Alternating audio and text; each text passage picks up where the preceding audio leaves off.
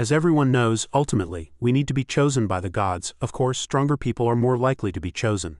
But why should the most likely candidates be on the front lines? It's as if they have nothing to say about human rights or morality.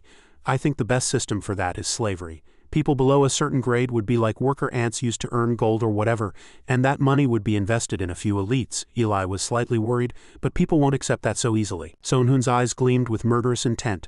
Thanks to Kong Muhan, we were able to bind everyone together through a community called the Alliance.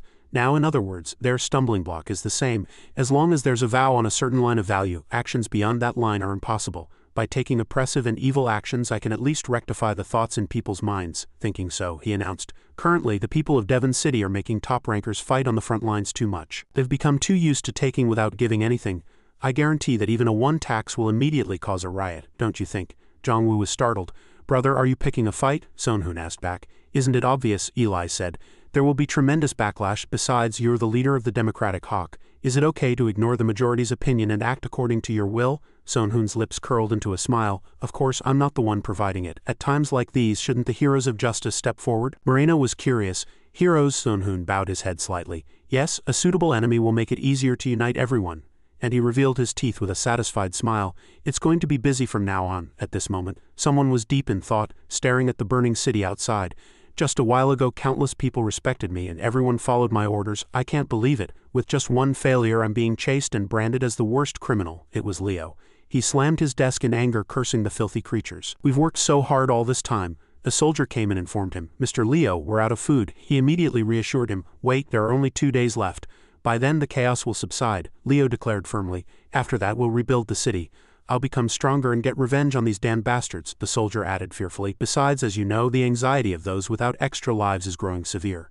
Leo thought inwardly, a terminally ill life where death approaches in 2 days. These damn bastards, I'm going to die too. He slapped the soldier's shoulder hard and said, I'm sorry. Who would have known we'd fall into such a miserable state after receiving so much hope and expectation? The other party bowed his head and said, Please don't say that.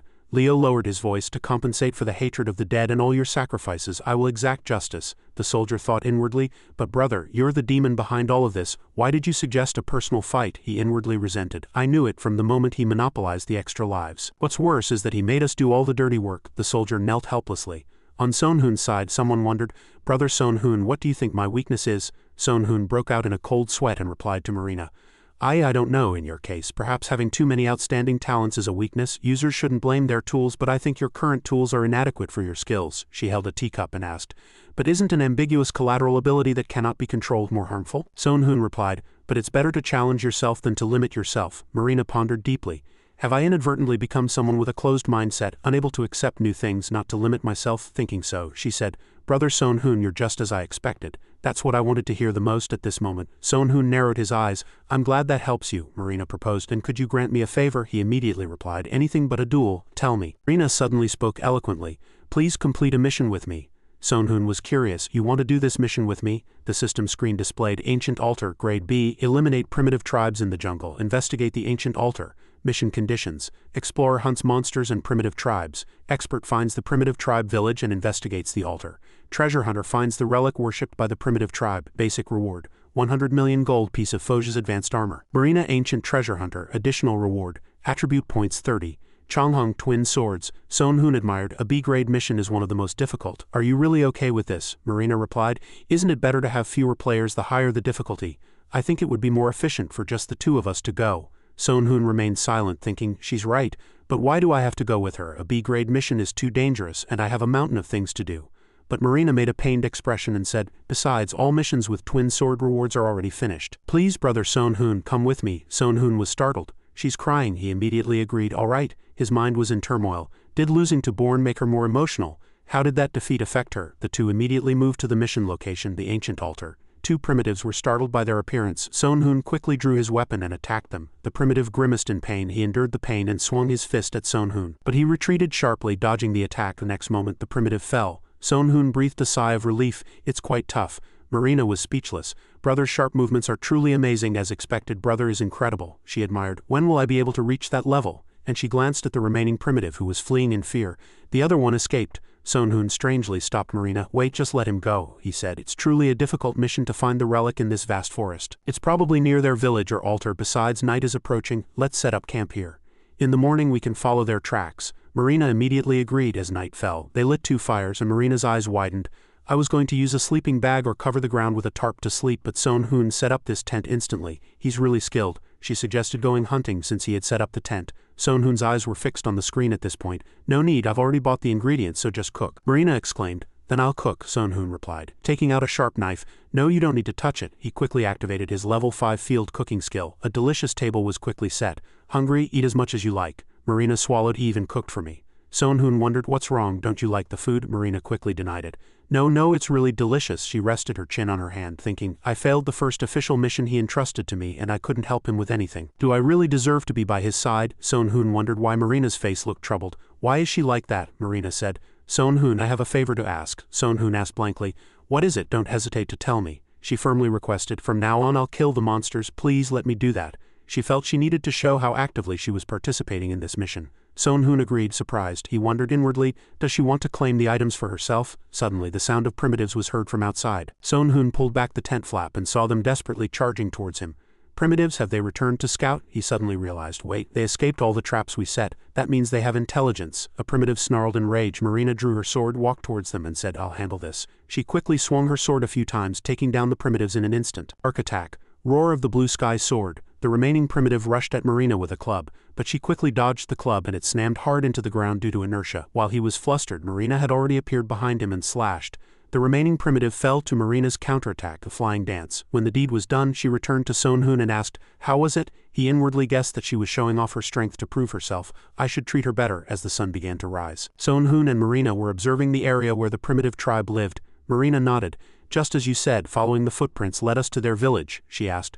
But how do you plan to get in? Son-hoon drew something on the ground and replied, we need to attract their attention. After finishing the drawing, he leapt onto a nearby tree. Then Son-hoon aimed his bow at the tribe. Below, 3 men were drinking alcohol. Son-hoon shot an arrow into one of their necks the moment he opened his mouth to laugh. The unfortunate man immediately fell, and those around him were surprised. They pointed at the direction the arrow came from, shouted, and immediately rushed there. As soon as one of them stepped on the mark Son-hoon had drawn, it exploded like fireworks. Son-hoon leaped down. Good, the traps I set beforehand are quite effective thanks to them. Their numbers have significantly reduced, now I just need to deal with the remaining ones. Marina also approached and was taking down the group of primitives. Son-hoon was surprised. The sword is moving on its own, he wondered. Marina, what just happened? She replied. Nothing special, I'm controlling the sword with ki. Marina explained again. Son-hoon, you can't use ki, I'm not moving the sword with ki, but assimilating it with the essence of language and using it, everyone. Son-hoon was blank, not understanding anything. He cleared his throat. We can talk about this later. Let's check the altar first. Upon reaching the altar, Marina said, I can't read the writing on it. Son-hoon immediately activated his ancient language deciphering skill. Infinite comprehension activated. Higher intelligence, accelerated learning and understanding, he quietly read. Monsters awaken at night. Only monsters are mentioned instead of sacred relics. Is this a devotional offering or a sacrifice? Marina, drawn by something, called out to Son-hoon. Is there something here? A book, just looking at it feels ominous. I can't touch it. It says my intelligence is too low to be qualified. Son-hoon cautiously picked up the book. Nothing special? His eyes suddenly turned purple. Son-hoon fell to the ground while Marina watched in surprise. She trembled with fear, shaking him hard and calling out, Son-hoon, Son-hoon, Son-hoon, wake up. Son-hoon opened his eyes in surprise, and in front of him a man dressed in black identical to himself said, Awake, you adapt quite quickly, don't you? Son-hoon was slightly flustered. Damn it, what is this? It's me, the man in front replied. I only borrowed your appearance. You're surprisingly calm even in this situation, aren't you? Despite the situation, Son-hoon calmly said, I've been dragged into too many mysterious places like this, so I'm no longer surprised. Why did you bring me here? Is there a mission? The man in black replied to his question, A mission? I don't understand what you're talking about. Then he firmly declared, Right now, you're at an important crossroads where I decide whether to eliminate you or not. Son-hoon was slightly wary. Don't tell me you're that book. Without keeping him wondering for long, the man in black said, Exactly, you should know your place. How dare you touch me? He gave a confident smile, quite bold, but eventually I'll eliminate you. Son-hoon, still calm, retorted, Eventually, does that mean you haven't eliminated me yet? The man in black was momentarily surprised. Why? Son-hoon confidently said, Now I have a rough idea of how this game works. Don't try to take over my body. I'll have to participate in a challenge, and if I win, I become your master. If I lose, you take my body. Is that how it works? The man in black was surprised by Son-hoon's words. That's right, but he was thinking about his strange reaction internally. What on earth is this guy? Most people would cry, beg, or be scared. But Son-hoon interrupted his thoughts. Stop stating the obvious and get to the point. Can I participate in that challenge right now? The man in black slightly curled his lips. Cuckoo. You're truly full of confidence. Then his eyes gradually became menacing. But can you maintain that confidence while looking directly into these eyes? Sonhoon suddenly woke up in a classroom and Chanyol approached him. What are you doing, buddy? Sonhoon was blank for a moment. Chanyol? Chanyol looked puzzled. Why are you calling my name? Sonhoon regained his composure and asked. Nothing, what's my name? Chanyol replied nonchalantly. Yoon Sonhoon, are you still half asleep? You can't even remember your own name? Sonhoon recalled the scenes of battles he had experienced and began to doubt if he was hallucinating. A blue flash flickered in his eyes, and Sonhoon thought inwardly, thank God, although it took me a long time to get used to it after Eli used her ability on me multiple times, I almost didn't remember anything. At this moment, a system notification window appeared before his eyes. Trial of Despair, Grade A to E. You must pass the trial given by an ancient being. Pass the trial with an unwavering heart. Sonhoon was surprised. Trial? The system screen showed the conditions again. Kill someone disguised as a human in this world. Someone you can get your hands on, someone who cannot run or hide if you fail to catch them. If you fail the trial, your soul will be taken by the book. Time limit, 24 hours. At this time, the man who had taken Sonhoon's form was observing from outside the door. It might be an illusion, but he wouldn't kill someone he cherishes with his own hands. He will lament, weep, become frustrated, and collapse over killing his loved ones. No matter what, he has to choose. Sonhoon stood up and began to stretch his body. Chanyol next to him didn't understand what was happening. What are you doing? Are you okay? Sonhoon's eyelids slightly lowered. He thought, it doesn't feel like an illusion. Even if I realize this is an illusion, I'm not sure if I'm perceiving it correctly. Sonhoon recalled the roles he had taken on.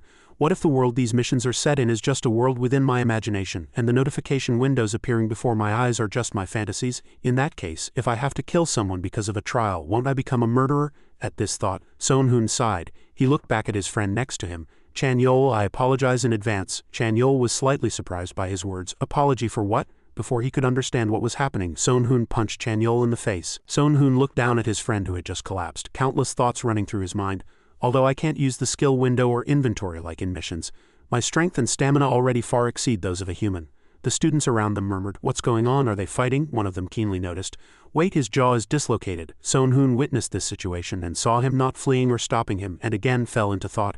I don't know if this is great or foolish. Thinking so, he picked up a wooden club next to him. Then he looked directly at Chanyol.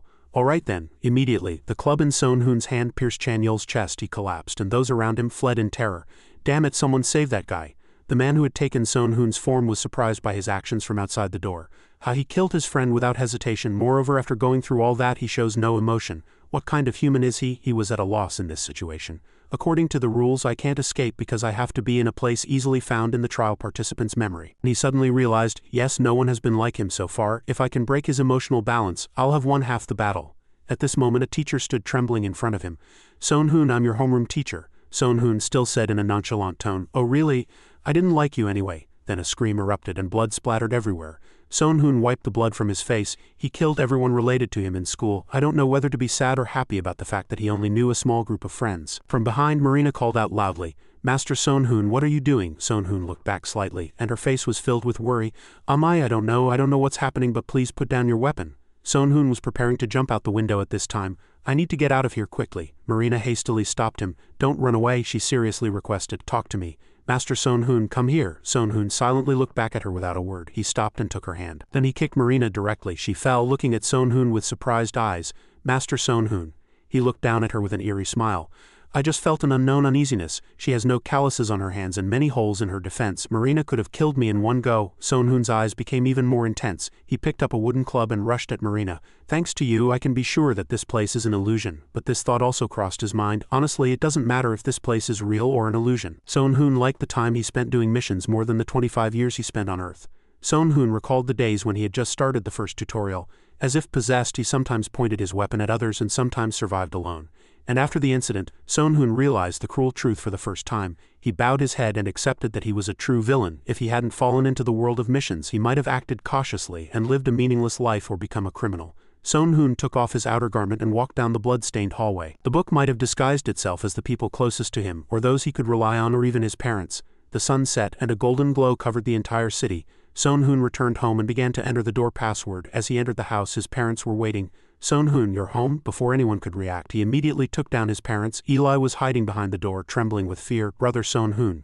Sonhoon looked back at her. First Marina, now Eli. Why are you here? As he approached, Eli trembled even more. Today is your birthday, brother. I was going to throw a surprise birthday party for you. But more importantly, are you okay, brother? Where did you get all that blood? What are you trying to do, brother? Before she could say anything more, Sonhoon also took down Eli. You go to sleep too for now. He tied the three of them to chairs and they trembled with fear. Don't move, just stay still. Sonhoon, holding a sharp knife, began to threaten the three of them. I killed everyone I know. I didn't expect Eli to be here, but one of the three must be the book. His eyes gradually grew colder. I have no intention of letting this go easily. Since they made me go through all this, they'll have to pay the price. Then Sonhoon approached the terrified Eli. All right then, let's start with Eli. Eli's body was already gubbed in blood. She trembled and said, Brother, I have one request. Eli's voice was weak, but she pleaded earnestly. Even if I die, please don't harm your parents. Sonhoon turned his back to her and said coldly, I'm sorry, but you seem to have misunderstood. Sonhoon's sharp gaze quickly scanned behind him. If she were the Eli I know, she wouldn't try to persuade me to forgive, or she would think only she shouldn't die and beg me to kill others. At his words, Eli was completely startled. What did you say? Sonhoon approached with a knife. Let's end this. Then he stabbed Eli with the knife. At that moment, Eli transformed back into the black-clothed man who had borrowed Sonhoon's appearance. He shouted angrily, You crazy bastard, how can you do something like that and act as if nothing happened? Sonhoon's expression remained calm. Are you saying it's fine? I'm in a lot of pain right now too. The black-clothed man gritted his teeth. Don't lie, you're in pain? You didn't even bat an eye after killing someone. He thought to himself, this guy doesn't seem to feel other people's pain or sorrow. Such things have no effect on him. At that moment, Sonhoon suddenly interrupted his thoughts. By the way, I think you're mistaken. The black-clothed man was flustered. What are you talking about? Wasn't that woman the most understanding and trustworthy person to you? He said angrily. Can't read your memories, but I mimicked the person you would find most difficult to kill based on information from your subconscious. In your heart, Eli was the most trustworthy and dependable person. Sonhoon closed his eyes for a moment, lost in thought. That could be one way to see it. He too, among everyone he knew, judged Eli alone to truly understand him. Sonhoon recalled her. Just as Eli knew the evil nature within me, I too could read the terrible thoughts within her. We both knew each other's wickedness, so we lived with that truth without hesitation. We never even thought of exposing each other to others, nor did we wish to. Though he thought that internally, Sonhoon still said calmly, But you made the wrong choice. The black-clothed man was surprised. What? Sonhoon clarified his confusion. Of course, Eli was the person I trusted most, but at the same time, she was also the person I was most wary of. If the opportunity arose, I wouldn't hesitate to stab her in the back. Of course, Eli would think the same. The black-clothed man clenched his fist angrily at Sonhoon's words. How can you be so insensitive? On the other hand, Sonhoon maintained a calm demeanor throughout. I understand you, but honestly, there's no other way to explain it. More importantly, is the trial over then? The black-clothed man lowered his voice, compromising. Yes, the process doesn't matter. You are now my master. My power is different from ordinary magic tools. Before he could finish speaking, Sonhoon cut him off. Whatever, first change your appearance. Having the same face as me is disgusting, the black-clothed man thought with a sinister smile. Since it's come to this, I'll slowly destroy you from the sidelines. Then he transformed into another form. Even if you're an extraordinary lunatic, you're still human. He transformed into the form of a beautiful woman and called himself Purpleman. If I tempt him in a woman's body, an opportunity will surely arise. Then she gave a charming smile. Master, please use me for my heart's desire. Sonhoon replied nonchalantly. That's what I intended. All right then, clench your teeth first. The smile on Purpleman's lips slightly stiffened. What did you say? Before she could understand what was happening, a punch struck her face. Purpleman shouted angrily. Why are you doing this? Sonhoon calmly replied, as if to appease her anger. Despite Purpleman's angry glare, Sonhoon's expression remained as if nothing had happened. Come to think of it, doing this only makes me tired. Let's stop and go. Suddenly, Sonhoon woke up on a small wooden bed. He sighed. Phew, how much more do I have to keep waking up like this? A notification appeared on the system screen. Trial of despair passed. Wisdom permanently increased by 200. Magic power and luck permanently increased by 100. Sonhoon rejoiced inwardly. This is incredible. Now, rather than trying to raise a single stat above 1000, it seems more feasible to achieve multiple goals simultaneously. A purple book appeared behind Sonhoon and the system provided information. Nameless book grade, legendary type, magic book, magic amplification 100. Scrolls can only be stored if legendary grade or lower, unlimited storage count. If stored scrolls exceed 100, magic power increases by 50. If 500, magic power increases by 100. If 1000, magic power 100, wisdom 100, all stats 50 increased. You can use evil magic spells of grade 5 or lower in exchange for an additional 50 magic usage authority. You have been recognized as the book's master. You can use the summon skill. He was slightly surprised. Summon skill? The system screen displayed again. Summon, E-grade legendary. Ability to summon entities from the nameless book. Summoned entities obey the master's commands. Summoned entities possess 80 of the master's stats, possess cunning, magic, and evil attributes. All attributes increase by 20 at night. At that moment, a ray of light appeared before Sonhoon. Purpleman appeared. Seeing her, Sonhoon was puzzled. Wait, weren't you trapped there? So your body can come into the real world? Purpleman proudly placed a hand on her chest and introduced herself. I am a great being manifested in reality through the thoughts and deaths of countless people. Of course, materialization is very simple. The system again provided information about the summon skill. Using the summon skill allows you to create a minion with 80 of the summoner's stats. As proficiency increases, the magic power required for use decreases. So this is a two birds with one stone situation too? Sonhoon still hadn't fully understood everything. How can it be so good, just one step above a magic sword? He opened his mouth. I'm sorry I hit you earlier. Recalling the punch, Purpleman became angry again. Sorry, do you think what you did can be forgiven with just those words? After speaking, she turned away again and thought, all right, there's no interference here. I can only benefit. Let's get along. Calm down, Purpleman stammered. It's all right, master. You don't need to apologize to me. Sonhoon suggested. Can you change your appearance now? Purpleman smiled brightly and said in a charming voice, I'm sorry, but I can't change to a different appearance. Sonhoon was startled. What did you say? He was flustered by her attitude, and Purpleman began to explain. Once identified and fixed, I can't change to another form. However, I can make myself look younger or older. Sonhoon's fist was already clenched. His hand trembled. Wait, then when you changed your appearance earlier? Purpleman replied nonchalantly. That's right, I'm fixed in this appearance now. Sonhoon gritted his teeth. Are you making fun of me right now? He frowned and thought. If I could have the same replicated body, I could have schemed all sorts of things, Sonhoon chastised. Why didn't you tell me? Purpleman replied nonchalantly. I was going to tell you, but you kept interrupting me every time I spoke, don't you remember? He was flustered by her reply. That's... During their conversation, Marina suddenly appeared, startling Sonhoon. What are you two doing? Marina gripped the sword at her waist. She pointed the blade at Purpleman's neck and demanded, where did you appear from? Purpleman was puzzled. What is that woman doing? Sonhoon explained. Marina, she's a summoned being. Marina was startled. Summoned? Sonhoon continued. That's right, if you look at those thorns you can tell she's not human, right? Marina's expression softened slightly. Brother Sonhoon, I didn't know you could summon such things. She has a human form, but she clearly has demonic characteristics. I've never seen anything like this. Sonhoon held out the purple book. She came with this book. Marina understood. Ah, I see. By the way, how are you feeling? Sonhoon quietly asked back. How long was I unconscious? Marina replied. Almost half a day. During that time I had to postpone the mission for your safety. If you hadn't woken up for a long time, I was going to cut off your arm that was holding this book, Sonhoon suggested. It might be better to refrain from such terrifying methods, Marina said. Anyway, that's not important. You two seem quite intimate. Sonhoon immediately denied it. Nonsense. This is my first time meeting her like this. Why do you think that? Marina let out a sigh of relief. Really, I'm sorry. I thought you were stroking her head so naturally. Purpleman, who was nearby, felt helpless after hearing her words. Does she really think I stroked her head? This woman isn't normal either. At that moment, Sonhoon was just recalling. By the way, what was your name? Purpleman replied indifferently. I don't have a name. Master can name me anything, Sonhoon said cautiously. If I name you, you won't be able to change it again, will you? Purpleman smiled. No, not this time. He paused for a moment. Really? Marina quickly suggested. Then call her Purpleman. Sonhoon immediately agreed. All right, let's call her Purpleman. Purpleman hastily stopped him. Wait, hold on. Purpleman was angry. I don't want a grandiose name, but Purpleman is too frivolous, isn't it? Please think of a better name. Sonhoon lowered his voice. I'm sorry, but I'm terrible at naming. Marina explained the name she gave. You are a being summoned by brother Sonhoon. You're quite like a pet, so I think that name is most appropriate. Purpleman glared at Marina. She's trying to make fun of me. I don't like either my master or her friend. Marina didn't back down. What are you going to do if someone doesn't like it? Sonhoon, who didn't want to get involved in the fight between the two women, decided to step back. I'm going out for a bit, so feel free to talk, he thought to himself. This unexpected outcome is really good, but completing the mission is still a problem. I've gained a new opportunity, but a day has already passed. I need to make them perform the ritual as written on the altar. Sonhoon began to deduce.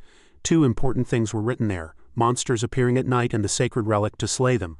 I wonder if the monster is the book I stole from the village. Purpleman is an ominous being after all. All her stats increase by 20 at night, and she has demonic characteristics. She could be considered a monster appearing at night. Having thought this far, Sonhoon closed his eyes. Sonhoon hid behind a tree and watched the primitives hunt. As soon as a primitive tribesman had just caught a leopard, I should test my newly acquired skill. Then he emitted purple tendrils.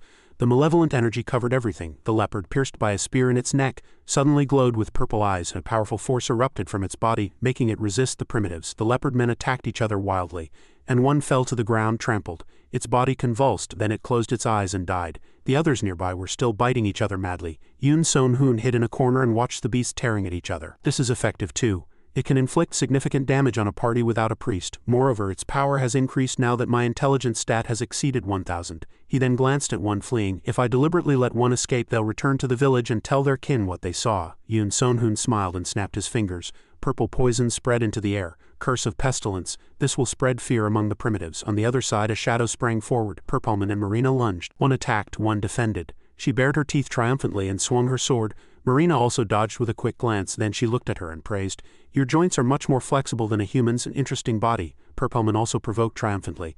Surprised, if you surrender I might spare your life. Marina's eyes were cold and she quietly scanned her opponent. Flexible joints. My copy ability and Sword Soul's attack range will expand. An amazing body and talent, but then she calmly reminded her. Not my opponent right now. Hearing that, Purpleman was also dumbfounded. How, what do you mean? She looked at her and calmly explained. I'll show you the difference in our power. You, a mere low-grade demon. Purpleman narrowed her eyes expectantly upon hearing that. You haven't seen my true power yet.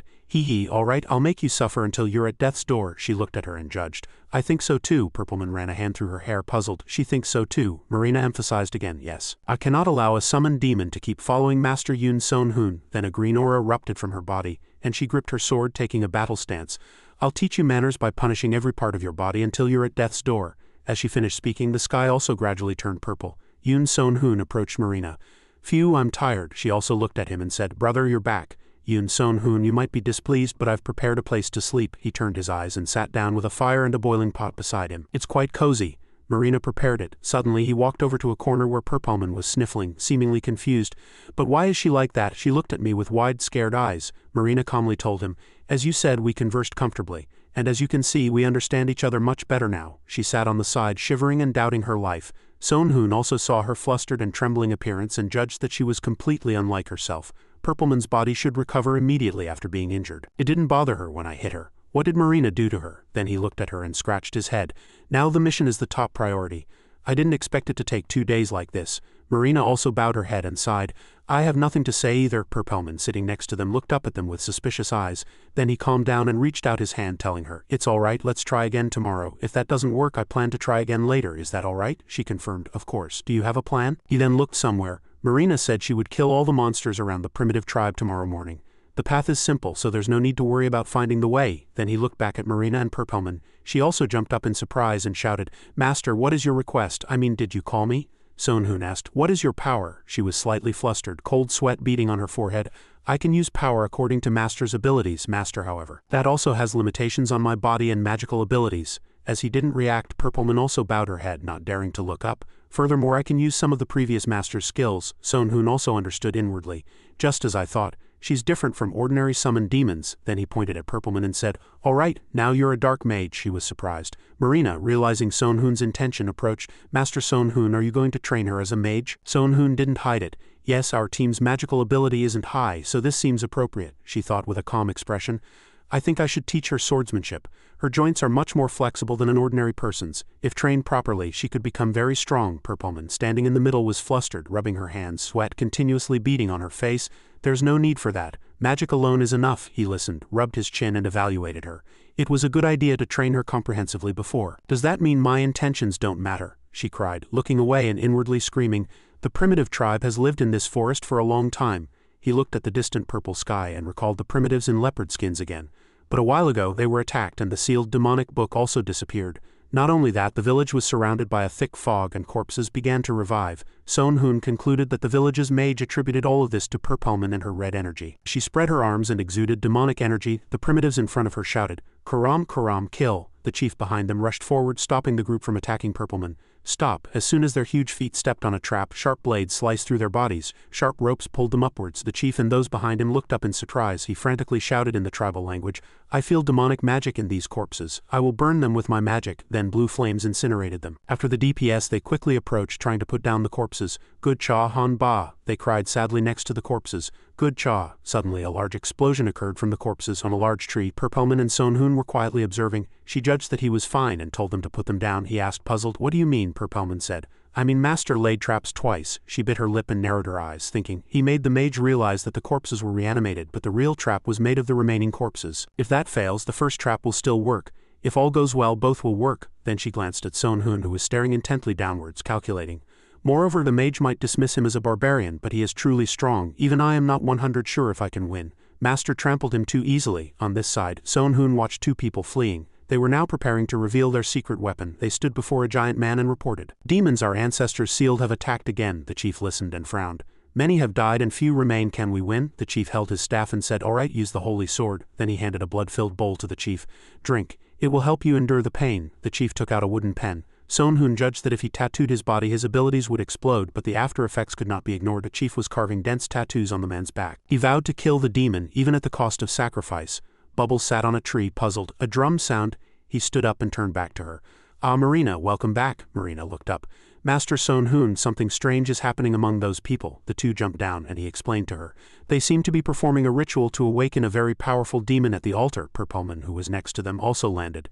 Then should we attack them before they finish the ritual and get stronger? They calmly headed towards the village, and he said, remember, my main goal is to pressure them until they reveal their secret weapon, so we have to wait until they finish. Inside, a man with an axe was preparing to execute another man. The people below cheered, lo lo lo. Soon a head was severed and blood flowed onto the imprint carved into the ground. The system announced, ancient holy sword, red sword has appeared before you. A red, glowing evil sword emerged. Sonhun's eyes widened in surprise. A sword appeared from the altar. A giant man grabbed the sword and blue power exploded from his body. The system announced, hidden quest, guardian of the tribe has been activated.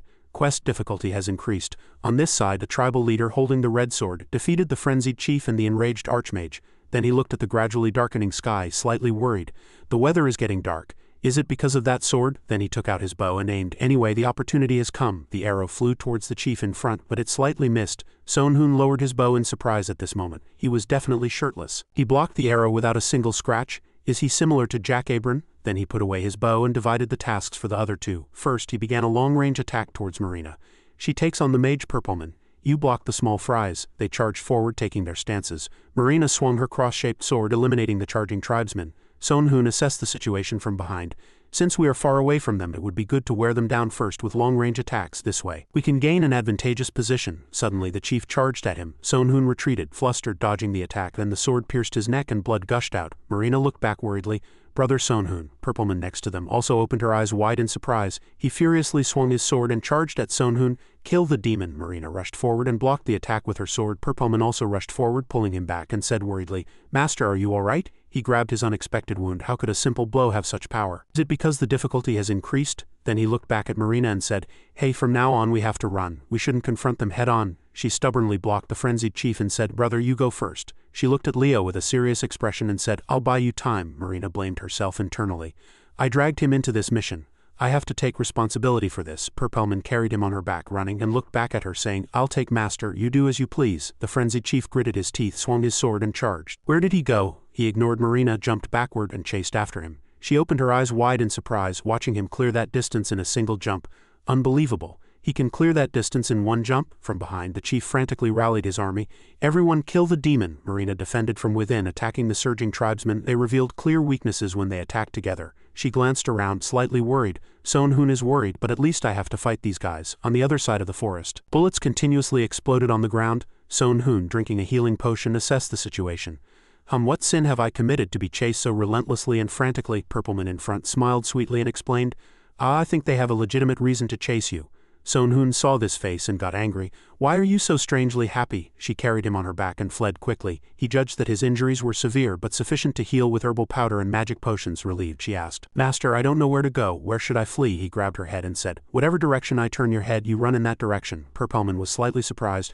Ah. She looked back with a darkened, slightly angry face and said, please, you haven't forgotten that your life depends on me right now, have you? Sonhun instead threatened, I think you want to kill me and be trapped forever in human space. Humph, or do you want to be re-educated? Bubbles was helpless. From behind, the chief was still giving chase. Sonhun looked back and assessed the situation. He recalled the muscular man. In that case, I'll have to maintain my distance from him. He has a body like Jack Apron, so I can't inflict any damage on him with this much.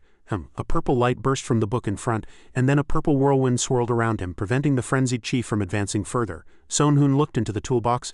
Excellent, almost there. Then he waved his hand, threw something onto the ground, and told Perpelman. Perpelman jumped over the toolbox. Dodge, dodge. She also looked back, puzzled. What should I dodge? His eyes glowed with purple light. Suggestion. As soon as her foot stepped on the trap underground, her body leapt onto a sharp thread. She looked back, admiring threads from behind. The chief was still charging, then his body was bound by threads. Sonhun smiled, looking at his achievement. Un used the silver threads that Choi Ju-ji used as traps in the delegated war. Moreover, in poor visibility conditions, will be even more effective. But he gritted his teeth and shouted towards the imprint on his back. Oh, the power of B! They also glowed with blue light. The chief shouted, kicking away the silver threads. He attacked Perpelman, and she dropped Sonhun.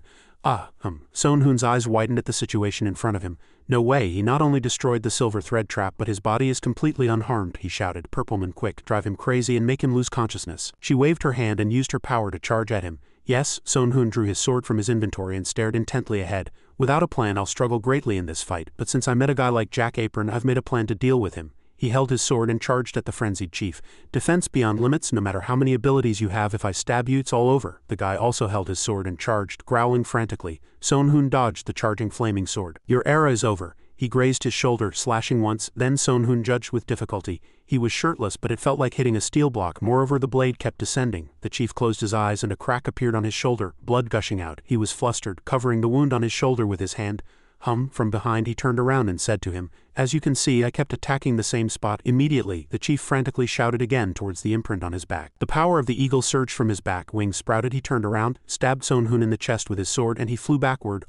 Thanks to the dragonborn armor I survived. What is this impact force? He coughed up blood, gritted his teeth and stared at him, his body collapsing to the ground. Purpleman next to them looked worried. Master. He grabbed his collar and lifted him. Sonhun closed his eyes. The chief furiously threw him far away. I'll kill you in one blow. From behind, Purpleman struggled to unleash her power. I truly hate that so-called master of mine. But I can't let him die. From under the ground, black demonic hands shot out and grabbed the chieftain's body, and the chieftain thrashed in anger. How dare you, a mere wretch like you? Meanwhile, Purpleman ran up and got him in her arms. Good, at this distance I can catch him. As Sonhun looked down from above she was bewildered by the shadow cast over her face. When his foot landed squarely on her face, immediately after, Purpleman was flattened on the ground and he landed safely. He cursed, crying in injustice and fury. Damn you, master, instead of thanking the person who helped you, you stomped on my face. He turned around and scanned his surroundings, muttering, shut up if you have eyes. Look at yourself and act accordingly. Beside them, the frenzied chieftain was still wildly charging. He growled and struggled to break free from the trap. Both of them looked at him, hanging in the air, helpless and unable to exert any strength. Sonhun flew over to him and assessed the situation. His gaze went to the reattached shoulder. He also glanced over his shoulder. Sonhun swung his sword and reminded him, how about taking this attack once? Then he plunged his sword directly into his face. The chieftain growled in pain and blood splattered everywhere. He looked at him, unable to move, bound by silver ropes. Your body might be tough, but your vital organs aren't, are they? Then he smiled contentedly and looked at him. Continuously attacking one spot is no big deal. If one spot is targeted, you unconsciously protect it. Suddenly, Purpleman shouted from the side, Master. Dodge, he made him turn around. She kicked Sonhun directly in the head. Then he sat on the ground rubbing his head and glared at Purpleman in anger.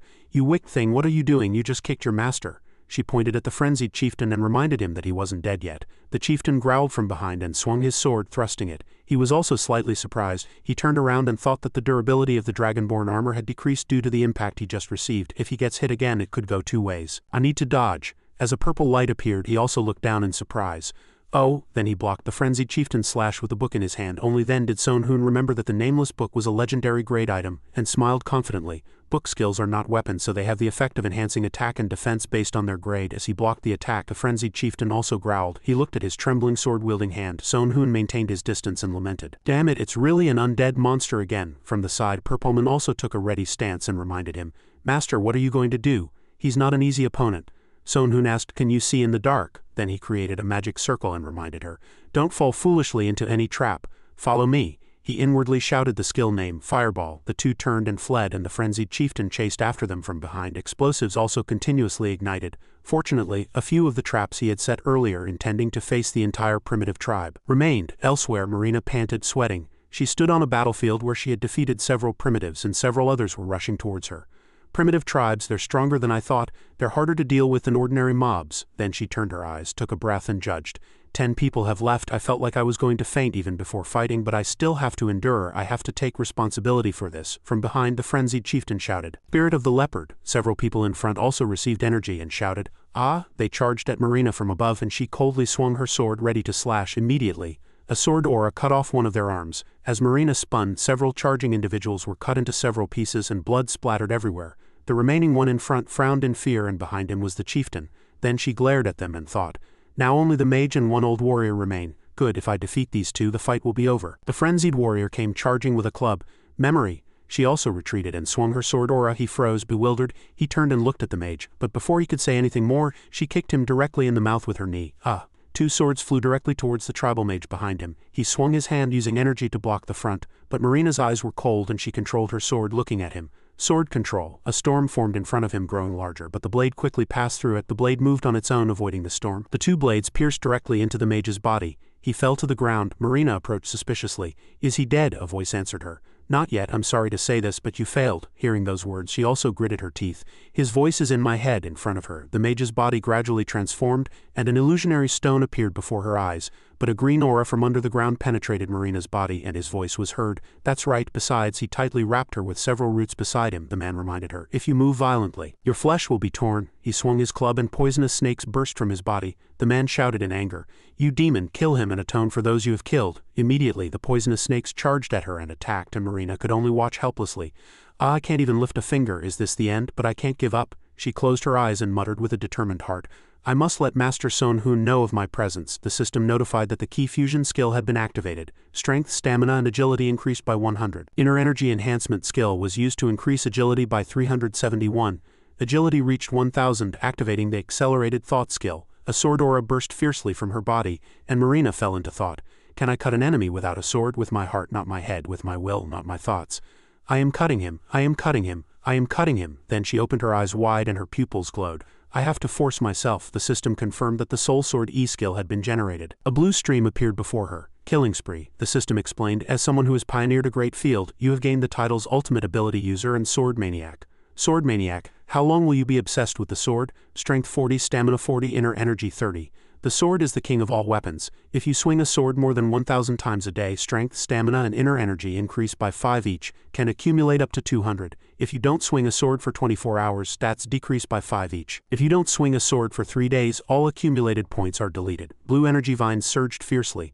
Marina fell into thought, I must not think of cutting him. I must not. Because there is no intermediate process. Why is that? Because from that side the mage was approaching, speaking in an unknown language. Son Hoon stood among the disappearing vines from behind. Shadows gathered, and she said to herself, The enemy has already been cut. It's only natural that he was cut. Immediately after, her body staggered and fell. I must not let my guard down. But sunlight filtered through the branches, and he looked down at the base of the tree. Thanks to the traps I set elsewhere, large footprints were left on the ground, and Purpleman provided support. He looked at the chieftain's corpse in front of him, finally took down the chieftain. Few he really was. From behind, Purpleman placed a hand on her side and asked, Master, are you all right? He closed his eyes and reminded her, What kind of prank are you playing with that tone? Let's just go back. She was also bewildered. Ha! Immediately after, her body also began to glow and disappear. Son Hoon suspiciously looked at the book in his hand. The magic power used to summon Purpleman is gradually returning. My energy seems to be recovering better. Then he turned and left, his mind still deep in thought. Several nameless primitive tribes might suddenly attack, so I must not let my guard down. On the way elsewhere under the blue sky, Son Hoon walked an old path, observing the bloodstains around him and judging. Strange. I expected at least 3 or 4 people to be chasing us, but only the chieftain followed. Did the rest of the tribe return to the village? Suddenly his gaze fell upon Marina, who was lying down, and he exclaimed in surprise, Marina! Immediately after, he ran over and helped her up, asking worriedly, Marina, are you all right? She also looked at him weakly. Master Son Hoon, as expected, you returned safely. They sat on the blood-stained ground. Son Hoon judged she had to deal with quite a few enemies. Are you all right? Then she denied it. Thank you for your concern, but I'm fine. In fact, I defeated the tribal mage chieftain who had 2 titles, and I also obtained a blue sword. Hearing those words, he also opened his eyes wide in surprise. You really defeated the mage by yourself? Marina replied confidently. Yes. Son Hoon fell into deep thought. I barely managed to defeat the chieftain using attack combinations and traps, but it's surprising that Marina could take out both the mobs and the boss by herself. She really has extraordinary talent. As he didn't reply with a dark expression, she also worried slightly and said to herself, Master Son Hoon's expression isn't good. Did I not help this time either? Marina bowed her head, her eyes filled with sadness, as expected, but Son Hoon smiled and interrupted her. You did very well, Marina. I wouldn't have been able to get out of this mess without you. Hearing those words, she looked up in surprise. She knelt on the ground and looked at him suspiciously. Did I really help? Seeing her exaggerated reaction, he also hesitated. Well, isn't that what I'm saying? She asked again. Really? I wasn't in the way, he also emphasized again. You are always a very precious friend, and a reliable colleague someone can entrust their life to. He thought inwardly, to be honest, the more I get to know her, the less I feel like I know anything about her. Marina smiled happily. Thank you. Son Hoon also flushed slightly, sweating on his face. It's the first time I've seen Marina smile like that. It's creepy. Then they stood up and he held out a red sword to her. Come to think of it, the red sword and the blue sword seemed to be the chieftain's fixed items. This is perfect for her. She also reached out and took it. Thank you, Marina smiled, looking at the long red sword in her hand. It looks very familiar, as if I've been using it for a very long time. I like it. The system announced a notification as the space moved. Ancient altar mission completed. Treasure hunter qualification fulfilled. All stats increased by 15. An additional 16 bonus stats granted. In a certain town in the game, the Alliance, once the largest faction in Sung City, A man with white hair and glasses sat at a table leading a meeting of people. But now the alliance was only a shadow of its former self. Baekwu cleared his throat and closed his eyes, deep in thought. Unfortunately, the core forces are still here. The problem is whether we can trust them now. He stood before the people and said, "Thank you for coming to this meeting. Before we begin, I will briefly explain the current situation." He stretched out his arm and solemnly informed the people. "The only goal players in the mission world have is a vague mission, to become a successor to God. We have no way of knowing how we can become descendants of God." He glanced to his right and said, "Moreover, I am sure that only a few will be able to pursue it to the end." Chal Wang listened and asked, puzzled, "Only a few? How do you know?" Baekwu asserted that it was due to talent. His eyes were cold, and then he explained, "When the ranking system first came out, all elites like us inherited talent. What do you think will happen to those who were not chosen?" The people, as if by prior arrangement, all looked at him silently. Baekwu already knew the answer inwardly. "They probably died." Then he closed his eyes, stretched out his arm, and asked for the attendees' opinions. "Why should we, the ones who can win, obey the losers?" A man in black interrupted him. "Wait, I think that's a bit exaggerated." He frowned and judged. "If this fact becomes known, a second rebellion could occur." Suddenly, a hand slamming hard on the table interrupted him. Muhan frowned unpleasantly, glaring at him and warning him. "Mr. P, shut up. Yub has already told me this story. Now if you object, ask any questions you have." He listened and closed his mouth. The girl sitting next to him also looked at them and judged. "If word gets out that we won't be managing the city, there will be a huge backlash, won't there?" Baekwu listened and solemnly confirmed, "That's right, we need this force to prepare for wars with other cities, but at this moment they seem like strong enemies instead." He narrowed his eyes and glanced around, thinking, "They are wise individuals, but when they cooperate as a group they become increasingly foolish. They were even incited to cause that tragedy. No one can guarantee what will happen next." Then, clasping his hands behind his back, he faced Muhan and said, "So we have that plan." He closed his eyes and interrupted, "Noah's Ark." Then he seriously slammed the table, stood up and declared, "If the public finds out about this, I'm sure I won't need to tell you the consequences. So keep everything in your heads and be extremely careful in your actions." That night in a log cabin, a blue sword was drawn from its sheath. Ryosuke swung his sword, cutting off the flames of the lamps around him. The candlelight flickered. He gritted his teeth, recalling their words. "Do you still think the Holy See is worth existing? Japan boasted of being the strongest team but in the end lost to Korea. It's truly a disgrace for the Japanese people." Then he gritted his teeth and thought, "Japan, go to hell." Outside the door, Uchida opened it and reminded him, "Everyone will be furious if they hear that." Hearing that, Ryosuke also closed his eyes and tried to regain his composure. "HMPH, what if they're furious? What will they do? We are no longer people of the Holy See." He sheathed his sword and turned back. "What's wrong? I told everyone not to come while I was training." Uchida also approached and said, "I have my reasons too." Hearing that, Ryosuke also put his hands on his waist, closed his eyes and complained, "Is it because of Kenny?" Uchida confirmed, "Yes." Hearing that, Ryosuke understood. "Really? Has he still not given up on his revenge against Korea?" Then he turned his head and coldly told him, "Tell him I have no intention of going back." Seeing this determination, he turned and scratched his head, lamenting, "How many more times do I have to go through this? All right." On the other side, Ryosuke was lost in his thoughts. This city truly has no hope. Currently, Japan is completely rotten. If things continue like this every day, surely someday. Suddenly, a cloaked figure entered the door. "Excuse me, may I speak with you for a moment?" Ryosuke turned back, bewildered, looking at the two figures hidden behind black cloaks in the darkness of the night. The man said, "It won't take long, just a few minutes." The girl behind him held a sword on guard. Ryosuke, wary, grabbed the hilt of the sword at his waist. "Who are you?" That tone and gesture. "Are you Korean?" The man approached with open arms and explained, "Mr. Ryosuke, I've heard you are a man of fair judgment, a samurai among samurai who always cares for the weak, but that's not the complete picture, is it?" The very next moment, a sword strike slashed his cloak. Yoon Sonhun's eyes widened in surprise. He looked at him, withdrew his hand and reminded him, "Stop the useless talk and take off your hood first." Then he looked at the magic-casting girl next to him and warned, "Hey, that woman, don't move an inch. I can cut off your arm if I want to." She also coldly reminded him, "Go ahead, if I'm cut, your body will simultaneously explode into pieces." Then he reached out and took off his hood, reminding the girl, "Yukiko, step back. You said you wanted to see my face, right? All right, it's easy." She also withdrew her magic. Ryosuke looked at him suspiciously. "What's your name?" He took off his hood and smiled innocently. "I am Hong Ju-dong." Ryosuke frowned, puzzled. "I want to cut you in half right now, but let's hear what you have to say." He smiled with his eyes and proposed, "Mr. Ryosuke, don't you want revenge on Korea?" Hearing that, Ryosuke also frowned, slightly puzzled. What on earth is this person talking about? He's Korean, but he's asking me if I want revenge on Korea. He reached out and explained to him, "The Alliance, which currently controls the capital of Korea, is a completely corrupt organization. In a recent intercity war, the higher-ups hid items for their own survival and oppressed citizens with force." Hearing that, Ryosuke also frowned, puzzled. "So you want to borrow my strength?" He still smiled skillfully and proposed, "That's right, if you participate in the revolution and help us. We will sign a new treaty with Japan promising an alliance." Then Sonhun approached with a cunning smile. Ryosuke also confirmed, "For now it's all right. But I don't fully trust your words. If I find even the slightest strange sign, I will cut off your head." He assured him, "Yes, of course." Along the cherry blossom road, Sonhun and Yukiko walked behind Ryosuke. Sonhun was lost in thought. I even brought Yukiko to disguise my identity, but I was still easily exposed. Then he stopped in front of a shop, opened the door and entered. A cafe. They sat at a tea table, and Sonhun asked, puzzled, "Is it all right to talk here if anyone overhears our conversation?" Ryosuke asserted, "It's fine. I'm monitoring everything." His eyes were full of vigilance, and he urged him, "All right, let's get to the point. You asked me for help. What exactly do you need help with? Surely you haven't just planned to gather people and attack." He relaxed his guard and explained, "Currently our biggest plan is to attack the leadership." Ryosuke reconfirmed, "You mean the executives?" Then he recalled the relationships within that organization. "I heard the Holy See is a huge organization led by you, but the alliance is different. Kong Muhan is strong, of course, but the commanders of the army are different. Their control over their guilds and other things is fragmented." He tapped the table and concluded, "We can create appropriate conflicts and disrupt their chain of command to cause maximum chaos." Ryosuke also recognized the seriousness of the problem. He frowned and probed him. "Removing the brains isn't the end. Unity is quite important. How do you plan to deal with them?" Yoon Sonhun looked down seriously.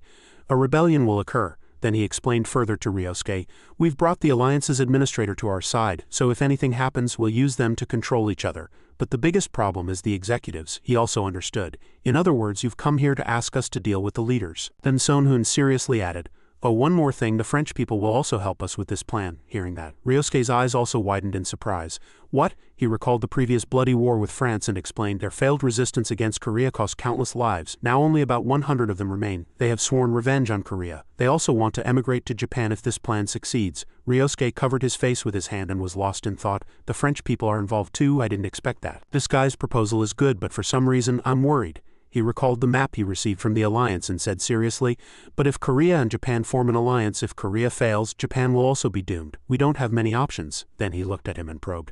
"How much time do we have?" He calmly replied, "About half a month." Hearing that, Ryosuke also fell into thought. "Then I can send a snake spy to the capital. Given your infiltration ability, it should be easy to sneak people out of the castle." Sonhun seriously assured him. "Of course, but I can't take many people. Besides, if they're caught inside the castle, I can't help." He closed his eyes. "Don't worry, just one person is enough." Sonhun confirmed. "All right, just one person is too easy for us." He seriously hardened his face, recalling that person among those he knew. Hattori Hanzo. Hanzo is a master of stealth, infiltration, and information gathering. Whether this guy is telling the truth or not, it will be easy for him. Then Ryosuke frowned again. He crossed his arms and questioned, "One more thing, leave a hostage," he reminded him. "But I trusted you without any conditions." He still wouldn't budge. "If not a hostage, at least put down a legendary grade item as collateral." Hearing that, he stood up and announced, "Wait a moment, I'll go call my colleague." Yukiko, who was next to him, also looked up and he closed his eyes and agreed, "Take your time." The door opened and he entered the alley outside. Inwardly he thought, "Everything could go wrong and they might have tried to kill me. So I can't be alone." In his hand was a book emitting a purple light. Yukiko had to perform a different mission in this case. Then a person in armor appeared before Ryosuke, and he also looked up in surprise. "Sorry to keep you waiting." Next to him, Purpleman stood silently. He thought, bewildered. "Full body armor?" He stood up in surprise. "Is this the hostage?" He calmly replied. "That's right," he thought, bewildered.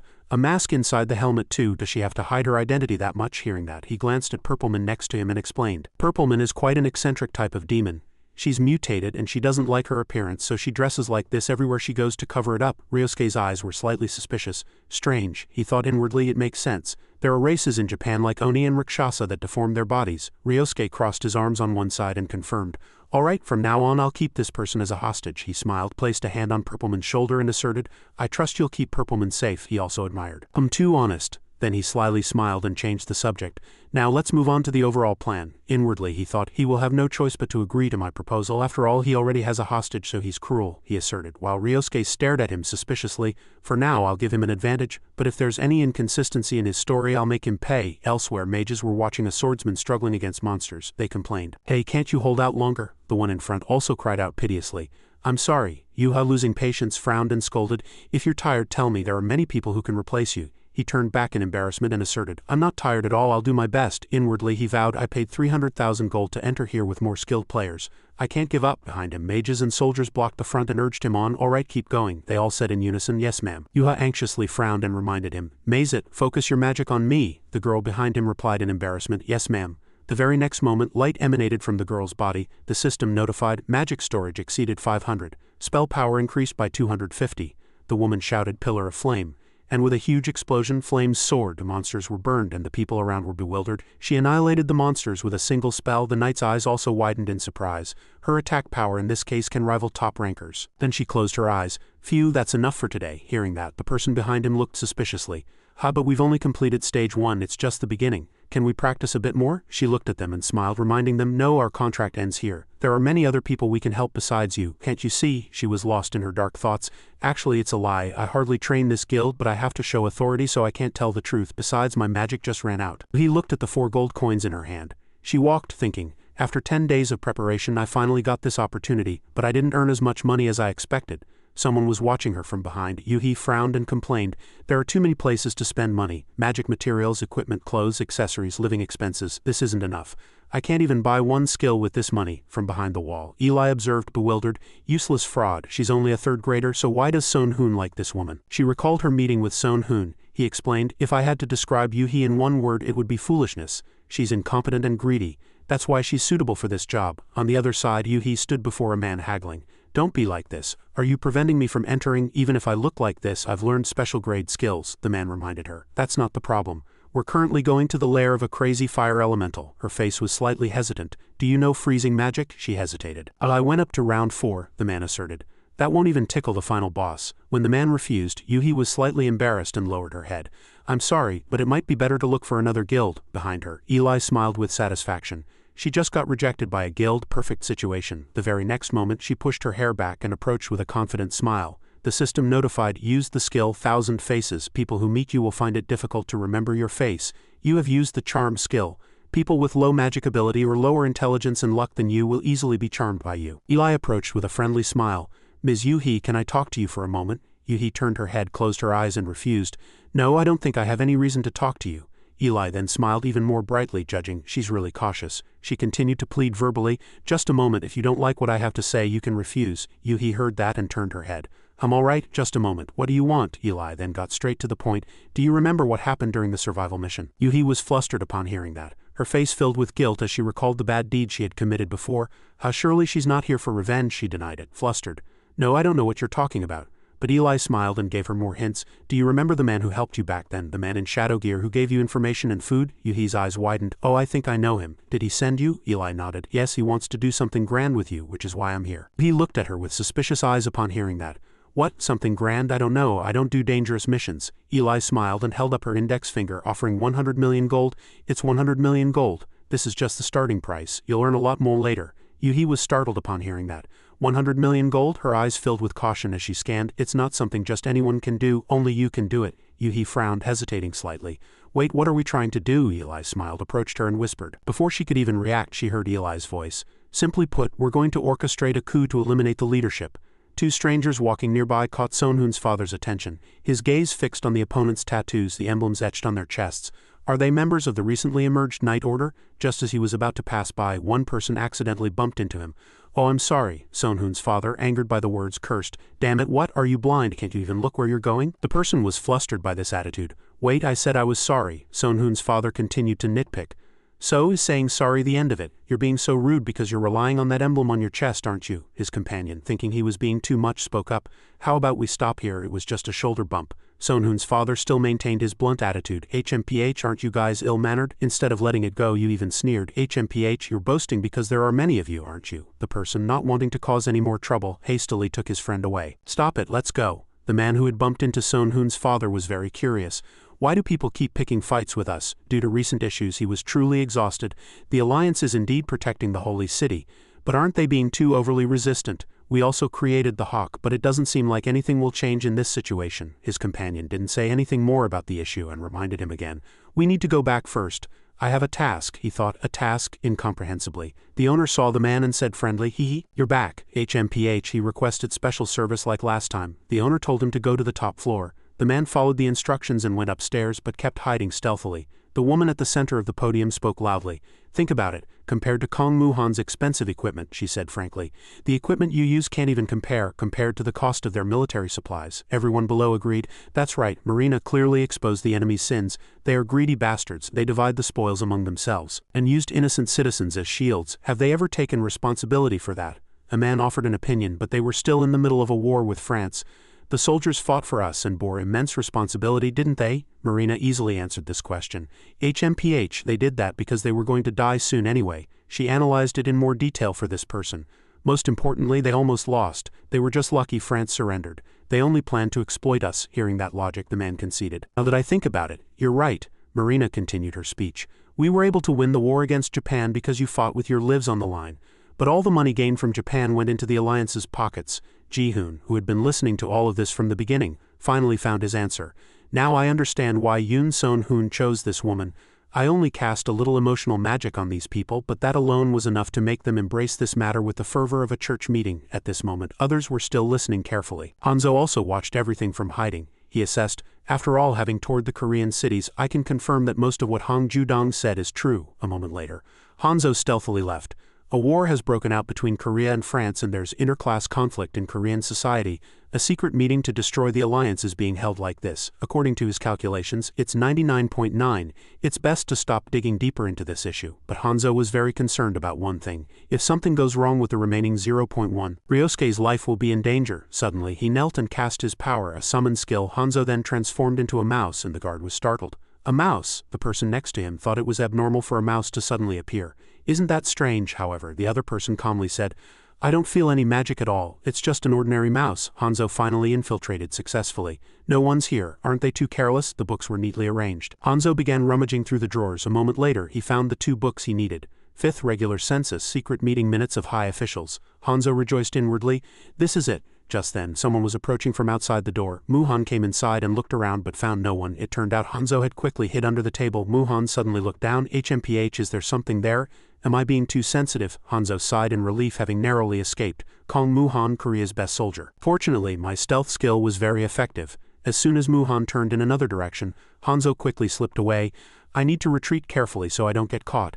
Yu had been standing in a corner of the room using his stealth skill for a long time. Now he slowly revealed himself. He's gone. Muhan was startled to see this person.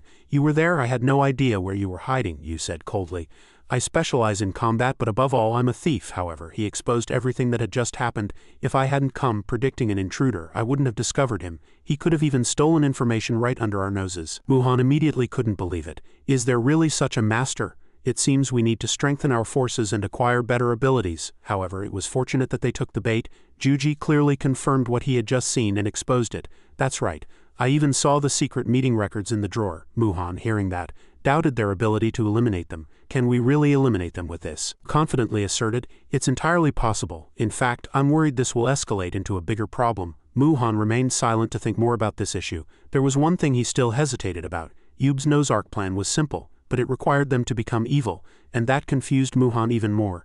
The alliance was embroiled in this chaos because of the people's strong desire to win, which made it difficult to distinguish between friends and foes. Yub continued from the side. The previous conflicts occurred because of our inexperience. We've experienced a lot, but at the same time we've gained a lot. Muhan repeated the key word.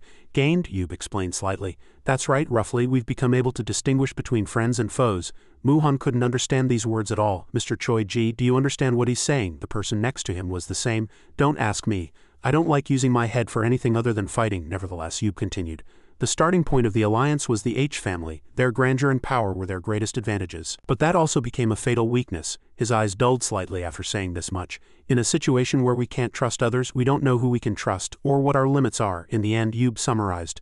My plan is to intentionally leak sensitive information about the alliance to the outside. Juji said. That's a bit risky. Yub reassured him and read the paper in his hand.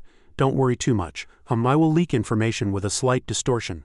A few people I truly trust, and I will carelessly disclose information to the targets on the list. Next, he explained the information in more detail. After determining how far the information will spread and how much information each person knows, we will finally execute the nose arc plan.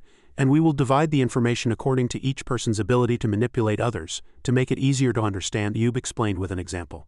You, me, and Mr. Choi Chul-wong belong to the highest rank, while the owners of large classes and top soldiers belong to the special rank.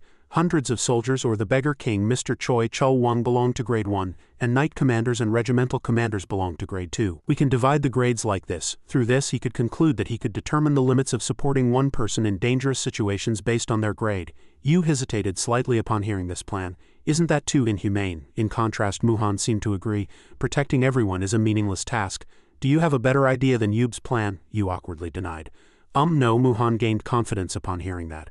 Perhaps it's the right thing for us to do. An anti-alliance sentiment is already forming everywhere, isn't it? Alright, let's use this opportunity to eliminate the foxes and wolves in sheep's clothing. As night fell, the cherry blossom scenery became even more romantic. Inside the room, the Changjiam was drawn from its sheath. Ryosuke swung his sword, cutting off the flames of the lamps around him. The candlelight flickered. He gritted his teeth, recalling their words. Do you still think the Holy See is worth existing? Japan boasted of being the strongest team but in the end lost to Korea. It's truly a disgrace for the Japanese people. He gritted his teeth and thought, Japan, go to hell. Outside the door, Uchida opened it and reminded him, everyone will be furious if they hear that. Ryosuke, upon hearing that, also closed his eyes and tried to regain his composure. HMPH, what if they're furious? What will they do? We are no longer people of the Holy See. He sheathed his sword and turned back. What's wrong? I told everyone not to come while I was training. Uchida also approached and said, I have my reasons too. Ryosuke, upon hearing that, put his hands on his waist, closed his eyes and complained, is it because of Kenny? Uchida confirmed, yes. Ryosuke understood, really. Has he still not given up on his revenge against Korea? He turned his head and coldly told him, tell him I have no intention of going back. Uchida, seeing this determination, turned and scratched his head, lamenting, how many more times do I have to go through this? All right. On the other side, Ryosuke was lost in his thoughts. This city truly has no hope. Currently, Japan is completely rotten. If things continue like this every day, surely someday. Suddenly, a cloaked figure entered the door. Excuse me, may I speak with you for a moment? Ryosuke turned back, bewildered, looking at the two figures hidden behind black cloaks in the darkness of the night. The man said, it won't take long, just a few minutes. The girl behind him held a sword on guard. Ryosuke, wary, grabbed the hilt of the sword at his waist. Who are you? That tone and gesture. Are you Korean? The man approached with open arms and explained, Mr. Ryosuke, I've heard you are a man of fair judgment, a samurai among samurai who always cares for the weak, but that's not the complete picture, is it? The very next moment, a sword strike slashed his cloak. Yoon Sonhoon's eyes widened in surprise.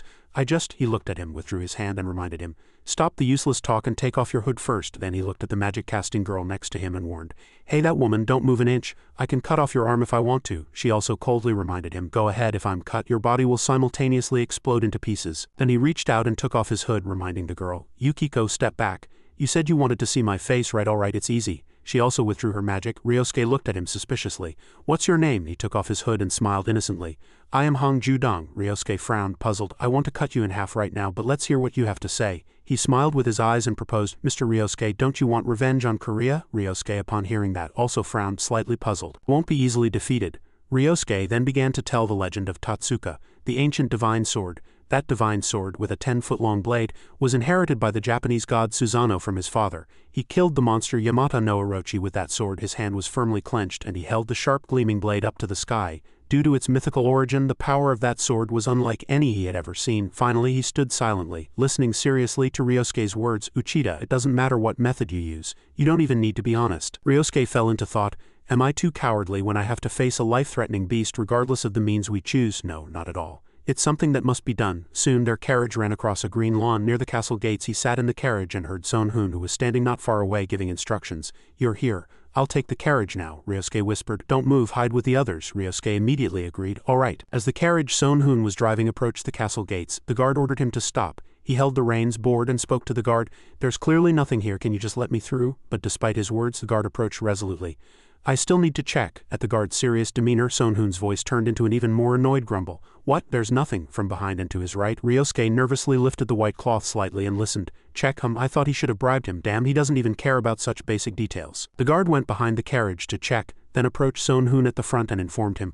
All right, the check is complete. Ryosuke immediately sighed in relief from behind. Phew, the guard then instructed him. Take it to the warehouse. We'll inspect it thoroughly tomorrow. Sonhoon looked at the guard in front of him with surprise and asked in confusion, What, don't you usually check it immediately? Hearing his question, the guard answered enthusiastically and even reminded him. Since you live far away, you probably don't know this news. The Alliance's forces have been reduced due to large-scale training. Today is the peak, so it seems we're short-staffed. Call me when you're done. I need to go to the pub for a drink. He was still listening seriously from behind, holding the cloth. Large-scale training. Finally, they arrived at the warehouse and Sonhoon closed the large door. He looked at the wooden boxes behind him and informed them, Everyone, you can come out now. Then they crawled out from all sides of the carriage, complaining, my back. Then they began to look around the warehouse. This just looks like an ordinary warehouse. That's right, it's a safety item classification warehouse. You take charge of this until tonight. Ryosuke and the others then approached him and seriously reminded him again. All right, but if something happens, we can improvise, right? Sonhoon looked at them with blank eyes and agreed. Got it. He then closed the door quietly, hesitating as if to say something. I'll be going then. Finally, Sonhoon closed the wooden door completely, not letting a single ray of light leak out. In disguise, he walked out onto the street and immediately heard people whispering. The person, he's the one who made France surrender in the proxy war, isn't he? That's right, even Kang Muhan made him the leader of the Hawk. He's the only one who wears a mask in that kind of attire.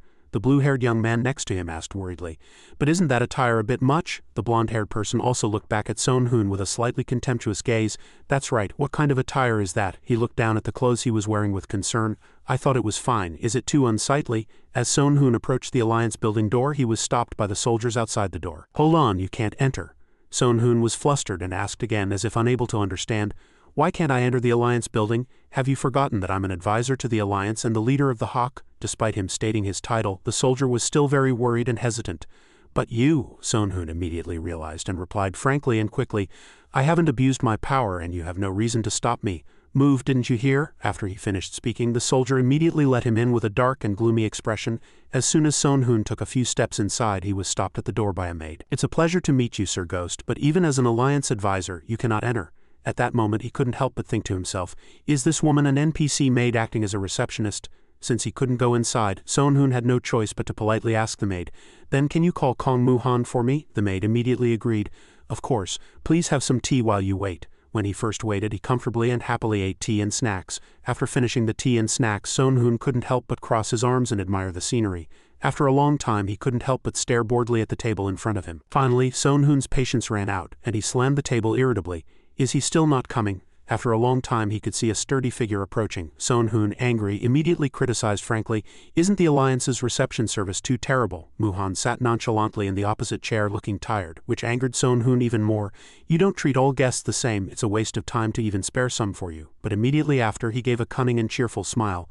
I happen to get some useful information for you, aren't you curious? He looked back at Son Hoon nonchalantly and thought to himself, I don't know about anything else but this person often gives quite useful information. Muhan asked nonchalantly. What's the price for that information? Hearing this, he immediately laughed cheerfully and brightly. All right, we've known each other for a while anyway, I'll give you a discount. This information is 29,800 gold. Hearing the price, he generously pulled out a pouch of gold from his subspace. This is 30,000 gold. Take 200 gold as a tip. Seeing the large pouch of money, Son Hoon praised him happily. Truly generous. He frankly got to the point. Anyway, what's the information you brought? As soon as he received the money, he began to discuss seriously. As you know, there are many tense issues in the city, right? According to my information network, I heard that someone is planning to attack the Alliance leaders when they are gathered in one place. Muhan listened to the information, was silent for a moment, then replied, Do you really think there's such a fool? Son Hoon quickly noticed his actions. He hesitated before answering.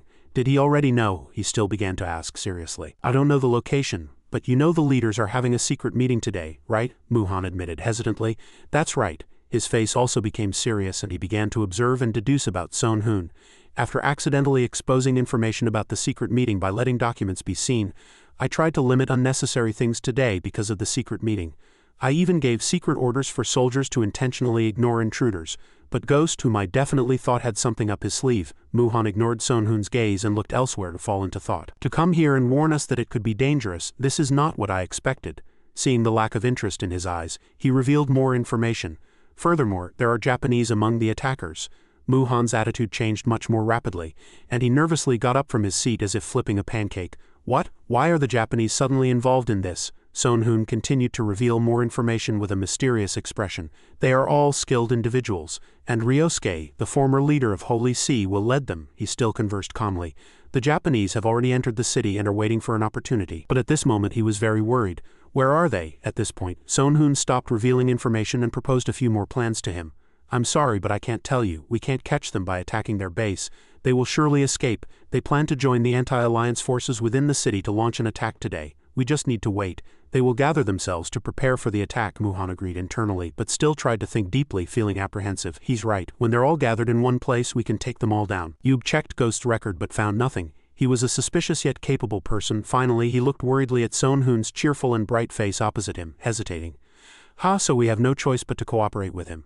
Ryosuke silently observed the strange and different building in front of him from a high floor, his mind filled with doubt.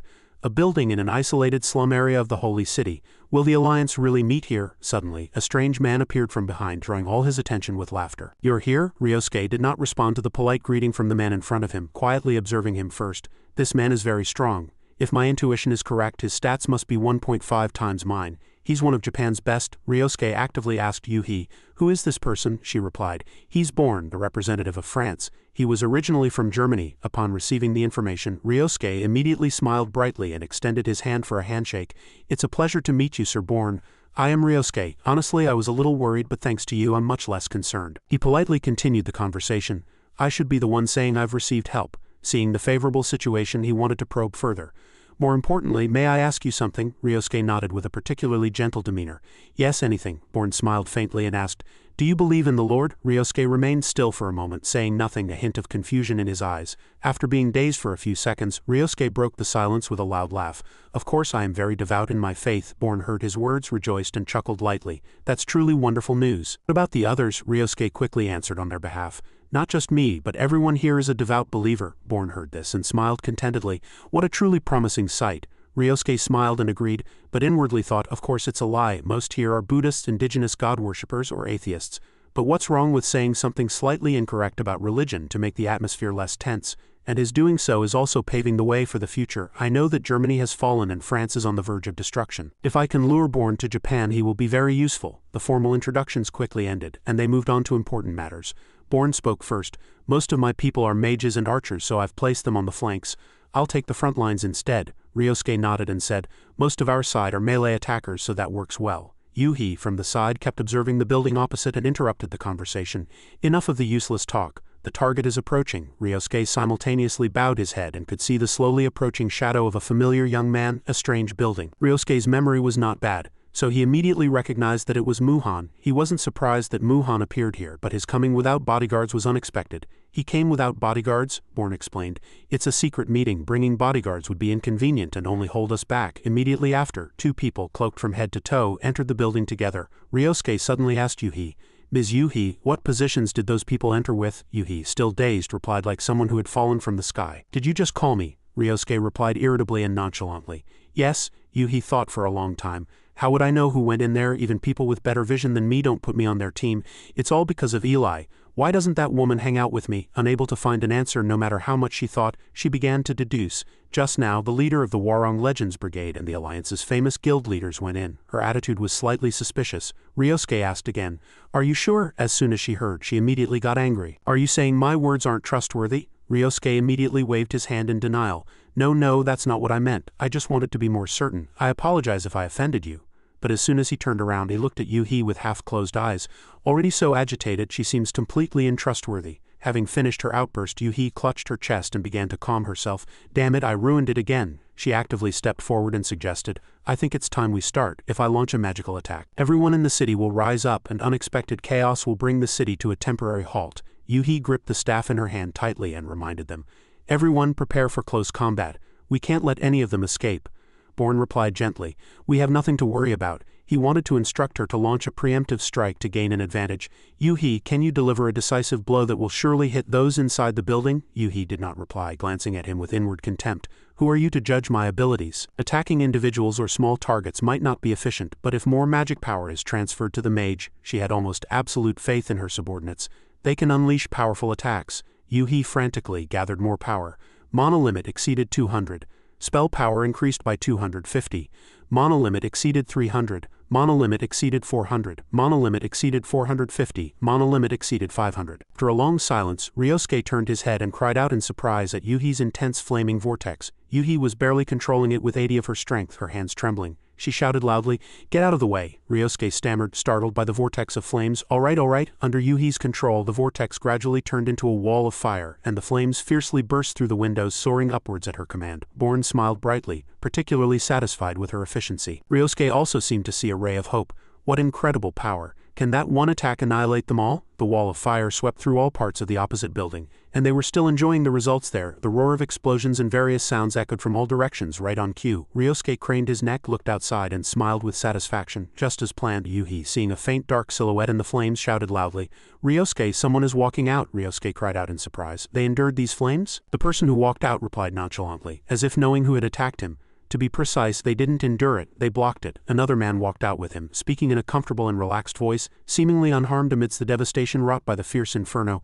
I also know excellent mages like yourselves. Sonhun, a member of the Alliance, stood unscathed behind a shield amidst the devastation of the inferno. Ryosuke frowned in disbelief but spoke first. Kong Muhan, long time no see. Muhan replied with a half-lidded, dismissive gaze. Ryosuke, I didn't expect to actually find you here. Muhan frowned, thinking inwardly. I hoped Ghost's information was wrong. Who would have thought that fellow Koreans would have the crazy idea of pulling them out of Japan to attack us? One of the subordinates next to him suddenly reassured his comrades loudly.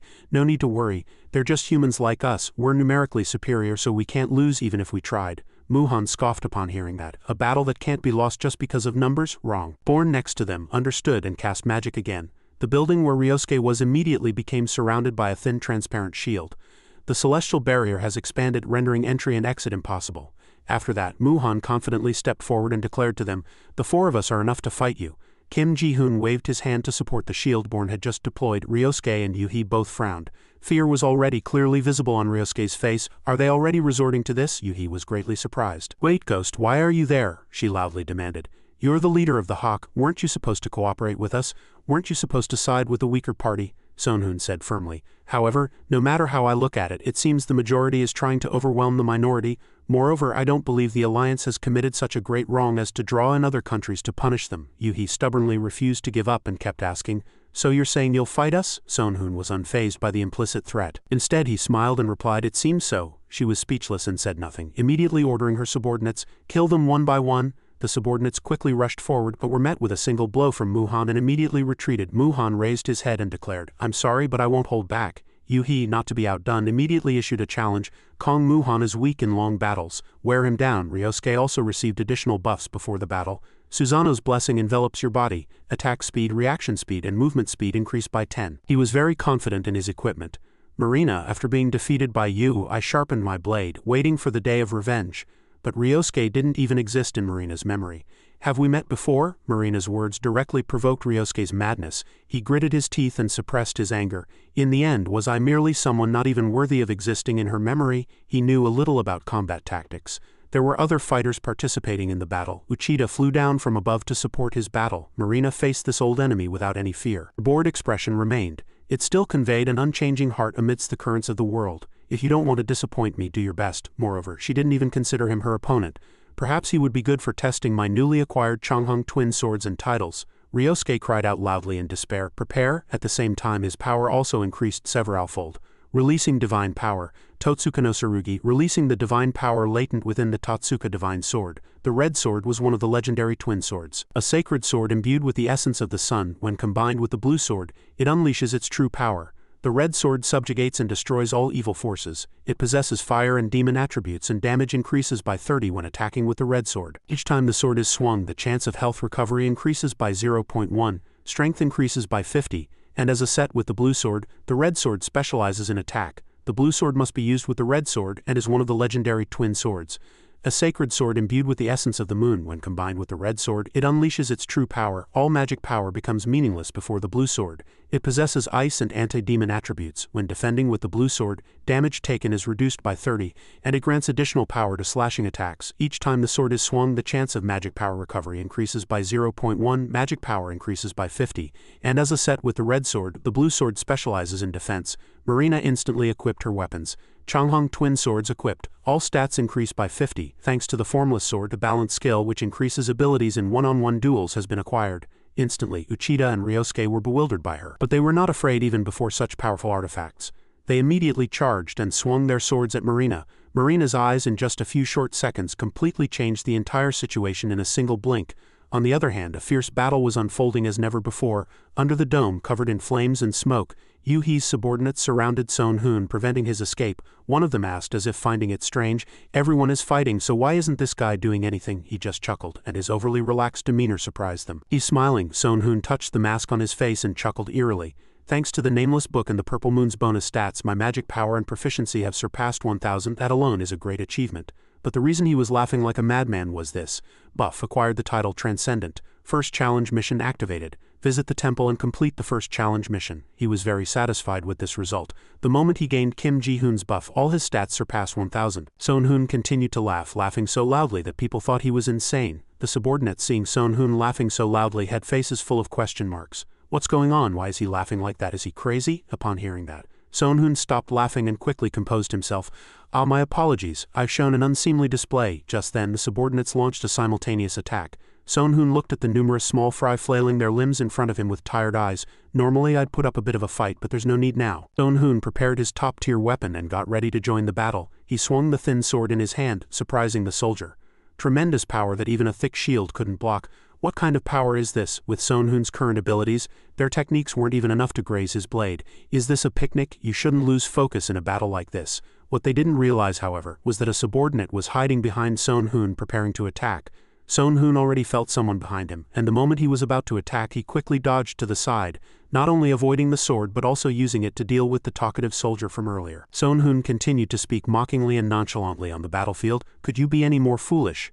Before he could collect himself he punched him, sending blood and teeth flying. Ignoring the person in front he bypassed them, simultaneously dispatching all the small fry and instilling continuous terror, just brushing past them, yet such powerful force. However, another person who hadn't directly confronted him, instead of retreating, defiantly challenged him to kill him. That damn bastard is a monster, behead him. Soon-hoon, instead of getting angry at the insulting words, actually found new interest in them, like a novel plaything. Even I would be hurt by such words, but it's okay, I'm a very kind person. I'll do my utmost to keep everyone alive. They were too foolish to understand his words and shouted loudly, "What are you babbling about?" Soon-hoon didn't even look at them, turning his back and saying firmly, "Are you blind? I haven't killed anyone thus far." In fact, he hadn't taken any of their lives.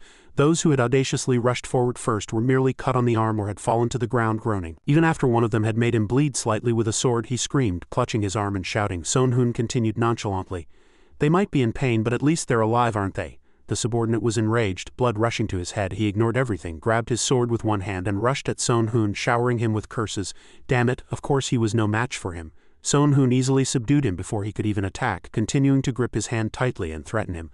"Again, I have little intention of massacring you. Look, I cherish life. I consider it precious, so I try to kill no one if possible." The subordinate cursed him, calling him demon every time he opened his mouth. Soon-hoon advised him to stop his futile resistance and surrender. "Surrender to me," he smiled slightly, and a beam of light shot out from the book in his hand and a wave of power swept over them. The subordinate knelt on the ground and burst into tears of helplessness. Born, standing outside having enveloped both buildings with a shield, couldn't help but admire the tremendous light emanating from Soon-hoon's position. A wide-area magic ritual. Truly impressive, but there was also a slight doubt in her mind. Some people can only use magic to a certain extent due to insufficient mana and concentration. But ghost magic attack is not at the level a magic swordsman can typically achieve. Born guessed that his proficiency stat had exceeded 1000. The scene was utterly chaotic, with those unable to fight continuously screaming for help and flames engulfing everything. Some people hid on the roofs observing the situation and waiting for rescue. Damn it, too much dust to see anything, but I still need to keep an eye on them. They thought they were very well hidden, but ultimately Soon-hoon easily discovered them. If you can't see ahead, you shouldn't use magic so carelessly. She was flustered and quickly turned her back. "When did you get here?" Soon-hoon felt no need to explain to her, immediately grabbing her by the neck with his hand, threatening her, and she could no longer say anything. Seeing Soon-hoon's immense power, they hesitated, not daring to approach. Soon-hoon wondered, "Aren't you going to attack me?" They dared not move, merely showering him with curses. "You cunning bastard, release that woman at once." As they remained still, Soon-hoon showed no fear. Then before Soon-hoon could finish speaking, one young man among them raised his hand to stop him. "Wait, I surrender. I was just here by chance. I was dragged here against my will." Soon-hoon looked at him with half-believing eyes. "So you didn't come voluntarily?" Before Soon-hoon's overwhelming aura of death, he trembled in fear, eyes welling up with tears, continuously insisting, "That's right, I have nothing to do with these people." However, despite the young man's confession, no one standing behind him refuted it.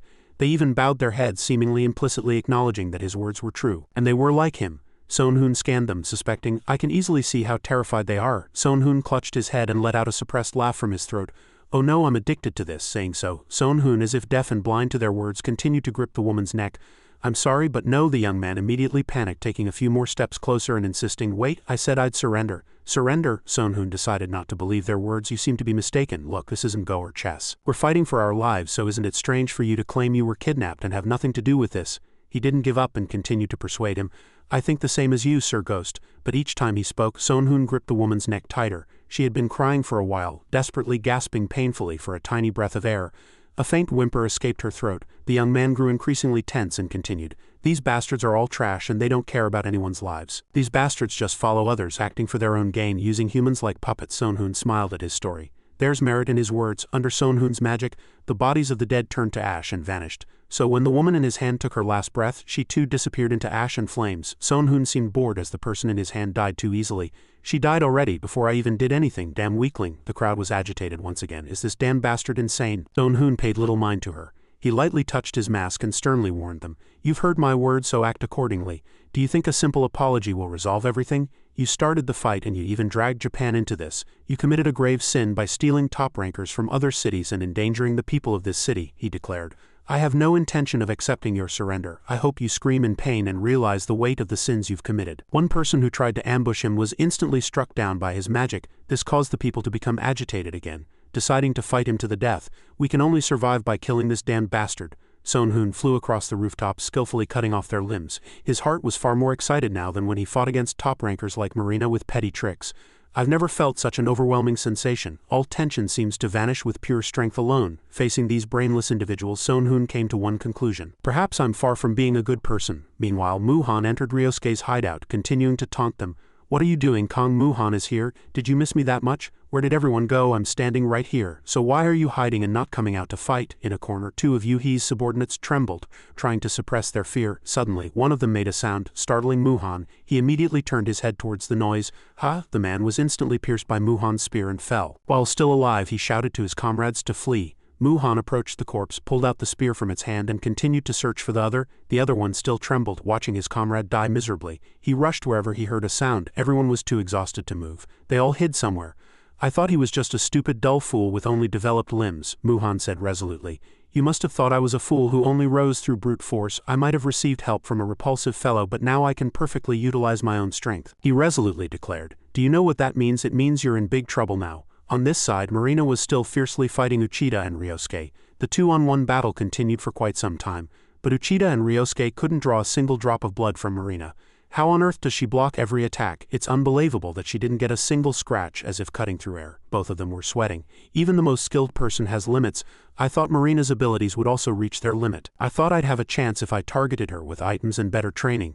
But his thoughts were still very immature. Only now did he belatedly realize the truth.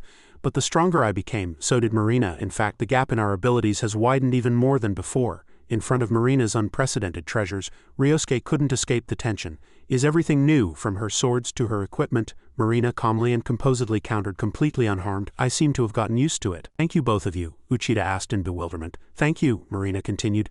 Thanks to you, I understood quite quickly. I haven't enjoyed a fight in a long time, but now that I can gradually see the outcome, let's end this. Indeed, Marina's words stung Ryosuke's pride.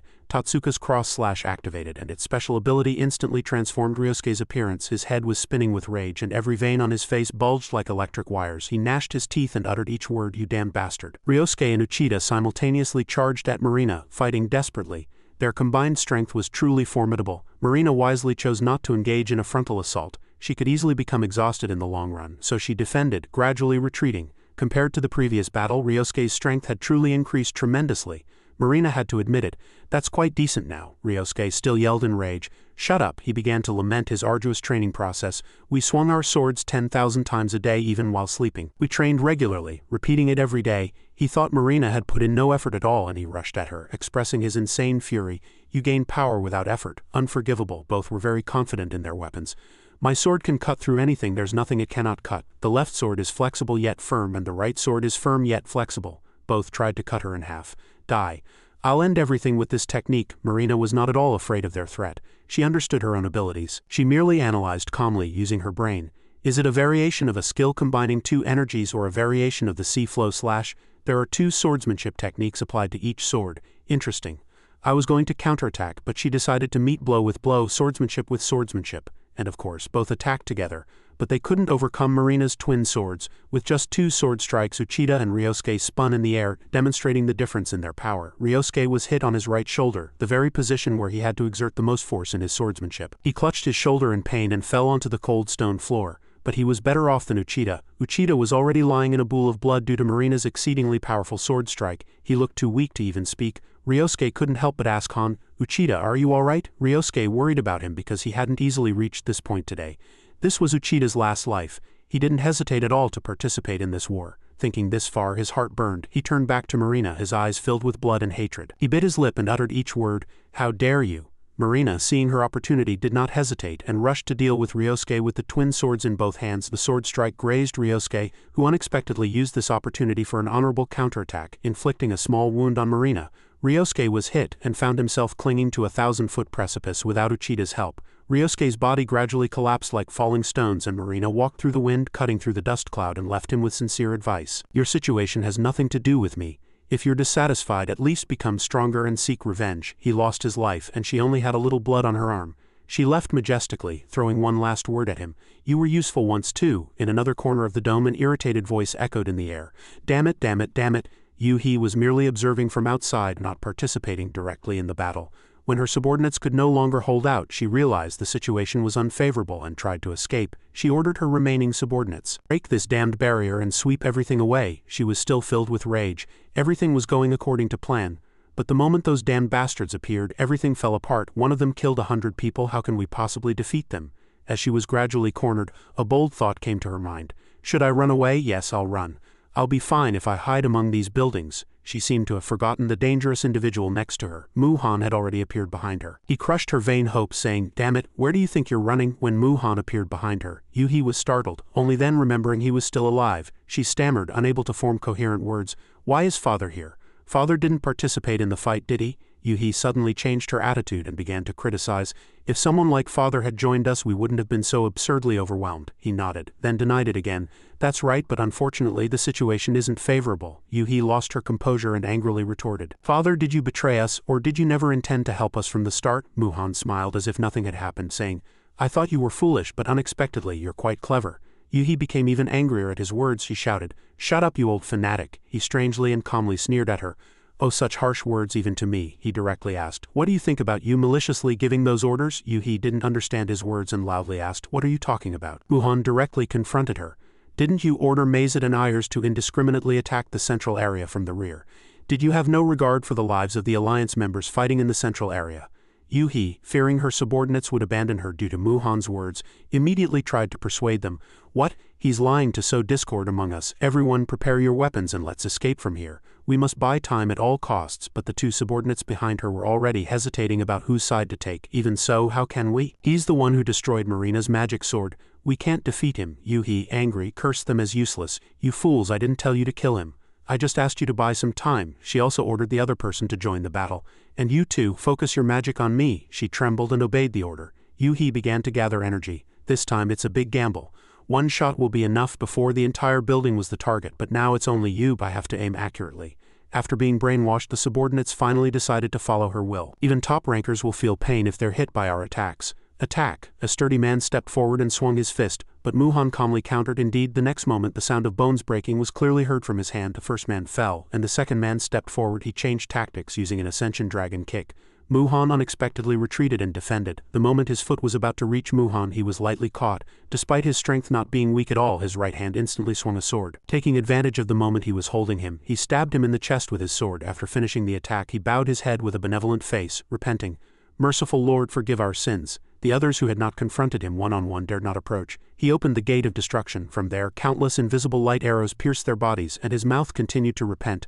Lord, lead these poor lambs to your kingdom. One timid person knelt without fighting, begging, Please spare me. After it was over, everyone who was pierced vanished from the scene. Only the timid man remained. He was very satisfied with this result. You have all gone to the Lord's great and beautiful kingdom. How enviable. I wish to go there quickly too. Yuhi heard his words and spewed fire with her staff. Then I'll send you there myself. A vortex of flames suddenly attacked, and he hastily created a shield to protect himself from the fiercely burning flames. He opened his mouth and asked, What are you doing? Even while standing in the midst of the flames, he still blustered, using a good excuse.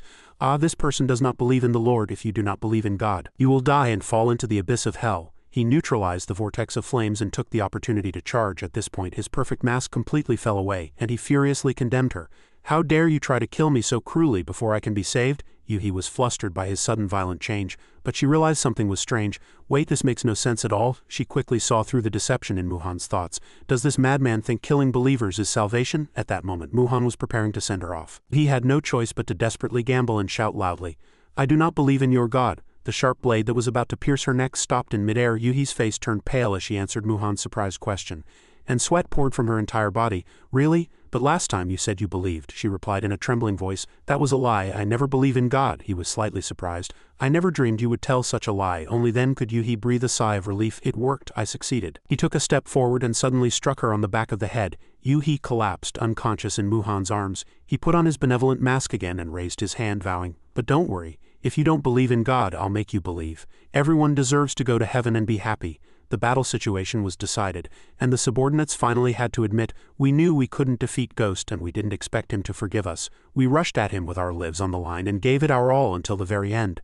The man couldn't believe Son Hoon was physically present before his eyes. Unbelievable. Everyone died by that masked madman. Son Hoon approached, picked up 2 spears scattered at his feet and used them as weapons. He kicked a spear high into the air, then pierced the subordinate's body with it. He was impaled against the back wall and fresh blood spurted out like rain. Son Hoon approached, pulled the weapon from his body and with a very benevolent attitude said to him, leaving him a chance to live, at least I won't kill you. By this time Marina had dealt with Ryosuke and Uchida and came to look for Muhan. Are you all right, Sir Ghost? Son Hoon replied nonchalantly. Who here could harm me? Only then did Son Hoon look back at her again, and seeing the blood on her arm and her torn clothes he asked worriedly, Marina, you seem to be hurt. Marina bowed her head, her voice slightly trembling. I'm truly ashamed. Son Hoon consoled her, saying, I mean there's no need to be ashamed. Sometimes you get hurt. Marina bowed her head in embarrassment and refused. You don't need to be so kind to me. Son Hoon was slightly flustered for a moment. Really, I don't know what to do. Son Hoon looked at the battlefield left by Yu-Hee's subordinates. He suggested, we should clear this wreckage and leave. As he did so, his gaze fell upon a familiar corpse lying on the ground. Wait, is that Uchida? He's still alive. Uchida had suffered particularly severe injuries, but he was still faintly breathing. Son Hoon pondered deeply about him, wondering what would happen if a necromancer's black magic curse were used. His system began analyzing Uchida's data.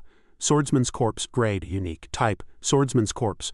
The corpse of a seasoned swordsman who honed his instincts throughout his life. His swordsmanship skills have reached the pinnacle of mastery. Damage ratio is 3. Son Hoon looked at the screen and suddenly found it interesting.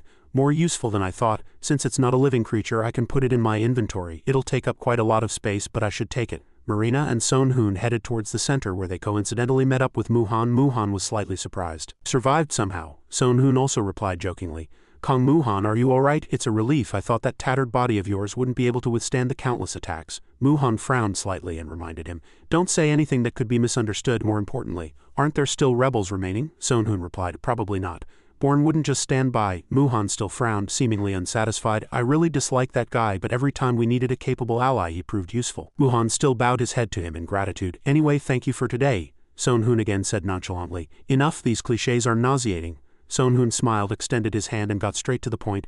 As you know, I'm very expensive. Please pay a generous fee for this service as we initially agreed. Muhan reluctantly took out a pouch full of money from his pocket and said, alright, here's your share and everyone else's too. Son Hoon smiled and bowed politely and thank you. We'll be going now. His frivolous attitude added to Muhan's annoyance. I really can't stand that guy. Marina and Son Hoon quickly broke through the barrier enclosing the outside and left the scene. As the two left the dome, Yub, who was guarding outside, was surprised. Muhan was worried. Yub, are you alright? Yub slowly stood up and explained, I'm fine. More importantly, this is finally over. He had witnessed all their battle processes and drew some excellent conclusions. I observed the entire situation while deploying the shield. Our casualties were less than expected, although it was a large-scale rebellion. By deploying 3 S-rankers, we were able to divide the enemy very effectively. Yub had ample time and data to analyze everything. A chaotic crowd consisting of 70 Warong Knights, 30 Legendary Brigade and 24 Centurion troops rebelled against us. Numerous small and medium-sized factions fled, and even some major factions joined the rebels. Yu bowed his head slightly, and the situation was not as good as they had hoped, according to initial calculations. Approximately 35,000 to 50,000 citizens of Seongdu City must be eliminated for our future. Muhan frowned, exhausted and helpless. Even the alliance wasn't that cruel, yet people are still vying to join the rebels. In Yub's mind there was another worry. Kong Muhan will go mad if he finds out we incited them to rebel, but even so, we've filtered out the truly loyal ones. Yub still decided not to tell Muhan the truth, and despite numerous hardships he offered a conventional congratulation. A new alliance has finally been formed. Muhan also nodded in agreement, appearing tired after the long journey. An alliance composed of people who trusted and followed us even in the worst situations. This too can be seen as a rare stroke of luck they obtained. Though their numbers have decreased, those who remain will undoubtedly obey unconditionally. In a way, we can now be considered stronger. After a moment of thought, Muhan clicked his tongue, decided to ignore everything, and turned his head, stretching his neck and shoulders to relax. Let's rest now, my whole body aches from running around all day. Yub, who was behind him, cautiously refused without moving. I'm sorry, but I have a mountain of work to sort out all this chaos. Muhan scratched his head, feeling awkward. I feel a bit sorry too. Unexpectedly, Yub smiled and said the problem wasn't big. No, it's just paperwork, but this time you won't be able to rest either. As soon as Muhan and Yub left, Hanzo appeared on the scene via spatial movement. Emerging from a portal on the ground, he gnashed his teeth in fury. How dare they use such cunning tactics? I'll get my revenge. But first, I need to get back to Japan somehow. Before Hanzo could fully vent his anger, he was surrounded by red ropes that appeared from somewhere, making it impossible to escape. Juji suddenly appeared and did not hesitate to cut him into 100 pieces with those red ropes. After finishing the deed, he said nonchalantly, "I knew it," he thought to himself. "An enemy who can freely infiltrate Kong Muhan's room, the Alliance's most secure building. If I let him escape, I can't predict what the consequences will be. Fortunately, I was hidden beforehand before things escalated." Juji showed a magnanimous attitude. What a waste of his talent. I can't let him live. Still, I gave him the most painless death possible. Last night's commotion was greater than expected, but it was quickly suppressed and ended in tranquility. The anti-alliance forces had planned to raid headquarters and branches at night, capture prisoners, and besiege buildings to block all movement. But now all remaining subordinates are being executed. The survivors knelt densely layer upon layer. Because many members of the alliance sympathized with the opposing forces, they thought the plan would be a piece of cake. But at this moment they are facing harsh punishment as a result of their fury. However, the plan failed from the start. Because Eli held control at the center, she intentionally kept herself hidden to prevent casualties from exceeding the necessary level. Strangely, even though the alliance had already been warned and thoroughly prepared, they couldn't properly respond to a rebellion of this scale. From atop a tall building, Sonhoon calmly speculated, seeing them obeying like loyal servants, "Perhaps we've disappeared from Seongdu City for now." Marina looked at him with profound eyes and asked, "Won't they be able to rebuild their forces?" Sonhoon explained frankly, "Your words aren't wrong, but that would only be possible if Yub didn't exist." Marina resolutely turned her head and sighed. With a dissatisfied expression, she said, "I dislike that guy. He used to constantly chase me to join the alliance." Sonhoon broke out in a cold sweat for a moment, and tension rose in his mind. Damn it, it would be a disaster if Marina was taken by Yub. Sonhoon had long seen through Yub's perfect plans. Tactically, Yub was far superior to him. It was the same this time. He intentionally reverse-traced information, distinguishing allies and enemies based on the spread speed and range of false information. Until now, he always had one question. Is that something an ordinary person can do? Sonhoon leaned against the windowsill, hoping the alliance wouldn't lie if possible. Even if they couldn't be trusted comrades, they needed to be friendly enough to entrust with important tasks. Sonhoon speculated about their plan. They wouldn't completely eliminate the opposing forces. Instead, they would feign ignorance and control them from the shadows. Marina was surprised to hear that. Isn't it too dangerous to leave the traitors as they are? Sonhoon gave a satisfied smile at Marina's concern. Dangerous? I am the leader of the Hawk Democratic Guild. They will undoubtedly dump all the unsavory garbage on me. But it doesn't matter. I prefer to rule over the foolish ones rather than the clever ones. With one question resolved, Marina changed the subject. Then what about the Japanese? They'll certainly become a thorn in our side later.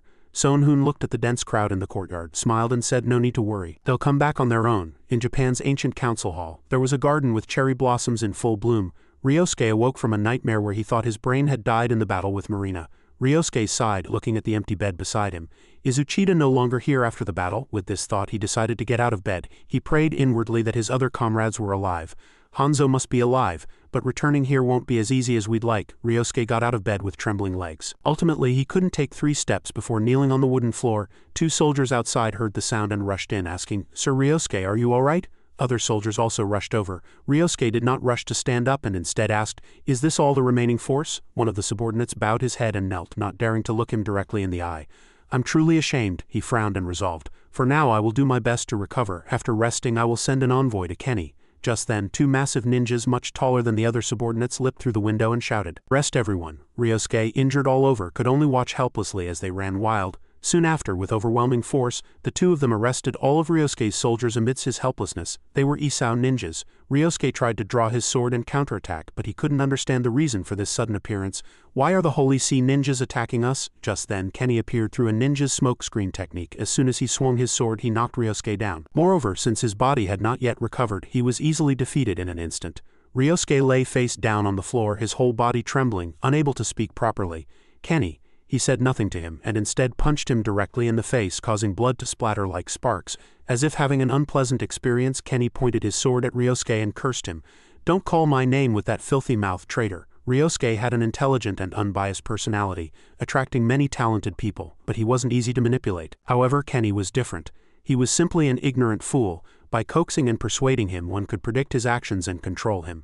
Yukiko, a Japanese woman, stepped forward and persuaded and seduced everyone. "Kenny, I have important information." By changing her appearance, no one recognized her, not even Kenny. Yukiko seriously reported the situation. "It seems Ryosuke and the former Holy See veterans will be leaving in 3 days. They plan to ally with a Korean faction and leave Japan in exchange for lending their forces." She speculated that they plan to cause chaos within Korea. The Koreans will control it as much as possible. But if they died and returned to Japan, her words stimulated Kenny's keen intelligence. He was eavesdropping on the conversation from a corner. Ryosuke, everyone escaped, good. Kenny frowned in fury. I can't believe he's really infiltrating the city in a carriage. He watched the mysterious man leave and recalled what Ryosuke had said before. Despite our differing ideologies, I believe we care equally for this city and its inhabitants. But he still couldn't accept this reality. I never dreamed he would betray us by joining hands with Korea. Kenny clenched his fist in fury at the fact that he couldn't take his life. He hated Ryosuke to his bones. Ryosuke, I can't forgive what he did, but his actions will give us a chance to rise again. It was already daylight in the middle of the city. Sonhoon pondered for a while, thinking about his information. The Extraordinary One. For an extraordinary person with this title, nothing is impossible. All his stats increased by 100. Seal released. It was a title he obtained when all his stats exceeded 1,000 after receiving Kim Ji-hoon's golden medal. I thought it would disappear when its power ran out, or that once obtained, I wouldn't lose the title. These were the thoughts that confused his mind. The total might be slightly lower than a devoted reader, but considering the unconditional increase in all stats, it's an excellent title thanks to it. All my stats except strength and stamina have exceeded 1,000. So far so good, but Sonhoon hesitated at the thought that the first A-grade trial wouldn't be easy. To truly become an extraordinary person, one must pass a trial befitting the title. Pass the first trial. This mission can only be performed by one person. If you fail, you cannot retake the trial. Rewards: 1 billion Judas.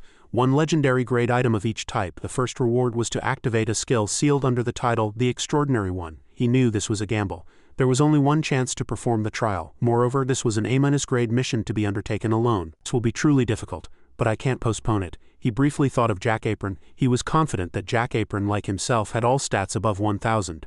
Sonhoon meticulously laid out a contingency plan for the arduous journey ahead. Above all, one of the conditions for the Third Awakening is to complete a level mission. If he activates the locked skill as a reward for completing the first mission, Jack will become a mere tool to him. He might even betray Jack and succeed in the Third Awakening. Sonhoon told Eli this story. Eli asked back, "So you have to do this mission now?" Eli felt it wasn't the right time and suggested postponing it.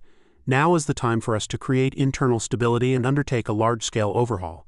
Eli tried to persuade him by presenting attractive benefits.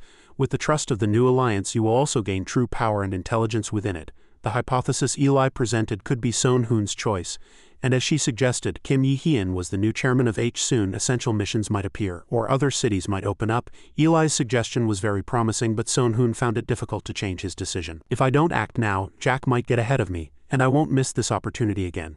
Think about it. Being the first person to experience the Third Awakening, hearing his words, she fell into deep thought for a few seconds. If Sonhoon achieves the Third Awakening, it will definitely help us. Of course, this was a high-difficulty A-grade mission, but seeing Marina trust and follow him, she thought he would be capable enough to complete the mission. After careful consideration, Eli finally decided to let Sonhoon choose his own path. I can't help, but since you're going to do it anyway, it's better to do it quickly. Sonhoon stood up and nodded. It won't take long. As soon as Sonhoon left completely, Eli fell into thought again. With Marina and Yub if necessary, they can replace Sonhoon while he's gone. Sonhoon hadn't left. He was at a secluded monastery not far away. As he entered, he encountered Philip. He approached and greeted him. "Father Philip, long time no see." He turned his head and replied with a friendly smile. "It's been a while." He didn't expect to start their conversation with a not-so-positive topic. Giving up the secret class and choosing a swordsman was the right choice. It seems so, except for you, most of them seem to have died. After speaking, Philip laughed loudly, not bothering with his awkward laughter. "Do you think that's a joke?" Skipping the stiff greetings, Philip directly asked. "Anyway, what brings you here?" Sonhoon quickly replied. "I've come for a mission," Philip said, slightly surprised. "A mission? Not here. Go to the mission center." When his request went against his wishes, he immediately said, "I want to undertake the mission called the First Trial. Is that possible?" Hearing his words, he was momentarily surprised, unable to believe that someone would come all the way here for a special mission. Philip suddenly broke out in a cold sweat and nervously asked him again, "Do you want to undertake that mission now?" In contrast, Sonhoon still calmly replied, "Yes, I want to do it as soon as possible." Philip no longer asked and immediately began the process. "All right, let's start right away then." Philip took him through a spatial transfer gate to the mission execution room. Sonhoon arrived in a large room in an instant and comfortably sat in a chair waiting. Suddenly it was Jerry who greeted Sonhoon. The polite man placed his hand on his chest and greeted him. "Welcome, Sonhoon." He was startled. "Jerry, why are you here?" Jerry also asked him back. "That's a question I should be asking you." Jerry was puzzled. "There aren't any essential or special missions yet, so why are you here?" Sonhoon finally understood why Jerry was surprised and replied, "There's a mission called the First Trial." Upon hearing the last 4 words of Sonhoon's statement, he stood blankly. Immediately he thought this was a mistake and explained, "Sonhoon, something seems to be wrong." Sonhoon was puzzled about what was happening. Seeing that Jerry didn't understand what he had just said, he showed him his stat window. "These are my current stats. Title: Transcendent. Personality: Evil. Fame increased by 383, fame increased by 3,500, strength 955, agility 1155, magic power 1149, luck 1060, condition normal. Sonhun clearly explained the situation from 2 days ago. 2 days ago I received a temporary buff and all my stats went up to 1,000, and I got that title then. Jerry listened to his words and nervously fell into thought. He hasn't realized the blind spot that if the conditions for acquiring a title are met, the title doesn't disappear even if the abilities are lost. Jerry tried to persuade him again. In principle, you weren't qualified to undertake the first mission. Before he could finish speaking, another voice interrupted. Oh Jerry, don't be so inflexible. Sonhun recognized this voice as soon as he heard it. It's a voice I've heard before. Sonhun was startled and tried to stand up but realized he couldn't stand up at all, as if something invisible was pressing him down. What is this? I can't stand up. While Sonhun struggled with all his might to stand, the voice grew closer and finally appeared before him and spoke. You Sonhun, nice to meet you. It was then that Sonhun raised his head and saw the youthful boy in front of him. He introduced himself. My name is Loki, and I am the god who watches over you. He asked back blankly, hearing his words. A god, he imperiously commanded. Jerry, proceed with the transcendent mission immediately. Jerry hesitated and didn't do it immediately, trying to explain the situation. What? But this is an error, and Loki, you're not even qualified to be here, are you? Loki put his arm around Jerry's shoulder in a friendly manner and said, You seem to be mistaken about something. He continued to poke and tease Jerry despite the unpleasant expression on his face. I'm here to fix the error you spoke of, and since this friend is also here, I'm just going through with it. Jerry hadn't fully heard his words yet, but with Sonhun's current stats he wouldn't be able to complete the first trial. Jerry couldn't understand why he was being so insistent. He didn't want to cause problems for the successor he had put his heart into. Then why are you doing that? Loki turned around playfully, laughed loudly and said, Humans who grow through their own trials are truly superior beings. Loki leaned against the back wall, mocking him, and playfully said, I just made it up because I thought it would be fun. Sonhun observed from outside, not interrupting the pointless conversation Loki had started with Jerry, and thought, Something is strange. Up until now, Jerry has helped me as much as possible. He helped me rest as comfortably as possible, but he bowed his head worriedly. If Jerry has appeared, it means there's a difficult mission ahead of me. Is completing this mission truly the right thing to do? To take the lead in all situations, Sonhun proposed first. Do you have time? Of course, someone like Loki wouldn't refuse his request. Say whatever you want. I like to talk. Sonhun chose a safe solution rather than taking a risk. Directly expressed his wish to him. It seems there was a misunderstanding, so it might be better to postpone this mission for later. Loki was momentarily surprised when these words came out of his mouth. Sonhun added an explanation. Yes, I'm not a selfish jerk who insists on my opinion even if it breaks the law. Loki, if this matter is serious enough for you to appear in reality, I think it's better for me to go back. Loki remained unresponsive, thinking inwardly, that change in attitude is truly suspicious. Loki truly had a different perspective on Sonhun. The smarter they are, the more they push themselves when their abilities are questioned, but he's different. Whatever he does, he only thinks about his own advantage. This happened because of the error he refused. Canceling the mission was the right thing to do. But Loki knew how to delve deep into the essence of the problem. He delved into the reason Sonhun made his decision. I know where you came from. You and I abandoned the fate that everything is for me. Don't you think there's something to this scene? Sonhun was slightly surprised when asked this question. Loki approached, took Sonhun's hands and spoke as if they were very close. You and I are clearly connected. I'm truly happy to think you'll do this for me. Sonhun was startled by his sudden enthusiasm and stammered, Yes, you seem to see right through me. But Loki frankly dismissed it and made a decision on his behalf. Then I'll take that as agreement. He stood blankly at his reply. What? Loki didn't explain further and immediately raised his hand, sending Sonhun to the mission. Jerry also complained from outside. Loki, what in the world have you done? You Sonhun clearly said he wouldn't participate in this mission. If the High Council learns of your intervention, before he could finish speaking, he rudely cut him off. It was an intentional intervention. Loki twisted the issue and argued. I didn't disregard his will or act on my own. Think about it. Did he ever say he wouldn't participate in the mission? Jerry was momentarily speechless. He had never said it directly, but Loki used his verbal trickery to brainwash Jerry by connecting his question, do you want to undertake the mission, to him. Sonhun said yes, remember, that means he intends to undertake the mission, just not if it's related to me, so I'm respecting his will and helping him. Jerry bowed his head and fell into thought without a word. He's playing with words, but he has a point. Sonhun's mistake was being ambiguous when talking to the gods. Loki's true intention was still to test him. Teasing people who speak ambiguously is truly fun, but you Sonhun, you will pay the price for that. Anyway, at least one life remains, so it won't end in the worst situation. Sonhun swore in resentment when he was involuntarily sent to the mission location by Loki. This damn god dared to disregard my opinion and just sent me? I thought this was an opportunity to get closer to a god, but I was blindsided. He stared blankly at the door opening before his eyes. Is this the mission location? Strength, agility, stamina, wisdom, magic power, luck. These words were carved on each of the 6 doors. Sonhun began to analyze. These passages must be ability enhancement devices corresponding to the carved ability, and there's a high possibility that a boss monster corresponding to that ability will appear. Strength would have a 2-headed goblin, agility a wind spirit, and wisdom or magic power would have a boss like an ancient historian. Entering the room of wisdom, he asked himself, do I only need to defeat 1 or all 6? For now, let's start with wisdom. Since that's where I have the highest stats, even if there's a wisdom-specialized monster I should be able to handle it. Besides, dealing with a magic-type enemy will be much easier than a combat-type monster. As soon as Sonhun stepped inside, the door slammed shut. As expected, the entrance closed. If the situation becomes dangerous, I can use the last remaining protective item. I can only use it once a month. Hell, suddenly a voice echoed from within. Hurry up, if you keep being so slow, this old man will die. Sonhun cautiously drew his sword and speculated. A talking monster, this will be a difficult opponent. The person in charge of the wisdom door was none other than an old man. He happily spoke, nice to meet you. I am the old man in charge of the wisdom door. Sonhun was slightly surprised. Not a monster, is he an NPC? Suspicious. He offered a greeting. Nice to meet you. The wisdom door guardian laughed cheerfully. The first person to challenge the wisdom door is as expected. I like your polite demeanor. Sonhun no longer remained wary and put away his sword. The guardian said, put away that weapon and come here. This isn't a place for such crude objects. Sonhun was puzzled. If we're not fighting, what are we doing here? He pointed to his head with his finger and explained, this is the door of wisdom, so naturally you must use your head. If you want to pass the door of wisdom, you'll have to defeat me with wisdom. Sonhun sat in a chair and asked curiously, exactly what do I need to do? He explained, all arguments require wisdom, and so does fighting. Unlike the other 5 doors, I care about my life, so as long as you don't lose points, you can keep trying until you win. The corner of Sonhun's lips slightly curled up, then choosing wisdom first was the right decision.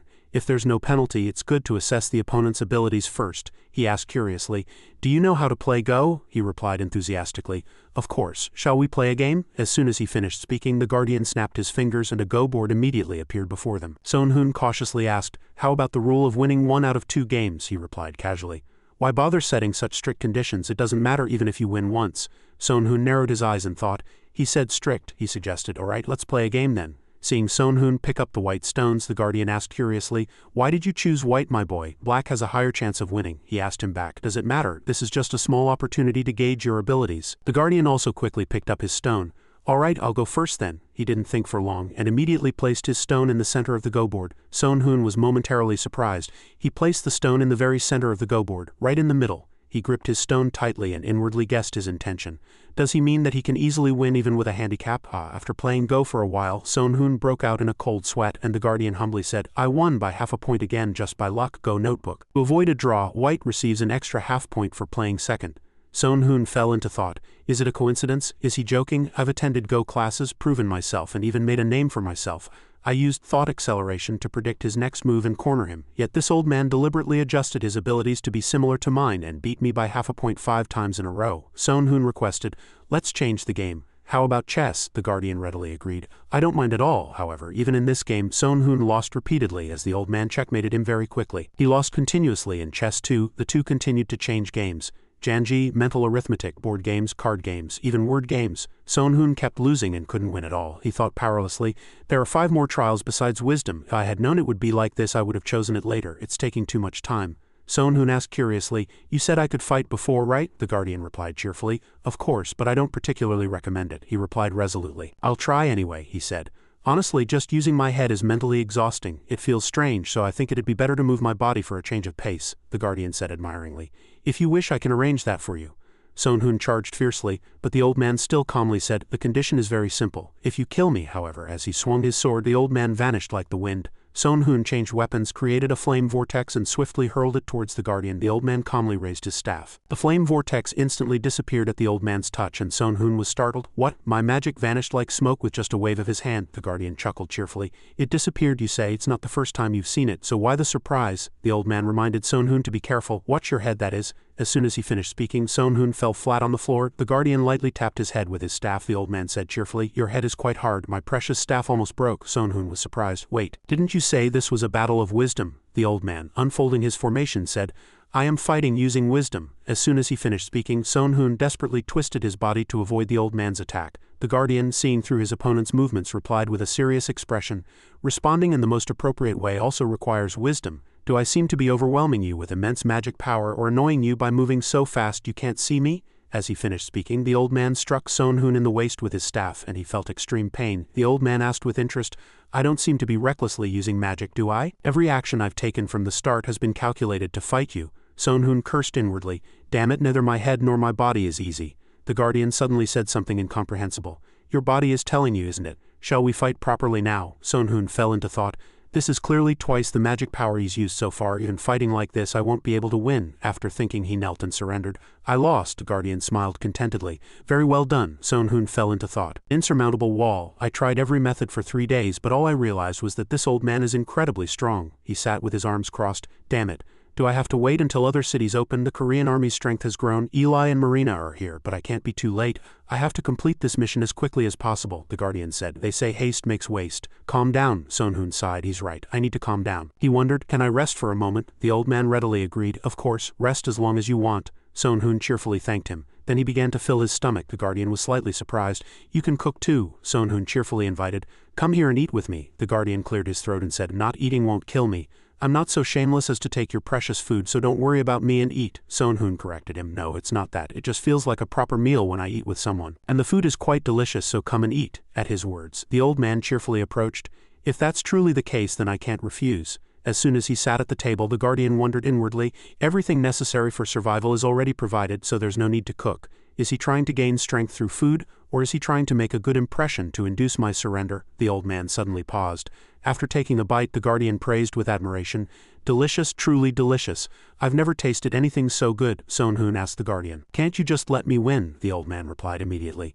"I'm sorry, but I cannot do that," the old man asked back.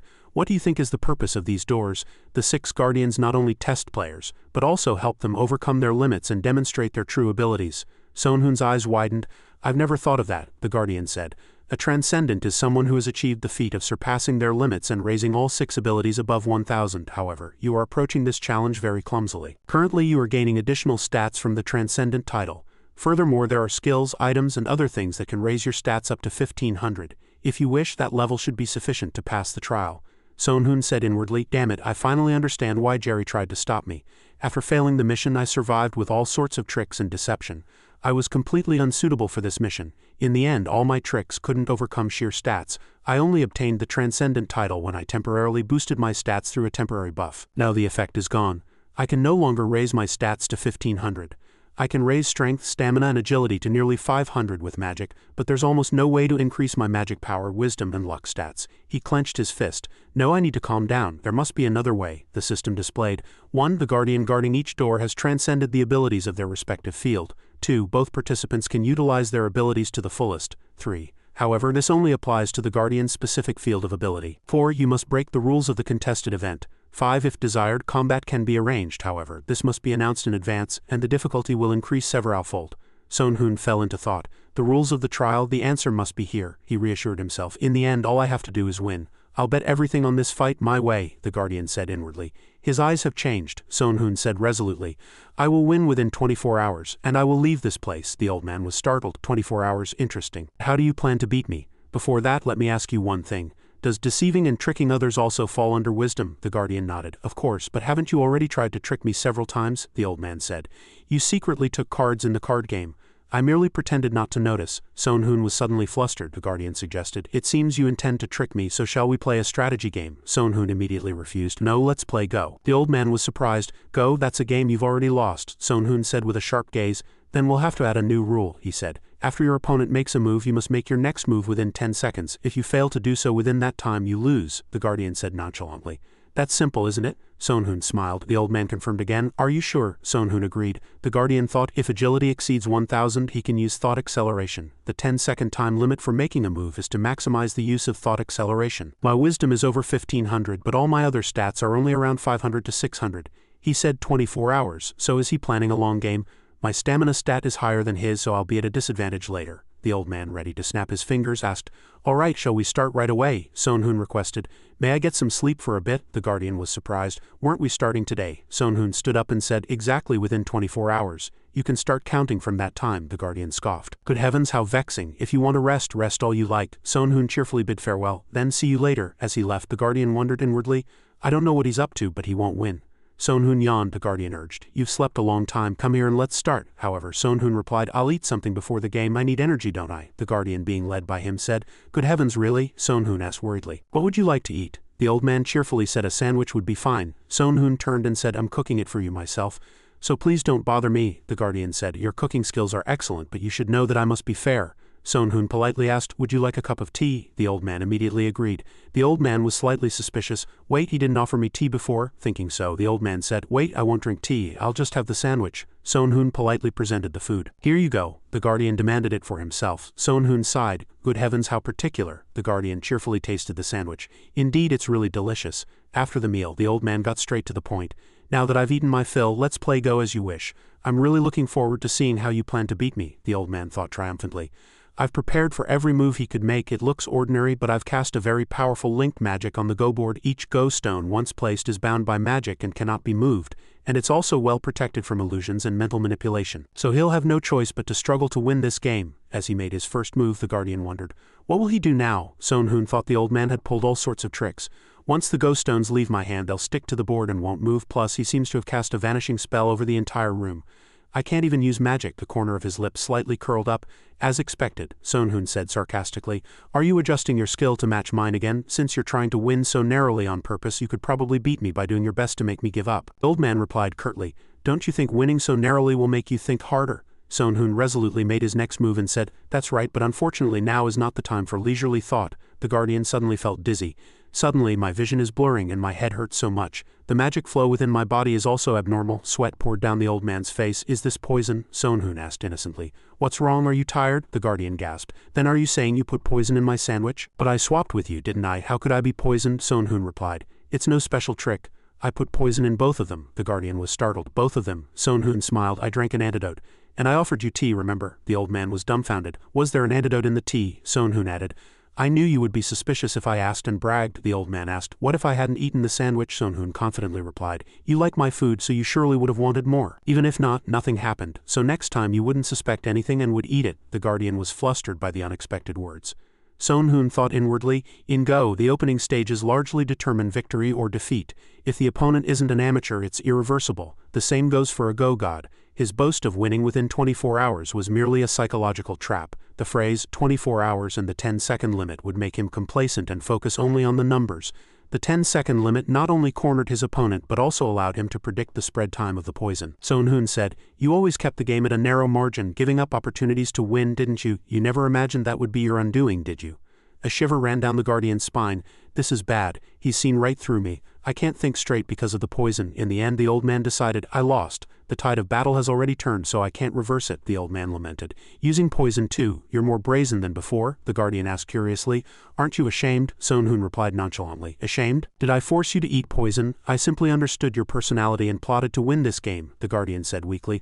That's right, but you shouldn't win this way. This is more like cunning trickery than wisdom. Sonhun narrowed his eyes. Anyway, I did win, didn't I? I followed the rules, so I did nothing wrong. The old man, whether he liked it or not, finally declared, All right, you won. Sonhun asked as he left, Can you give me some advice before I go? The guardian gritted his teeth and snapped his fingers. No. Get out of here at once. In the blink of an eye, Sonhun was back where he started, in the original pit. He stroked his chin, lost in thought. The path of wisdom was blocked by a thick stone wall. He should have extracted more information from that old man before the game ended. There are still 5 doors left. Endurance would be a physical test, I guess. Perhaps the endurance door would be safer than strength or agility. Deep in thought, he resolutely walked inside. Sonhun looked around. Is this a forest or a mountain? Suddenly a voice from behind caught his attention. You seem quite careless, not very worried. I heard how you beat that old man. There stood a giant knight in full plate armor. He said resolutely, Remembering those cunning tricks, I wouldn't have been able to defeat you. Sonhun broke out in a cold sweat, staring at the huge knight standing before him. It seems the test proctors are starting with a bad impression of me. That's not good at all, the knight said. Whatever I think, each proctor's decision cannot be revoked. Perhaps cowardly means also fall within the realm of wisdom. I'll try not to bring up that story again. Sonhun admired. You're truly kind, he explained. Here you can use any method to prove your physical strength. He asked if he could do a long-distance run or a triathlon. The knight nodded. All right, if you do a long-distance run, you must reach your destination within 10 days. The distance is approximately 10,000 kilometers. Sonhun's jaw dropped. 10,000 kilometers? Really? The knight asked again. If you run without stopping, can you do it in 10 days? He hastily corrected. I won't even be able to run a third of that. Knight emphasized, this is the door of strength. Strength includes endurance, effort, and perseverance. If you lack strength, overcome it with will, the knight said suspiciously. You won't die even if you don't eat or rest for 10 days, right? Sonhun replied, flustered. I probably will die, the knight immediately said. A transcendent wouldn't die. How about holding your breath underwater for a long time, the knight said. You must hold out for at least an hour. Sonhun asked, then what about repeating a specific action? The knight explained martial arts training. You must repeat it 3,600 times every second or every hour. You must continue for 3 days and nights, he thought silently. Is this an endurance test or legal harassment? The door of wisdom had no penalty for losing. Here, if I fail anything, I'll suffer great damage. Sonhun proposed a fight. The knight was curious. Isn't fighting more harsh and difficult? He immediately replied. It doesn't matter, I'm curious about your skills. The knight quickly took a defensive stance and said, all right, let's do that. Sonhun cautiously drew his sword. Just as the old man fought with wisdom, this knight will fight with strength. Segi's and Leo's fighting styles seemed to be a combination of strength-biased warriors. He unleashed fire, water, lightning, earth, and darkness. He now judged that his abilities had absorbed all 5 of these elements. Sonhun fiercely challenged the knight. However, the knight said disdainfully, is that all? Come on. He resolutely thrust his sword, but the knight seemed unfazed. The knight brought down a world-shattering fist on the ground. As the shockwave spread, Sonhun was sent flying several meters into smoke and dust. He hastily unleashed Plunder Attribute Fusion. A world-shattering explosion echoed from where the knight stood. However, as the smoke slowly cleared, he was still standing there completely unharmed. Sonhun, on the other hand, was severely injured, his voice trembling. You withstood that attack, the knight replied, preparing to throw a punch. Of course, if you can push your strength to its limits, now it's my turn. Sonhun's body trembled. Don't attack me, I concede. Even if I continue to fight, I'll barely win, the knight nodded. That's right, but something seems to be missing, Sonhun thought inwardly. In the end, all I wanted to know was the knight's abilities. He even withstood the pressure conveyed by Plunder Attribute Fusion. Only hell is stronger than that, and I need to save that. Deep in thought, he suggested changing the test method. The knight asked again, what are you thinking? He explained that the element of strength included defense and willpower. So there might be a test of enduring attacks. The knight rotated his arm joints and replied heartily, of course, in fact, I also recommend that method. How many times do you want to do it? You can do it from 1 to 1,000 times. Sonhun asked if there was a difference in attack methods. The knight immediately agreed. That's right, it's generally not very different. Do you want to endure a short, powerful single blow or several weaker attacks from you? He frowned, thinking, he's not joking. I could really die from one blow. Deep in thought, he negotiated. Let's do 100 times. The knight pondered deeply. It's best to start slowly, right? I'll give you a few minutes. Put on your armor, Sonhun said. It doesn't look that sturdy, but it's quite decent. I'm not the type to wear armor when fighting, so this is enough, the knight judged. Your attitude towards participating in the test is good. Then let's confirm the rules once more before we start. You must endure my 100 attacks, and you can block or deflect them, but completely avoiding them is not acceptable. Of course, you can counterattack, but you can only use defensive skills. If you survive, you pass. After enduring 100 attacks, he raised one foot and continued, if you want to give up midway, just shout, I give up, then let's begin. As soon as he finished speaking, he kicked a stone towards Sonhun and he hastily dodged sideways but was still in the stone's path and was injured. Giving him no time to rest, the knight continued his attack. Sonhun flexibly dodged sideways, the knight said sarcastically. Seeing you wearing a long robe, you must have prepared for this situation, he shouted. Before he could finish his reply, he was hit by the knight and fell to the ground on his back. The knight lifted his huge foot and continued to stomp on Sonhun's abdomen. And he suffered extreme pain. He barely managed to roll sideways. The knight stomped with all his might and the ground cracked. Sonhun said with a worried expression, this won't do, I need to empower my strength with magic and gather something in my abdomen, the knight said, erupting with aura. There's an opening in your abdomen, he hastily called out. Wait a minute. However, the knight ignored him and immediately threw a punch, and he was sent flying far away like a torn kite in a storm. Sonhun's body slammed hard into nearby trees and fell. The knight thought deeply. Harder than I thought. What is he wearing inside like a breastplate? Sonhun's voice trembled. I almost fainted. He suddenly knelt and screamed. The knight clicked his tongue. Are you really a transcendent? He crossed his arms and said solemnly. You must have been in countless battles, but you seem to have no technique for moving your body at all. Sonhun spit out in surprise. Technique? The knight demanded. For example, the impact can be reduced depending on how it's handled. All right, kick my forearm. He was suspicious. Why are you suddenly being so kind? The knight replied. Because you seem to be taking the test seriously without using cunning tricks, so I have no choice but to treat you appropriately. Come on, kick. Sonhun followed his words, the knight urged. Kick with all your might. He immediately kicked the knight hard in the face. The knight asked, was there anything strange when you kicked my arm? Sonhun was flustered. His kick didn't seem to go as intended. The knight pointed out, that's the trick used at the door of strength. You must learn how to control your body to withstand the impact, he said in surprise.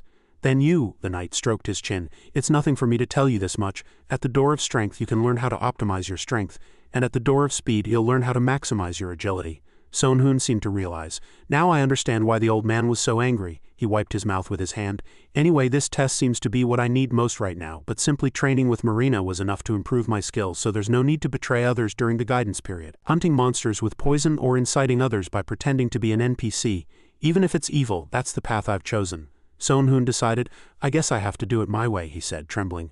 I apologize, but I need to heal my wounds before continuing the test. The knight clicked his tongue. You can't even endure that much pain? Sohn-hoon took out a potion. The effect of an item can vary depending on how it's used.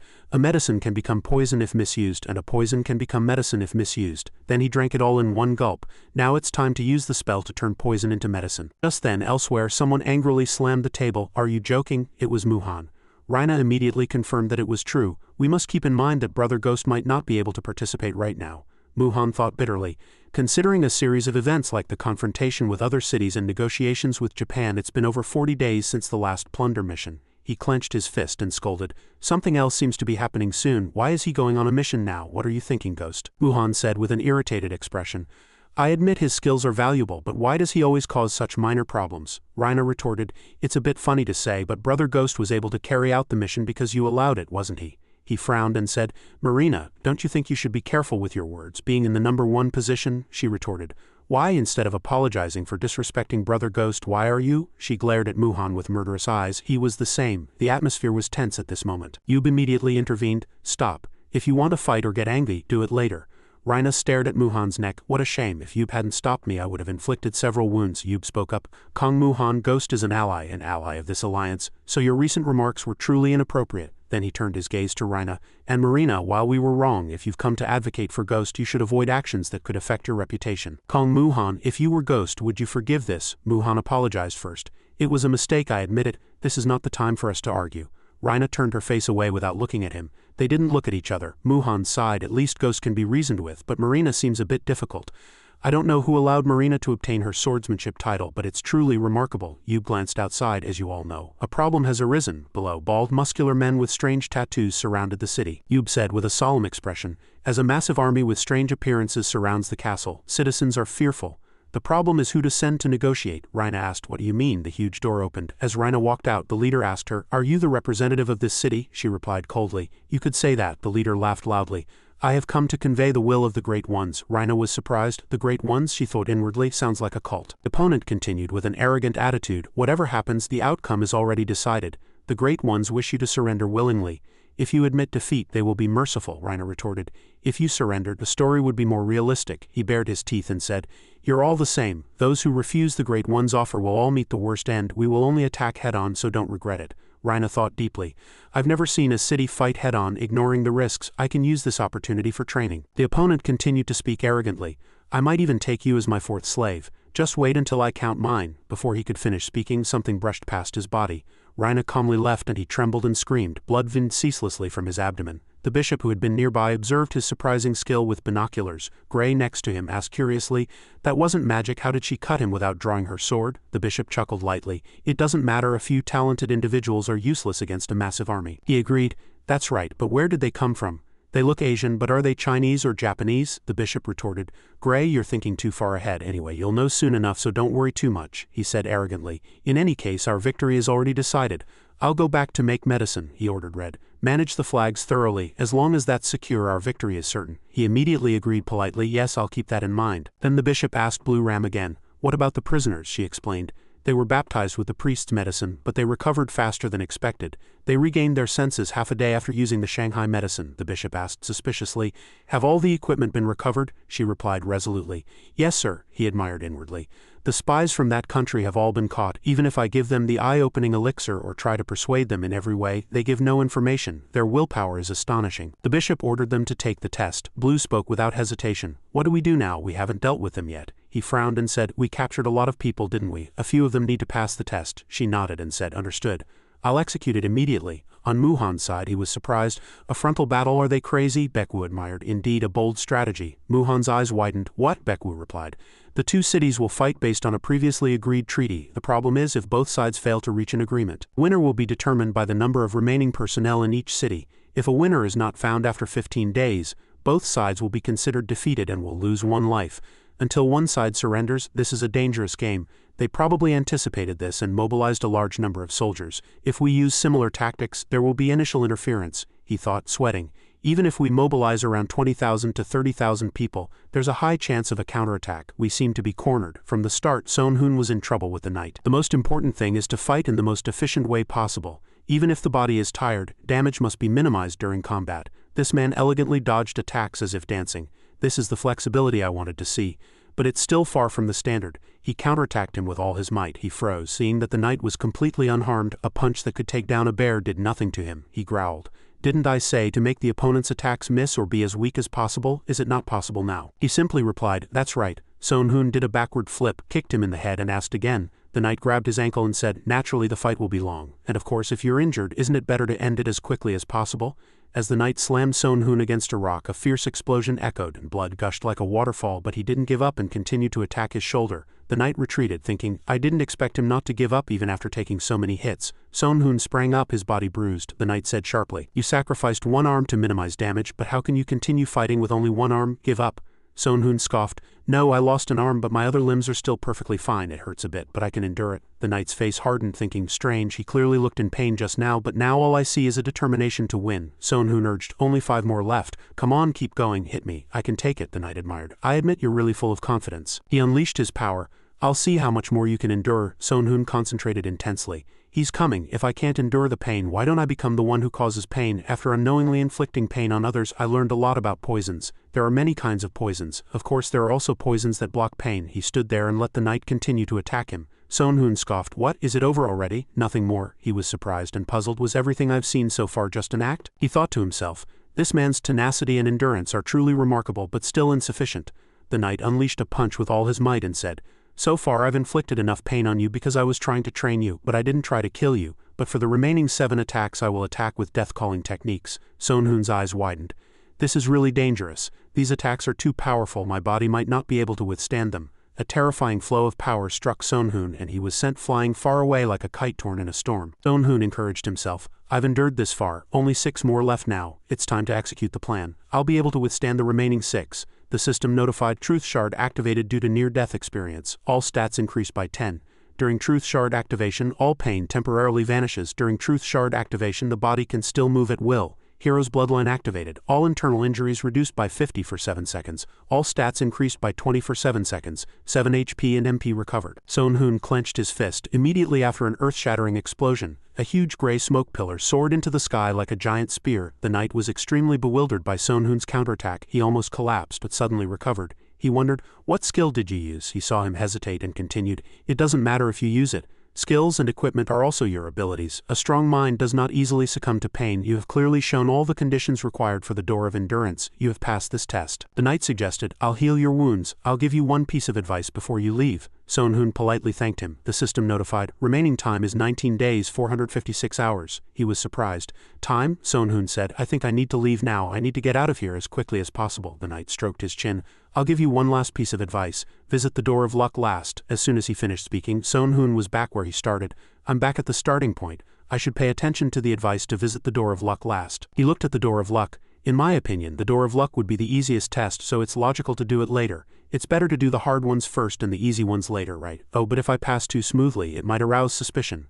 Sonhun pondered whether to choose the door of luck. Should I leave it to chance? Flip a coin. If it's heads, I'll go to the door of luck. After thinking, he boldly flipped the coin. He opened his hand and the result was tails. But the screen showed luck 1000. Sonhun hesitated slightly. The more I do, the more I want to do it, but stats also improve real abilities. So this luck must have some meaning. I might have been able to get this far thanks to luck 1000. In the end, he made a decision. There are 3 choices left. I'll have to choose the door of magic. Sonhun walked, muttering, there are 19 days left. It's a bit short, but if I allocate 3 days to each door, I can finish it in 12 days. At that moment, a person appeared and scoffed, you're full of confidence too. Sonhun froze. Are you the guardian of the door of magic? He confidently agreed. That's right, I've already heard your story. The old man rated you as the worst kind of human and deducted 50 points, but the knight rated you as a good person and added 50 points. Sonhun demanded, don't hang from the ceiling, come down and talk to me. The man immediately refused, no, I don't want to come down, I don't want to breathe the same air as you. Then he snapped his fingers. The method of this test is fine if everything is done with magic. As soon as he finished speaking, an energy vortex appeared before Sonhun. The guardian pointed out again.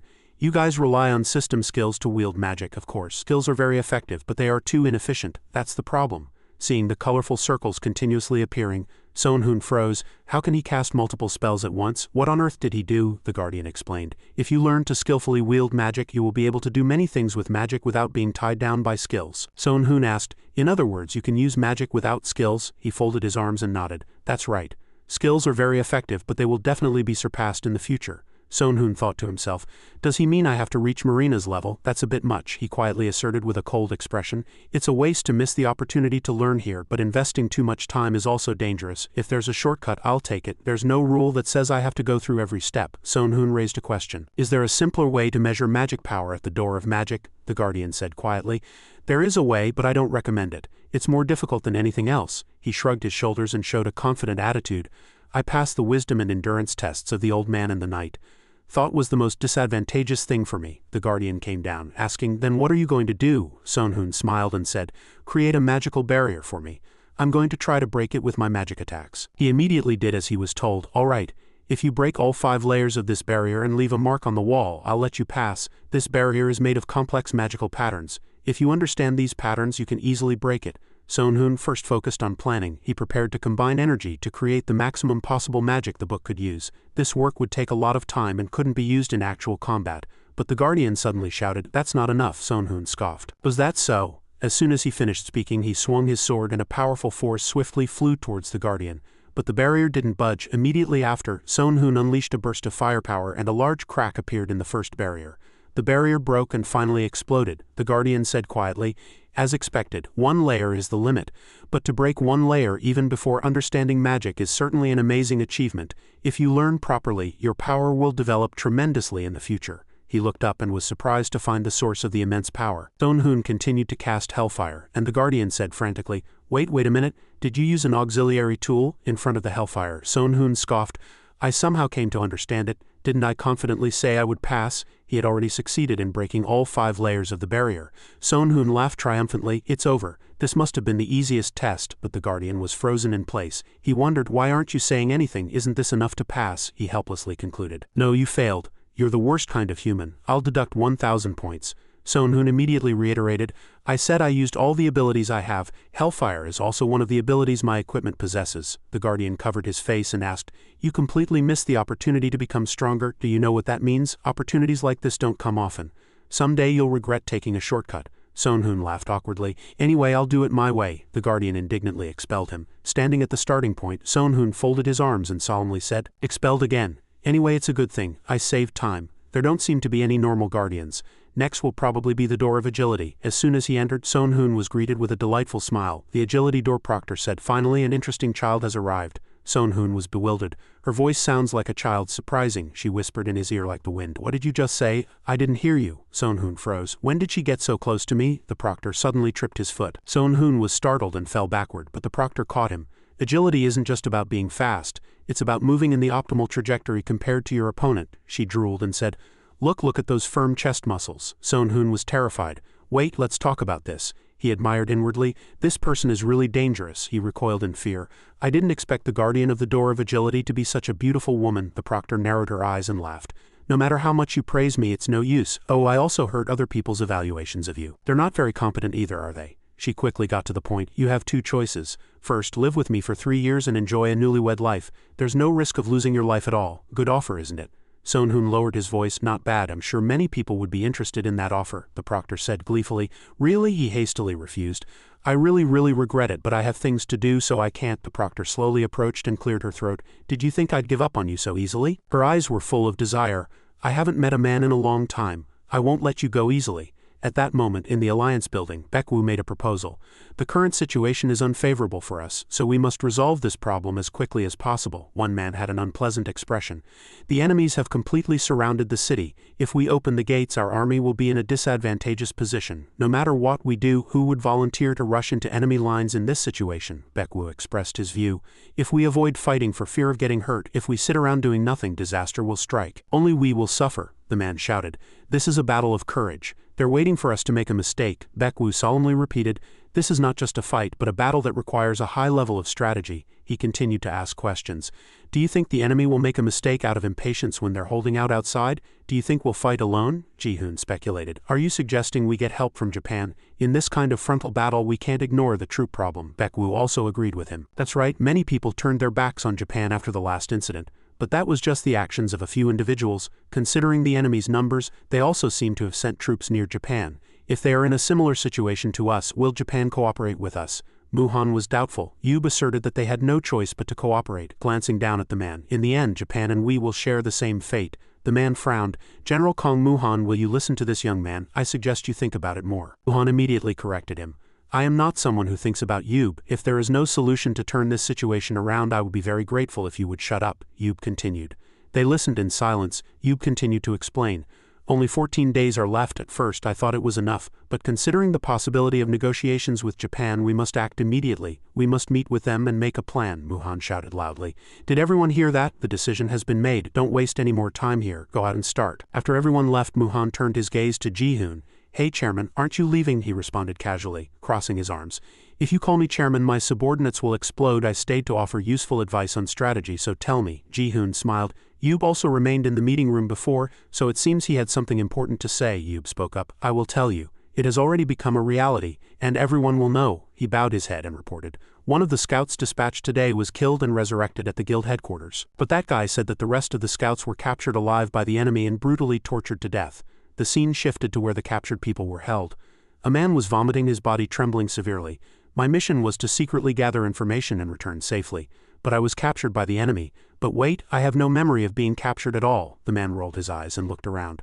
Something flashed before my eyes and then I lost consciousness. When I woke up I was almost naked, and only I, who have the strongest physique among us, could regain consciousness. What did they feed the rest of them? It didn't look like an ordinary drug. Just then a sound from outside caught his attention. Seeing Violet approaching, he quickly feigned unconsciousness. She scoffed.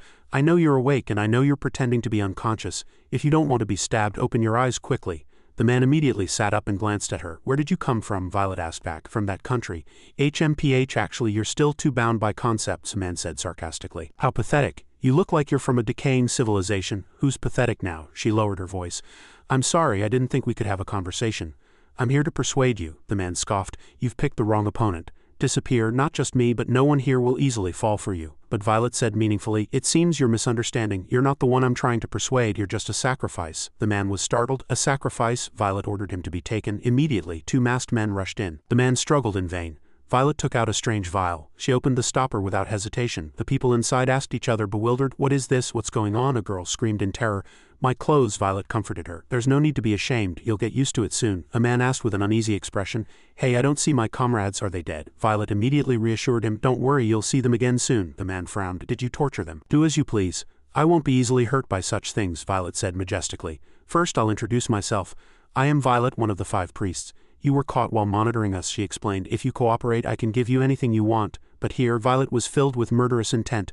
Before that, just show me one person. Immediately after, she approached where the man was just bound. You seem more comfortable than I thought. I expected you to be crying and begging for your life. Just say you'll cooperate with us and I'll give you anything you want, the man said firmly. Cut off your head or your boss's head, then I'll cooperate. Violet approached and covered his mouth.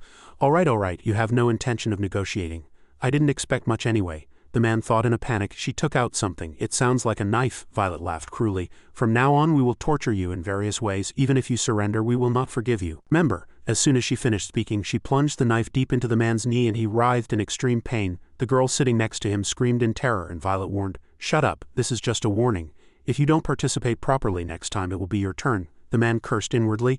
Damn it, they're using me as a training tool. But that scream was both unfamiliar and familiar. To his eyes, the captured people seemed to be surrounded by a blue aura, and suddenly a blue dot appeared in his eyes. He saw the captured people taking up weapons and approaching to torture him, and he roared violently. At this moment in the priest's cabin, the bishop stood before a pot filled with strange blue water and admired. Your patience is truly astonishing. It wouldn't be strange if you were already dead, Violet nodded. That's a good thing for us. The more they resist, the more hatred they will generate. The bishop thought inwardly. Outwardly, a person's beliefs seem very firm, but if you dig deep, there is always a weakness. Of course, it's easier said than done, but after countless trials and errors, I've gotten some results. He wondered. He must be intoxicated with drugs, isn't he? Violet asserted confidently. All those being tortured are intoxicated with drugs. Even if the effects gradually wear off, they will still feel excitement and satisfaction when tortured. They can't even use it again even if they wanted to, the bishop solemnly ordered. Before they die, remove their blindfolds and reveal the identities of those who tortured them. Violet hesitated. That goes without saying. As for the medicine, the bishop replied, casting a spell on the pot. Those who bravely step forward deserve corresponding rewards. The medicine will be of the highest quality and they can use it as they wish. The system notified. Forbidden knowledge, legendary grade, active type. This knowledge allows you to create special medicines that cannot be made by conventional means. The effect of items you create increases by 1.5 times. All items you create always function optimally regardless of their use location. crafting speed increases by 100 and mass production is possible. Forbidden knowledge comprehension 72. New abilities are acquired at 25, 50, 75, and 100 comprehension. The bishop fell into thought. There are too many good abilities, better than even strength. Just the power of forbidden knowledge, it's possible to drive 1,000 people insane simultaneously. I used to be an ordinary pharmacist working for an ordinary pharmaceutical company. After falling into this world, I used my acquired abilities to become an alchemist, making and selling countless poisons to make a living. He recalled someone once asking him, "Old man, what is this poison made of?" The bishop thought in horror. "Oh no, I accidentally sold a vial I was experimenting with," he exclaimed, sweating profusely. "I'm so sorry." "Were there any side effects?" the man actually said. "No, drinking this vial made my body feel better. It was like an energy drink, right? Can I buy more?" The bishop was very excited then. "What a great idea. It's impossible in the real world, but here I can create and experiment with any medicine I want." I gradually created an organization of people who recognized the potential of this medicine. Controlling the city with this forbidden medicine was so easy. It could bring down even the strongest physically and mentally. If intelligent people gather, a pyramid-like hierarchical structure can naturally be created instantly. This world was born for me. A place where I can get whatever I want and do whatever I want. Living as a high priest here is far more satisfying and happier than living as an ordinary researcher on Earth. Someone interrupted his train of thought and shouted loudly, Why did you take off my blindfold, you guys?" The bishop lowered his voice. "Did you take off the blindfolds?" He was excited. "What will you choose now?" "Whatever you choose, everyone in this city will kneel at my feet at this moment in the guild house." Ji-hoon froze upon hearing the story. "Tortured his own comrades, is he crazy?" Yub added. "The important thing is that our information will be leaked," Muhan spoke up. "Since you heard information from Yub, do you also have useful information?" Ji-hoon smiled and asked, "You know it's not easy to break through an outer siege in a siege battle, don't you? But if you know how to divert the enemy's attention, you can minimize damage. We can send about 5,000 people to the opposite side of the siege." He looked up and smiled meaningfully. "And it's not fake. They'll have to take it seriously, as their lives are on the line. How about it? Is it useful enough?" As the massive door violently opened, someone shouted loudly. "The door is open," Violet said calmly. "I couldn't use it much before being caught." "Which one is it?" one of her subordinates reminded her. "This is Grey Priest territory," Violet guessed. "Grey must be on the opposite side of Japan. That's probably a decoy to draw attention." She lowered her voice. "They'll probably focus more on that side, so tell them to focus over there." Suddenly, a man rushed in frantically and shouted, "Lady Violet, Grey Priest has requested reinforcements." Violet was startled. "Reinforcements?" the man explained loudly. "The enemies are attacking desperately, and the front line has already been breached." She frowned. The information brought by the scouts was definitely reliable, so what the hell is going on? At this moment outside, both sides fought fiercely, and the guild's morale soared. The demons were attacking Kim Yi-yun. "Filthy demons! I'll kill all of you," Gray on the opposite side shouted in anger. "Insolent bastards," two guild members shouted. "Hey, that big guy is the leader of the demons. If we kill him, our sins will be forgiven. I want to go to heaven. I want to go to heaven too." But they were immediately attacked by Gray. A man held his leg tightly with a trembling body. "I got him. My name is Zava," Zava said defiantly. "Kill me and I can go to heaven." Gray gritted his teeth. "These guys are all crazy." A girl activated a magic circle, and with a loud explosion, dust flew everywhere, and people fled in terror. "The encirclement has been broken. Everyone run!" Yub was watching from inside then. "Success, we've completely broken through the encirclement," Muhan shouted triumphantly. "Isn't that awesome? Don't you have 5,000 more loyal subordinates ready to risk their lives for you?" Ji-hoon said sarcastically. "You don't seriously think that's all 5,000, do you?" Muhan frowned. Yub fell into thought. The information was leaked and used as a trap. If only 5,000 people show such destructive power, they will think that all their troops are Hwarang and the Divine Guardians, and they won't send reinforcements. I didn't expect to be able to completely break through the encirclement, but that will draw the enemy's attention. He turned his head slightly and declared proudly, "Now it's our turn to mobilize all our forces and make sure the opponent never dares to rebel again." As soon as he finished speaking, they proudly took up their weapons and went into battle. Muhan led the army with excitement. "It's been a long time since I've poured out this much energy," Yub unleashed. Storm of frenzy. Immediately, a fierce storm swept through and people were terrified. "Too strong, retreat, run to where there's no wind," but they couldn't do as they wished. Muhan rushed in and sent them to the Pure Land. Rina also swung her sword without hesitation. Muhan leisurely rested his spear on his shoulder and said, "These guys are nothing special." Yub urged from behind. "Just charge straight into Japan," Marina wondered inwardly. "Is he giving me orders?" Yub was lost in thought. If the Japanese side had even the slightest intention of cooperating, it would have already been preparing for war, waiting. "We just need to open the gates and join them." The moment he let his guard down, one person ambushed him from behind, but he was immediately cut in half by Rina. Yub was bewildered. "What?" Rina gently reminded him. "Be careful. Even a maid should avoid that, shouldn't they?" Yub broke out in a cold sweat. Marina, even her personality is hard to predict. "This will be a headache." He immediately drank all the vials. "The top priority is to deal with the pursuing troops and then to regroup." Others fled on foot. The whirlwind is moving. No, it's coming this way. Violet's face darkened as she saw the troops being swept away. Damn it, I was tricked, she frowned and ordered. Everyone stop, that's a decoy. Other reinforcements will take care of it even if we don't go. Call Grey Priest, a man asked puzzled. Grey Priest, Violet replied, filled with murderous intent. Yes, we need to use a method at this moment. Sonhoon judged that his movement speed was slower than the judges. So she's faster than me. If she had attacked me with the intention to kill, I would have been dead long ago. Sonhoon opened his mouth. Thanks to you I've learned a lot, but now I must go. From the previous 3 doors, the examiner said with a smile. You only won because your opponents were careless. I wonder how you plan to win this fight. Sonhoon replied cautiously. You'll find out when the fight is over, she laughed heartily. Haha, the test is the same as before. You have to hit me before I hit you 10 times. If you're hit 10 times first, you're eliminated. Glancing blows or magic attacks don't count. Sonhoon lowered his head and calculated. The examiner's movements are very similar to Marina's high skill pressure. I will not hesitate to learn and apply them. That method will help people like me pass this test. I need to do the exact opposite. The examiner was momentarily surprised. What? That stance, Sonhoon explained. There are always many strong individuals around me, and I am a weak person disguised as strong. So I found my own way to catch up to them. He suggested she attack first. The examiner approached with a sly smile. You'll be at a big disadvantage. She attacked without hesitation, but Sonhoon stood his ground and directly blocked the attack. Aren't you going to dodge? He grazed her waist with a deep blade. The examiner was startled. What was that move? She quickly turned and fled as Sonhoon rushed forward. The examiner was momentarily stunned. I couldn't catch up. He had stopped moving. The sensors were faster. Sonhoon continued his attack, too. He thought of Uchida. Uchida, a Japanese in the rankings, was easily defeated by this technique, and even Marina was very confused when she first saw it, but that's not enough. He glanced behind him. Marina might be flustered if her movements are off, but I still can't attack her. At first, the examiner was also confused, but now she seemed accustomed to it and dodged more easily. He hesitated and said, Fighting against strong opponents, I learned one thing. One of them is that they react more sensitively than necessary to some of my movements. The examiner sneered. What's so special about your movements? Don't you think those people you consider strong are actually useless? Sonhoon immediately denied it. No, among the people I know, no one can compare to Marina. The examiner continued to dodge attacks. I generally understand. You have the ability to accelerate and decelerate instantly. It's really annoying, but it's not something I can't handle. No, if this is your secret weapon, I don't think you'll be able to beat me. When Sonhoon replied that Marina had said the same thing, she found it strange. You keep saying Marina, Marina. Who is that person? It's getting annoying. Sonhoon explained. To put it simply, she's my teacher, he continued. My teacher misunderstood me as being very strong. So when she taught me, I always thought I had to learn from the perspective of a challenger and act cautiously. He fell into thought. A strong person like Marina would always be wary and carefully respond to meaningless attacks.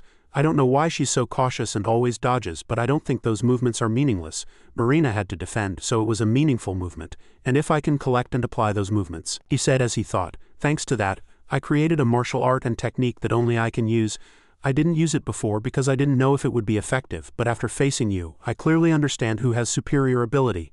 The examiner was confused. What are you talking about? Sonhoon lunged forward. It's simple. This time, it'll be a little different from before. The examiner flinched. His muscle movements are clearly different. I was sure that movement was for defense, but no, it's for offense. Sonhoon swung his sword and counted. 3, 4, 5. She was in pain. Damn it, which way? The examiner shouted. Unbelievable. You were still hiding this ability.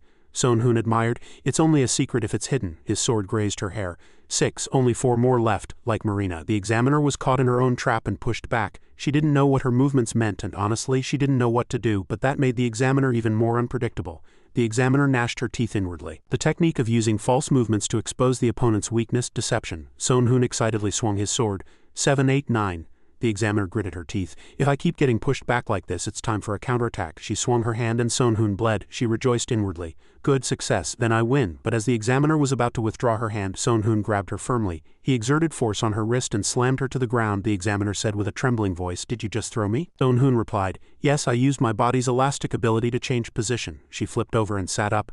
You learned that move in the endurance test, didn't you? Sonhoon nodded. Yes, of course. That doesn't mean my victory won't be recognized. The examiner caressed Sonhoon's neck, closed her eyes and said, I don't care what others say, but you passed. It's a shame to let you go. In the blink of an eye, the strength examiner appeared before him. He fumed. This is outrageous. To steal the heart of the agility examiner. I will not forgive you, rival strength examiner. Sonhoon admired inwardly. Did you have a crush on her? How annoying. The examiner growled. You'd better prepare yourself thoroughly. With a huge explosion, dust flew everywhere, and as the smoke slowly cleared, a strength examiner sat in the center of the explosion, his body wounded. Damn it, this is cheating. Sonhoon asked back. Cheating? I just used my abilities to the fullest. The examiner stammered. The goal is... Sonhoon interrupted him with a scoff. That's enough. Yes, I heard that unfortunate assessment. If you have no more advice, may I go now?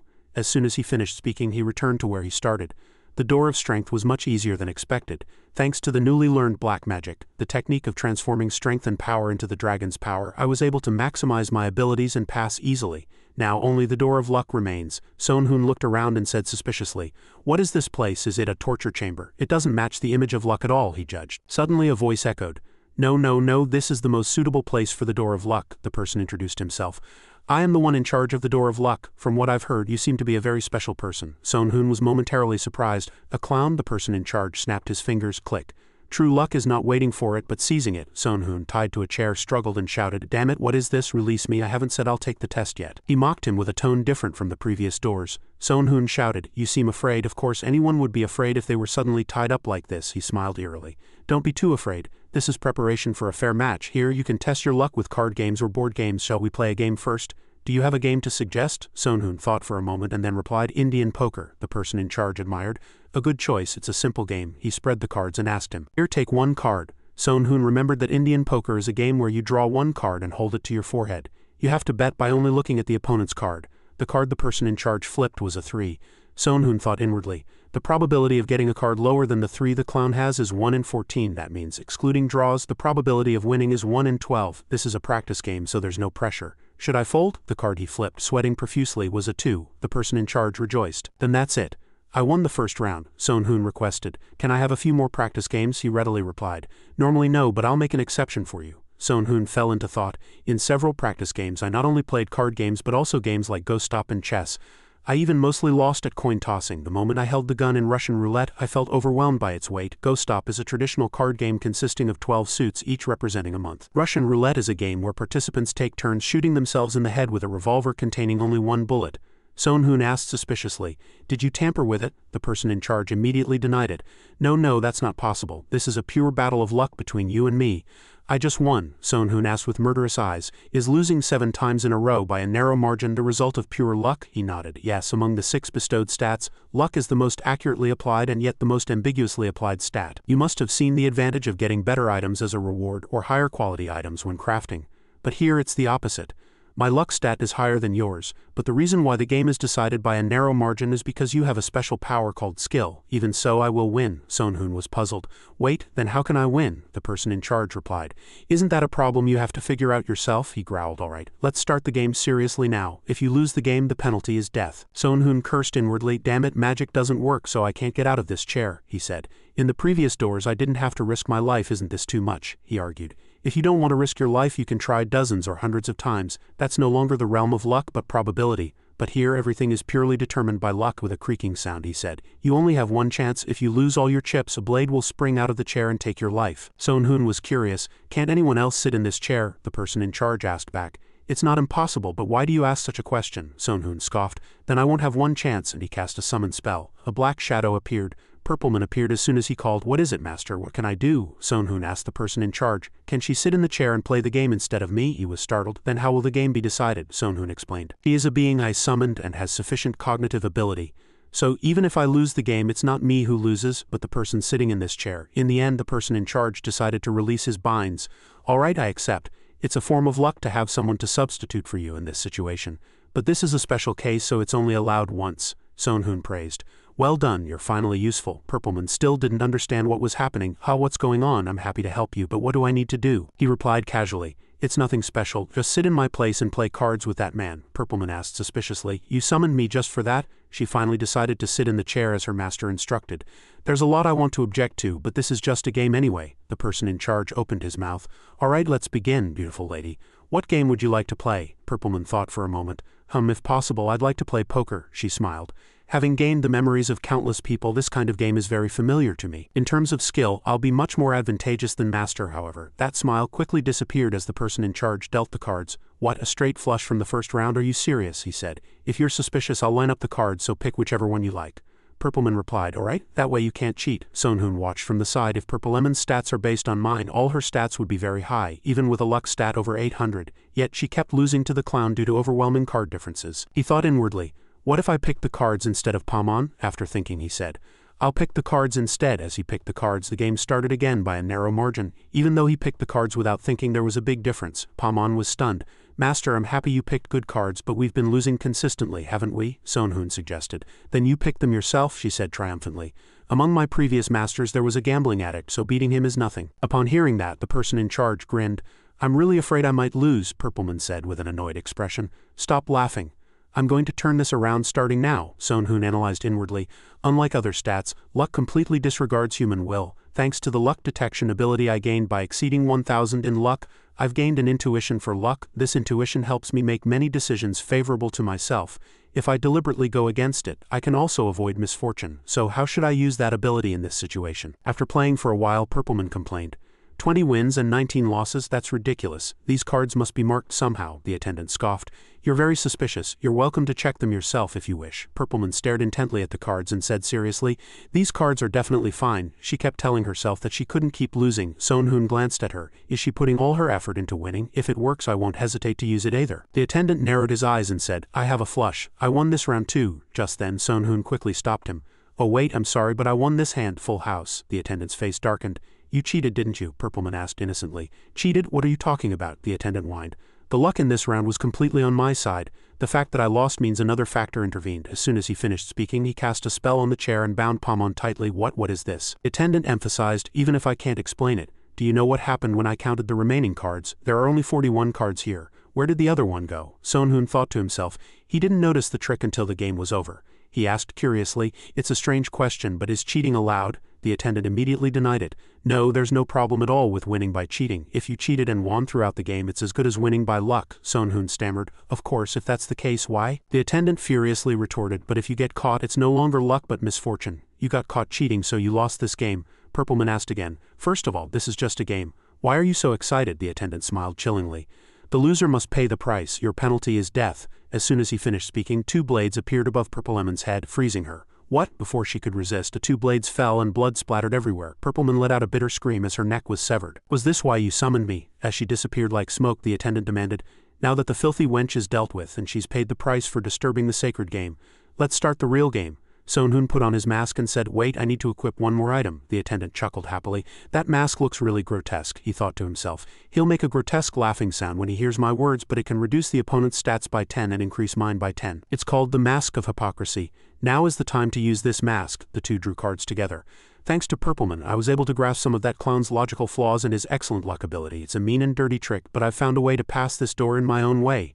Sonhoon looked at the card in his hand with satisfaction. Flush. Even if I use this flush, it's still a type of flush. 5 cards of the same suit but not in sequence, so I might lose again. He made a motion to discard the card and said, I don't see any chance of winning. The attendant was surprised. You're discarding it without even checking the card? Sonhoon said confidently. I don't see any chance of winning. Luck wasn't on my side this hand. The attendant narrowed his eyes and said, you have good intuition. I had a flush in my hand. Sonhoon froze. He had a flush too, but his flush must have been higher than mine, so he won, he inwardly guessed. If I get a high card, the judge will get an even higher card. Even if I change cards, I'll lose. Next, it was his turn to discard cards. The attendant admired, you keep discarding. Have you realized what you need to gain from this door of luck? Sonhoon asked curiously. What do I need to gain? He explained. What this door of luck seeks is infinite luck. Since my luck stat is higher than yours, if we play a normal match, I'm bound to win. But in a situation like this, you can test true luck. The ability to win against an opponent who cannot be defeated by miraculous odds alone, that can be seen as ultimate luck. It seemed impossible. Sonhoon thought to himself, ultimate luck, it's not impossible, he thought seriously. But I can't stake my life on low odds. 3 people. Alright, this time it's worth a try. If the cards in my hand are low, the clown's cards will also be low. Sonhoon mumbled, damn it, the attendant had been clutching his cards tightly since before. You've created a difficult hand. Since you're not discarding this time, I'll follow. Checking is the act of passing the turn to the next player without betting when no one has bet yet. Sonhoon immediately agreed. Alright, then I'll change 1 card, he thought to himself. There's a card my intuition points to, but I'll intentionally choose a card that my intuition doesn't react to. He moved quickly, pretending to discard a card and hiding it up his sleeve. When he played with Purpleman, he could only understand the situation after the results were out. If I'm right, the attendant is deep in thought. I'll bet 5 chips. Sonhoon's lips curved slightly. This guy still hasn't noticed the trick. This guy doesn't lack luck, he lacks ability. Sonhoon narrowed his eyes. I'll follow, and I'll change all 5 cards. The attendant was slightly suspicious. To come out like that suddenly, what does it mean? He explained. As you said, I'm betting on my luck. If luck is on my side, I'll win. Hearing that, he burst out laughing. In that case, I'll change all 5 cards too. Sonhoon concentrated intensely. The clown has a flush and I have a much lower 2 pair. The attendant once again fell into complacency. Oh dear. It's like you're hoping for a miracle at the end of the game, but not everything goes your way. Luck wasn't on my side this hand either. I only have 10 chips left. If you concede now I can send you off painlessly. Sonhoon replied nonchalantly, but the game isn't over yet, is it? There's still a chance to win. He stared intently at the 5 cards. 1 pair, that's a relatively bad hand. Now I can start the plan. After thinking, he declared a check. The attendant hesitated. What should I do, follow or bet more? Sonhoon said leisurely, do as you please. He clicked his tongue. You're really boring. I'll give you one more chance to change cards, just out of politeness. Alright, I'll follow. Trust your intuition about luck and pick one card. There's definitely a card with innate talent that can turn the situation around, Sonhoon said formally. Thank you for the advice. His eyes became very sharp. As the clown said, there really is an excellent card. If I pick that, I'll get a much better hand than 1 pair. But even if I win by relying on luck, the outcome of this game isn't decided yet. Sonhoon reached out to draw a card. The best card. A card that can bring true luck. He decisively flipped the card and declared replacement complete. Damn it. The attendant fell into thought. I'll follow one more time. Sonhoon rejoiced inwardly. He's fallen into the trap. Now everything depends on luck, and he pushed the pile of chips to the center of the table. I'm betting all my chips and changing all 5 cards. The attendant was surprised. What? You're doing the same thing you just did, he replied casually. Maybe, maybe not. Anyway, I'm changing all 5 cards. What about you? He replied, alright, I'll follow, and I'll change all 5 cards too, he thought to himself. Now luck is on my side. The cards I draw won't be worse than yours. The attendant drew cards, delighted. The best hand, a royal flush. A sequential flush with ace as the highest card. He grinned and said, it seems luck is on my side this time. I won this hand too. On the other hand, Sonhoon's hand was terrible. It couldn't be worse. It was 5 cards of different suits and numbers. He cried out in surprise. That's right. Lost the pot, but I won this game. A huge question mark appeared on the attendant's head. What are you talking about? Sonhoon said proudly. Because you cheated. He was startled. Cheating? What in the world are you talking about? I never cheated. Sonhoon hit the table and denied it. It's no use. When I bet my chips and changed all 5 cards, you got scared and cheated, didn't you? The attendant shouted. Unbelievable. How can you accuse me of such a ridiculous thing? Sonhoon argued. If we played normally, there should be 42 cards left. Not counting the cards we're holding, that is. But there's 1 card missing now. That means one of us secretly took an extra card, he suggested. I have 5 cards. Check them. The attendant shuffled the cards in a panic. 5 cards for sure, Sonhoon solemnly demanded. Then show me your cards carefully now. The attendant broke out in a cold sweat. Oh, if I didn't cheat, I wouldn't have any more cards. He furiously hit the table and stood up. I know what you're thinking. You're planning to nullify this round, aren't you? You're going to use the same dirty tricks you showed at the other doors. Sonhoon retorted. You cheated and you still want to continue the game? Didn't you say that someone who cheats has to pay the price? The attendant froze. That's only possible when there's clear evidence that the person who cheated has 6 cards in their hand. Sonhoon scoffed. Evidence? Hey, can I check the cards in your hand right now? He pressed. Are you trying to provoke me with your words? And stared at the cards. Wait, I have 6 cards. The attendant couldn't believe his eyes. Haha, what is this? What happened? What trick did you use? Sonhoon calmly retorted. What did I do? Rather, you did something, didn't you? He said with murderous intent. You got scared by my strong bet and avoided a fair game of luck. You secretly took an extra card and got caught cheating. In other words, you've been eliminated from this game. The attendant screamed. No, wait. Before he could finish speaking, he was already dead. Sonhoon was truly cruel, but he lived comfortably. Actually, I was the one who cheated. If I get caught, I lose immediately. So I made the judge think he cheated himself. Thanks to my high luck stat, I gained an intuition for picking good cards. I'm sure the judge thought so too. I chose 5 cards that my intuition didn't react to, and then I attached 1 more card that I felt very strongly about on top of those 5 cards. I could easily attach 2 cards with saliva, and I could do it quickly. After that, I left it to fate. No, I left it to the clown's luck. The clown had no choice but to pick the card I cheated with, as his intuition directed him. This was the trap of luck. He thus safely passed the test. The system continued to notify him. First trial completed. 6 doors passed quickly. In addition to the basic reward of 10 billion Judas, you receive an additional 50 billion Judas. Unlocked skill of the Transcendent title activated. All stats increased by 15, agility increased by 22, constitution increased by 19, wisdom increased by 55, luck increased by 39. Select 1 legendary grade item or 1 legendary grade skill. Transcendent, 1 who has surpassed human limits. All stats increased by 100. Path of the Transcendent, all damage taken reduced by 20, can move for 13 seconds after death. Sonhoon was surprised. Can move for 13 seconds after death, that's strange. He was excited. Alright, let's choose the item and skill as a reward. 3 items appeared on the screen. Twin Dragon Sword, Ring of Training, Phoenix Feather. Sonhoon was surprised. Phoenix Feather, Sonhoon exclaimed. I can't believe something like this exists. Like Serana. Serana was an NPC who kept mumbling every time I teased her. And its ability is very special too. I must have this. The skills ranged from martial arts to magic. Sun and Moon Soaring Dragon Sword, Sword of the Lonely Soul, Power of 3 Swords, Heaven and Earth Creation Technique, Blizzard Judgment, Perfect Defense, Gate of Space. Their names alone were breathtaking. Sonhoon was captivated by a lower grade legendary skill called Scattered Clouds. Swordsmanship type, HP consumption reduced by 5 when mastered, agility increased by 50 when mastered, possesses flexible, vague, and swift characteristics. The swordsmanship called Scattered Clouds is not a powerful single attack but can be applied to any situation, he admired. This skill will be truly amazing, although it's a low-grade legendary. Basic swordsmanship skills cannot be obtained in the city. After the notification that he had completed the first trial, Sonhoon returned to the city. Alright, it was worth the effort to keep going. I've gained additional basic stats, upgraded my title, and obtained items. Suddenly a man approached and shouted arrogantly, "Hey you," two men whispered to each other. "Isn't Ghost a high-ranking official in the Alliance? Who else in this city would walk around in a tuxedo and a mask?" Sonhoon was surrounded in an instant. "Very effective. If I cut this kid's belly open, I can get as much medicine as I want." He was slightly confused. "What are these guys?" Sonhoon cursed inwardly. "Are these guys crazy? And they'll give me medicine if I kill them? Do they not know who I am?" Sonhoon folded his arms and said solemnly, I don't know what's going on, but I just want to rest after finishing a difficult mission. Could you move aside if I give you this?" One of them scoffed. "What is it?" Sonhoon moved his hand and explained, "It's a surprise attack that Kong Muhan loves." The man became irritated. "You damn bastard, I'll kill you." Sonhoon drew his sword and said, "Hey, you started the fight and I'm higher in rank than you. I have no intention of stopping." With a single blade the man was injured. "My leg," Sonhoon provocatively glanced back. "Be my rival?" They all turned pale at Sonhoon's movements. Soon the entire street was filled with screams. As the dust slowly cleared, Sonhoon sighed and knocked on the door of a private house. A middle-aged man opened the door for Sonhoon.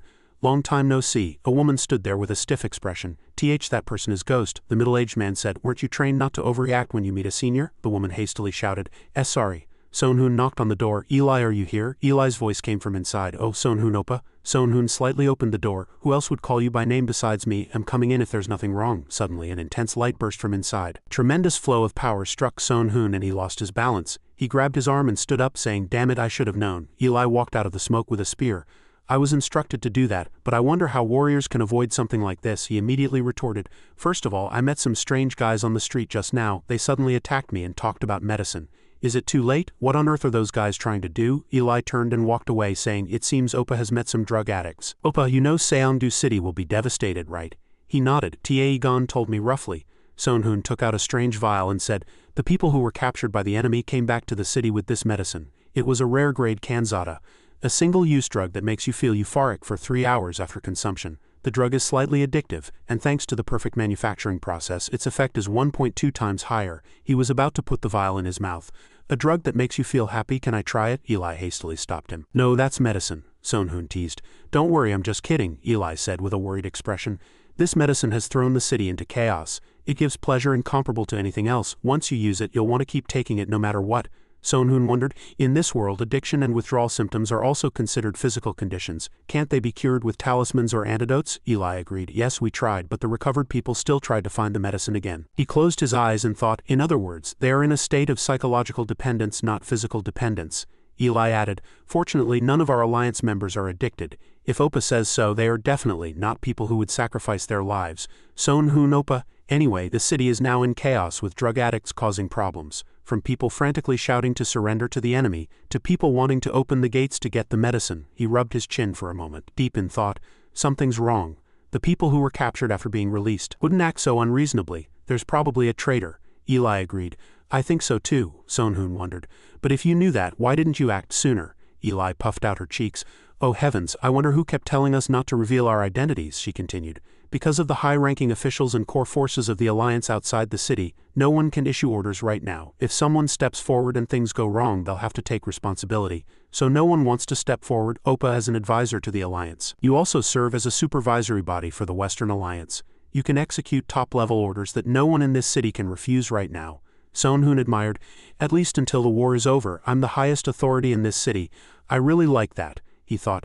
"Thanks to the arduous training in the first trial mission, I came up with a brilliant idea." He instructed the children to get ready to go outside. "Be careful with your disguises too.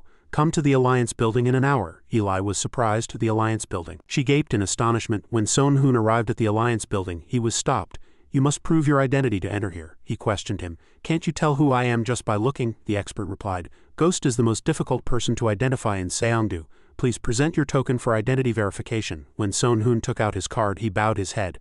"Verified, please enter." After entering, Sonhoon asked a girl in Hanbo how many people were currently in the building. He replied, "About 30 people, including the leader's unit and the general," he ordered. "Tell everyone in the building to gather in the leader's office." She immediately agreed. "Yes, I understand." Kim Yi-hyun was surprised upstairs. "Are you Master Ghost?" Sonhoon politely asked. "I just arrived, sorry. Can you tell me your name?" He immediately complied. "My lord, I am Kim Yi-hyun, deputy commander of the Sinner Guards. Before, Master Ghost could only access up to the 3rd floor, correct?" Sonhoon closed his eyes and asked him, Deputy Commander Kim Yi-hyun, in a normal situation you would be right, but do you know what kind of situation Seongdu City is in right now? With Kong Mu-han gone and the leaders and guild masters absent, isn't it perfectly normal for me, an alliance advisor, to have the authority to issue orders? Yi-hyun was flustered. That's. Son-hoon went up the stairs and demanded, I'll explain in detail later. So gather everyone in the office on the 8th floor as quickly as possible. He arrived at the office very quickly. This was the office of the strongest person in Seongdu. Son-hoon held the records of price fluctuations of consumer goods in Seongdu City and thought, information that ordinary people would never see in their lives is piled up here. In front of the door, a soldier wondered, why should we follow his orders? Another soldier replied, think about it, is he such a great person that he'd call us into Kong Mu-han's office? Yi-hyun calmed them down. Everyone, calm down for now, it's not too late to listen to him and act. Son-hoon leisurely put his legs on the desk and said, you gathered faster than I expected. A rude man reprimanded, hey, why are you sitting in Kong Mu-han's seat, you trash? Son-hoon calmly replied, I was just curious how it would feel to sit here, it's soft and comfortable. The man angrily commanded, get up now. Son-hoon retorted, what if I refuse? The man swung his fist and shouted, then I'll make you. As expected, Son-hoon easily dodged. The man fell to the floor due to inertia. The other two soldiers growled, you bastard, grab him now. Son-hoon didn't hold back any longer and stood up, slamming his fist on the table with an explosive force. Everyone fell silent. They turned pale at Son-hoon's appearance. What is that energy? I've only felt this from Kong Mu-han and Yub. Is his skill that good? Son-hoon bowed his head and said, don't you all know what's happening in Seongdu City? You're acting disgracefully enough to raise your blood pressure over a chair. But you're not angry at all about the current situation, they stammered. That's. Son-hoon approached him, grabbed him by the collar and taught him, don't make excuses, this isn't a simple problem that can be excused. He pressed them in a stern voice. You've ignored this because you're afraid of taking responsibility. What will you do if the situation gets worse? What will you do if a civil war breaks out? Son-hoon growled. From now on I will take control of the alliance in Kong Mu-han and Yub's place. But this is only a temporary measure considering the current specific situation. As soon as information exchange is restored, I will return to my original position. As the man was about to say something, Son-hoon turned away and said, so if you refuse this, you must present a reasonable solution to the current situation. If you oppose, I will handle everything myself. He silently lowered his hand. Son-hoon glanced at them. Good, and I'll take that as everyone's agreement. From now on I, Ghost, will take charge of everything, in return for the sake of Seongdu City and all of us during this period. I expect all of you to follow my orders as you would Kong Mu-han's, he asked loudly. Does everyone understand? They reluctantly replied, understood, yes. Son-hoon flared up and shouted, speak louder, does everyone understand? They gaped and shouted, yes, understood. Son-hoon looked at them and thought, are they the type to only follow other people's orders? Son-hoon said in a stern voice, the Ember Knights, the Sinner Guards and everyone else, prioritize maintaining public order in the city. Anyone who instigates fights without reason is strictly prohibited. If they resist, they will be executed on the spot. A soldier voiced his opinion. If we do that, people will strongly object. Son-hoon calmed him. In the current situation, if the number of drug addicts increases, the damage will be even more severe. I will take full responsibility for all of it. The girl in hanbok suddenly opened the door and entered. Excuse me for interrupting, but there are people trying to enter the building in Master Ghost's name right now, Son-hoon said in surprise. Let everyone in, a soldier advised. Master Ghost, no matter what. It's not a good idea to let unfamiliar outsiders in. He was rebutted by Son-hoon before he could finish speaking. Outsiders, this is something that both the Alliance and the Western Alliance must manage together. He delegated. The information processing officer will temporarily follow her orders. Eli's eyes sparkled. Thank you all very much. We will mobilize all our resources to do our best to resolve the current situation. Son-hoon opened his mouth. That's all. Let me know if there's anything to report. Even the smallest thing. The three immediately saluted. Understood, Eli thought. The information was recorded from the beginning. Its value cannot be quantified in money. She subtly glanced at Son-hoon. The time has come, so seize every opportunity. At this moment the rioters, even while being bound and dragged away, shouted, "You damn bastard, release me, I just tried it once, it hurts," the person standing next to him reported, looking at the records. Excluding 19 deaths, a total of 722 people have been arrested. Son-hoon replied, "It seems their dissatisfaction isn't as strong as I thought," the subordinate explained. Despite the forced detention, public opinion doesn't seem to have worsened significantly. This is because Master Ghost represented civilians in the event of a civil war. He smiled and said, "That's fortunate."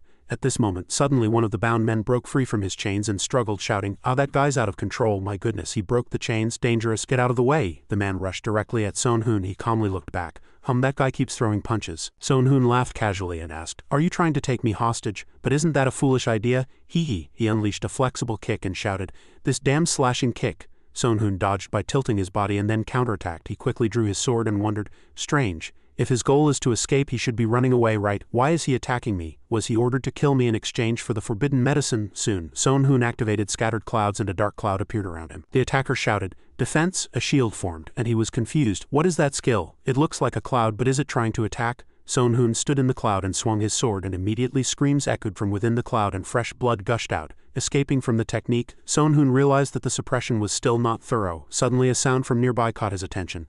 The subordinate behind him said with a serious expression, "The atmosphere isn't very chaotic, I'll handle this here. So please everyone move aside." Sonhun still had a calm smile. "All right everyone. If you continue to cause chaos, I won't just stand by and watch. Does everyone understand?" A bald man scoffed and said defiantly, "What if we don't stay quiet? Are you going to kill us too, like you killed that man just now?" Sonhun recognized that voice with a sharp gaze. It was the voice that had first criticized him when he killed the warrior who rushed him. "Something's happening here." The bald man continued to provoke him. "Hey, what are you grinning at? Are you mocking me? Even though I look like this?" In an instant his head was severed from his neck and blood splattered, terrifying the people nearby. Sonhun then raised his voice and warned, "Everyone stop moving. From now on anyone who speaks or moves will be considered a force attempting to cause chaos in this city of gods. We will immediately arrest them." A woman next to him stammered, "Aye aye," Sonhun quickly commanded. "Arrest this person immediately," the subordinate said in bewilderment. "What? This person?" He turned back coldly and pressed, "Why aren't you moving? Do you want to be arrested too?" The person hastily went over and with an apologetic heart subdued the woman. "I'm sorry, but if you're innocent you'll be released soon," the woman explained in a panic. "Wait, I was really just here by chance," Sonhun continued. "I admit that our actions are excessive. However, the city of gods is currently in grave danger, so I will despise anyone who disobeys orders. Surely not everyone here is a drug addict, a traitor, an instigator, or an idiot. I hope so. Everything is for your benefit. So please cooperate if you are innocent." After a friendly smile, Sonhun again ordered all these people to be arrested and investigated. The subordinate was surprised. "All these people," he instructed again. "If there's nothing wrong, release them. But those who resist fiercely or do not cooperate must be thoroughly investigated and if necessary eliminated. In times like these we must find the traitors, understood?" The person quickly followed the order. "Yes, understood." Suddenly Sonhun spotted one person trying to turn and flee among the crowd. Sonhun leapt onto the rooftop and the subordinate called out in alarm. "Where are you going?" Sonhun replied. "A mouse is trying to escape. I'll go and have a brief chat." The man in a hoodie with a deeply pulled-down hat fled into a deserted alley, continuously thinking, "Damn it, what the hell is that guy doing?" Violet had expected the city to be out of control with only mid-level managers remaining, and if she released the drugs she brought and used the traitors, she could easily throw the city into chaos. But this guy called Ghost suddenly appeared and ruined everything. He complained, "Everything's gone wrong, what do I do?" Violet will be furious. Just then, Sonhun appeared before him and asked again, "Who is Violet?" The man said in surprise. "Damn it, I didn't even sense him following." Sonhun lunged with his sword. After guessing from his mask and strange attire, he said, "Are you Ghost?" Sonhun answered honestly. "I'm called that." He asked again, "HMPH, aren't you afraid, chasing alone?" Sonhun wondered, "Tisk, did you lure me here?" The man drew his sword, calculating inwardly. "Actually, things were going badly and I was looking for a hiding place, but this could be an opportunity to deal with this guy instead." Then he shouted, "Surrender and I won't kill you." Sonhun replied nonchalantly, "In the human world I see some familiar faces here." In his mind he was already certain that these were spies. Drug addicts appear within the alliance? The spies included strong individuals, so in fact even they were drug addicts. Suddenly at this moment a weapon struck the back of his head. Sonhun hastily ducked and avoided it, shouting, "Isn't it too devious to suddenly attack someone who's thinking?"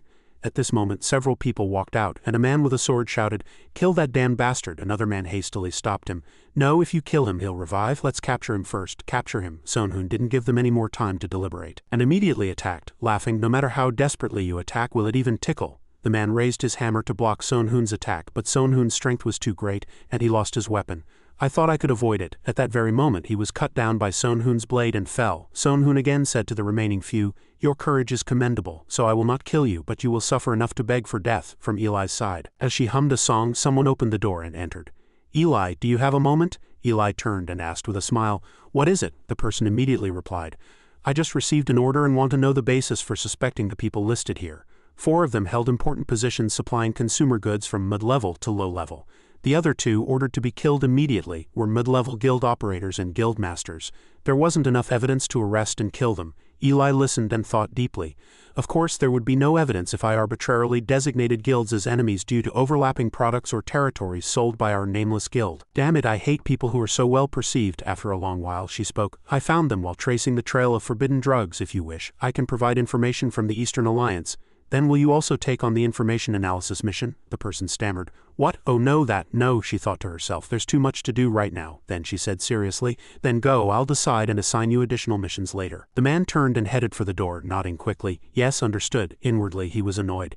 Damn it, more work again. Eli smiled contentedly. Now I can use the power of the Alliance and the Eastern Alliance to eliminate my enemies. Of course I shouldn't be too obvious. Once everything is over, the influence of the Nameless Guild will quadruple. At this moment, Sonhoon suddenly appeared, startling her.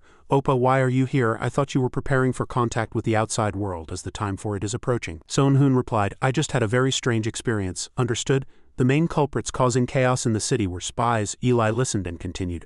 Oh, I forgot to mention that. The spies were captured by external enemies and betrayed us. Sonhoon continued, yeah, that's right, but there was a strange man among them. I had no intention of killing him, but he suddenly took poison and collapsed. I know a lot about poison, so I revived him and brought him here, but I want you to interrogate him. Eli sighed tiredly. I'm busy. Why don't you do it yourself, Oppa? Sonhoon said a little helplessly. If I could, I would have done it myself.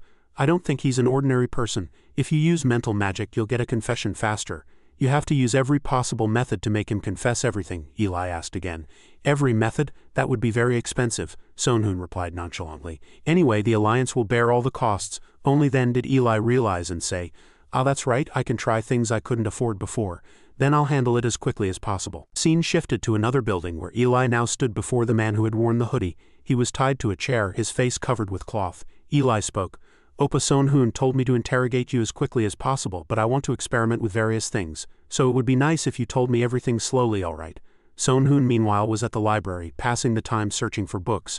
It's taking longer than I thought. He found a book on basic information, the application of necromancy. Sonhoon picked up the book and thought, I have dark magic and necromancy skills, but I was worried I had almost no place to use them. But to think I'd find information here. Some of the book's contents appeared. This book was used to train 3 necromancers. Necromancers who create minions from corpses or bones can specialize in professions such as priests, ash, and drake skeleton. High-level minions are sold in stores but are very expensive. Drake skeleton is 10 million Judas and Don Rohan is 20 million Judas. Don Rohan was a knight-type skeleton obtainable after the Second Awakening. Knight forms and liches can be made at this level. Each entity costs 10 million Judas and 15 billion G, with additional material costs. For the same money, one could train over 5 knight form minions. In fact, necromancy is an inefficient profession. The experiment was cancelled, and the 3 of them returned to grave digging. Sonhoon read a paragraph and closed the book with satisfaction.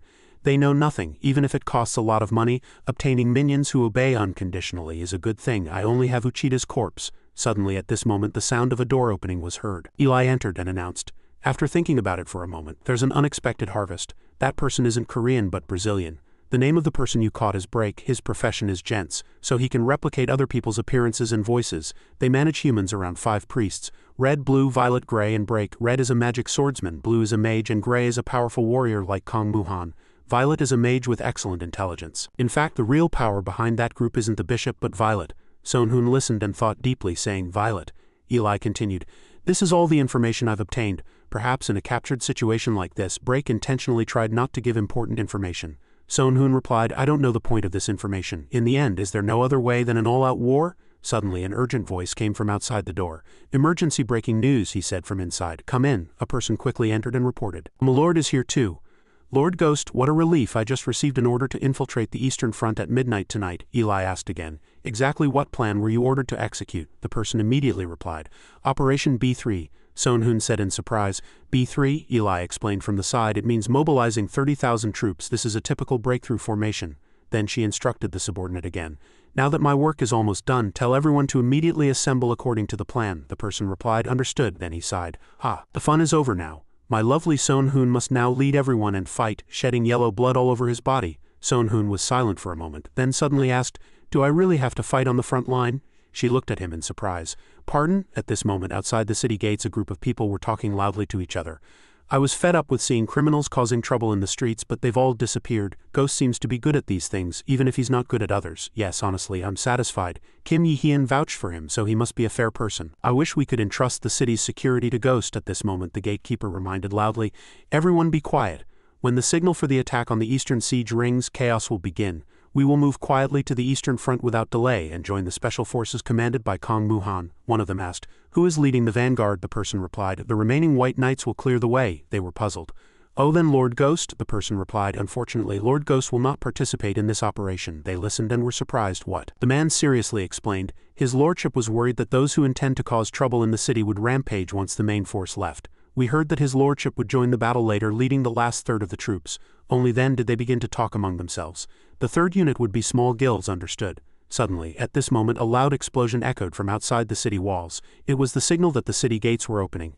Defend and secure a safe escape route. The archers quickly drew their bows and sharp arrows flew fiercely towards the enemy. All who were hit by arrows fell, and both sides rushed at each other in confusion, attacking. Everything was temporarily chaotic and the situation could not be clearly understood. The Alliance soldiers drew their swords and cut the bald men in half. Then they suddenly started to worry.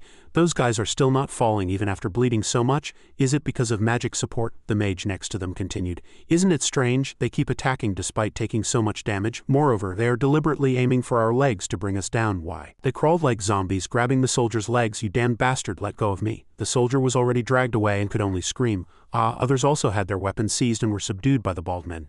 Damn it, that's too devious, the mage next to him shouted. Drop that weapon, the soldier lamented. No, this is an expensive item. Then he was dragged away by the bald men. Just then, Zhang Wu appeared and cut down the bald men with his sword. The soldier only saw his back but couldn't help but say thanks. Thank you. I don't know who you are, but thank you. Zhang Wu was thinking to himself at this moment. I want to join the fight too, but Son Hun Hung Nim told me to stay hidden, so I have to be more patient. On the other side, Kong Muhan also appeared and began to clear out the bald men. He used dark magic techniques to sweep them away.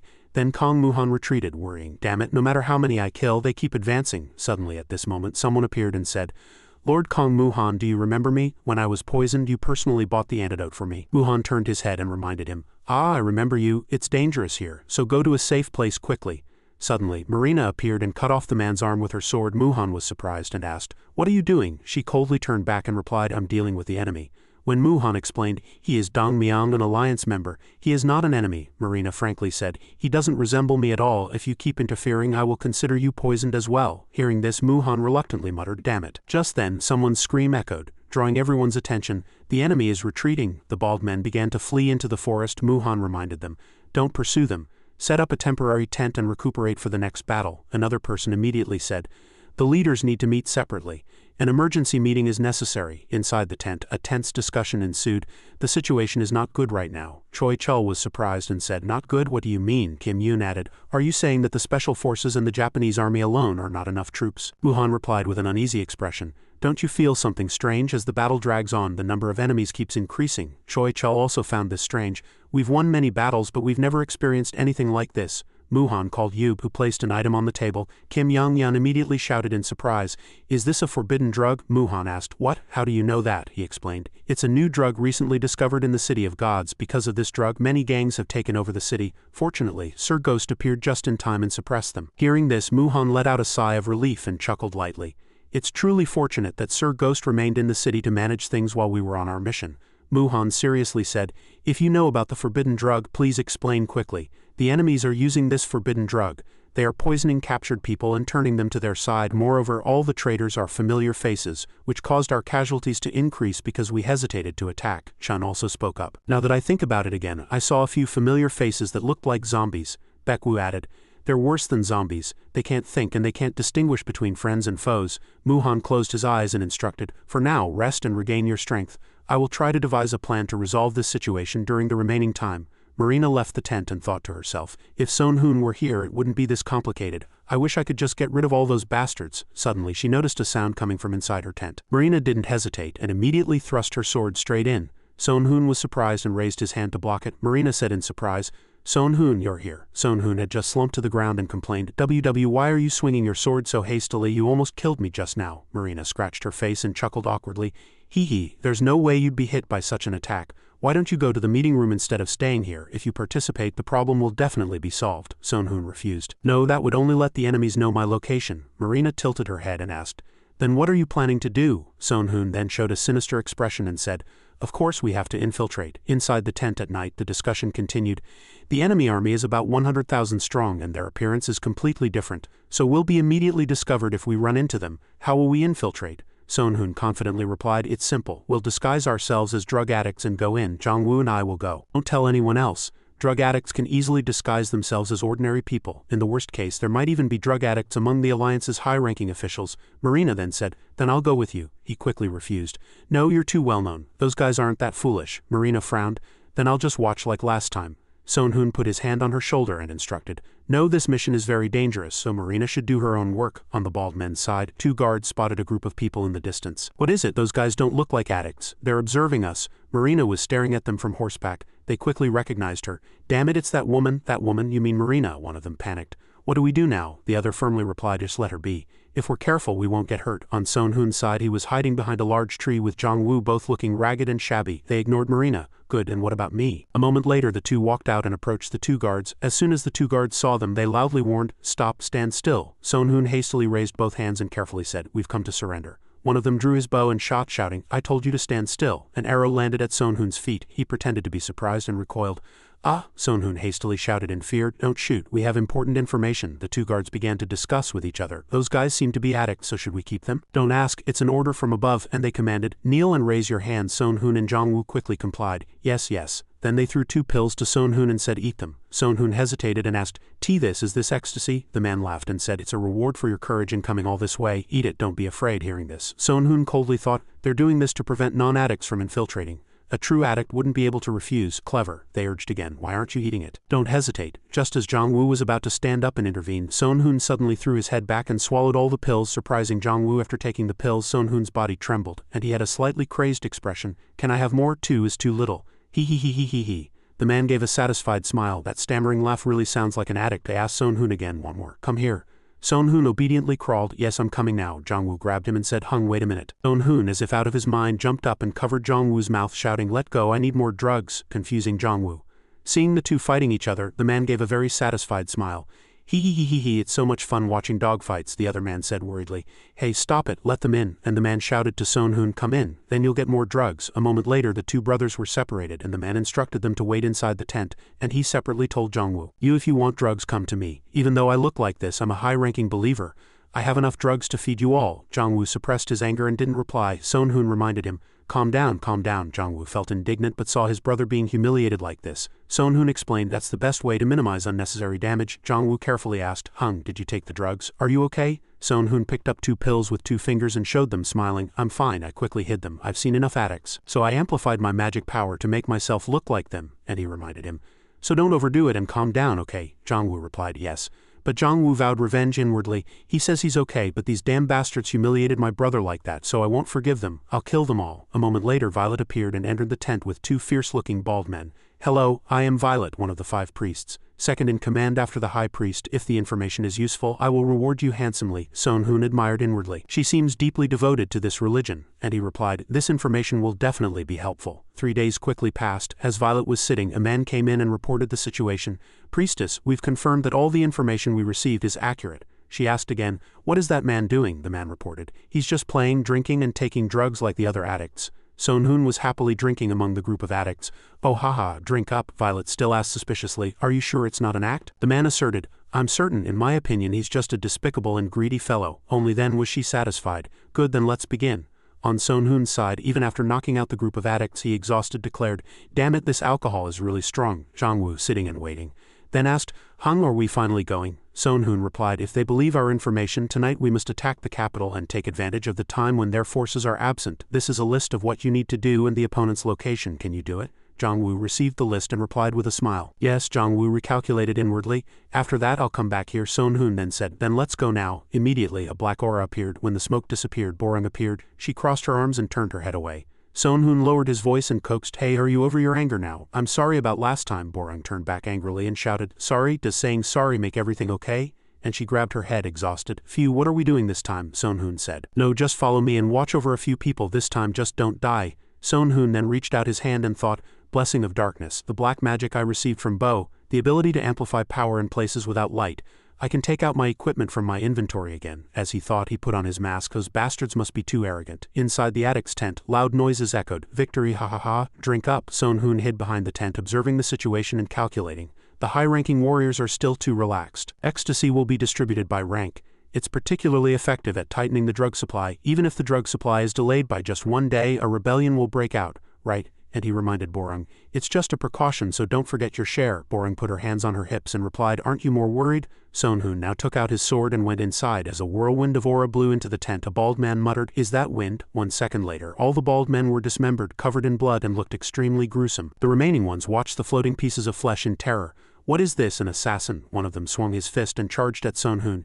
Your fate is sealed. 1 second later, the man's arm was severed from his body, followed by countless other body parts. It was Borung's masterpiece. The few who barely survived then weakly cried out, ah, save me! Sonhun then cast the scattered clouds technique again, and a cloud-like force enveloped the corpses. Just then, Violet also appeared and shouted in surprise inwardly. Who is this masked man?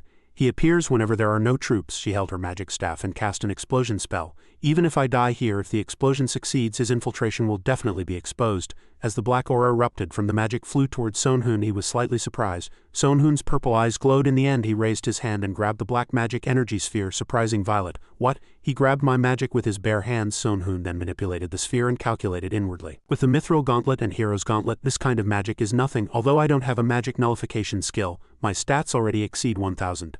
I can destroy it with this. Violet became even more tense watching the scene. Good heavens, he nullified explosion magic with one hand. He's this strong, but there's no information about him at all. Where did he come from? Just then, Sonhun quickly approached her. He kicked Violet in the face, sending blood splattering. Her body violently crashed to the ground. Sonhun said mockingly, why are you guys like this? You're too weak. Borung appeared and said, isn't Master too strong? Sonhun asked, are you flattering me? Borung asserted, no, you really are strong. And she secretly trembled inwardly. His ordinary tone, actions, and these tricks made me think he wasn't very strong, but that doesn't seem to be the case. Who exactly is Master? Sonhun spoke again. Kaido is finished, so let's move on to the next target. Borung asked. Wait, are there more people to kill? He calmly replied, do you think this is all? There are at least 10 more to go, and we need to raid their ecstasy warehouse. After that, it's the boss's turn. Having said that, he showed a sinister expression. The scene shifted to the bald men's barracks, where one of them was patrolling with a torch. Just then, Jong-woo suddenly appeared behind him, covering his mouth and subduing him. A moment later, a man was dragged into the bushes, and Jong-woo carefully approached a tent where one of them was yawning outside. Ah, I'm so sleepy, the other said. Then go and rest for a bit. The sleepy one was delighted to hear this. Okay, then I'll tell you to go later. But immediately another guy fell, and Jong-woo outside was startled. As Jong-woo placed his hand on the corpse, the message, successfully assassinated 38 targets. Serial killer skill activated. Physical attack power increased by 76, HP and agility increased by 7.6, critical hit chance increased appeared. Jong-woo read the message and calculated inwardly.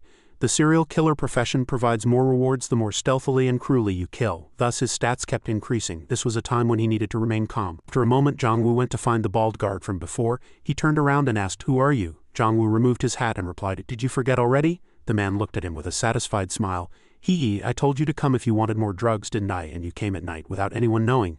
Not bad. Jong-woo calmly raised his head and asked, is it really that good? The man lifted Jong-woo's chin and said curiously, those guys complained a lot about the noise, so I put a sound-blocking spell on this tent, so whatever you do here. Jong-woo quickly grabbed his arm, breaking it, and replied casually, then I'll have to check if the soundproofing really works. The man was still bewildered. Haha. Immediately, a rope was wrapped around his neck from behind. The bald guard was startled by the sudden restraint. What is this? Are you playing a joke? Jong-woo tightened the rope and replied, a joke? Do I look like I'm joking? I've come to settle your sins. And Jong-woo listed his sins. You made me operate in enemy territory from the start, and you insulted Sonhun Hung. Jong-woo took out a large needle and dipped it in a solution. Then he casually said as he poked the bald guard's eye, I'd like to enjoy this for a long time, but time is limited, so I'll finish quickly. I guarantee this will be a memory you'll never forget. On Sonhun's side, his body suddenly began to tremble. Borung turned around and asked, Master, are you in pain? Sonhun's body trembled as he replied, no, I just suddenly felt a shiver down my spine. The two were hiding, observing the situation, and the bishop might be inside. The surroundings were too open to infiltrate. Was there a way to infiltrate? Borung objected. No, absolutely not, don't do that. Sonhun said, I haven't said anything yet. She exposed him unpleasantly. You're clearly thinking of throwing me in as a decoy and going in alone, aren't you? Sonhun said helplessly.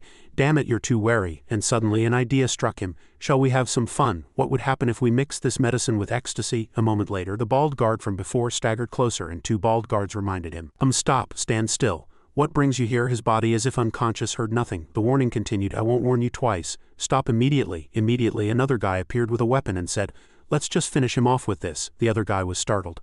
How are you really going to throw it? After shouting, you fool, he actually threw the weapon.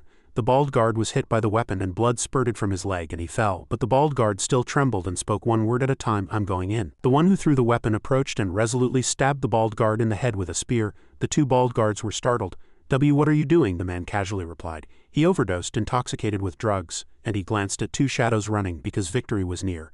Good, suddenly the man swung his weapon and the two bald guards were startled. See Captain Carlos Ross, the guy next to him shouted. Fool, dodge! The two hugged each other and fell to the ground. Carlos Ross threw his spear in one direction and the spear embedded itself in a rock there. Splinters scattered everywhere, and he frowned. Something's here. At this moment the two bald guards crawled up and one of them grumbled. You'll blame me for blocking, Captain. The other quickly retorted. But there was definitely someone here. Is it okay for him to throw a spear like that? The man hastily explained.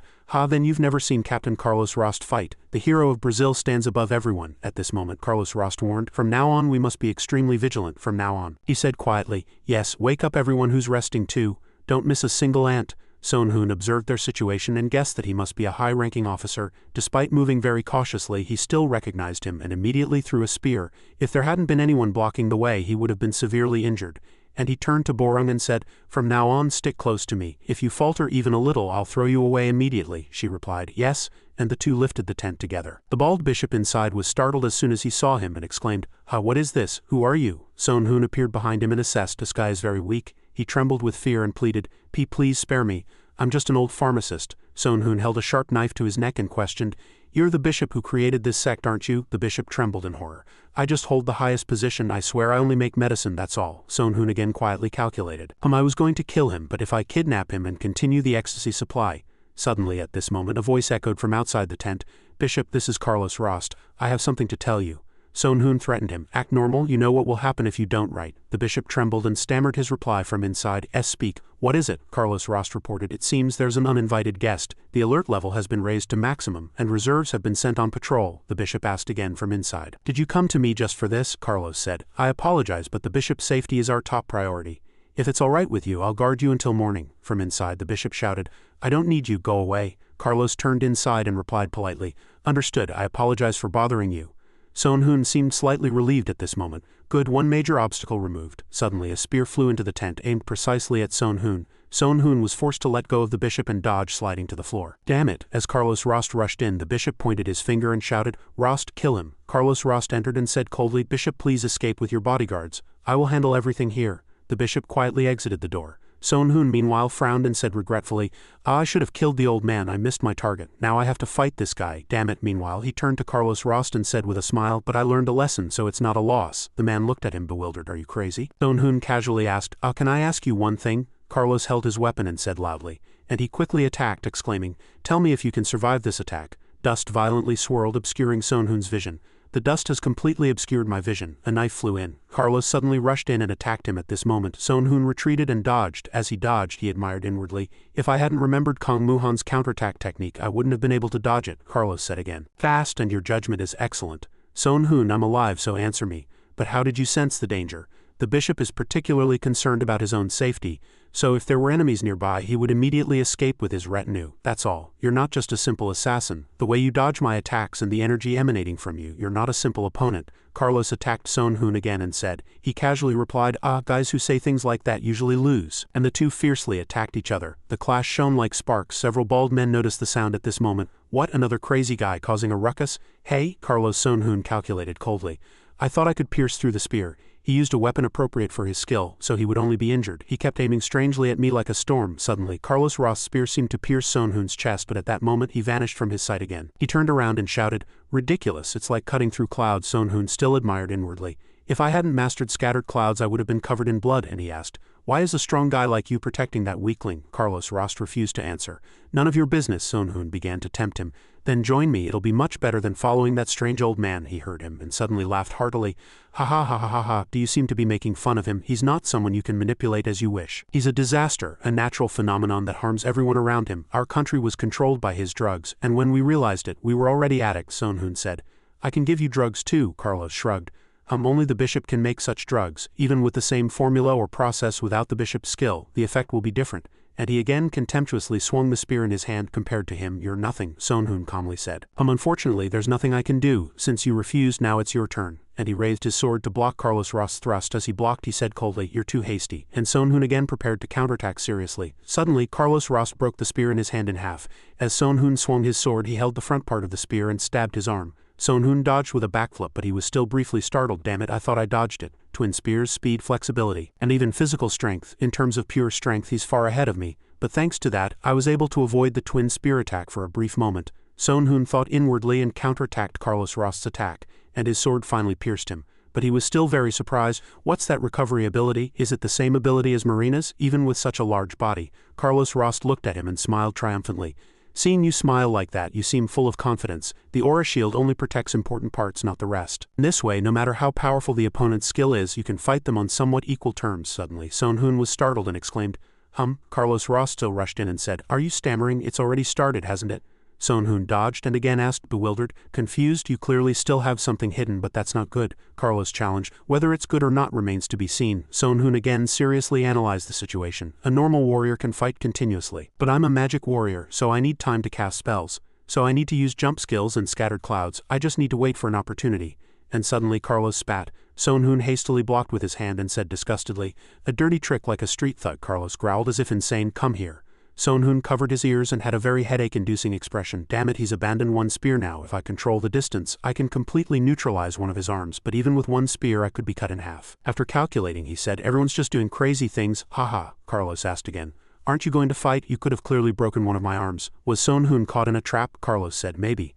And he again swung the spear blade at Son Hoon. Son Hoon dodged by tilting his body, and the two again stared at each other closely, gritting their teeth. At this very moment a sharp weapon tip pricked Son Hoon's face. Son Hoon quickly ducked to avoid it, but if he had been half a second slower his skull would have been pierced. Son Hoon quickly moved far away. Carlos Rost casually assessed, "Too pathetic." Son Hoon panted, glaring at his opponent, and blood suddenly flowed down his face from his forehead. He was injured. Son Hoon couldn't hold back and shouted, "Damn it, you bastard, how dare you," he casually said. "You've become handsomer. Your mask was annoying anyway." Son Hoon questioned, "Aren't you ashamed to fight like this, even with such high skills?" He brazenly said, "Ashamed? Why should I be ashamed? Being strong doesn't guarantee survival, but those who survive are definitely strong. I have no problem with this fighting style, but seeing you fall for such low-level tricks, isn't that proof that this fighting style is very effective?" Son Hoon trembled all over. "Really? Aren't you ashamed?" Carlos replied.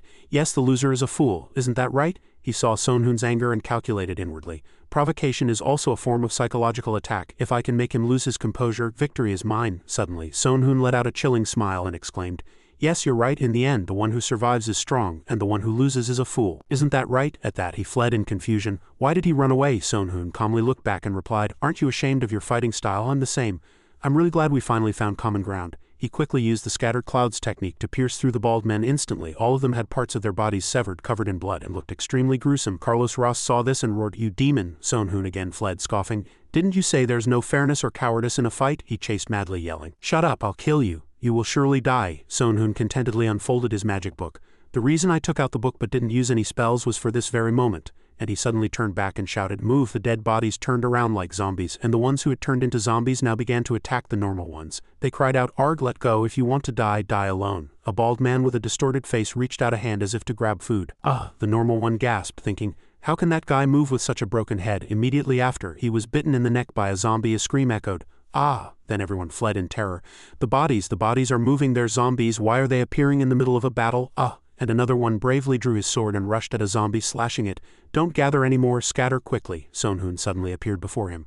He seems quite strong. Might be useful later," the man cried out in horror. Save me, Son Hoon continued. "Don't worry, I'll help you." Then his figure vanished again like a ghost. A moment later, Son Hoon stood amidst a dark aura. "Soldiers need a commander. Since I've resurrected you as Durin, enjoy yourself." Instantly, Durin rushed at the normal bald men and their faces turned pale. That's coming this way, run." Suddenly a sharp weapon pierced Son Hoon's back. Son Hoon deftly spun around and counterattacked. "Damn it," he gritted his teeth and said in disbelief. "That guy's a magic swordsman, but he uses a book as a weapon?" Son Hoon asked. "Aren't you happy?" Carlos Rost retorted.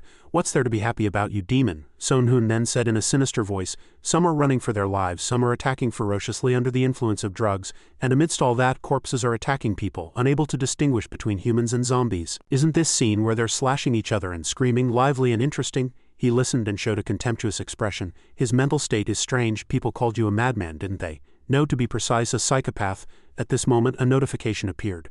Summon skill activated. Son Hoon calculated inwardly, "Unless I use it or Borung dies, the summon skill cannot activate on its own. Borung's death means she succeeded in attacking the High Priest. In that case, success or failure no longer matters. It's only natural." And he began to unleash his skills, shouting maniacally, "Hee hee hee hee hee hee hee hee hee hee hee hee hee hee hee." Burn turned to ash. Now, if you don't want to get involved, it's best not to interfere." Then he turned his body and tried to escape. Carlos yelled, "Damn it, stop that guy, anyone." He again gritted his teeth in anger. "That guy is deliberately provoking me and maintaining a certain distance. If I decide to fight him, the chances of killing him will be 50 to 50. Then a bald man stepped forward in front of Sonhun. Everyone focus, block that guy with your bodies. Sonhun was puzzled. What? Then he stabbed and killed the audacious man with his sword vaporization. Now I've used vaporization to raise my agility above 1500. A normal human body wouldn't be able to withstand it when I rush with all my might. Carlos then chased after Sonhun, yelling, "Stop! If you don't stop, I'll do whatever it takes." Sonhun then suddenly turned back and retorted, "Whatever it takes." This action greatly surprised Carlos. He really stopped. Then he unleashed a blade aura, making him struggle to defend. The weapon in his hand began to tremble. Unbelievable. This spear made of precious metal is far superior to steel, yet he's completely unharmed, and his power is enough to make my whole body tremble. Then the two separated again. He asked with a trembling voice, "What are you up to?" Sonhun calmly replied, "I just stopped because you told me to stop." Carlos once again attacked fiercely, saying, "Don't play games." Sonhun dodged by tilting his body left and right and asked again, "Oh, you forget quickly, don't you? Is this how you awaken deeply sleeping power, by getting angry? Why did I stop here? Don't you think the people here are different?" Carlos Rost was startled by those words. Then he looked around and couldn't hide his tension. "Damn it, I accidentally entered the area where the Korean traders are quarantined." At this moment, a few ordinary-looking people came out, puzzled. What's all the commotion?" Sonhun spread his arms and said again, "From now on, I will introduce you all to a revolutionary product." Carlos then twisted his body madly. I must not give him a chance to speak. He unleashed the Ring of Light technique. Countless attacks flew towards Sonhun, and he evaded by floating his body in the air, and he thought with a satisfied smile, "So far the attack and defense ratios are balanced, but this attack is offense-oriented, too crude, exposing all its weaknesses." Then Sonhun approached the quarantined people and said, "You all betrayed your country because of the stimulant drug. Normally you would be punished for that. However," Carlos shouted. "Stop," Sonhun calmly continued. "Think of your homeland, think of your comrades who fought alongside you. We will not punish those who repent." He lost his composure and rushed forward to attack him. "Shut up!" Sonhun stretched out his arm and said even louder, "Those who listen to me and join my side will receive the stimulant drug every week." The quarantined people were very surprised to hear this. They began to stir. "Really?" Carlos Rost then shouted. "It's all a lie, don't be fooled so easily. Only the high priest can make that drug, don't believe this man." As he spoke, he gritted his teeth and trembled with anger and worry. As this battle drags on, already 20,000 Koreans and Japanese have betrayed their countries. With most of the core forces gone, if these people betray us too, it'll be a huge problem. Sonhun continued to persuade them. "I brought all the drugs in the warehouse and everyone here too. This much should be enough for a while. Besides, if we have enough time, we can easily find a substitute drug. Think carefully. Even if we abandon the drugs, you will lose your lives if you win. But if you change your minds, you can save your lives and return home. You've already betrayed once, so you only need to do it one more time." At this, all of their eyes lit up. They stepped forward, picked up weapons, and rushed at Carlos. He furiously swung his weapon, yelling, "Ungrateful bastard," Sonhun said to him. "Now I have nothing else to do. What do you want?" "I'll grant it." Carlos rushed forward wildly. "I'll cut off your cunning tongue first." Suddenly, Carlos seemed to be drawn into a strange reddish bloody space, and his expression hardened and turned pale. "What kind of illusion is this?" Then his footsteps began to move and a blade flew. He quickly turned to avoid a fatal blow. Jongwoo said, "Too bad, I almost succeeded." Carlos turned back and was surprised to see the boy. The boy thought to himself, "That assassin who attacked me was that kid." Jongwoo stood there, calmly looking at him. Sonhun then asked, "Jongwoo, how many have you dealt with?" The boy replied simply, "All of them," Sonhun said in surprise. "All of them." He felt an incredible disbelief inwardly. "Did I underestimate this child too much?" Carlos then said again, "What's that guy now?" Sonhun replied in a proud voice, "He's my brother, isn't he quite clever?" Jongwoo's eyes lit up upon hearing this. With a happy yet cute expression he said, Sonhun called me his brother." Sonhun asked again, "All right, what do we do now?" Jongwoo happily said, "You don't need to get involved in these kinds of problems, Hung. I'll take care of everything." Sonhun replied, "Then I'll leave this to you and go first." But then Carlos rushed forward to attack him. "You're not going anywhere." Jongwoo quickly blocked his attack, and in doing so, he evaluated, "Sir, you're too weak." The boy easily approached at an incredible speed and aimed his weapon at the opponent. Carlos instinctively raised his arm to block, and then Jongwoo's sword pierced him. He then forcefully flung Jongwoo away. Carlos's eyes turned demonic. "A terrible skill gap. I will die here. Yes, this is enough." Then he picked up his weapon and rushed madly at Sonhun. "Even if I fall, the tip of my spear will pierce his heart." As Carlos Rost lunged with his spear, Sonhun thought inwardly, "I must avoid it. He quickly tilted his body sideways to dodge the attack. Suddenly, Marina appeared and shouted in the middle of the battle. Sonhun said in great surprise, "Marina, did she say she'd rush over if a fight broke out? Why does she look so flustered?" Marina at this moment had a very worried expression. Carlos's eyes then lit up like a monster, and he suddenly appeared behind him. "Does this damned bastard take me for a fool?" Sonhun was horrified to see the spear piercing. "In this stance I can neither attack nor defend. Damn it, is it too easy?" His body fell backward. Sonhun muttered inwardly, "I can't die." Carlos Rost looked at his movements and was puzzled. "What is that stance?" He was desperately trying to avoid the attack. "Does he think he can beat me with that stance? Don't be ridiculous." Then he rushed forward again and tried to plunge his weapon into Sonhun's body. Instantly, a piece of flesh appeared on Sonhun's body. "My armor." He gritted his teeth, worried. Damn it, I've lost my balance. I need to grab something. Oh, I didn't pay much attention, but did he kick the solar plexus in his abdomen? Description. The solar plexus is a network of nerves in the upper abdomen that transmits pain. A chance, as soon as he seized the opportunity, Sonhoon unhesitatingly swung a blade and then he pierced Carlos Rost's body. His body trembled in pain and he could no longer endure it. Falling to his knees, here. Sonhoon swung his sword once more, severing his head. Thus he completely dealt with him. Jongwoo worriedly asked his brother, Hung, are you hurt anywhere? Sonhoon replied, oh, I'm fine, it's just my armor that's broken. Thank goodness. Marina also said in surprise, Master Sonhoon, was that just now? Suddenly, Jongwoo happily interrupted her. Thank heavens, it's a true miracle. Marina heard this and turned back angrily, yelling, Jongwoo, watch your words, what miracle? Then she seriously re-evaluated the situation from earlier.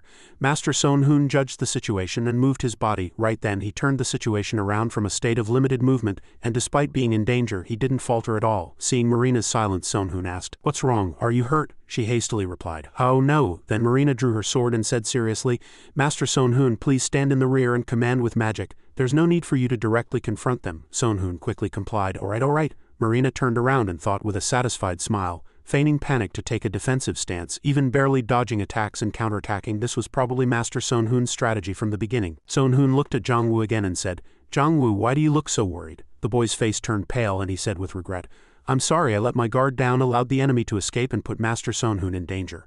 Sonhoon shook his head and retorted, You shouldn't blame yourself so much. That guy was determined to fight us, so you probably couldn't have done anything else. The boy innocently asked, Aren't you angry, Hung? Sonhoon thought inwardly, If I get angry, I might betray you later, right? He just laughed cheerfully and replied, If you learn something from this, that's enough. Brothers, don't you think we should forgive each other for these kinds of things? Jongwoo heard this, and his eyes reddened, and he said with a tearful expression, Sonhoon Hung. After finishing his words, Sonhoon asked again, Jongwoo, how much stimulant drug have you collected? The two began to look at the system table. Jongwoo replied, This much. Sonhoon calculated, even adding the amount from the warehouse. If we distribute the drug to 20,000 addicts every week, it won't last even 2 months. Jongwoo asked again, Then what are you planning to do? Brother Sonhoon and sister Rina can't reproduce that medicine either.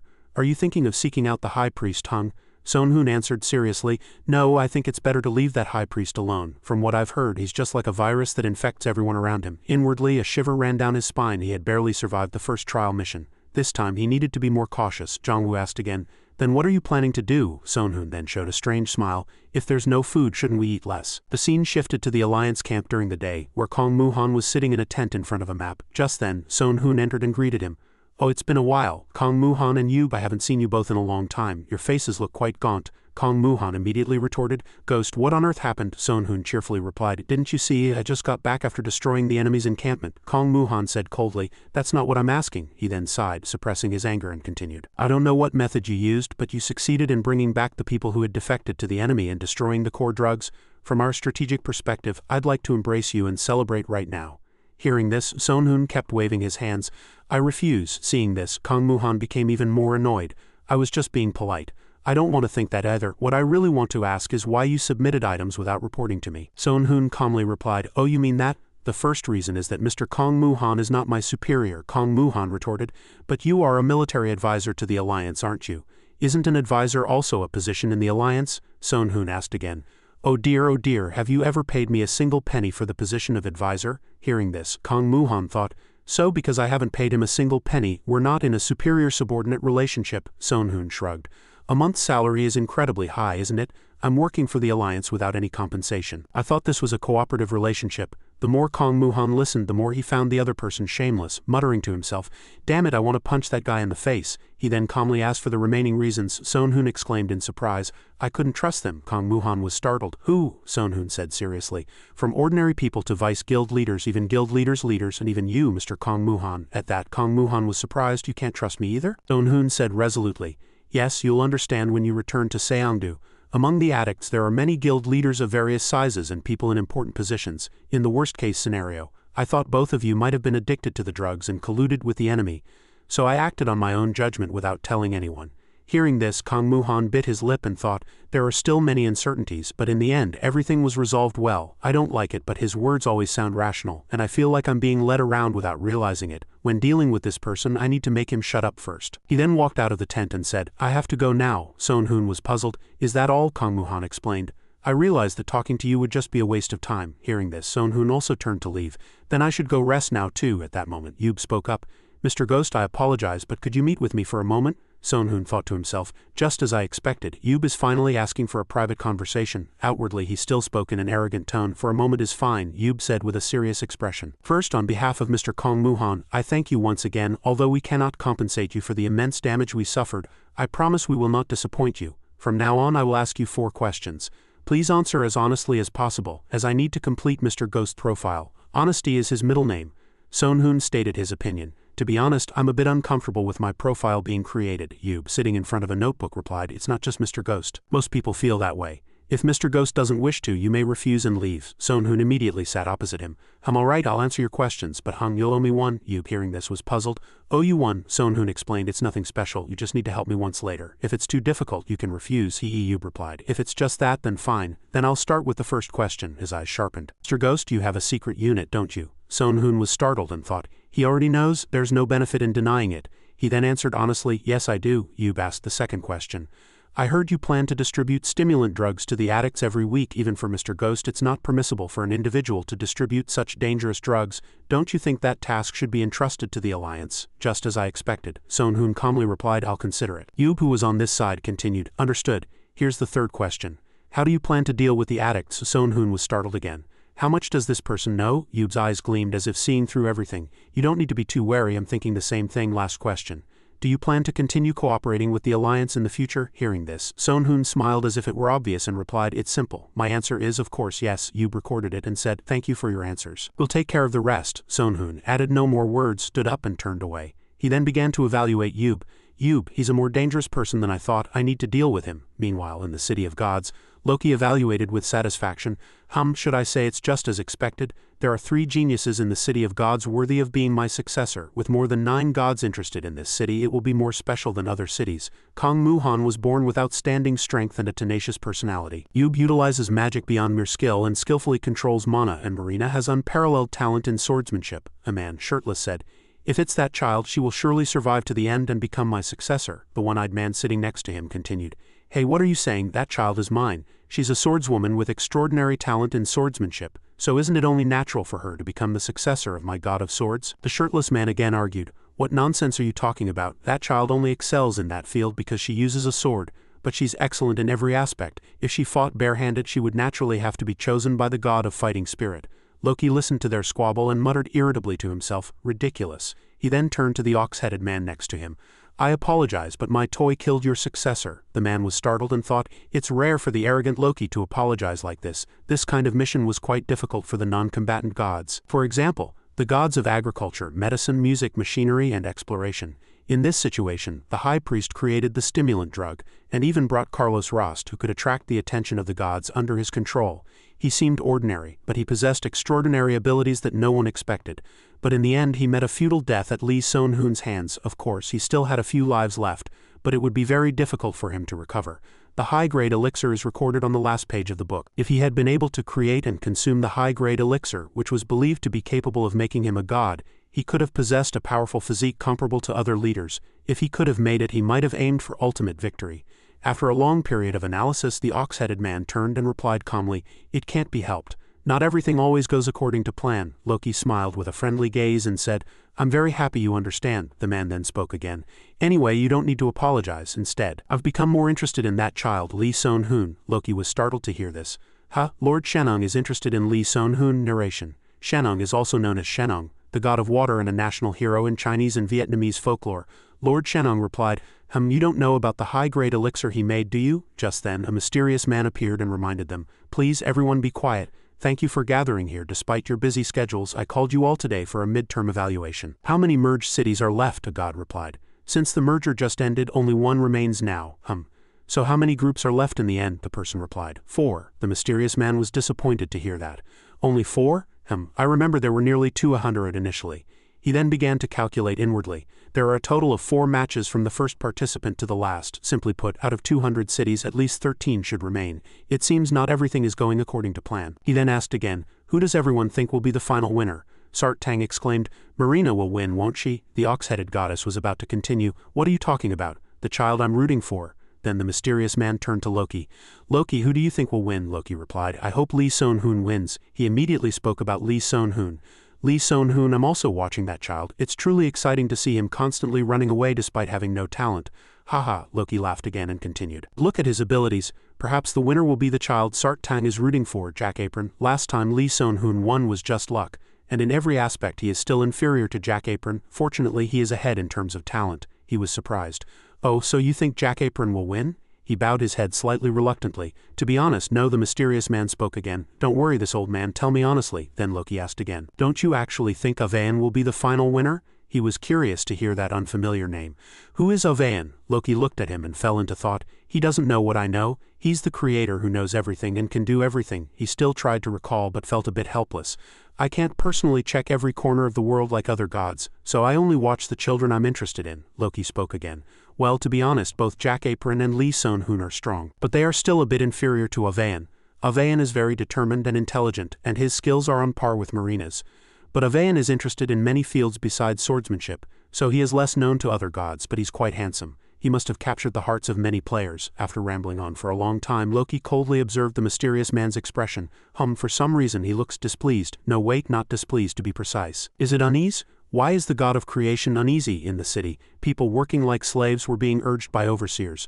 Hurry up. Son-hoon observed the situation from one side and thought, judging by the black bandages wrapped around their arms, they must be traitors being forced to work. Instead of bringing the traitors back, they chose to use them as slaves. If there were human rights organizations, there would have been an uproar. But public opinion has already turned its back on them. In fact, some people even advocated for public execution. After a moment, Son-hoon headed to the job selection center. Philip exclaimed with delight. Mr. Ghost has completed the first mission? Son-hoon cheerfully replied. Yes, so I'm here for my third awakening. He couldn't hide his excitement. Haha, that's truly amazing. To be honest, I thought Marina would be the first to awaken for the third time. Son-hoon calmly replied, expectations are meant to be broken. Philip quickly operated the system. Ho, please follow me. Then he suddenly exclaimed, it seems Mr. Ghost has gone through many difficult situations. Many rare items have been added. Information appeared on the system screen. Recommendation for Heavenly Law Swordsman. Recommendation for Orator. Recommendation for Cambion. Core Knight. King of Greed. Nameless Assassin. King of Torture recommendation. Son-hoon read them and was puzzled. Nameless Assassin, King of Torture, are these rare items not right? Cambion explanation. In mythology and literature, a cambion is the offspring of an incubus or succubus and a human.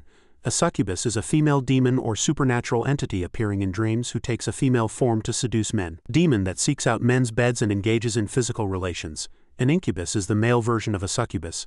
A succubus takes a man's sperm and gives it to an incubus who then impregnates a woman. Philip asserted that there was no mistake. It seems you've been through a lot, Son-hoon replied, bewildered. What do you mean? I don't know anything about that. He cast a probing gaze at Son-hoon and thought, it seems you weren't such a good person either. Son-hoon calmly calculated, anyway, I've already decided to awaken. Then he said, I will choose the Heavenly Law Swordsman. This choice startled Philip.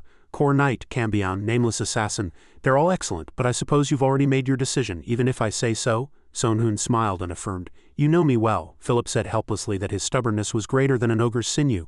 Then congratulations on choosing the Heavenly Law Swordsman. It's a higher stage than a regular swordsman. Immediately a series of notifications appeared, and a powerful surge of energy enveloped Son-hoon's body. You have awakened as a Heavenly Law Swordsman. All stats increased by 100, skill proficiency increased and skill ranks elevated. You have learned Sky Fortress Tian Kongji Shang, a swordsman exclusive skill. You have learned Mind Sword Xinjian, a swordsman exclusive skill. You have learned Balance and Harmony Ping En Hei Hei, a swordsman exclusive skill. You have learned Empowerment Wei Ren, a common skill for the third awakening. Mind Sword Xinjian E rank lesser legendary, active type. Swordsmen in the past dealt with energies of various names and attributes, for example magical mana, chakra, holy energy, talismans, inner power and more. A primordial power capable of withstanding all these energies has been discovered.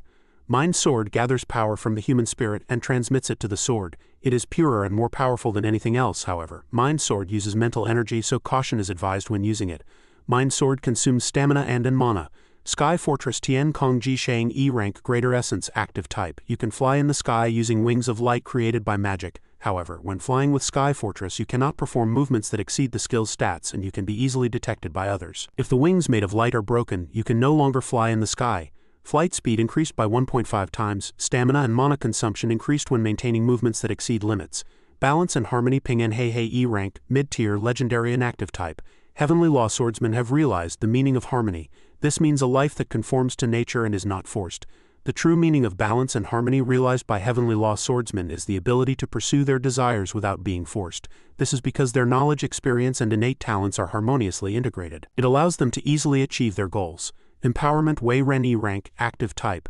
Those who transcend their limits gain superior abilities compared to ordinary people. You will gain extraordinary abilities in the 6 areas of strength, agility, constitution, freedom, magic, and luck. With this power, you can possess a special aura. If your opponent has fewer stats than you across these 6 categories, the effect will be activated based on that number.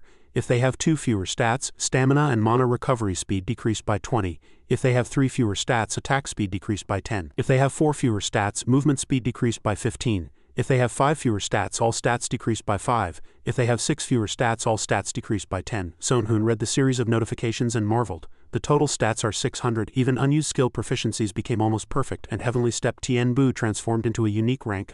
I even gained some skills with strange names, then he blurted out. Truly amazing, Philip said gleefully. The third awakening is a realm only the chosen can reach. Sonhun asked again, surprised. But isn't this too much? What about the balance between levels then? He replied calmly. Have you ever seen people fight over such issues here? If you wish, I can suggest to my superior to weaken the third awakeners. Sonhun immediately agreed with open arms, and Philip was very surprised. What? Sonhun then felt a little uneasy. If I've become this strong after the third awakening, Kong Muhan, Rina, Jack Apron, and Sai, I can't imagine how much stronger they'll become. In that case, it would be better if everyone became weaker. Philip suddenly covered his face and burst into hearty laughter. Your joke is really funny, ha ha ha ha.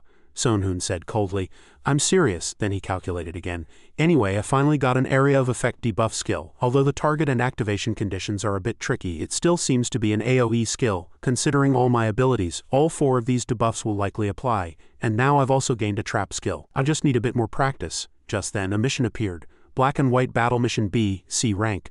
The Holy Nation of Ryu rules the world of light, and the Shadow Alliance rules the world of darkness. In the past, the 2 factions always respected each other's territories. However, a recent incident caused a large-scale war to break out between them. Completion conditions. You can complete the mission by acquiring enough points. Rewards are proportional to the points acquired in the mission. 5,000 to 9,999 points. Items acquired in the mission increased by 3 times. 10,000 to 19,999 points. Special weapons acquired in the mission increased by 5 times. 20,000 to 49,999 points. Items increased by 7 times. Acquire 1 essence sub-weapon, 50,000 points or more. Items increased by 10 times. Acquire 1 legendary weapon sub-weapon. If 10,000 points or more are acquired, item quantity increased by 1. You can participate in the mission as a 2-person party. If the mission is not started within 12 hours, it will be automatically activated. Sonhun exclaimed, surprised. 2 people? A moment later, the scene shifted to the inn and a voice was heard. Mr. Sonhun, did you just check the message? Sonhun immediately replied. I saw it, Marina cried out gleefully. It says 2 people can form a party and complete the mission together. Sonhun secretly broke out in a cold sweat. Her eyes were filled with anticipation. Then he said, this time they've given us 12 hours to prepare, so no one will appear suddenly. In other words, they've started watching everything and assessing the situation, and Sonhun's eyes sharply conjectured. They are clearly devising a powerful method to become successors to the gods. It's a topic that's been vaguely discussed until now. Then he decided, all right, Marina, let's go together. Marina heard him, clenched her fists and exclaimed excitedly, leave it to me, I'll show you something truly amazing this time. Sonhun calculated inwardly. With Marina, I can even handle guys like Jack Apron. Besides, if things go bad, she can act as a decoy herself and buy me time to escape. A moment later, Sonhun changed into different clothes and came out. 4 hours left until the mandatory mission begins. Marina then asked, are you going to wear that mask again this time? He replied, I plan to. Then Sonhun calculated inwardly. Ghost has already incurred the resentment of many people. It would be better to take off the mask and go with my original, less-known face. If anyone knows about the relationship between Ghost and Marina, it would be a headache. Having Marina do things that Ghost doesn't do will avoid suspicion. After that, Sonhun reminded Marina, Marina, you can speak comfortably during the mission, any tone is fine. Marina refused, flustered. No, I consider Mr. Sonhun my master. Sonhun broke out in a cold sweat. I don't consider you my disciple. To me you are a comrade. Marina wore a disappointed expression. But I'm not yet skilled enough to be Mr. Sonhun's comrade. How could I dare? As she trailed off, Sonhun interrupted her. In that case I'll speak as your master. From now on speak comfortably. Marina was surprised. Isn't that going too far? He replied with a laugh. What do you mean too far? These days it's rare for a master and disciple to speak stiffly. Understand? As he spoke he stepped out the door and Marina, flustered, said, wait just a moment. Sonhun said seriously, we shouldn't waste time on this, we need to leave early. Understood? Marina nodded and replied sadly, yes. A chat window appeared. Sonhun level 555, Marina level 555. Party created. Please select an entry region. Sonhun began to analyze the situation. With over 1,000 starting points, I can reduce the chance of meeting someone I know.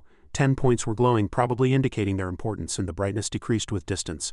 Brighter spots are more difficult but yield better items. However, I already have good equipment, so there's no need to take unnecessary risks. This moderately bright small forest seems good here. There's a glowing spot not far from here, so if I want to quickly accumulate mission points, I can move there immediately. As he finished his selection, a notification appeared. You have chosen the elf-centric forest of the tree world.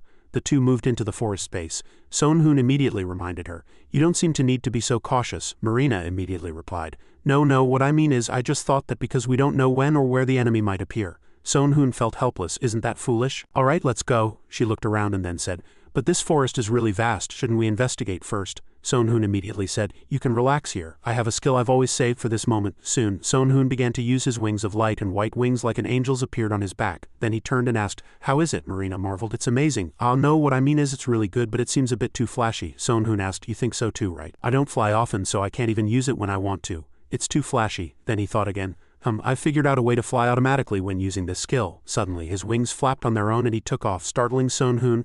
Why am I flying? Wait, this, Marina's eyes widened and she asked, is it very difficult to balance? Sonhoon said, flustered. It's a bit strange, she conjectured. I think it's because you're floating in the air without any support. Since you can fly, don't focus too much on the sensations you use when moving on the ground. And the more varied your movements become, the faster you'll adapt. Sonhoon felt something was off. You talk as if you've flown before. Marina didn't deny it. This is a bit different from flying freely in the sky, but if you observe this and make it your basic movement, it will be better. I'm also not used to moving in the air. Then Marina stomped her foot once and rose into the air without wings. Sonhoon was very surprised. She's flying. No, she's moving by stepping on something invisible, Sonhoon hastily asked. What is that skill? Marina replied. It's a skill called invisible steps. He asked why she was only using it now. Marina explained, it consumes too much inner energy and I'm not fully accustomed to it yet. Showing it to others like this feels too childish, and it's especially a bit embarrassing with Mr. Sonhoon around. A hint of embarrassment was mixed in her words. Sonhoon frowned and marveled inwardly. I don't know how much Marina is still hiding. Someone told me Marina was secretly practicing magic. I'd probably believe them. Marina continued to move her body, rising into the air. Then she said, this seems to be your way. Of course, it's fundamentally different from invisible steps, so just use it as a reference. Sonhoon admired. That's truly amazing. Marina then spoke humbly while hanging upside down in the air. No, it's not that amazing. As you can see, it has many flaws, so I don't know if it's suitable for actual application yet. Sonhoon replied with a laugh. Then I can't just stand by. And he flew even higher. Wait here. I'll check out this place and come back. Sonhoon stopped once he reached a certain altitude. The higher I fly, the more mana is consumed. So is this the limit? Amazing right now. I only feel negative emotions like anxiety and worry, but for the first time in a very long time my cold heart has started to warm up little by little. My destination seems to be that large tree visible at the far end. This was called the Elf Forest, the world of trees, wasn't it? If I go there. Suddenly, at that moment, Sonhoon's wings were attacked by someone and shattered. His body fell straight down and a scream erupted. What is this? Wings this large would surely be attacked. Do wings scale with height? One wing is left. I'll have to adjust my direction by riding the wind as much as possible. Damn it, am I getting further and further away from Marina? No, but if I adjust the angle to go up, I'll die. As he was still extremely anxious, another attack flew in. Damn acceleration. The second attack came from the leaves of the Black Forest. The first arrow had shattered one of my wings while I was frantically disoriented in midair, and the second had pierced me precisely as I fell. Only an elf could shoot with such accuracy. I can't move freely with one wing. Damn it, I'm going to keep getting hit like this. Fireball. I can't hit those slender arrows, but I can avoid being pierced. I'll be able to change my trajectory with the recoil of the fireball's explosion. Of course I'd have to endure the pain. After much calculation, he began to create a different flow of power. Sonhoon blocked with his hand, gritting his teeth and enduring the pain. But he avoided the arrow. After that, Sonhoon's body fell into the forest with a thud. The orange-haired girl walking by screamed in surprise. The man walking next to her asked, Lucia, what's wrong? Lucia said in terror. There's a person collapsed there. After that, the two looked down at the dazed Sonhoon. What in the world is this? Closing his eyes just before losing consciousness, Sonhoon muttered inwardly, I survived. A moment later, a warm flame ignited. So what are you going to do now? A young man carefully said while warming himself by the fire. I don't know yet. I don't know who this person is, but I have a bad feeling about him. Lucia kindly replied, Hey, look at those wings. They're filled with divine energy, so he can't be a bad person. Then the young man coldly analyzed the situation. Wings mean a good person. Not everyone who uses divine energy is good, and not everyone who uses dark magic is bad either. Lucia, who views everything in the world positively and shows leniency even to enemies. As far as I know, I can't tell if he's a player who has fallen into the mission world or an NPC, but this guy's abilities are definitely abnormal. An unidentified person suddenly fell from the sky shortly after the mission began. I don't know how high he fell from, but when I found him, his injuries were quite severe. but he recovered in a short time, and I confirmed that a tremendous amount of magic was latent deep within his body. If the enemy shows hostility, we'll have to prepare for a difficult fight. He fell into deep thought for a while. Just then a groan came from Son Hoon, who was lying down. Lucia said, "Oh, it seems he's waking up." The young man stepped forward and warned, "Lucia, step back." Lucia was flustered. "Yes, just a moment." Then he immediately pointed his sword at Son Hoon, who had just barely managed to get up. The young man demanded, "What's your name?" Son Hoon was silent for a moment. He observed the situation and coldly retorted, "You not want to tell me?" Son Hoon's face was gloomy. 1, 2, 3, acting. He quickly put on an innocent and foolish expression. What's my name?" the young man asked back, puzzled. "What did you just say?" Son Hoon asked with slightly slurred speech. "You asked what my name was?" He was flustered. "Why are you asking me? You don't know your own name." Son Hoon knelt down and replied foolishly like an innocent boy, "It might sound ridiculous what I'm about to say, but I really can't remember my name." The young man asked again, "Do you mean you have amnesia?" Son Hoon exclaimed, "That's what I was trying to say." Lucia also spoke up at this moment. "At least you should remember which country you're from," Son Hoon replied. "I'm Korean, and where are you two from?" Lucia cheerfully introduced. "Avayan, I'm from Canada." The young man named Avayan then loudly retorted, "Wait, you said you had amnesia. How can you remember that?" Son Hoon made a painful expression with a slightly frowned face. "To be precise, I only forgot information about myself. I perceive everything else, but I don't remember what I did. If I had complete amnesia, I wouldn't be able to converse with you two like this, right?" At this, Avayan relaxed his guard and said, "That's also a common case of amnesia." Son Hoon replied casually, "I'm just stating the facts. It's up to you two whether to believe it or not." Avayan observed Son Hoon and muttered inwardly, "His expression doesn't change at all. It's like he has a metal plate on his face." At this he put away his sword. "All right, I'll trust you for now. But to know if you're a good person or a bad person, I need to know your name." Son Hoon asked back, "How are you going to do that?" Avayan earnestly demanded, "Open your status window and tell me the information there." Lucia cheerfully added, "Yes, that would help." Then Avayan frowned and calculated. Even with amnesia, his name will appear in the status window. A person's reputation and fame are built on their actions, so I'll be able to assess his alignment. Son Hoon sat down and thought deeply, then asked back, "Why should I do that?" The two were surprised to hear that. "What?" Son Hoon retorted with a cold face. "No, just think about it. What's wrong with that? I know you two don't trust me and want more information, but conversely, I don't trust you two either. What if you try to use me to get information? Do you know how much damage can be caused if personal information is misused?" Avayan listened to his explanation and shouted in anger, "Hey, you damn bastard!" Lucia quickly stopped him. "Avayan, you promised to only use beautiful words." Son Hoon then cheerfully said again, "At least I can tell you my name. My name is Yu Son," he calculated inwardly. "For several reasons I shouldn't tell them my real name." Avayan asked again, "Then what's your alignment?" Son Hoon refused to answer. "To be honest, I don't want to tell you two that," Lucia persuaded. "Avayan, don't push him too hard." Avayan immediately crossed his arms and lectured, "Lucia, the problem is that you believe other people's words too easily. It's fine for now, but what will you do if I'm not by your side?" Son Hoon looked at them and said, "Are you two a couple?" Lucia was flustered and said, don't ask about that." Avayan also turned away, irritated. "Don't bother with useless things, Yu Son. Since you can lie about the contents of your status window, there's a more certain way to verify. Pull out this sword." After speaking, he held out his sword. Son Hoon asked back, "Can I check the information?" Avayan, "Say what you want." "Pull out all the swords." Immediately the sword's attributes appeared. Fragric grade, god mid type. Longsword, a holy sword from Celtic mythology. It was once the sword of the fairy king Manhwa Mac Lear, and was passed down to his foster son, the god of light, Lu. The name of the sword means the answer, and it reflects the owner's attributes appearing in two different forms. Son Hoon admired inwardly. "Wow, among the items I can remember, I've never seen such excellent stats." Information continued to appear. Possesses divine, demonic and wind attributes. Possesses powerful cutting ability, capable of cutting all items below special grade. When attacking with Fragric, all damage is reduced by 100. When attacking armor and shields with Fragric, damage is increased by 100. Injuries caused by Fragric do not heal naturally for a certain period, and healing magic below rare grade is nullified. Magic enhancement 200. All attributes increased by 150. Can use 8th tier magic circle Typhoon once every 2 weeks. The player's attribute is close to darkness. It adds divine attribute to wind. After that, Son Hoon slowly began to draw the sword. As soon as he saw the aura of dark magic, he was very surprised. "The blade has turned black," Avayan then concluded. "This sword has different properties depending on the player's attributes. I don't think I need to hear your excuses. You're a bad guy." Son Hoon was startled inwardly. "I never thought such an item would exist." Then Son Hoon casually asked back, "That's right, so what?" Avayan was surprised. "What?" Son Hoon continued. "What's the criterion for good and evil? What if you help hundreds of people and only make one suffer?" Avayan then reminded him. Let's put this story aside for now. I don't know if you're good or bad, but at least you'd better behave yourself in front of us." Son Hoon asked back, "What if I'm a bad guy? Are you going to cut me with that sword?" He denied. "I'm not that extreme, but if you're a bad guy, I won't associate with you anymore." After that, Son Hoon suddenly realized. "Wait, so you two are going to continue with me?" Avayan replied as if it were obvious. "Yes, At least until this mission is over. Sonhoon admired. I thought you two would dislike me. That's unexpected. Avan also said, if you don't want to come with us, I'd be even happier. Sonhoon began to calculate. It's very dangerous to travel alone with amnesia. Besides, it seems my memory will return in a few days. Then he said, I'm sorry, but given the circumstances, I need to stay here a little longer.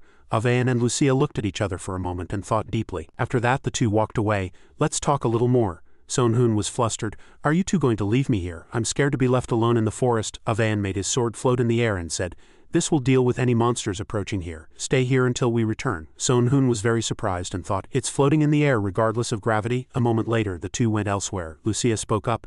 As expected, Big Brother wouldn't abandon someone in trouble, Avan said as he walked. I'm not helping him out of pity. That guy is quite strong despite having amnesia. If we ignore him now, he might come back for revenge when his memory returns.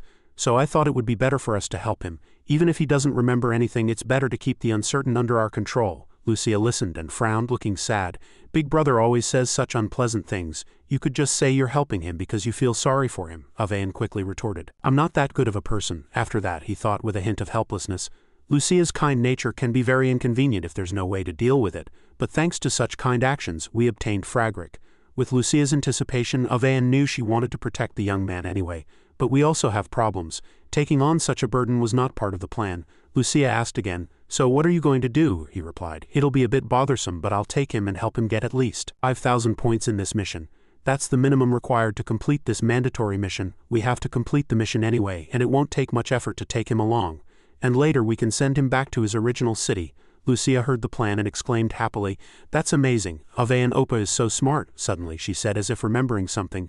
Ah, but he has amnesia, and if he goes back to his city, Avan immediately said, we can't help him with that too. Besides, he might have comrades or be more familiar with his own city. His memory might recover faster. Isn't this enough? Lucia said with a hint of helplessness. To be honest, I want to keep taking care of him until his memory recovers, but reality isn't like that, so I can't help it either. Instead, you must protect him until we part ways. Promise me. After that, the two Pinky promised. Avan thought, no matter what happens, being able to laugh without losing humanity in this hellish place is mostly thanks to Lucia's innocent nature. A moment later, the two returned to where Sonhoon was, and Avan was irritated to see the tip of a sword pointed at Sonhoon's neck. Sonhoon raised his hands and awkwardly chuckled, explaining, ha ha ha, I just wanted to swing this sword because it was so cool, but then it suddenly counterattacked. Avan sighed tiredly and put away his sword. Phew, I take back what I said. This guy is more of a nuisance than I thought. His face was very complex. Sonhoon still had an awkwardly stiff smile. A moment later, the three walked through the forest together. Sonhoon was curious. This forest looks the same no matter where I go. How do you never get lost? Avan held out a compass. Ah, thanks to this compass. Sonhoon was very surprised. A compass, he explained. This compass can detect important destinations or events and guide you in that direction. After that, Sonhoon asked again, by the way, judging by the way you hold your sword, you seem to be a swordsman, but how skilled are you? Sonhoon replied, I don't know either, but as far as I can remember, I don't think I used a longsword that often. Avan asked again, then did you use other weapons? Sonhoon held the sword and denied, no, that's not it, I just didn't use it often. I can use a longsword too, like this. After that, Sonhoon began to demonstrate several blade techniques. Avan observed and analyzed inwardly. Whether he really has amnesia or is acting, he seems quite skilled. Even if he's not at the top tier, his blade trajectory looks very clean, but why doesn't my body seem to react? Is just what I imagined. Avan began to assess Sonhoon after only half a day of traveling together. We've only been together for half a day, but he's truly versatile. He knows all sorts of things and his cooking skills are superb. What the hell has this guy been doing? A moment later, the three arrived at a certain location. Avan looked ahead and conjectured. It seemed a fight was breaking out nearby. Sonhoon said honestly, I don't hear anything. Avan said seriously, I hear it. We'll move as slowly as possible. The clashing sounds gradually became clearer. The three finally found the people who were fighting. They hid and observed. Avan assessed the situation. It seemed the Dark Elves had the upper hand. Let's join the fight. Sonhoon asked again, whose side are you on? Avan replied, isn't it obvious? We'll help the High Elves and drive out the Dark Elves. Sonhoon frowned and looked at the situation. He was making a different calculation. If I were you, I'd help the Dark Elf side or pretend not to see or wipe out both sides. Avan reminded him at this moment, you, if you're in danger, run to the back. Lucia, you stay here. The two replied together. Understood. Yes, Oppa. Just then, Avan stood up, pointed his sword towards the battlefield and said loudly, everyone stop. The people who were fighting stopped and looked at him. What? Who are you? The High Elves, covered in wounds, rejoiced as soon as they saw him and exclaimed, are you from the Rue Church? Thank God. Avan retorted, I'm sorry, but we are merely passing by. However, it seems we can help you. At this moment, the Dark Elves raised their weapons with sinister expressions and warned, if you're just passing by, get out of here and don't interfere with the elven conflict. Kill them, we can't lose this victory because of 3 people. At this moment a mission box appeared. Escort Elf Princess, D rank.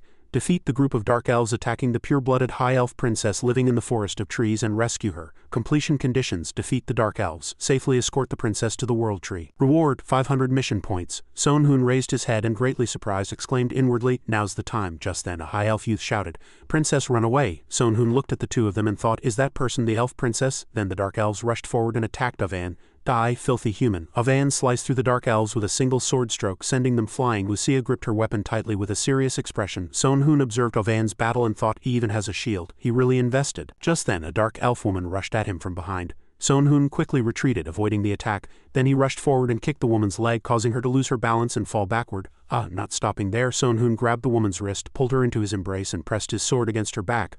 "Oh hey, let's sit down and talk first." The woman struggled, swinging her sword and shouting, "I have nothing to discuss with insignificant beings like you." Sonhoon dodged and explained, "I had no ill will, and if I had wanted to, you would have been dead long ago." As soon as he finished speaking, his sword was pointed at the woman's neck. Just then, all the dark elves scattered in a panic and fled. Everyone run, abort the mission. Damn it. A high elf youth shouted, "Now's the time, everyone, defeat those bad guys." Sonhoon, still holding the knife to the woman's neck, said, "If you keep going like this, you'll all be caught too." She swore angrily, "Shut up, you damned bastard." Then Sonhoon suddenly let go of the woman and said, "If you don't trust me, I'll show you. I'll open the way, so don't miss your chance." She was momentarily surprised. "What?" Sonhoon calculated seriously. "I need to use a barrage attack while they're off guard." At this opportune moment his sword unleashed a torrent of power. Immediately, a large explosion occurred and Sonhoon was also flung away by the force. The guards in the outpost panicked and shouted, It's coming this way, run quickly." A large tremor echoed inside the outpost. The dark elf woman who had been subdued by Sonhoon was still thinking. An escape opportunity. The high elf youth tried to pursue. "That dark elf is escaping. Don't let her get away." Then Sonhoon fell and grabbed the youth. "Damn it, I missed her." Sonhoon made a helpless expression as if flustered.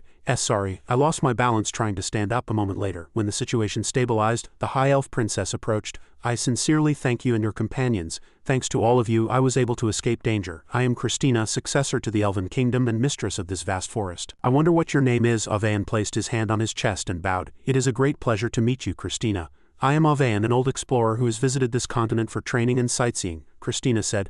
"Avan, that is a truly fine name. If you don't mind, I would like to repay this kindness." Avan humbly replied, "I merely stepped forward upon seeing evil run rampant."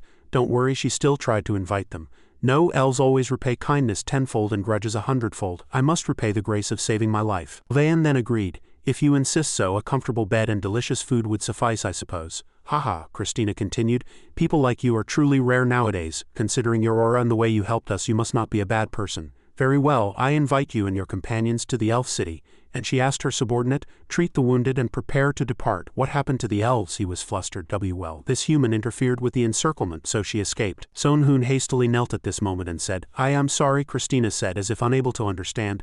"Does he have no dignity? How can he kneel so easily?" Lucia supported him and reminded him, "You, Mr. Yu, get up." Sonhoon explained to the princess, "Princess Christina, this person has amnesia and doesn't even know where he is. Please understand." Christina listened, frowned, and looked at Sonhoon. "Amnesia?" Avan turned around, flustered. Princess Christina then looked the other way and laughed. "Ahaha," Sonhoon thought with a worried gaze. "I suddenly feel uneasy.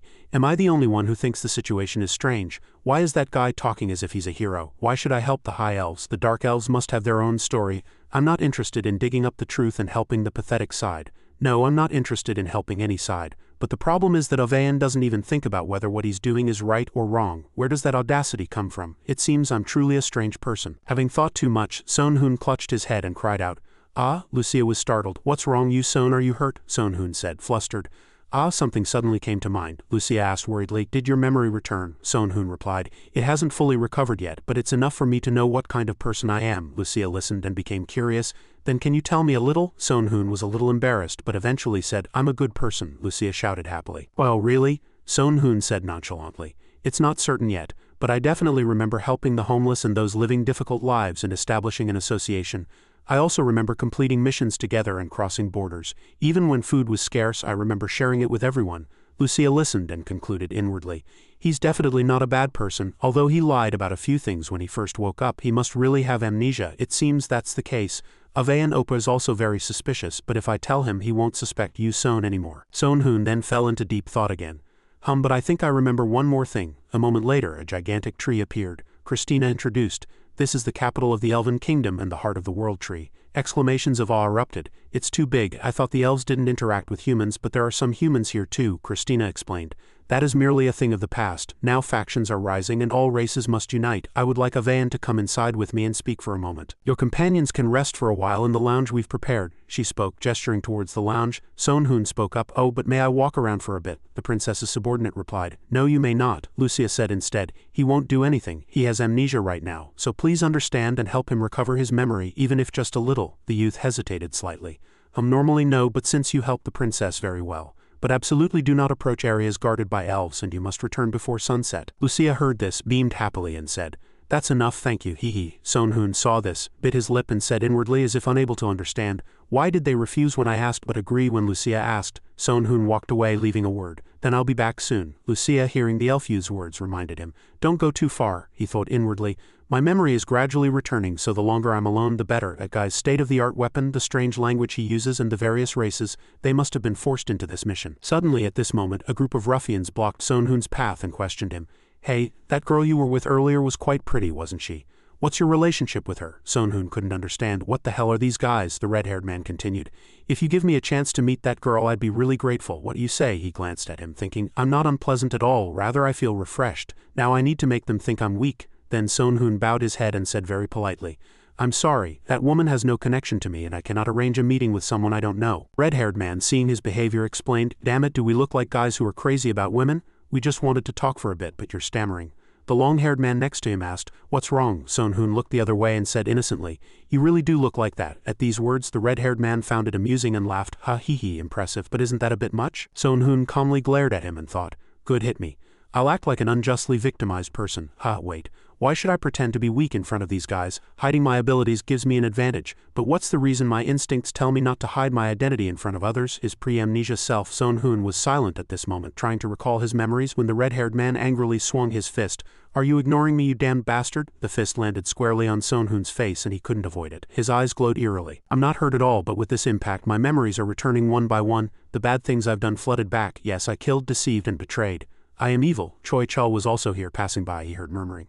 It seems a fight has broken out over there. They look quite strong, so it's best not to get involved. Choi Chul looked at Sonhoon's side and thought unpleasantly. Those guys are tormenting a weak person. The one being hit seems Korean. Then he walked over and said coldly, Hey, stop. The red-haired man asked again. Who are you? Sonhoon exclaimed in surprise. Choi Chul Hung Nim. Choi Chul replied calmly. You're Korean too. I just happened to be passing by and saw your fight. The red-haired man lost his patience and swung his fist, shouting, If you're just passing by, pass by quietly. But Choi Chul lightly flicked his forehead and immediately his forehead seemed to cave inward as he fell backward. The long-haired man next to him saw this and rushed forward. Why, you damned bastard! Choi Chul immediately drew his sword and swung it a few times. Immediately, the ruffians were sent flying into the air. The man wearing the boss's hat was startled at this moment and looked at his comrades. Choi Chul stood next to Sonhoon and said, If you stay here long, you'll only cause more problems. Why don't you come with me and we can talk for a bit? He immediately agreed. Yes. A moment later, the two walked through the forest. Choi Chul asked, You knew my name, didn't you? What's yours? Sonhoon replied, It's you, Son. And Choi Chul was surprised. Son, that's an unusual name. Sonhoon looked back honestly.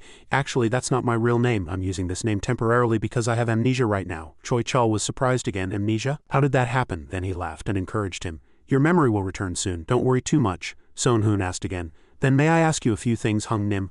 I want to confirm if my memories are correct. Choi Chul narrowed his eyes and was surprised inwardly. He's talking to a top-tier person like me without using honorifics. This is the first time I've seen someone like this. At this moment murmurs were heard around Choi Chul, a mix of respect and malice. Choi Chul Hung Nim is one of the top rankers and one of the 6 strongest individuals in the City of Gods. Strong? He even lost the proxy war against France. How disappointing. At that moment Choi Chul felt immense pressure. People always have high expectations for those at the top. The longer you live, the more that pressure weighs on your shoulders. So it's truly comforting to have someone speak to him so casually. He replied to Sonhoon very cheerfully, All right, I'll help you, just tell me anything. Sonhoon thought, Most of my memories have returned, but what exactly was that strange mask in my inventory? After that he spoke. Do you know a man with a mask? Choi Chul gazed into the distance, beginning to recall the figure. There's only one masked person in the City of Gods. His nickname is Ghost. Nobody knows his real name. He's famous for his unique swordsmanship, carrying a sword in one hand and a book in the other. I haven't met him personally, so I don't know him well, but I've heard there are many mysteries about him. Sonhoon kept muttering, Ghost, Ghost, Ghost. Choi Chul was surprised and gaped. What's wrong? Did something come to mind? Sonhoon chuckled awkwardly. Perhaps something did come to mind, ha ha ha. He already remembered that Ghost was himself. and the flood of memories rushed back. Everything came back. Damn it, amnesia made me deviate from my original plan. Marina was left behind without any reward. In the end, he ended up accompanying people from other cities he didn't know at all, and accidentally entered the elf forest. That wasn't all. He started to sweat cold. The first person I met was Choi Chul, one of the top rankers. The mask had an identity concealment option. It's fortunate that he hadn't met Choi Chul much as Ghost, but he couldn't let his guard down. There's no need to intentionally expose his weaknesses. Come to think of it, he had been too swayed by the situation. What should he do? Should he find Marina? No, what was that sword Ovayan had? Seeing Sonhoon's tense expression, Choi Chul spoke softly again. You seem confused. I'll help you. Just say it. He was surprised by that attitude, he thought to himself. Is Choi Chul Hung Nim always kind? No, isn't this person known as the most indifferent and cruel among the top rankers? Sonhoon asked. Can I complete this mission with amnesia? Choi Chul was surprised that he was worried about such a thing. He pointed to himself with a bright smile, reintroducing himself confidently. Do you know who I am? I am Choi Chul, one of the 6 strongest individuals and the greatest sword god. I can help you enough, so don't worry. Sonhoon hesitated slightly. If that's the case, I would be truly grateful. Choi Chul folded his arms and replied firmly, I act as I please. I've already decided to help you. Sonhoon was slightly surprised. I can't pinpoint the reason, but Choi Chul Hung Nim seems like a special person too. He had thought the situation was very bad, but looking at it another way, this was definitely good luck. Due to amnesia, he couldn't contact Marina. But thanks to it, he was able to befriend strong people like Avayan and Lucia. Even Choi Chul Hung Nim was treating him very kindly. And Avayan's god-grade sword, Fragric. He had already confirmed it, so he couldn't pretend not to know. A cunning and calculating smile returned to Sonhoon's lips, and he spoke again. I have one more thing to ask you, Hung Nim. I believe Choi Chul Hung Nim would know. Choi Chul readily said, of course, feel free to ask. A while later, Sonhoon walked alone in the forest under the moonlight, thinking night is falling faster than I thought. I haven't had a chance to talk to Hung Nim until now, but the time is right. I can easily guess what kind of person Choi Chul Hung Nim is. Many people misunderstand him because of his reputation. Choi Chul is actually a psychologically vulnerable person. His actions are merely a way of showing that he's tired of people having too many expectations of him. By empathizing with his difficulties and telling him what he wants to hear, I can gain a lot of favor with him. Sonhoon entered the room. Avayan asked as soon as he saw Sonhoon, why is someone with amnesia wandering around alone? He quickly replied, I just met someone from the same city and talked to them. Thanks to that, I remembered a little more. Hearing that, Avayan's eyes became serious and calculating. Something's off. That guy and I are only together for a short time. I only helped him because Lucia kept pleading. We won't be seeing each other much longer. He immediately spoke up. You, Son, you'll be able to return to your city now, tomorrow or the day after at the latest. Sonhoon asked as if not understanding. What are you talking about? Lucia cheerfully explained.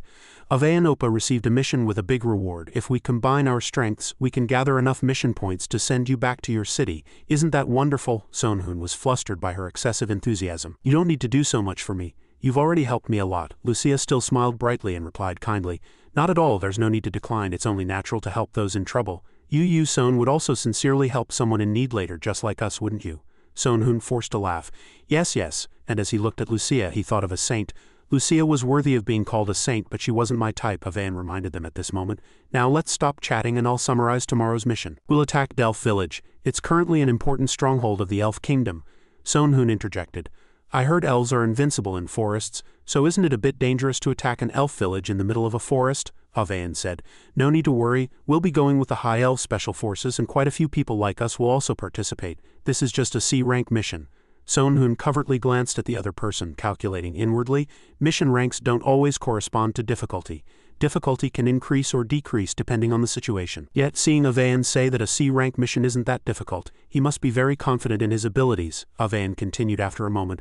And Lucia, you need to attend tomorrow's meeting too, we need your ability, Lucia quickly replied, of course. Sonhoon wondered, who got hurt? Lucia smiled and said, he. Believe it or not, I can tell who's telling the truth and who's lying. Sonhoon heard that and cried out in surprise inwardly, what? And outwardly, he exclaimed in admiration, that's truly amazing. What kind of skill is that? Lucia explained. It's less of a skill and more of an instinct, nobody can deceive me. Sonhoon said disbelievingly, an instinct, not a skill, is that possible? Avayan chuckled and said, at first I didn't believe it either, but it's true. She probably had a superior intuition from birth. Lucia can discern right from wrong with even the slightest change. Sonhoon broke out in a cold sweat, worrying inwardly. That probably makes sense. There are many people with innate talents like Marina. And there are also people who make hasty calculations like you, Lucia then spoke again. Also, I heard your memory returned, you Son. You said you gathered and helped the poor, although your memory hasn't fully returned yet. You are a good person, you Son. Avayan heard that, and his expression turned eerie. Is that true? Sonhoon broke out in a cold sweat again. He replied in an indifferent tone as if this matter wasn't important.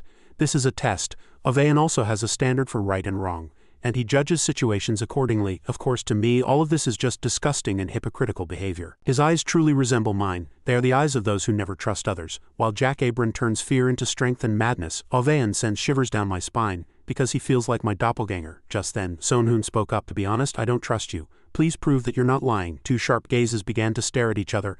Lucia will be able to see through my trick. Damn it, what should I do after that? Sonhoon bowed his head and said, although I have amnesia and received help from both of you, this situation of being suspected is honestly a bit embarrassing. Let me reiterate, I have helped unfortunate people. He excitedly beat his chest and said loudly, my bad reputation is because I protected my city.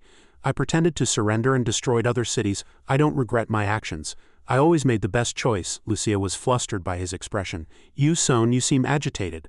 Sonhoon immediately turned and pretended to go outside, trying to calm down. I apologize. I'll step out for a moment to clear my head. Inwardly he calculated, good, this way Ovayan won't rush me anymore. I need to buy time to set up a trap for any unforeseen circumstances. Lucia looked up at Ovayan at this moment and said, honestly, this time you're in the wrong, Oppa. If you suddenly doubted me, I'd get angry too. Ovayan was flustered. Lucia, is everything he just said true? She asserted. Yes, I feel that it's all true. At this, Ovayan also asked himself, am I feeling displeasure because I dislike you, Son? The next day, a notification rang out to the elves. The dark elves are constantly injecting dark energy to destroy the world tree and even trying to make this vast forest their own. Please help us, not just for us, but for the countless animals and plants living in this forest as well. Mission information appeared. C-rank base recapture. Reclaim the Elf Kingdom's defensive stronghold occupied by the Dark Elves. Completion conditions. Defeat the Dark Elves and recapture the base. Reward 3,000 mission points. Consumables paid by the elves. Ovayan encouraged Princess Christina. Don't worry, isn't it only natural to help those in trouble? She was moved, unable to speak. Sir Ovayan. The people outside watched, feeling immense jealousy and displeasure. It's really like watching a movie. Shut up, we just need the mission points. Choi Chul walked out at this moment, raised his hand and called out, I will also participate in this mission. Christina was surprised to hear that. Sir Choi Chul, weren't you assigned to another mission? If you leave arbitrarily, others will be in danger, he calmly said. What I do is my business. Isn't the situation urgent? If you don't need my help, I'll leave immediately. Christina heard that, bit her lip and stared at him. After that, she closed her eyes and made a decision. All right, we will send the guard unit and special forces to the base you left. Choi Chul heard that and was puzzled. What, you had reserves all this time? And he turned back to Sonhoon and said, I told you I'd help you, didn't I? Ovayan saw the two talking and asked, you Son, do you know this person? Sonhoon cheerfully said, this is the person who helped me when I was in trouble yesterday. After talking to him, we found we're from the same region and have a lot in common, so we became closer. Ovayan fell into thought. They've known each other for less than a day and they're going on a dangerous mission together. Will it be all right? After that, he spoke up. All right, let's go together then. A moment later, the group arrived at a village. We've arrived. It's much larger and more organized than I thought, Choi Chul assessed. Ovayan covertly analyzed. The enemy force is about 200 strong. The problem is that a very powerful energy source is detected in the center. He allocated troops. We will divide our forces and attack from all sides. Those on the right flank should spread out and surround them, luring them to escape that way. Choi Chul asked, where are you going? Ovayan replied with a laugh. I will attack the central base directly through the main gate. We need to eliminate the leader and seize the initiative. And he said to Choi Chul, you said you'd come with me, didn't you, Hung Nim? You two be careful in the back. If you encounter any difficulties, use this. Saying so, Ovayan handed Sonhoon a scroll. Lucia's Blessing. Special grade lower tier scroll. Saint Scroll. A blessing that activates instantly upon tearing, activates supreme healing, activates supreme recovery, activates supreme detoxification, activates supreme blessing. Sonhoon was surprised. This is the first time I've seen a scroll with 4 types of supreme magic. After that, he said, thank you, but there's no need, Ovayan explained. It's an apology for yesterday. I'd feel much better if you accepted it. Sonhoon accepted it and replied, all right then, let's forget about yesterday. And everyone began the mission. Everyone took their positions and waited for the signal. They were hiding in the bushes talking when a passing dark elf yawned, appearing as if deaf. Sonhoon covertly calculated at this moment, what should I do? I was planning to secretly follow Ovayan, but if I go with a top ranker like Choi Chul Hung Nim, it will be hard to sneak in. At this moment, Choi Chul's group approached the side of a house. A large explosion occurred and the dark elves screamed. What? A surprise attack. Choi Chul received the signal and charged excitedly. All right, let's go. Choi Chul excitedly drew his sword and cast Yin-Yang Tai Chi sword. A powerful current of energy erupted from his sword. Immediately, the small houses in front were shattered. The dark elves shrieked in horror. There's an assassin behind us too. Then one of them was immediately stabbed and pierced through the chest. Well done. These guys are easy pickings. This round is a sure thing, Choi Chul seriously reminded him. Don't talk nonsense. They just let their guard down because we attacked from behind. This guy is too careless. Just then, a body split in half appeared before Choi Chul's eyes. He marveled at the sight. Avayan, that guy is much stronger than I expected, Avayan calculated inwardly. If I keep this up I can take the leader's head. He then drew his sword and rushed into a house, but before he could get close a strong flow of power blocked him. Avayan's body was wounded and he barely maintained his balance. Wounded, damn it, he looked forward in surprise and someone appeared and said, "Is life always this difficult?" Marina appeared with 2 swords in her hands and said with a cold expression, "But why do I always have to play the role of blocking with my body?" Avayan was startled. Twin swords. He then hastily raised his hands and explained, "Wait, my targets aren't players. I'm just here to deal with the guys who invaded this place." Marina asked again, "Then what do you want? That attack just now was strong enough to fell anyone, and you can't just brush it off because you blocked it, can you? Do you think I'll just let this go because you look different from other people?" He frowned and looked uncomfortable. "Truly, it's getting more and more troublesome." Just then a blade flew towards Avayan. He was startled and hastily raised his sword to block. He gritted his teeth and gasped in horror.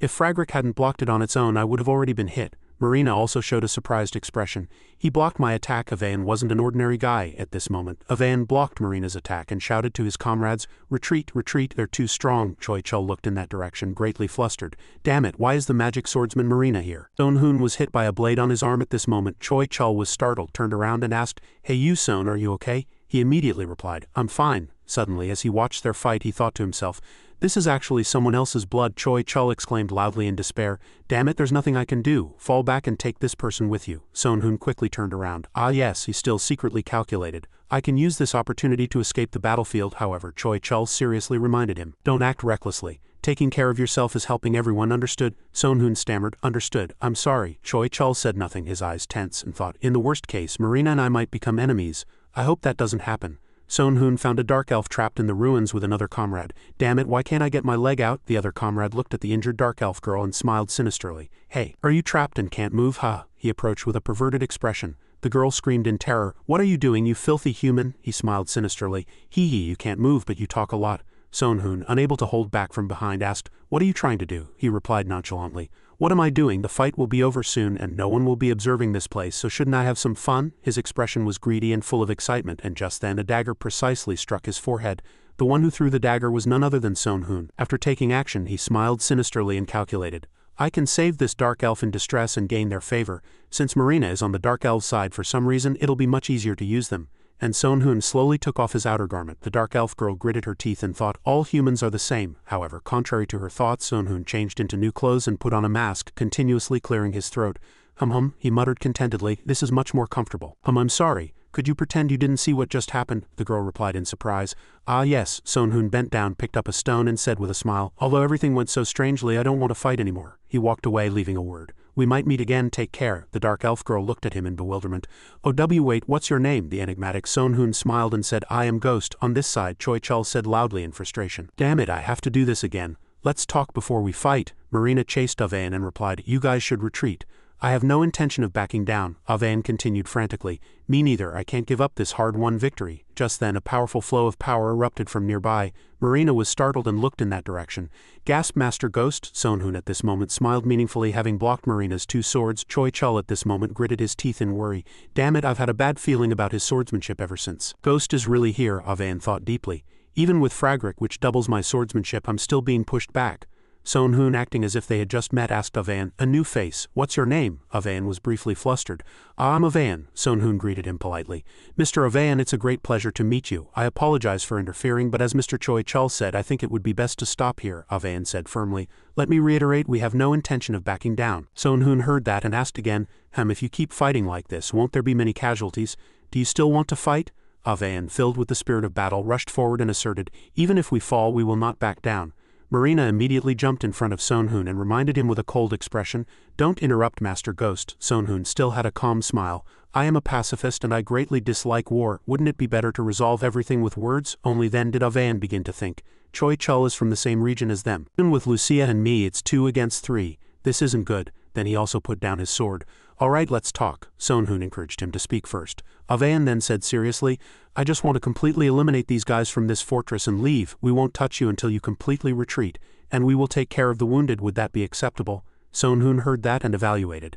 Not bad. This way I can reduce the number of casualties and buy time for the wounded to recover." One person behind heard that and shouted angrily, "Hey, what kind of nonsense is this all of a sudden?" Marina saw him acting up, turned around and glared at him. The guy immediately trembled in fear. Avayan continued, "Now I'd like to hear your terms." Sonhoon hesitated and replied, I have a feeling you'll object to my conditions, Avan. Do you know who I am? Sonhoon said. Go ahead and tell me. All right, then I'll tell you. Sonhoon took a deep breath and said with a cold expression, Drive out all of that high elf group, including the prisoners and the wounded. You damned bastard, I won't hesitate to kill anyone who blocks my way. But since our top ranker is on your side, I'll overlook this. Choi Chul was startled by that expression. Ghost said that. Wasn't he always unpleasantly polite? And are we fighting or talking right now? Avan retorted with a grim expression. Are you making fun of me? Sonhoon nonchalantly asked again. How do I not seem serious? Avan immediately took action and unleashed a powerful blade aura. Sonhoon easily dodged again and suddenly thrust a blade into his shoulder. Avan was flung far away by the force, crashing to the ground and raising dust. There were dirty marks on his body, but he still stood firm, and a shimmering aura erupted around him. Sonhoon speculated inwardly. It seems Lucia escaped and used support magic. Avan wiped his face and calculated. Good, if I can close this distance, it'll be enough to face him. Sonhoon then asked again. What did you come here to do? Avan replied firmly. To completely eliminate the Dark Elves who destroyed the ancient forest and reclaimed the land for the High Elves. Sonhoon scoffed. Ridiculous. Are you pretending to be noble? Perhaps you've fallen in love with the princess and want to become the hero? Avan shouted back. I just want to help those in need. Sonhoon opened his eyes wide and sneered. You really want to help those in need? Wow, what a great man. Avan rushed forward again and attacked. You're destroying this forest and massacring the elves. Sonhoon counterattacked with his sword and asked nonchalantly, Yes, what can I do? Avan blocked the attack and was flustered. The trajectory of his sword is very natural. If I didn't have my shield, I would have been torn to shreds. Sonhoon withdrew his sword and asked again, Then who are the people in need? Aren't the Dark Elves unhappy? They were suddenly attacked, severely wounded, and even lost their comrades. Avan shouted angrily. The Dark Elves attacked the High Elves first. This fortress originally belonged to the High Elves. The two swords clashed again. Sonhoon again pressed. Then what if the Dark Elves had been oppressed by the High Elves all along? What if the Dark Elves are fighting back against the High Elves' oppression? Avan heard that and said in disbelief, What? Sonhoon got close to his opponent and sneered, Can't believe it, Hero Avan. In the end, you became a villain, helping the pathetic High Elves and hiding your true nature, while the innocent Dark Elves were suddenly forced to live under oppression and exploitation by a human. Avan immediately stopped fighting and asked again, Is that true? Sonhoon replied nonchalantly. No, I just made that up. Avan then shouted in anger again, You damned bastard. He then rushed at Sonhoon. Sonhoon leaned back to avoid it. Marina, observing the situation, was inwardly surprised. Shape-shifting, he's mimicking my skill, although a bit clumsy. Master is no ordinary person. Sonhoon stood up again and continued. Is your justice merely helping those who appear more pathetic without even caring about the truth? Avan shouted. You think you're good and I'm a villain, don't you? Sonhoon rushed forward and attacked, shouting, Stop talking nonsense. Avan struggled to defend. Sonhoon at this moment frowned and showed a cold expression. The reason that guy is such an eyesore is simple. His superficial understanding of justice makes him think he's righteous. And he pointed his sword and coldly demanded, I'll say it again, retreat from this place. If you don't retreat, I'll cut that guy who's running away and using magic into 1,000 pieces. Go ahead and try to stop me. Avan was flustered. If Marina blocks me, Ghost will attack Lucia. And he turned around. All right, let's retreat. Everyone prepare to go back. At this moment, the High Elf group challenged. Hey, didn't you just say you wouldn't give up your resolve even if you fell? Avan loudly reminded them. Be quiet, that guy is too strong. Even I can't beat him. We'll all die. The High Elves provoked again. Then are you going to live and endure this shame? Damn it. Avan turned back to Sonhoon and made a decision. Ghost will retreat. But the next time we meet, he asked again. What about the next time we meet? Avan pointed at him and was silent for a moment, but said nothing, just turned around. Sonhoon clenched his lips and thought, how boring. At this moment, Chun seized the opportunity and spoke. Ghost, I have a question. Could you release the captured swordsman? His name is Son. Sonhoon heard that, turned around and looked at him in deep thought. The most ideal way to help the Dark Elves is to pretend to be next to Choi Chul, to get information from the elves, but I still can't deny that Ghost has more advantages. Suddenly he realized something. Wait, if I do this. Damn it, just thinking about it makes me sick. Sonhoon scoffed at himself. Choi Chul saw that and worried. Why are you laughing? Don't you like it? Sonhoon immediately turned around and replied, no, it's not that difficult a request, but do you really want that? That question confused Choi Chul. What do you mean? Sonhoon said seriously. If someone is released safely, he'll be scorned. He might even be called a traitor and face a miserable fate. Choi Chul heard that and thought to himself. Damn it, he's right. Sonhoon was surprised. Is Choi Chul such a person who values promises? Or does he like you, Son, that much? Anyway, it's truly surprising. And he turned around and said, normally I wouldn't, but since Mr. Choi Chul requested it, I'll consider it. If we release one person right away, it will definitely cause misunderstandings. I would appreciate it if you could wait for 5 days. Choi Chul hastily added and asked, how can I be sure that you'll keep your promise? He thought to himself with a tense expression.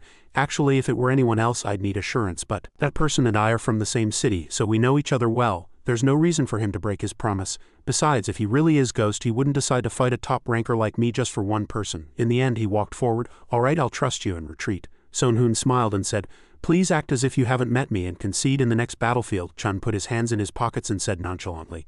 That's my line at this moment. Sonhoon approached Marina and marveled. I didn't expect her to be on the elf side. I wasn't there then. Well done, Marina. Thanks to you everything became much easier. Just then an arrow flew, separating the two, surprising both. The woman who shot the arrow warned them to stop moving. How can you trust this human who just appeared? Marina turned back coldly and retorted. How dare you call Sonhoon Nim a human? At this moment the dark elf girl whom Sonhoon had just saved quickly defended him. Sister, stop. He's the one who saved me. The woman was still slightly suspicious. What? Sonhoon, as if recognizing the person, spoke to them.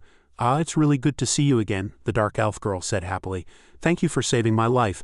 My name is Fian. The woman thought for a moment and then continued. I apologize, I misunderstood. I am a CL military commander. Sonhoon was surprised inwardly to hear that. A military commander, and he subtly gave a calculating smile. Finally, a suitable person to extract information from has appeared. Avayan, just you wait. I'll defeat you soon. On Avayan's side, Lucia kept calling out to him who was in a daze. Opa Opa. Avayan, startled, snapped back to attention. I am sorry, Lucia asked in confusion. What are you so worried about? I don't know what's wrong, but you look so bad. It's not good for your health. Avayan calmed down and replied, Thanks for worrying, Lucia. I have something to tell you. He began to doubt himself. Are we the bad guys and they're innocent? Then Avayan bowed his head and said, Lucia, I'm sorry for everything I've done. Lucia was surprised. Opa Avayan, I always believed I was doing the right thing. I tried to lead people down the best path and secure victory for justice and good people. But if the people I thought were bad had reasons for acting that way, then as Ghost said, I might be the bad guy myself, and I won't be able to give a proper answer. That's just torturing my mind. So no matter what, I have to meet Ghost again. After he met him, the scene shifted to the Dark Elves' territory. A white-haired Dark Elf elder was introducing himself. So you are the human known as Ghost. It's a pleasure to meet you. I am Crimson, the Dark Elf Commander-in-Chief. The elder praised Sonhoon as a very special person and wouldn't stop talking. Sonhoon replied humbly, I merely did what I had to do. I'm truly embarrassed by such praise, the elder said. You have skill and you treat us well. I trust you and wish to entrust you with a few tasks. Sonhoon accepted happily. Of course, it is an honor to assist the Dark Elves, but first I wish to know the reason why the two elf races are fighting like this. Crimson lowered his head, closed his eyes, and began to recount the past. Originally, the two races lived together in this forest. The High Elves lived harmoniously under the shade of the World Tree, while the Dark Elves lived in the dark, dense forests with ferocious monsters. Then the Black and White War broke out. The battle between the holy nation of Ryu and the Shadow Alliance spread across the continent, affecting even the elf races. For some reason we joined the Shadow Alliance, and rumors began to spread that we were defiling the World Tree and destroying the High Elves. Sonhoon was puzzled. Are you saying that's not true? I heard it from the High Elves, Crimson explained. No, it's all a misunderstanding on their part. No one knows where that information started, but as the rumors spread, the High Elves were attacked and disappeared. And they began to boycott us. Sonhoon nodded, acting as if he understood everything, and began to evaluate. It seems the Dark Elves are the victims in this story. So what happened after the attack? The elder continued. We tried to resolve the misunderstanding, but the High Elves always refused to talk, and even sought help from the holy nation of Ryu to drive us out of the forest, and recently they sent more adventurers. At this point we couldn't just stand by and watch. We had no choice but to seek help from the Shadow Alliance to protect our fortress. Crimson's face was filled with helplessness. We only occupied the High Elves' outposts and important fortresses. We have no intention of escalating the conflict further. Sonhoon admired. I see. So that's the story. And he secretly calculated inwardly, they all think they're the victims. It doesn't matter who's telling the truth. What matters is which side benefits me. And he asked again. You know that this situation is very disadvantageous for the Dark Elves, don't you? Crimson quickly replied. Only for a moment. It's just trivial adventurers interfering. And soon, Sonhoon seriously reminded him, the opponents are not trivial people. If the adventurers continue to side with the High Elves, you will no longer have a chance of winning. Crimson tried to sound him out. Do you perhaps have a proposal? Are you thinking of gathering all the adventurers? Sonhoon laughed and rejected this idea. No, why make it so complicated? There's an easier way. We just need to turn all the adventurers on the High Elves' side to our side. The elder cautiously asked, How? Sonhoon smiled sinisterly and said, Just do as I say. A moment later he opened the door and stepped out. Marina quickly turned around. That took quite a while, Fian also asked worriedly. Are you hungry? Sonhoon said politely. Fian SSI, I'm truly sorry, but could you guide us somewhere? She replied enthusiastically. Gladly. Where do you wish to go? He said that Crimson mentioned the Shadow Alliance had sent necromancers to help the Dark Elves. Could we meet them? Fian smiled brightly and said, If it has the Commander-in-Chief's consent, gladly. And Sonhoon turned to Marina. Will you come with me? There's a very important task for you. I can't trust anyone else. Marina's eyes lit up upon hearing this, and she clenched her fists excitedly and resolutely replying, Yes, gladly. Fian then led the way, wondering, But why are you looking for a necromancer? Do you need to make talismans? Sonhoon denied. No, I want to create zombies. She was confused. Ghost Nim, what are zombies? Marina at this moment showed curiosity towards Sonhoon. Are you going to use that corpse? Sonhoon affirmed. Now is the time. If I miss this opportunity, when will I ever meet an experienced necromancer again? And he secretly calculated inwardly. I told Marina I'd turn Uchida's corpse into a zombie. Marina is the one who killed Uchida. I got her permission beforehand just in case, but someone who respects me as much as Marina won't refuse. Marina continued to report, the third awakening will begin soon. Will a zombie created from the corpse of someone who just completed their second awakening be alright? He said, originally I thought so too, but it's not absolutely necessary. She looked at the glass bottle in Sonhoon's hand and wondered, what's that? Sonhoon smiled and replied, it's a new drug to deal with the High Priest. It maximizes the user's stats. But of course there will be side effects. I don't know what the side effects will be. I can't throw it away, so shouldn't I use this? A few days later in the forest, a dark elf, bow in hand, was aiming at one side, the arrow as if intelligent avoided obstacles and sought its target. A man in a helmet, seeing the arrow coming towards him, hastily raised his shield to block it. He said angrily, damn it, the situation wasn't that bad until just now. What the hell happened? At this moment a man poked his head out from behind a large tree and shouted loudly. Hey, if you're a warrior, you should attack from the front, the man in the helmet retorted. Go out and fight that thing, the opponent is an elf. How am I supposed to dodge an elf's arrow? The man hiding behind the tree impatiently pressed. Damn it, so you're just going to stand by and watch? Run away quickly, you'll be surrounded.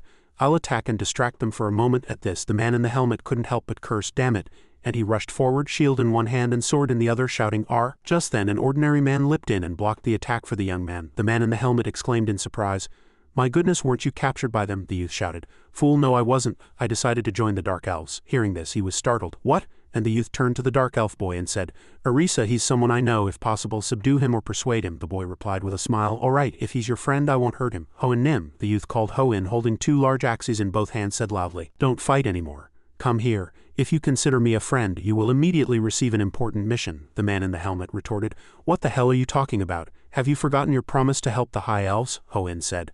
I haven't forgotten, but after learning the truth I decided to help the Dark Elves instead of the High Elves. At this moment the man in the helmet worried inwardly. Adventurers who were just now helping the High Elves have decided to side with the Dark Elves. If this continues, the battle will completely turn around. At this moment strong fire energy erupted from behind him, followed by a shout. It's over. Fireball. This person was extremely startled. No, my ultimate magic is disappearing. Sonhoon appeared and said, these jokes aren't funny. The man who had been hiding behind the tree just now exclaimed in surprise, his attire and special mask, ghost, and shouts echoed, catch him. If we just catch him, the battle will be over. Sonhoon spread his arms and shrugged, saying confidently, even if everyone here gathers, you won't be able to defeat me. At this, many people rushed to attack him, and Sonhoon seriously dodged, counterattacking a few times, turned the situation around with a few kicks. They fell to the ground, writhing in pain and extremely confused. What the hell is going on? Sonhoon stepped forward and said, it seems no one else is resisting.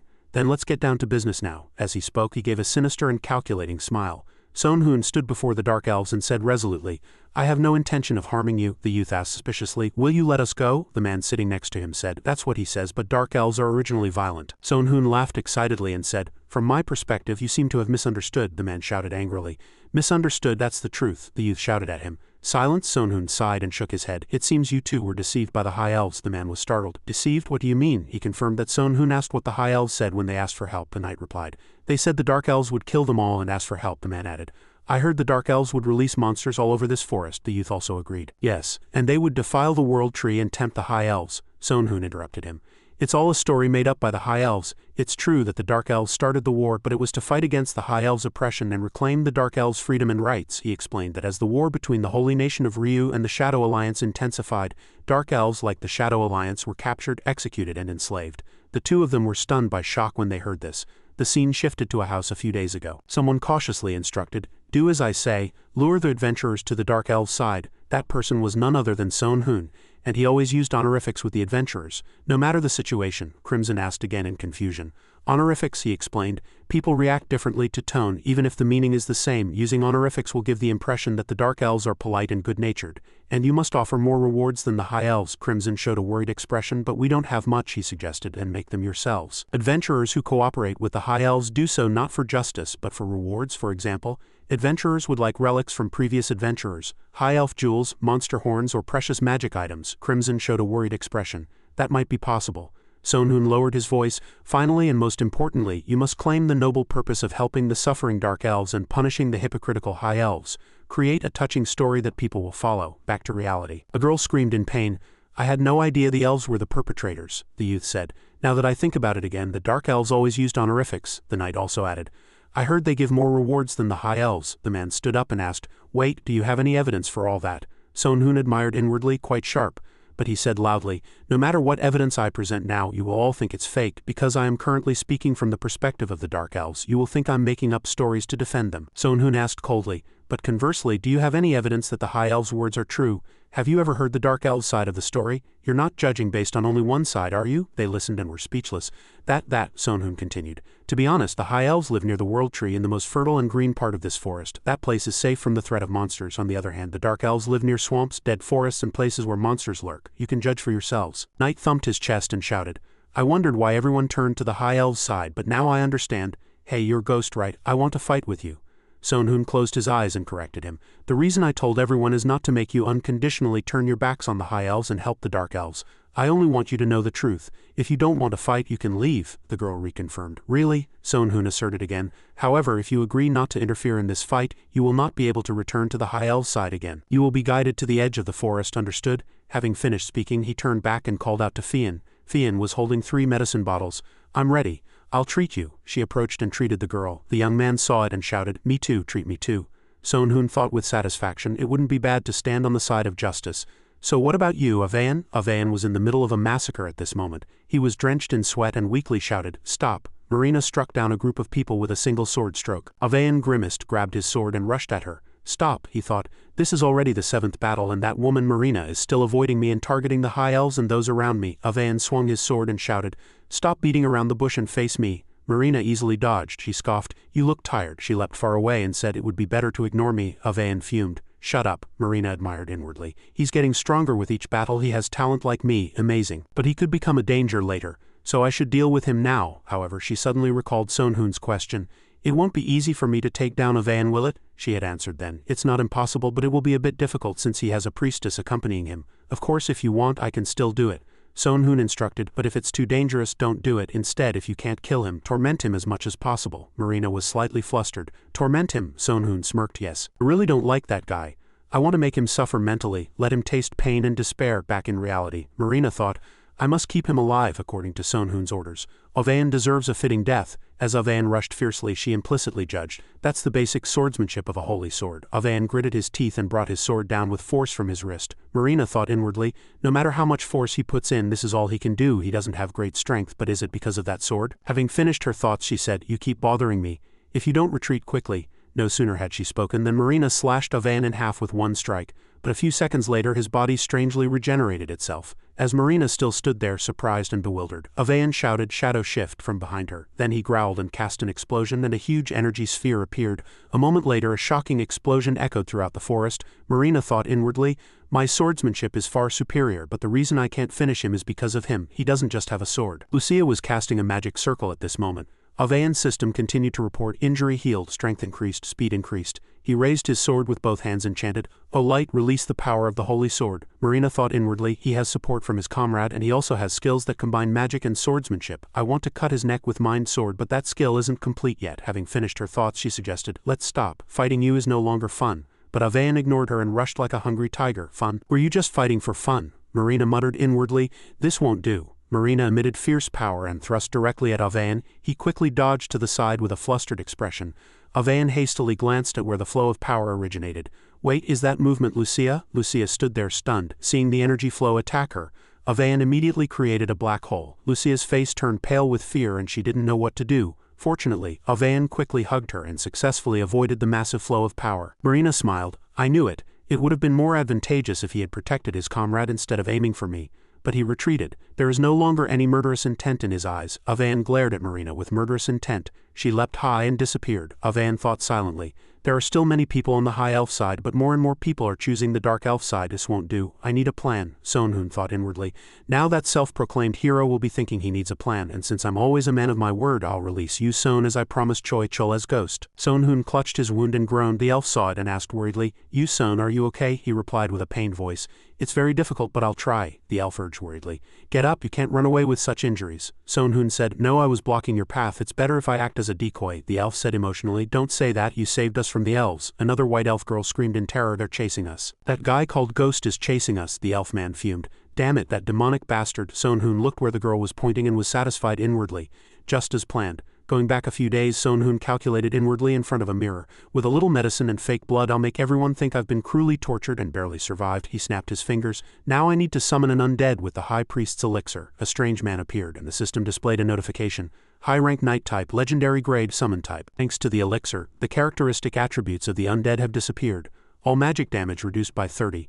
Additional damage from holy fire and destructive attacks removed. Thanks to the elixir, it has high intelligence and can perform complex commands unlike normal undead, and can use black magic up to grade 4. Sonhoon took off his mask and said sinisterly, "I need to put a mask on that masked guy and create an illusion," he said cheerfully. "With Ghost's wig and clothes it will be perfect." Sonhoon was satisfied. "Fortunately, my physique is similar to Cheetah's, which is convenient." And he commanded, "Follow Marina's orders." "Understood," the knight replied immediately.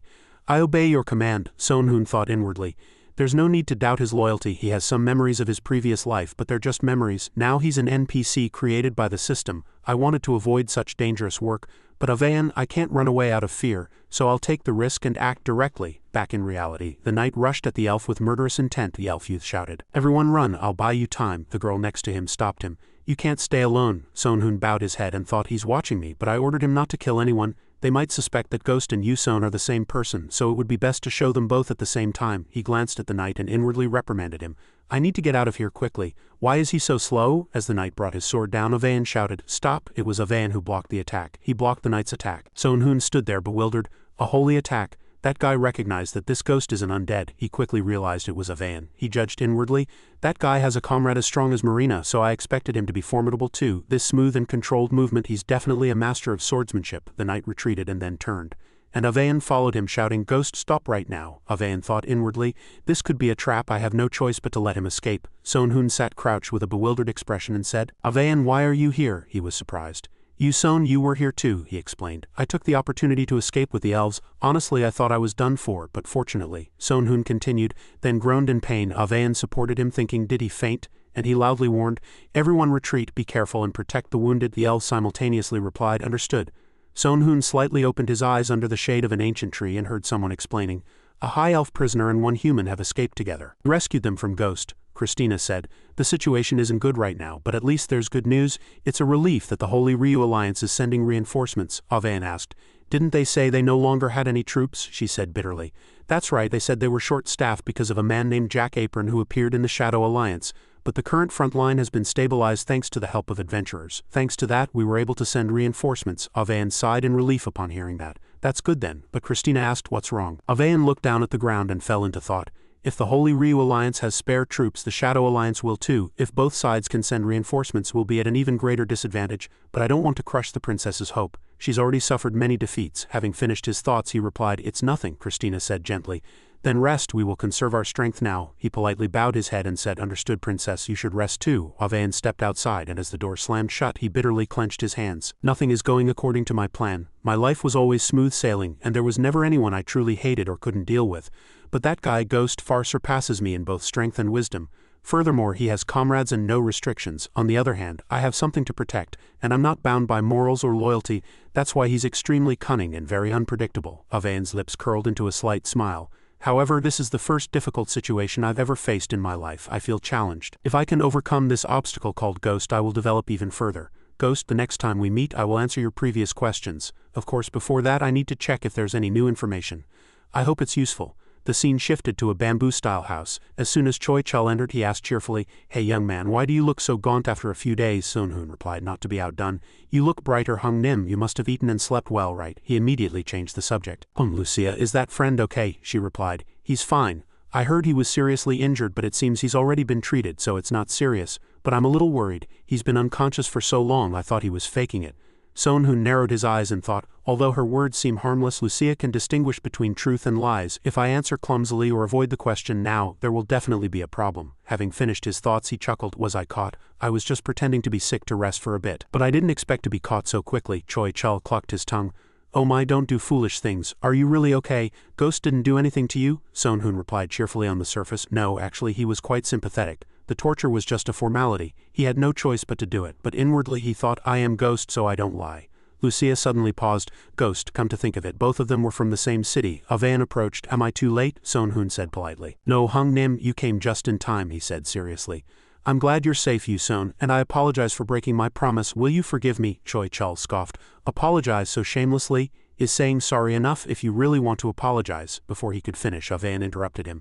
If I were to give gifts or money, I think I would feel that I had already sufficiently compensated him, and I wouldn't be able to apologize sincerely. And I can't make too reckless promises either. Perhaps I might promise something I can't keep, and I would break my promise again, so I can only apologize. Yuson, will you forgive me? Sonhoon thought inwardly. To say that with such a shameless expression, it's truly disgusting. Choi Chul also grimaced. Unlike those who were unpleasant or hypocritical, his words, though formal, sounded sincere. Sonhoon said, It's fine, I can't accept an apology. And it would make both of us awkward, Avan replied succinctly. Understood, continue. More importantly, I have information for Hung Nim. Avan, I overheard ghosts saying that the Dark Elves will launch an overwhelming attack on us, taking advantage of their superiority. Choi Chul cleared his throat. Overwhelming? The troop difference isn't that large, Sonhoon explained. The Shadow Alliance will cooperate with the Dark Elves and send reinforcements. They plan to win quickly with all their might. That's the Dark Elves' plan. No, to be precise, it's Ghost's plan. Choi Chul was startled. Abandoning defense and focusing only on offense? That's a reckless tactic. Avan didn't seem as surprised. Considering Ghost's previous schemes, he would certainly do that. Sonhoon continued to report, their operation will proceed in 4 days, and this isn't crucial information. He glanced at Lucia. How this operation unfolded would depend on her reaction. A plan based on her lie detection ability had been devised. Lucia cautiously spoke up. I'm sorry, could you repeat that? Before she could finish, Avan turned and walked away, shouting, I think we need to report to Princess Christina immediately and prepare early. Let's go. Lucia's eyes widened and she agreed yes. Sonhoon immediately understood his actions. The person who deliberately interrupted Lucia, even though she realized I was lying. Avan, no matter what you do, I will win. After going outside, Avan explained what he had just said to Lucia, but Lucia interrupted him, saying he had lied, though there was still some truth to it. I don't understand, why would he lie, or was he threatened? Avan helplessly reminded her. Don't trust everyone so easily, she said, as if finding it a bit hard to grasp. Avan explained that he was intentionally feeding them fake information. He knew Lucia could distinguish lies, and given his personality, it was very easy to tell when he was lying. He slyly calculated, if we pretend to follow the lie, we can make Ghost think he has the upper hand. Now it's time to counterattack. As food was served, someone exclaimed, the food here is delicious. It was Sonhoon, but without meat it felt like something was missing. Hung, shall we secretly go out and eat later? Just the two of us. Choi Chul excitedly said, oh, not a bad idea. He put his arm around Sonhoon's shoulder, stroked his head and praised him. This guy's quite clever too. Sonhoon cried out.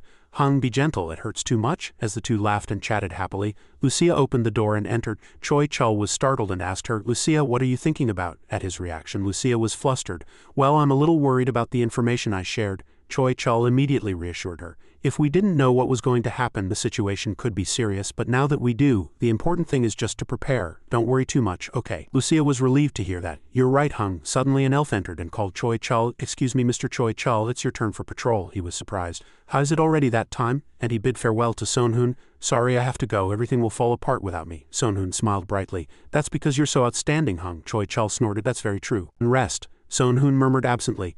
Hung, do you remember what we just talked about? At this moment, a plate of delicious food came to mind. Choi Chul smiled knowingly and affirmed, of course, Hung will take care of it. Sonhoon suddenly spoke indirectly to Lucia. Lucia, you probably need to go back too. Lucia's eyes widened and she said, then what about the treatment? Sonhoon said, I'm much better now, and honestly I'm a man, so it's a bit embarrassing. Lucia stammered, that's true. She left in a hurry. I'm tired too, so I'll go to bed first. After she left, he breathed a sigh of relief. In the quiet space, someone murmured, there's no trace of them within tens of meters of this house. If they were truly foolish, they would have seen this as an opportunity and moved immediately. It was Sonhoon. But if they suspect me of being a spy, shouldn't they deploy troops to prevent any suspicious activity? He left. Could it be that they didn't notice? Hiding one's presence to this extent would only heighten suspicion. Sonhoon went to the front of the treehouse, opened a book and summoned. As soon as Purplemon appeared, she yawned and said, what now? Before she could finish, Sonhoon cut her off. He signaled Purplemon to remain silent. Purplemon was the key to this operation. Purplemon changed 180 degrees and became sharp. You've come at a good time, Sonhoon cautiously said. I have collected all the necessary information as you instructed, he thought inwardly. Anyone who hears this would think it's a conspiracy. I hope this conversation is clearly audible. It was their play. At this moment an elf-man was watching them from outside the window, his skin purple and horns on his head. She must be a demon. Surprise attack, spy unit. I want to hear more details, but I'm afraid of being discovered if I get too close. He thought for a moment and then left. Christina, hearing the man's words, asked in confusion, he contacted a demon? He nodded. Yes, I couldn't hear the conversation clearly, but words like legion and surprise attack were definitely there. Christina smiled with satisfaction. Avan, your information is truly accurate, the elf-man said. Princess, should we strengthen the surveillance? Avan replied.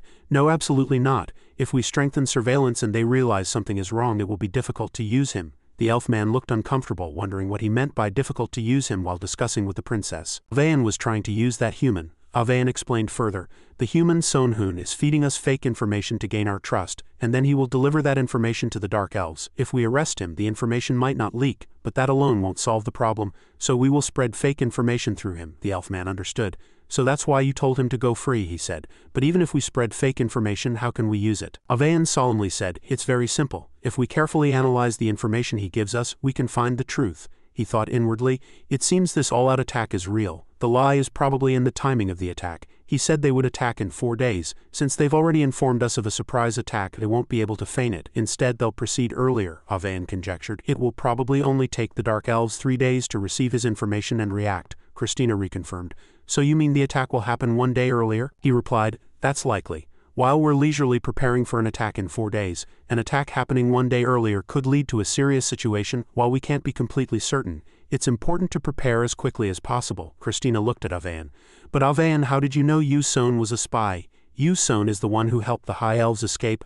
I never thought he was a spy, she thought, with murderous intent, but this person is extremely confident about it, and he can prove it in half a day. Avayan inwardly guessed that the princess might not believe Lucia's lie detection ability. He fell into deep thought.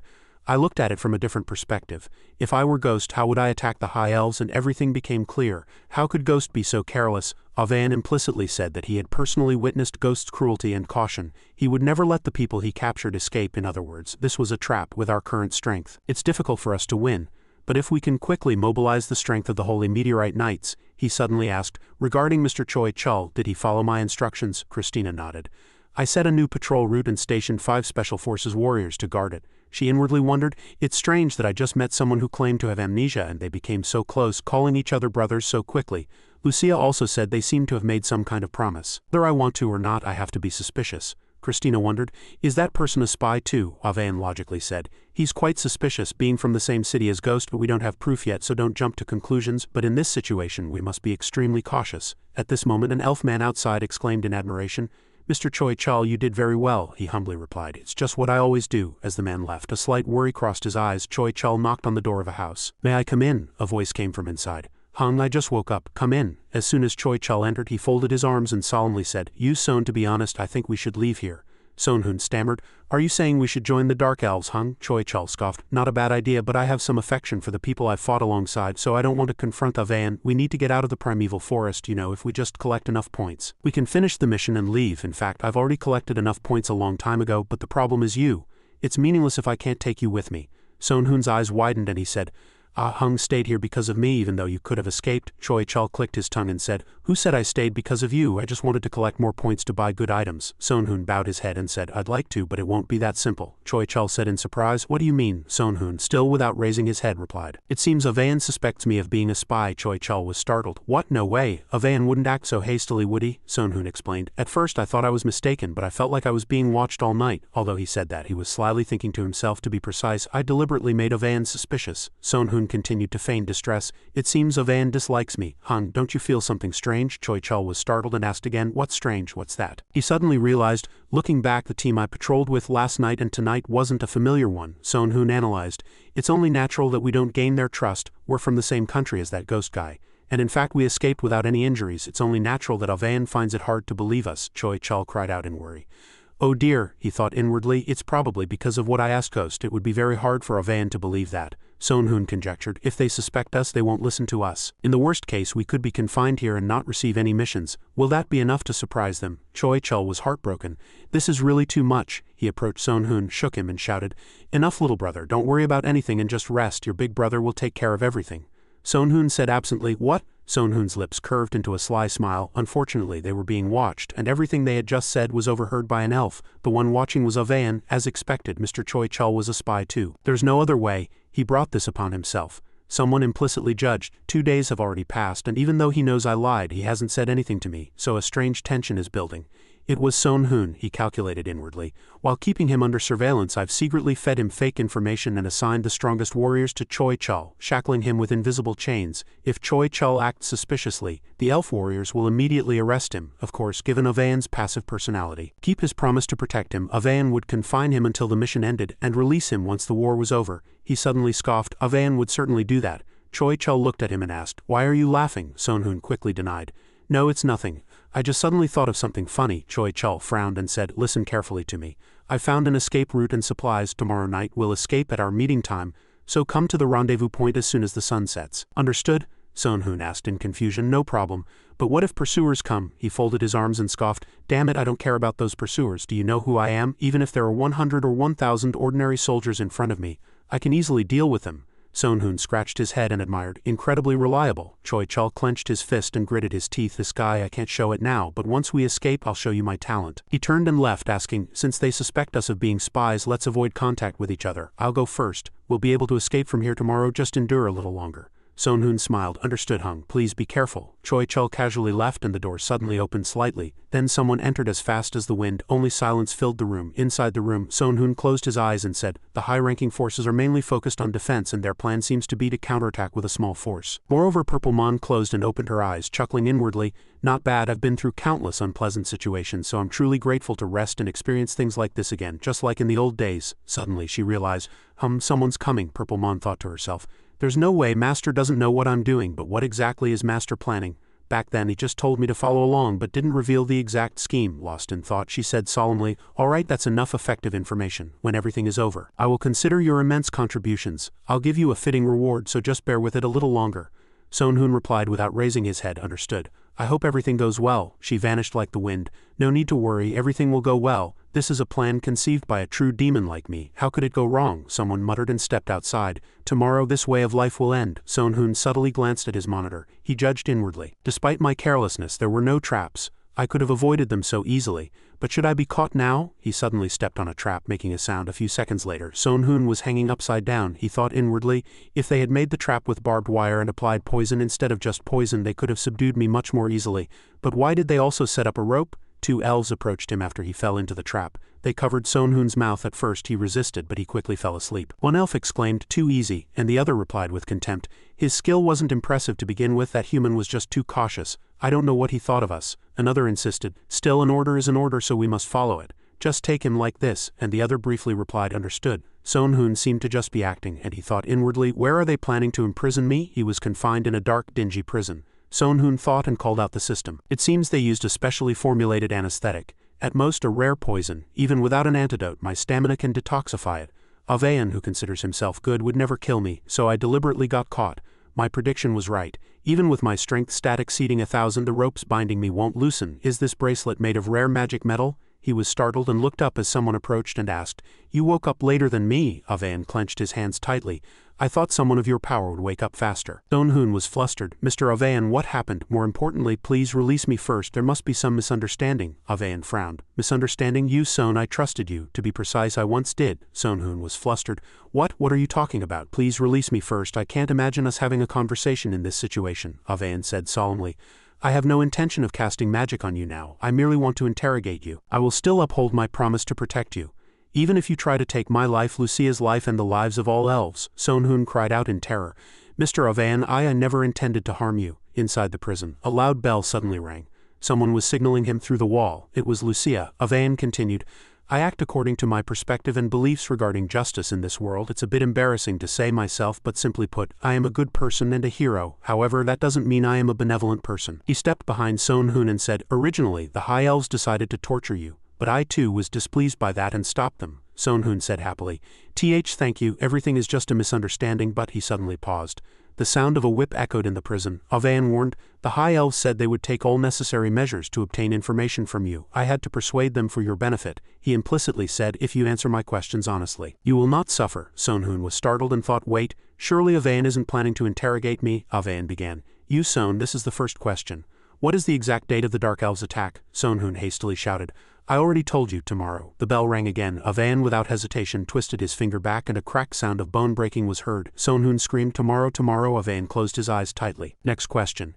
Tell me the main strategies and tactics of the Dark Elves that I know. Sonhun's voice trembled. Wait, give me a moment, you damned bastard. Sonhun trembled and bowed his head. They plan to cause chaos through successive attacks. The Dark Elves will launch a surprise attack and the Shadow Alliance reinforcements will launch another surprise attack. If you try to defend each point individually, there will surely be a loophole for them to attack. Their main goal is to break through that loophole and destroy from within. Avan swore inwardly. Terrible. If we had believed you, Son, we would have been annihilated without time to react. He hasn't lied once, has he? Sonhun asserted firmly. No, I haven't lied, I swear. Avan said. All right, let's stop here for now, and left. The prison was eerily dark. Sonhun, from a sobbing sound, let out a ha-ha laugh. He burst into laughter, thinking, Van, I really didn't expect this. He laughed sinisterly. All the information I gave you was true, and now you believe it. I won. The cave door slowly closed and banged it shut.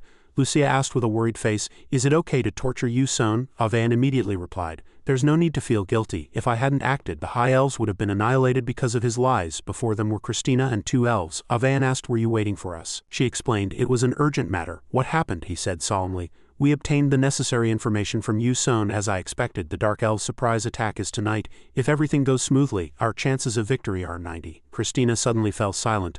I have bad news. Mr. Choi Chul was stronger than I expected. He broke through the encirclement of countless Special Forces soldiers and top swordsmen and disappeared, Avan thought expressionlessly. Choi Chul is one of the top warriors, so it's not surprising. He closed his eyes and suggested, We will form a separate team to track that problem. What's important is the battle that will take place today. His eyes sharpened. Everything will be decided before sunrise tomorrow. I've done everything I can. Will this be enough to defeat Ghost? What's done is done. All that's left is to wait for the result. On Choi Chul's side, he struck down his opponent with a single sword stroke. The elf charged forward, shouting loudly, Everyone prepare. Damn it, gather quickly. They combined their strength to attack Choi Chul. Lend us your power, he calmly thought, exploding with aura. The right half of my body is water power. The left half is fire power. Combine the two energies to create a hybrid energy. Lost in thought, he attacked the elf group with immense power and they screamed in terror before being bisected by Choi Chul. At this moment, an elf behind Choi Chul was about to shoot an arrow at him. Why, you demon? He calmly grabbed the bow and arrow and asked back. Demon? Choi Chul turned and threw the bow and arrow at the elf, shouting loudly, The one who should be saying that is you, you insolent and rude bastard. The bow and arrow flew at light speed and struck the elf squarely in the center of his forehead. At this moment, 2 elves rushed simultaneously, ambushing him from behind. However, they were no match for Choi Chul, and he blocked their attacks very quickly. The elf thought blankly, What happened? Choi Chul Hung Nim had such immense power. Was everything he showed us until now fake? Choi Chul continued. Now let's deal with this cleanly. It's been dragging on for too long, the elf retorted. It's like you're saying you've been holding back against us until now. He scoffed. It's because you're too slow. If there weren't so many of you, I would have dealt with you long ago. If I had been determined, I could have eliminated all of you from the start of the battle, but the only reason I've been running away until now is because I was worried about reinforcements. Now that we're far from the World Tree, there's no need to hold back anymore. The elf gritted his teeth, marveling inwardly. Damn it, he's really serious. Lost in thought, he loudly commanded, Stop fighting, everyone retreat. At least one of us must survive and report information about Mr. Choi Chul to others. Choi Chul's murderous eyes pierced through them, and he exploded with power, sending them to the western Pure Land in an instant. He gripped the hilt of his sword tightly. Choi Chul suddenly paused. Even with my body protected by hybrid energy, I'm still severely affected. This is truly a crazy skill, even though I created it. That immense attack, the surrounding ground cracked and was deeply gouged. I could have foolishly died from my own skill. But there was no other choice to take down countless elves at once. Now if I just hide, everything will be over. However, Choi Chul sighed, feeling regret. Damn it, he frowned. Surely that kid must have been caught. Why am I hesitating? Instead of hesitating, I should think of a way to save him now. Choi Chul walked. I haven't known that kid for long. But you, Son, is like a younger brother to me. No brother abandons his sibling. Cooperating with Ghost would be the safest option, but I don't know what he'll do and it will take too long. He's really a troublesome brother. Just a little longer. Brother will be there soon. At this moment, in a cabin deep in the forest, C reported to Crimson. Just as Ghost said, several defense lines have fallen. The elder fell silent, marveling inwardly. Unbelievable. Such vulnerabilities in the High Elves are truly precious opportunities. Now with the help of adventurers and the Shadow Alliance, we can minimize casualties on our side. Thank you, Ghost. This is a chance to break a tenacious, long-standing relationship. Crimson turned and ordered, By the name of the Elder, I command you to assemble all other chief commanders. Move without delay. C replied loudly. Yes. Night deepened and silence fell over the camp. The Dark Elves were observing with great concentration. One reported, Commander, there are no other guards, and the man called Commander immediately reprimanded. What foolish people, he thought to himself. Even knowing that a surprise attack will happen tomorrow, security cannot be this lax. He thought, it's a bit far, but I can shoot them with an arrow. The sky suddenly brightened.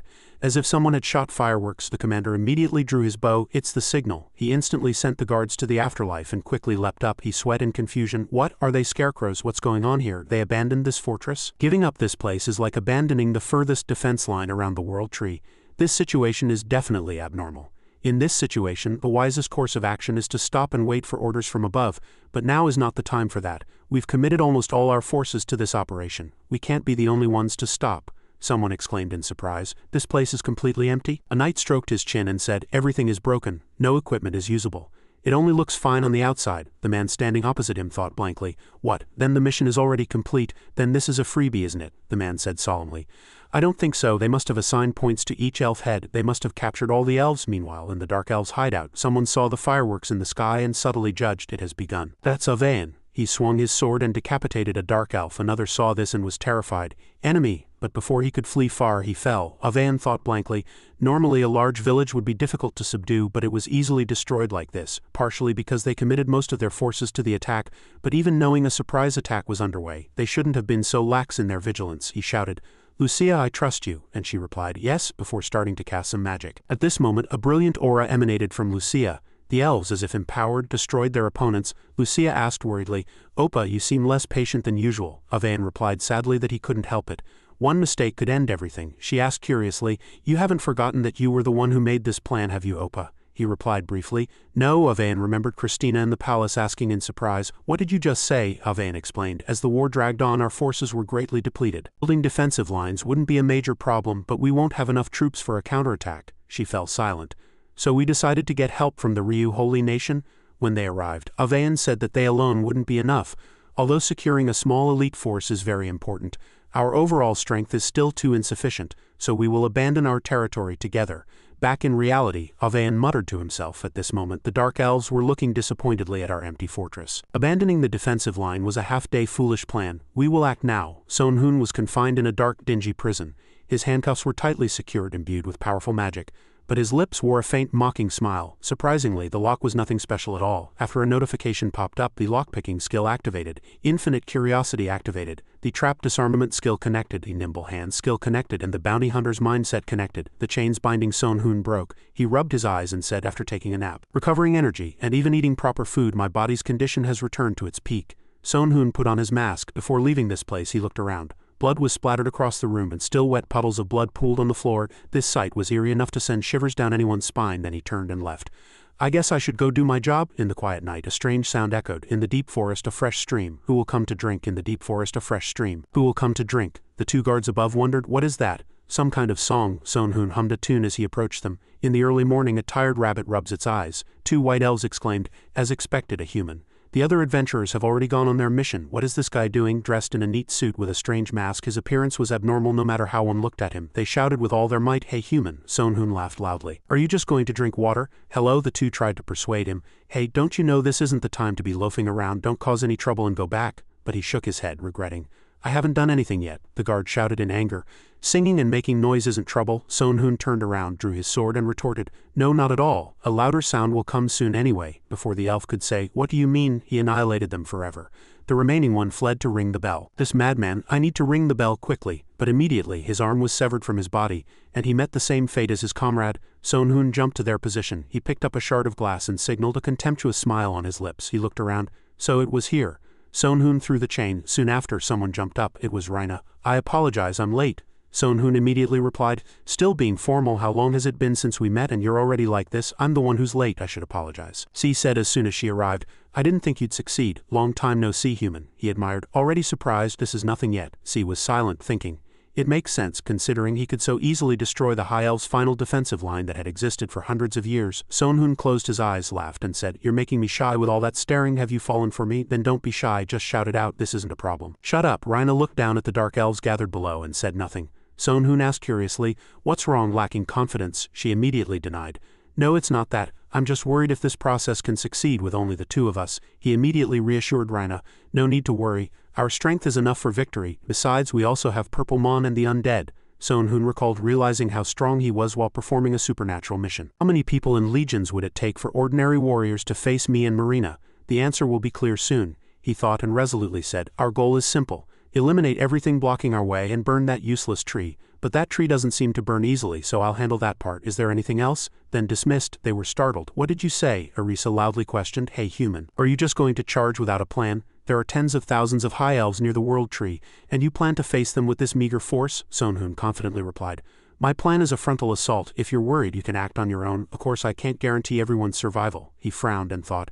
Is that true? I was thinking of an assassination plan or a strategy to terrorize each stronghold one by one since we have fewer troops. But why is this guy so excessively confident? Sonhun advanced majestically and shouted, Let's go. A tremendous explosion that shook the sky echoed. People were in chaos. My leg, a white elf desperately tried to reassure the soldiers. Don't be afraid, everyone. Draw your bows. One human can't withstand thousands of arrows. Sonhun walked proudly even as the dust flew towards him. He quickly used armor of protection to create a shield. As soon as the dust touched it, it bounced off. The elf man was startled. No, that magic elf can even deflect catapults, Sonhun scoffed. Since I've received it, I should return it, shouldn't I? The elves fled, but immediately he sent them to the afterlife.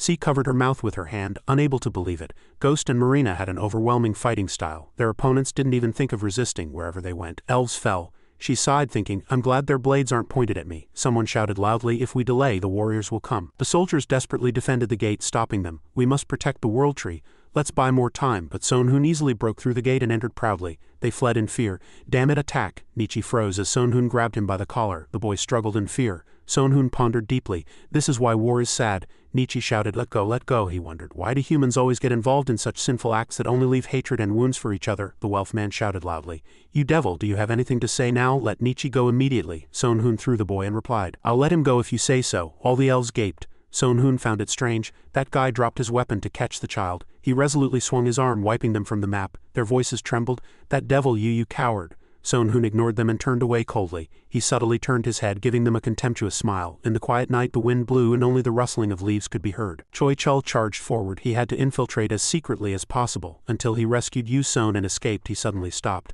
The sight of the entire village engulfed in flames met his eyes, and he was startled. What on earth is happening?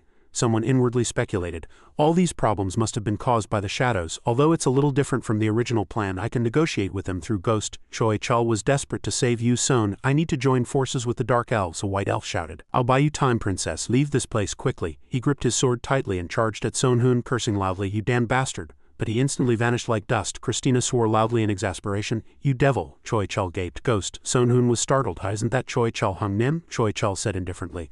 I don't want to fight, but if, Choi Chul immediately corrected, don't misunderstand, I have no intention of helping the High Elves, I'm also in conflict with them right now. Sonhun scoffed, I don't know what happened, but I'm glad you're not an enemy, Hung. I wouldn't know what to do if we had to fight, he thought inwardly. Hung really thinks of me like a younger brother. Sonhun quickly grabbed Christina's wrist, stopping her from attacking Choi Chul. You traitor. Hey this, Choi Chul said solemnly. Princess, this is not the time for formalities. Christina said, I have one question. Where's Yu Son? He asked coldly. Choi Chul aimed his sword at Christina's neck and threatened. Tell me or I'll make you die a living death. Her voice trembled. You think I'll meekly follow someone like you? He heard her words, and his eyes sharpened more than ever. Do you really want to die? Christina shouted.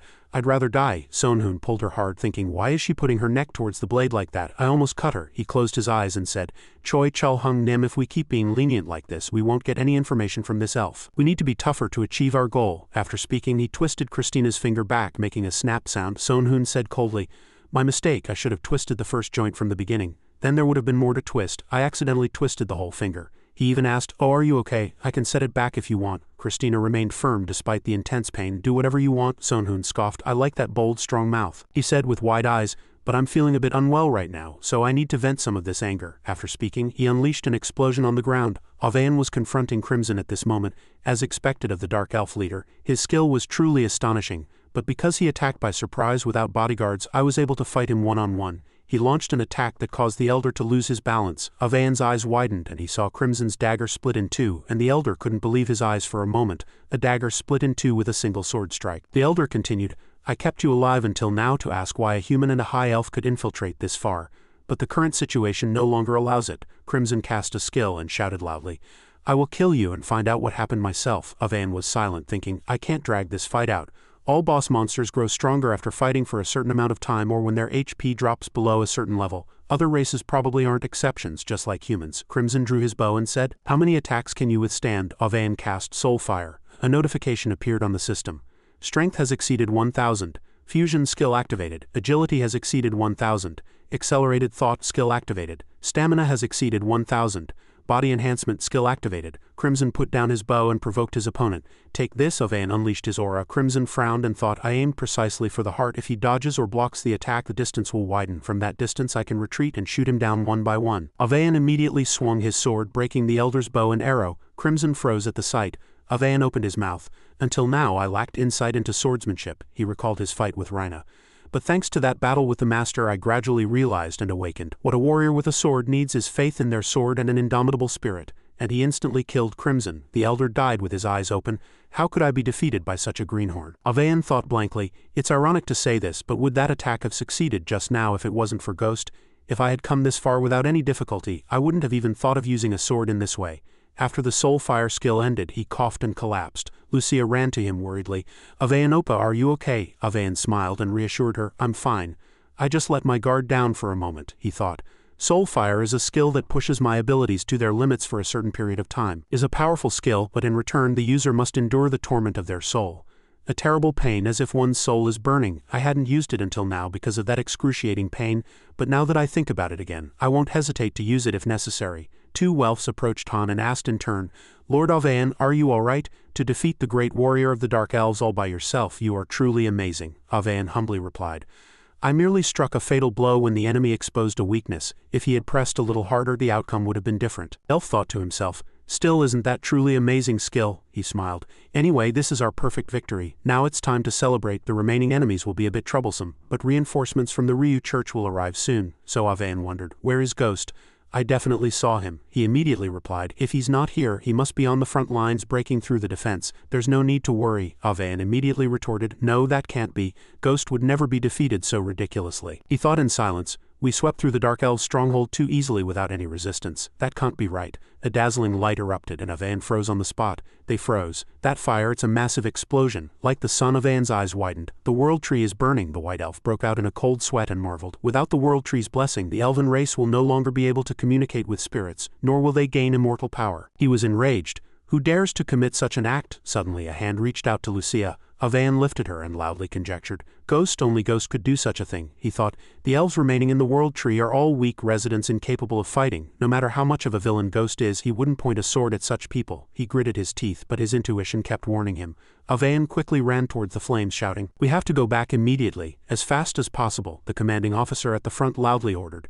Everyone draw your swords, we must fight against the wicked heretics. From the opposite side an equally valiant command was given. Skeleton undead, pour all your strength and magic to exhaust the enemy's life force. Ovain observed from above, those are the Ryu Church army and the black mages of the evil faction. Truly chaotic, but I can use this melee to get to the World Tree. However, the flames quickly spread towards him. Lucia cast fire resistance magic to block the flames. Ovain thanked her. Thank you, Lucia, she marveled. It's already this hot and we haven't even reached the World Tree yet. Ovain leapt onto a nearby branch and continued her words. It's proof that the firepower here is really strong. A little further and we'll reach the cities of the two elven races. He stopped abruptly before he could finish speaking. Ovain froze. Corpses are strewn throughout the burnt-out city. Lucia will surely be confused by such a sight. He jumped down and ordered, stay here, Lucia. She was horrified. What? No, I can't let you go alone. Ovain said regretfully, I regret that I cannot receive your help, but it will be very difficult to deal with Ghost and Marina while protecting you. So for my sake and yours, stay here. Lucia was silent and thought, he's right. Incapable of fighting, I'll only be a hindrance. She then cast a magic circle and said, all right, but I can't just let you go. I'll use all my magic to buff you. Ovain froze on the spot.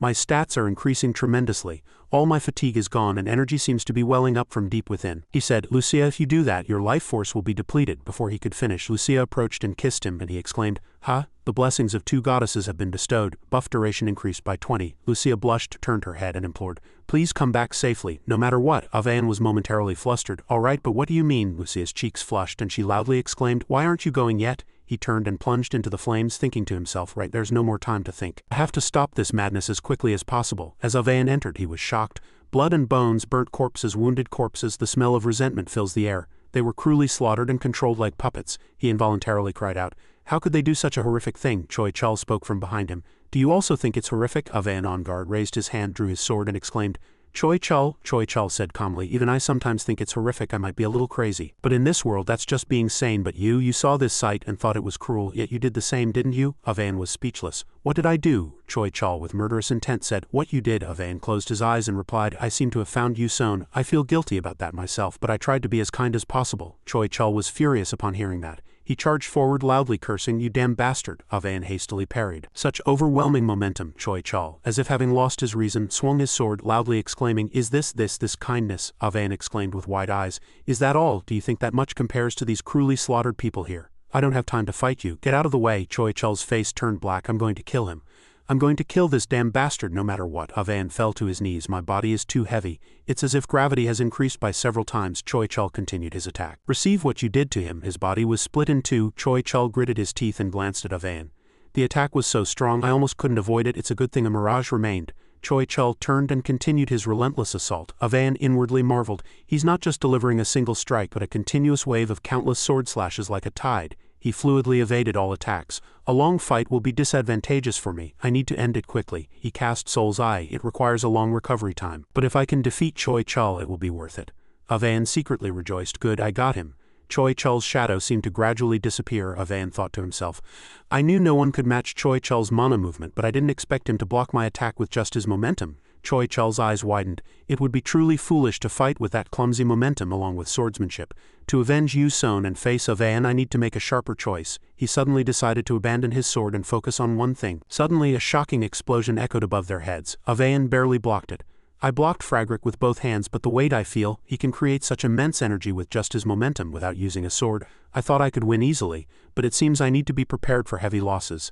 Sonhoon was observing the fight from above. Choi Chol is quite impressive too. His unique skill of abandoning his sword and attacking with immense mana like a mage is like he's pouring all his strength into the proxy war against France. A few days earlier, Choi Chol was shocked to see the blood-stained cell. This is Choi Chol felt guilty. "I'm sorry." His face was severely disfigured beyond recognition, but at this moment Choi Chol was enraged. His body is so severely damaged that he can't even maintain a human form. This torture was purely for physical pain. Sonhoon added fuel to the fire. "I heard that Avan tortured him like that." Choi Chol's eyes filled with resentment. "Avan," he called out, "Ghost." Choi Chol wondered. "Normally two opposing energies like water and ice cancel each other out upon contact, but I have a skill that harmoniously combines two opposing energies," Sonhoon proposed. "I will teach you that skill." So the two joined hands. "If this revenge succeeds, accept this as a reward for what you've done for me. If it fails, this will be the price for this offer." "You wouldn't teach such a special skill so readily. Yet you're willing to teach it to me. You clearly want to die." Combining two opposing energies can unleash infinite mana energy, but usually at a tremendous cost. A heart-wrenching pain. Choi Chol must have been feeling pain all over his body. Choi Chol lost strength and fell to his knees. "My stamina is being depleted by controlling energy beyond my capacity. I'm enduring it now, but if I continue, I'll be severely injured." He quickly composed himself. "That's a minor detail." Avan continued to attack him. "Choi Chol, you are very strong, but that doesn't mean I can't deal with you." Choi Chol loudly cursed. "Are you trying to kill me like you killed him? Honestly, why are you so hypocritical?" Avan sighed wearily. "You leave me no other choice. Then there's no need to waste any more time now. Even the most powerful magic and Fragric will be useless." He thought and cast Typhoon. Choi Chol blamed himself inwardly. "Damn it, even though I was prepared for sacrifice, I can't defeat Avan." He suddenly thought, "No, there's still another way, using my body as a medium." Choi Chol's eyes gleamed as he shouted, "If I'm going to die, we die together. Resist if you've got the skill." As soon as he finished speaking, the ground they were standing on exploded and shattered. Avan bowed his head in the middle of the battlefield. "I attacked first, so Choi Chol must have had a slow reaction, but still, I can't believe Fragarac's attack was reflected, and I got hurt." He froze and looked at where Choi Chol had stood. Only Choi Chol's ripped clothes and a broken sword remained. The World Tree's flames were also completely extinguished after what had just happened. Most of the buff skills Lucia had given were also weakened or gone. The system displayed stamina gradually recovers due to the elixir's effect. Avan inwardly marveled, "Whether it's Ghost or Marina, I should never underestimate such people." While he wasn't paying attention, something flashed across his vision.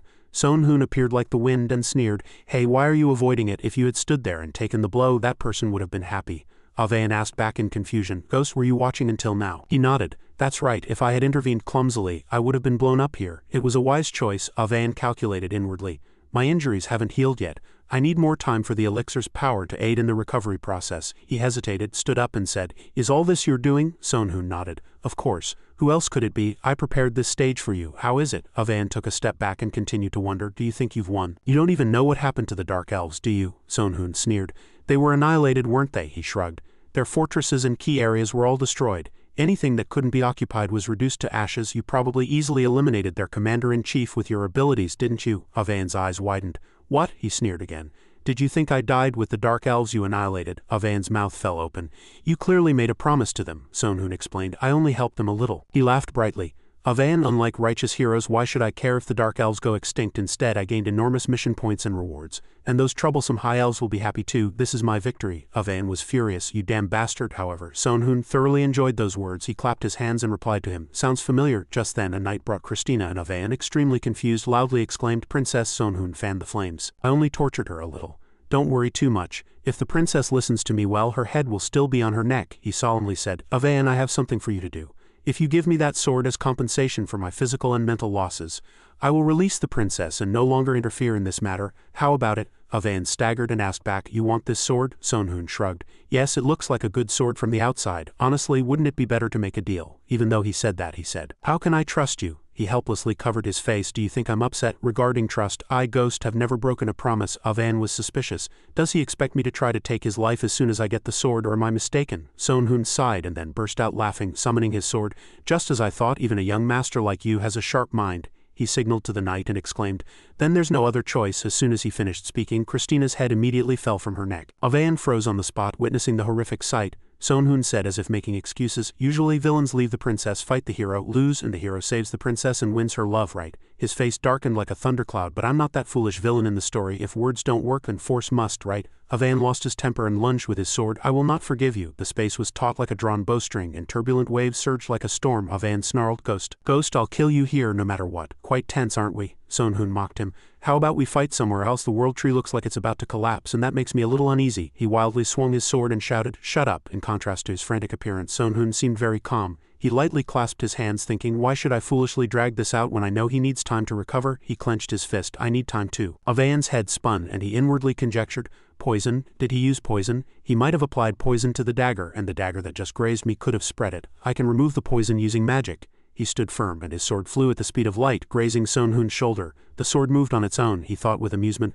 The sword spirit moves on its own to protect its user. Even blocking attacks its owner doesn't notice. The more I see it, the more I want it. Sonhun resolutely blocked the attack. Every item needs a proper owner. That sword is too good for you. Avan continued to attack with his slashing techniques. Sonhun thought to himself, Avan is a swordsman who only bows his head to Marina, yet because of the poison his movements have noticeably slowed. I'm buying time. I just need to apply pressure gradually. Avan seemed to struggle with his balance when he counterattacked. Sonhun suddenly appeared and stabbed him in the chest, and he staggered, unable to block the attack. My chance. Seeing Avan disappear like smoke, he sneered. I've seen through all these obvious tricks. Avan had moved to another location. Sonhun smirked. Avan, you've revealed too many weaknesses. After thinking, he attacked him and said with a bright smile, Is that still not enough? Do you want to fight properly, or do you want to keep getting hit? Avan judged that Ghost was truly strong. His swordsmanship was like a dance. However, he commented that Sonhun's swordsmanship still lacked depth. The ground exploded like firecrackers. Marina was like a wall that he couldn't break no matter how hard he tried, but he didn't feel that wall with this one. This thin shield can easily be destroyed with internal energy.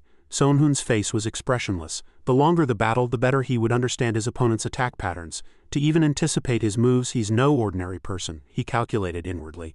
His obvious movements are clumsy and full of openings. Marina overestimated his bizarre movements and openings too much to make opponents drop their guard and retreat. He deftly leapt and dodged all of Avan's attacks, but Avan wasn't like that. If he hadn't fully understood them, he wouldn't have adopted such an attack style. He must have found his true essence. He admired. As expected, he's no ordinary person. In that case, I'll have to take that sword from you by force, Avan said with a grim expression. Ghost, you called me a hypocrite. Since then I've been continuously thinking about what I believe to be good and evil. Sonhun scoffed loudly and attacked. Did you learn too slowly? He casually agreed. Perhaps. Avan snapped his fingers and said, And I've come to a conclusion. Sonhun immediately activated his shield to block the attack. Avan continued, Everyone instinctively knows good and evil, so you should trust that instinct. He charged forward, determined to defeat Sonhun. And I will overcome you. But Sonhun blocked his sharp sword with a single book. Avan's eyes widened. A book. Sonhun's lips curved slightly. Ever been hit by a book? Having said that, he wildly swung his sword, giving him no chance to counterattack. Having finished his work, Sonhun sneered at him. Quite talkative, aren't you? So embarrassed and seriously contemplating a few words from me. The system continuously reported that the soul-burning skill was activated, the mind sword skill was activated, the etherealization skill was activated, and his strength was enhanced. Sonhun smiled proudly. He had tried to hide this skill, but he exploded with aura, warning his opponent, Be careful. Everything will be over in an instant. Avan froze on the spot, seeing Sonhun's sword approaching him. A tremendous explosion shaking heaven and earth echoed, sweeping away everything and violently shaking the sky and earth. Avan gritted his teeth. My arm almost got cut off. Unbelievable. Stats exceeded 1,000. Sonhoon chuckled with delight. The outcome is already decided. After thinking, he fiercely attacked his opponent. Sonhoon broke out in a cold sweat, realizing something was wrong. Wait, something's very strange. The recoil seems to be getting stronger. Cracks appeared in his sword. Sonhoon was shocked to see his sword split in two. A fragment of his sword flew and hit Avayan in the eye, causing him to feel a pain as if the sky was falling. Sonhoon trembled. Avayan took that opportunity to unleash a new skill. He shouted, "My sword is truly overwhelmingly powerful." Sonhoon froze on the spot. Thunder sword. Is this the difference between God grade and legendary grade? I can't block that attack with a cracked sword, he suddenly shouted. Wait. Stop. I was wrong. Please put down your weapon. But swords and blades were merciless. Sonhoon's eyes widened as Avayan's sword grazed him. He extended his fist and said, "If I disappear here, there will only be ruin for both elves." Avayan closed his eyes and nodded. "You're right," Sonhoon bargained. "Then let's stop here," Avayan said aloud, "but I won't accept your help." But inwardly he thought, even if the outcome is positive, I don't want peace thanks to the villain Ghost. He told himself, I shouldn't trust Ghost to bring peace. Even if I fail, I must follow my own path. Avayan charged forward with determined eyes. Sonhoon thought desperately, damn it, I'm going to die. If he's this close, magic is useless. Uchida is too slow to help me. The book, it's not enough to defeat Avayan. The only thing I can do is, he blocked the sword with his arm. Avayan gritted his teeth and put more force into it. Even if he sacrifices his right arm, he won't be able to block it. If I swing my sword, I can cut off his upper body. Sonhoon suddenly averted his gaze. Avayan was puzzled. He's in such a critical situation. What's he looking at? This damned bastard is a despicable villain who betrayed his comrades to save himself and killed Princess Christina, so there's no reason to let him go. He must be aiming for Lucia, who's hiding behind. Since Marina doesn't seem to be with Ghost, I can't let that happen. After thinking, he turned his gaze in the direction Sonhoon was looking. Nobody's there. Everything went according to plan, and Sonhoon was very satisfied. Etherealization activated. Avayan, you're too greedy, Avayan shouted in rage. You damn bastard, you swindler, I'll cut off your arm and break your body. Having said that, he put force into it and cut off Sonhoon's arm. He happily summoned his book and said, then I won't hold back either. Sonhoon calculated inwardly. If I use etherealization to boost my strength above 1,000, he threw the book at his opponent with all his might. I can turn a single book into a powerful cannonball. Seeing Avayan slowly disappearing, he conjectured, he's not turning into ash yet, so he must have a few more lives left. Sonhoon focused intensely. In this situation, if either Isong or Marina falls into enemy hands, I will mercilessly kill them. His greed was so great that while trying to eliminate himself, he also tried to protect his comrades and the two elves. Just as he was about to drink the medicine, Rhina rushed over. Ghost, he thought to himself, she almost called out my real name. Are you that angry? She grabbed both his arms and asked, what's wrong with your arm, this arm? Sonhoon groaned in agony as if the sky was falling. Avayan cut it off. Don't shake me too hard, I'm dizzy. Rhina's face turned sad. I apologize, but what happened? She inwardly questioned. Avayan is weaker than me and Sonhoon is stronger than me. How did Avayan cut off Sonhoon's arm? Sonhoon's face was grim. Damn it, someone who holds me in high regard like Marina naturally wouldn't understand. He chuckled awkwardly. My sword broke, so I let my guard down and my arm was cut off. Rhina clucked her tongue. To seize such a moment as expected, I knew there would be trouble, but I didn't think it would be real. But if his swordsmanship is that strong then? If he had blocked that attack, his sword wouldn't have broken. Sonhoon broke out in a cold sweat. Should all misunderstandings be resolved at this moment, and at the worst possible moment, she pondered. Perhaps Avayan's sword is stronger than I expected. Perhaps, Sonhoon was puzzled. What do you mean? Rhina folded her arms and said solemnly. The fact that your sword broke is proof that you engaged in close combat. Although you don't use twin swords like me, you were able to defeat someone with skills like Avayan. Even with a broken sword and one arm cut off, you proved that you're skilled not only in swordsmanship but also in martial arts. Her eyes sparkled like stars, and she admired. As expected, only you could accomplish such a feat. Sonhoon breathed a sigh of relief. Marina is still Marina. I can't tell her that I dealt with him using such a petty trick. He changed the subject. Let's stop talking. What happened to Lucia? Rhina explained as he instructed. As soon as Avayan appeared, I followed his footsteps and found her hiding, and I took care of her. He continued to ask. She's not dead yet, is she? Rhina replied. Her body immediately disappeared. He breathed a sigh of relief at that answer. Half success. Sonhoon was silent.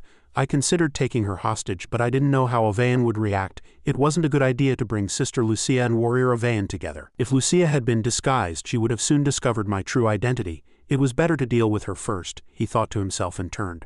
I collected the minimum mission points, but I didn't get anything else. Anyway, eliminating Avayan and Lucia is also an achievement, he urged. Let's go back. I need some rest. More than anything, I annihilated the two elf races and plunged countless players into the abyss of death. That's what's bothering me, a voice echoed in the quiet street. Kong Muhan, Choi Ju-ji and Yuba are all dead, a man in a restaurant exclaimed in surprise. How could 3 top rankers die? The man opposite him replied. I don't know either. There's a rumor that all the top rankers are dead, he continued to spread the rumor. Another rumor is that only 3 died to avoid public backlash. The man frowned. There's no need to go that far, the man opposite him retorted. It's not impossible. Sonhoon listened carefully to their conversation. Choi Chul-won, the sword demon, really died? Not just one life lost like those 3, but truly dead. What? He gritted his teeth. My severed arm has already been reattached at the temple. Should I go and ask him directly? The scene shifted to the guild building. As soon as Sonhoon entered, he said cheerfully, I heard the rumor and rushed right over. I'm really curious how he died. Yuba replied without looking back. Weren't you going to ask something else? He innocently asked back. Something else? Yuba was puzzled. This isn't just a rumor. Shouldn't the first thing to ask be whether this rumor is true or not? Sonhoon said with a grim expression. I don't believe the Alliance manages things so sloppily. They wouldn't let rumors of one person's death spread so quickly. His lips curved. The fact that rumors of 3 people's deaths spread as soon as the mission ended means that many people witnessed this scene and spread it by word of mouth without any hindrance. Yuba turned and said, Ghost Nim, you're amazing. There's nothing to hide, so I'll tell you. He snapped his fingers and continued. In my case, I sacrificed my life for this item. Sonhoon was puzzled. You committed suicide, Yuba nodded. Yes, in return I obtained the God grade staff Odin's Will. Odin's Will grade, God mid type, staff. A staff created from Odin's energy, possesses destructive power and enhances magic limits. Mana absorption rate increased by 30 when using skills. Strength increased by 50 when using skills. Mana increased by 20. Wisdom increased by 20. Can decrease any stat by 500 points and increase another stat by 250 points. Can consume mana to generate 2000 points of mana. Can use mana enhancement skill. Sonhoon thought expressionlessly. It's like it's sucking me in. It's completely different from the legendary grade weapons I have. This is truly a god grade weapon. Yuba lowered his voice. Kong Muhan and Choi Ju-ji were defeated by one person in direct combat. Sonhoon was startled. By one person? He bowed his head. Yes, that person seemed to be a special master who could transform into a demon. I don't know the details, but Sonhoon froze on the spot when Yuba mentioned Jack Ovayan's name. Jack Ovayan. Ovayan stood before him, coldly assessing. If it's that person, I can understand why the top rankers fell. Sonhoon bowed his head. Actually, it wasn't that serious. They only experienced death once. Only Choi Chul-nim truly died. Hearing that, she looked at him with an even more bewildered expression, asking why he looked like a withered flower. What's wrong? His voice became somber. It feels like my heart is tearing apart. I can't believe it. Sonhoon sat on the bed, closed his eyes, and his voice became desolate. Normally a legendary grade weapon would be enough, but now I don't even have that, Ellie asked again. My shop only has legendary grade weapons. Where do you plan to find a divine sword, Hung Nim? Sonhoon replied in a sad voice. That's why I tried to steal Ovayan's Fragric, but I failed. Ellie was speechless at his grumbling. Even while attempting robbery, she simply drew a line saying, Don't touch money for other uses. Your equipment upgrades already cost a fortune, Hung Nim. He sighed guiltily and complained. I don't wish for much. I just want to replace all my equipment with the lowest grade finest. Why can't I get anything? Ellie looked at him with a cold expression. Is that really human language? She was momentarily speechless, then said coldly, If others heard that, they might punch you. Regular rankers only have 1 or 2 special items. Sonhoon was saddened, as if helpless. I need to earn money. I can't let this happen again. I need to train the top rankers too. He rested his chin on his hand, lost in thought. Is there no way to achieve 2 things at once? Wait, an idea flashed in his mind. Sonhoon's eyes brightened. There's a way. In games there's a term called bus. It refers to high-level players in online games taking others to hunt high-level monsters or complete joint missions, receiving a certain fee in return. Here missions often involve risking one's life. So high-level players receive very high compensation. The next morning, an antique pavilion and tower with a clear sky as the backdrop in the study. Sonhoon, vibrant like a rainbow after rain, greeted cheerfully. Muhan Hung Nim, want to ride the bus? We can talk about mission trades later. Muhan was annoyed to see this strange, irritating fellow first thing in the morning. He lamented, He's here again, coming out of nowhere, spouting only strange things. Annoyed, but having been asked a question, he had to answer. Do you mean a bus where you get paid by others to do missions together? He replied with a laugh. Is there any other meaning? Muhan frowned and said, Are you picking a fight? Sonhoon immediately denied brightly. No, I'm making a genuine offer. Yubai, standing next to him, looked at his actions with a bewildered expression. But why did you suddenly think of this? Sonhoon replied. There are 2 reasons, to protect the citizens and to earn money. I heard you both got beaten up by one person this time. Muhan's face hardened as soon as he heard that. He thought, if it's Jack, then that's only natural. Muhan wasn't the type to make excuses outwardly. Sonhoon said cheerfully, I'm not trying to belittle your abilities, Hung Nims. It's just that the enemy like us is overcoming crises and getting stronger. But a loss is a loss. Rumors of your deaths are spreading and people are getting discouraged. Now something is needed to change public opinion. Yubai asked, Is there anything important enough to grab everyone's attention? He immediately replied, Yes, there is. Sonhoon began to present a beautiful vision like a director king. If news spreads that a top ranker or famous player has experienced a third awakening, wouldn't that grab everyone's attention? Yubai hesitated slightly.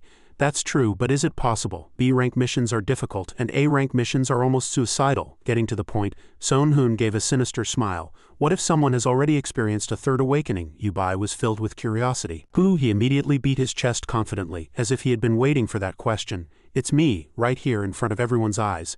The only person in the world. Muhan, hearing that, exclaimed angrily, "Nonsense," but before he could finish he was stopped by Yubai and could only protest with a hum, ignoring the big man next to him. Yubai, still looking scholarly, covered his mouth and thought deeply. It's truly unbelievable, but Ghost wouldn't joke about something like this. Experiencing a third awakening means completing an A-rank mission, but what kind of mission was it? Sohn-hoon didn't answer directly. He replied briefly, "The method isn't important. The important thing is that I succeeded." Yubai no longer chased the trail, closed his eyes and said, "Understood. Then the bus you mentioned earlier is taking top rankers on an A-rank mission?" Sohn-hoon's eyes were filled with delight. "Exactly, you're quick, Nim. Of course, like others, I'll also receive a fee." Muhan still couldn't believe it and whispered to Yubai, "How can you believe such a thing? There's no way to prove it. Even if it's true, I don't believe he's the first person." Hearing that, Yubai glanced at him slightly, but he wouldn't suddenly lie so blatantly. Muhan, annoyed, told Yubai to continue explaining. "His words aren't wrong.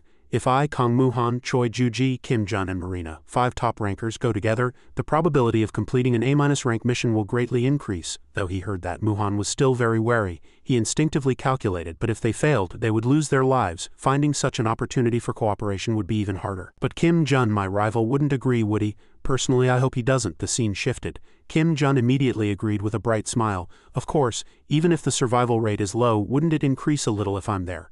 Muhan inwardly grumbled. "HMPH, he said to everyone. "But you're thinking of taking 40 people? Isn't that too many?" "I'd only take about 10. Sohn-hoon paused, thinking normally it wouldn't matter how many I take. Muhan turned and looked at him in disbelief. "What did you say?" He laughed and said, "Whether it's 40 or 100 people, the number doesn't matter. Don't be too sad if they die." Kim Jun said somewhat coldly, "Didn't you say you were confident the mission would succeed, but now you're talking so carelessly?" Sohn-hoon gave a sinister smile. "This is different. This mission is so difficult that even a top-ranker team will surely suffer casualties," he scoffed indifferently. "I dislike indecisive and talkative people. Such people only tire me out." "That's right," Muhan agreed.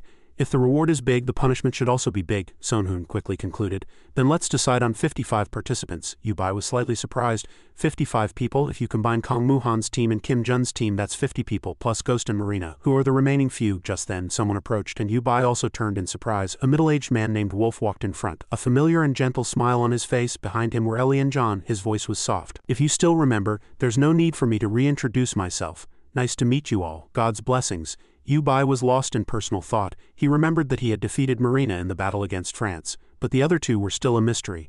Outwardly, they looked like ordinary people, with nothing special about them. But if that were the case, Ghost wouldn't have brought them, especially if he knew the dangers of an A-rank mission. That meant it was highly likely that these two were as strong as Muhan or Marina or had special abilities. "Everyone's here. Let's begin now." After saying that, Sohn-hoon opened the system window. Mission information. Demon King's Tomb, rank A among the immortals who have walked the earth since ancient times. The Demon King, before meeting his demise, condensed all his power and knowledge and secretly constructed a tomb to possess ultimate power. If you, as an excellent warrior and unmatched mage, can infiltrate the Demon King's tomb, you will obtain his treasures and martial arts secrets. Completion conditions. Enter the Demon King's tomb. Reward. Forgotten magic book. Skill. Muhan read the system window and his face hardened. He looked at Sohn-hoon in disbelief. "You're going to do this? Ghost, do you read a lot of martial arts novels?" Sohn-hoon replied cheerfully. "Yes, very much." Muhan almost grabbed his neck and said, annoyed, "Then you must know how strong the demon kings are in those books, the strongest beings after the celestial gods." Yubai crossed his arms and analyzed. "The Demon King's Tomb mission has fewer rewards compared to other A-rank missions. That means it's likely easier than other missions." "Probably calculated that, didn't you?" Sohn-hoon winked. "Exactly." Muhan scratched his head and sighed. "All right," he thought again. "Yubai said so it should be fine. It still feels a bit strange, but what other choice do I have?" Sohn-hoon gave a sinister smile. "There's a reason I found this Kibo Banshin mission, isn't there? There was some resistance, but everything was resolved well. This mission seems to be the only one that rewards a holy sword, so I did some research beforehand." Standing in front of a house, a clear and vibrant bell-like voice rang out. "Everyone is going on this mission together, right?" Sohn-hoon's team arrived and he stood in front, saying with a confident voice, "That's right." Sarah smiled slightly, pleased. "Almost all cities are attempting A-rank missions now, or are people starting to realize it's time to explore?" Her voice was filled with excitement. "All right, good luck everyone." As soon as she finished speaking, everything changed. Green lanes poured down, then turned black for a moment, then brightened into a completely new landscape. "This place," a suspicious voice was heard. Sohn-hoon conjectured it was a stone wall. "It seems we've come inside." Everyone stood in the same space, talking noisily. "What's that smell?" "It smells like mold, like an old house." "We're on an A-rank mission, don't let your guard down." Immediately the group of people answered clearly in unison. Looking around the space he fell into thought. "Don't worry, it's still safe for now. I've already made them do this mission once, promising the saints medicine. It would be a waste for these people to die." After walking for a moment, 4 diverging paths with 4 large gates appeared before everyone. Next to each path stood equally shaped statues. "There are 4 statues and 4 paths, which way should we go?" someone asked. Son Hoon didn't answer. His pupils suddenly gleamed with a beautiful golden light. A system window appeared. Ancient watchtower was activated. He immediately knelt and crouched on the ground. Suddenly he called out, "Choi Juji Hung Nim Ubai Hung Nim, can you take a look at this?" The 2 approached and found writing on the ground. Juji pondered for a moment and then read, "Death. Beyond I can only read up to here." Ubai said more completely, "Only those who overcome the fear of death can pass this path." This must be a kind of explanation. There must be such things on the other paths too, he conjectured. Ubai put his hands on his waist and looked at the ground. "There's one here too, so there are 4 phrases on 4 paths." All the phrases were as follows: "Only those who overcome the fear of death can pass this path. Only those who firmly believe in their own wisdom can pass this path. Only those who crave power can pass this path. Only those who harbor sincerity can pass this path." Ubai quickly understood. Through these phrases we can learn a little about how to overcome them. Some team members behind him hesitated slightly. "Should we go through all 4 paths?" he seriously reminded them in advance. "Whether you go through one or all, you must choose the easiest path first." Son Hoon also agreed with this opinion. "Exactly. Kang Mu Han Hung Nim must be experienced in completing such high difficulty missions, right? Then please tell us which path to choose." Muhan didn't answer immediately, but scoffed at him. "Oh, you're pretending to be interested. Are you thinking of letting me take the lead? Of course not. Haha." Son Hoon chose a more tactful expression. "It's not that kind of problem, but I trust your leadership more. The important thing is to complete the mission." Muhan wasn't surprised. His mind was clear. This guy is cheeky and cunning, but he hesitated for a moment, thinking, in such a dangerous mission the path of strength is not good. The path of wisdom will surely have many traps. The path of courage goes without saying, so he conjectured that the path of sincerity would be the most stable. Kim Jun had no opinion. "Perhaps that path will test will and endurance. Now it's my turn." "All right, it's decided." The agreement was made very quickly. Son Hoon led the group down the path of sincerity and cheerfully exclaimed, "Everyone forward to the path of sincerity." The group went inside. At the front were Son Hoon and Marina. Suddenly a slight sound came from ahead, making him pay attention. I heard a very faint sound, almost inaudible. Son Hoon quickly summoned a magic fire orb. The monoflow in the space moved and concentrated continuously. "It's ahead, but I can't sense its presence. It's definitely not ordinary. Take this." As soon as he finished speaking, he threw the fire orb forward. A thud echoed. It wasn't an explosion but the scream of fire. In the darkness a hand easily caught his magic attack. Son Hoon was slightly surprised. It wasn't human, it was an undead. The creature quickly rushed forward. He swung his sword decisively, but the opponent merely blocked it with an arm. Son Hoon admired inwardly. Truly strong to block a sword with bare hands. The zombie shrieked deafeningly, swinging its arm and sending him flying, but he barely managed to regain his footing. Son Hoon spread his wings and soared into the air. He was surprised, thinking the opponent had precisely aimed for the moment he was about to sheath his sword. "Surely it's not a coincidence?" he loudly reminded the people below. "Don't underestimate it. This zombie is formidable." Rhina immediately cast Floating Cloud Sword Dance. The emerald sword energy flew swiftly like wind around the girl's body, but her attack was blocked by the zombies crossing their arms, inflicting no damage. Its defense seemed abnormally high. Rhina's expression turned cold. Her wariness grew further. "To withstand my sword strikes several times, these guys aren't simple." Muhan, who was behind, quickly boosted the Legion's morale. "Everyone quickly raise your weapons." "All right, I'll cast a spell." Ji Woon also raised his magic staff, and the golden flash at the staff's tip quickly enveloped the players. System notification. Area buff activated, increasing strength and speed. Muhan watched the massacre unfolding before his eyes in silence. Looking back, he had already expected Ghost to warn them. In such a dangerous mission, only he could prevent the worst-case scenario. "Now it's our turn to deal with these monsters." "Come on," a zombie shrieked and charged at him. Muhan, with a firm expression, didn't even blink and swung his arm decisively. On the surface it looked identical to the other zombies, but Ghost's magic sword and attacks had no effect on it. If so, he might have to attack its core. Muhan took his long spear and thrust it straight at the monster's head, but the monster remained unharmed, as if its body was as hard as a solid titanium wall without even a dent. Instead, Muhan's spear blade bent. He was surprised. "It blocked it?" The zombie cackled twice, as if mocking his innocent question. Seeing that, he grew angry. "That guy is mocking me, don't make me laugh." The other team members watched the situation in disbelief. Son Hoon was surprised. "Unbelievable. To directly block Muhan Hung Nim's attack." The monster continued to cackle despite Muhan's fierce attacks, but Muhan also had his own perspective. "A monster with unbelievable abilities will hunt many people, but I'm sorry to say this opponent isn't weak either." With that meaning, Muhan gave an arrogant smile. "Superpower, this weapon can be used anytime, anywhere, against any enemy." A powerful blow struck as if a storm had gathered at the spear tip. The sharp spear pierced straight through the monster, and the monster shrieked. Zombie stopped and trembled as if shocked by the attack. The flat ground beneath its feet also caved in and shattered. Now it swayed as if about to fall, unable to withstand the force. The time was right. Muhan swung the long spear in his hand, splitting the monster's body. As soon as the deed was done, he immediately told the people arrogantly, "Well, it's worth killing. This kind of slaughter is quite interesting," and quickly adopting a battle stance, standing before the zombies that were about to charge him, Muhan calmly said, "Everyone, don't panic, just fight slowly, prioritize defense." As if facing a boss monster, Ji Yun also quickly followed, saying, "I'll take care of this side." From a distance, Baiyu watched Muhan's sword energy as he dealt with the enemies. Storms and magic continued to rage. There was a slight assessment of these horrific monsters. Stronger than I thought, but not that serious. He glanced at the other two, Ellie and John. The bigger problem is Ghost teammates. They are clearly very strong, but I know too little about them. Like the tip of an iceberg, but he quickly dismissed it. If they had come this far, they wouldn't be ordinary. A summoning magic circle appeared on Bayu's chest. He raised his hand to grasp his staff and looked straight ahead with cold eyes. This time, I really need to record a lot. The magic staff fully materialized. Bayu asked himself if he should throw a bomb orb in that direction. As soon as the thought occurred, his body moved and he cast a spell at the zombie. Immediately, the zombie charged at the two people. Along with it, a cry of surprise burst out. "Watch out!" Ellie reacted a beat too late. John quickly drew his sword and successively slashed behind the zombie's knee and next to its head. The zombie fell with a thud to one side. The boy quickly reappeared at his original position. Looking around, Ellie also summoned her weapon. The boy assessed that Son Hoon Hung Nim said there was no need to kill these guys, just to take them down. Ellie also raised her gun and aimed, and as soon as the bullet fired from the barrel, it immediately tore through the monster's body. Bayu watched, slightly surprised.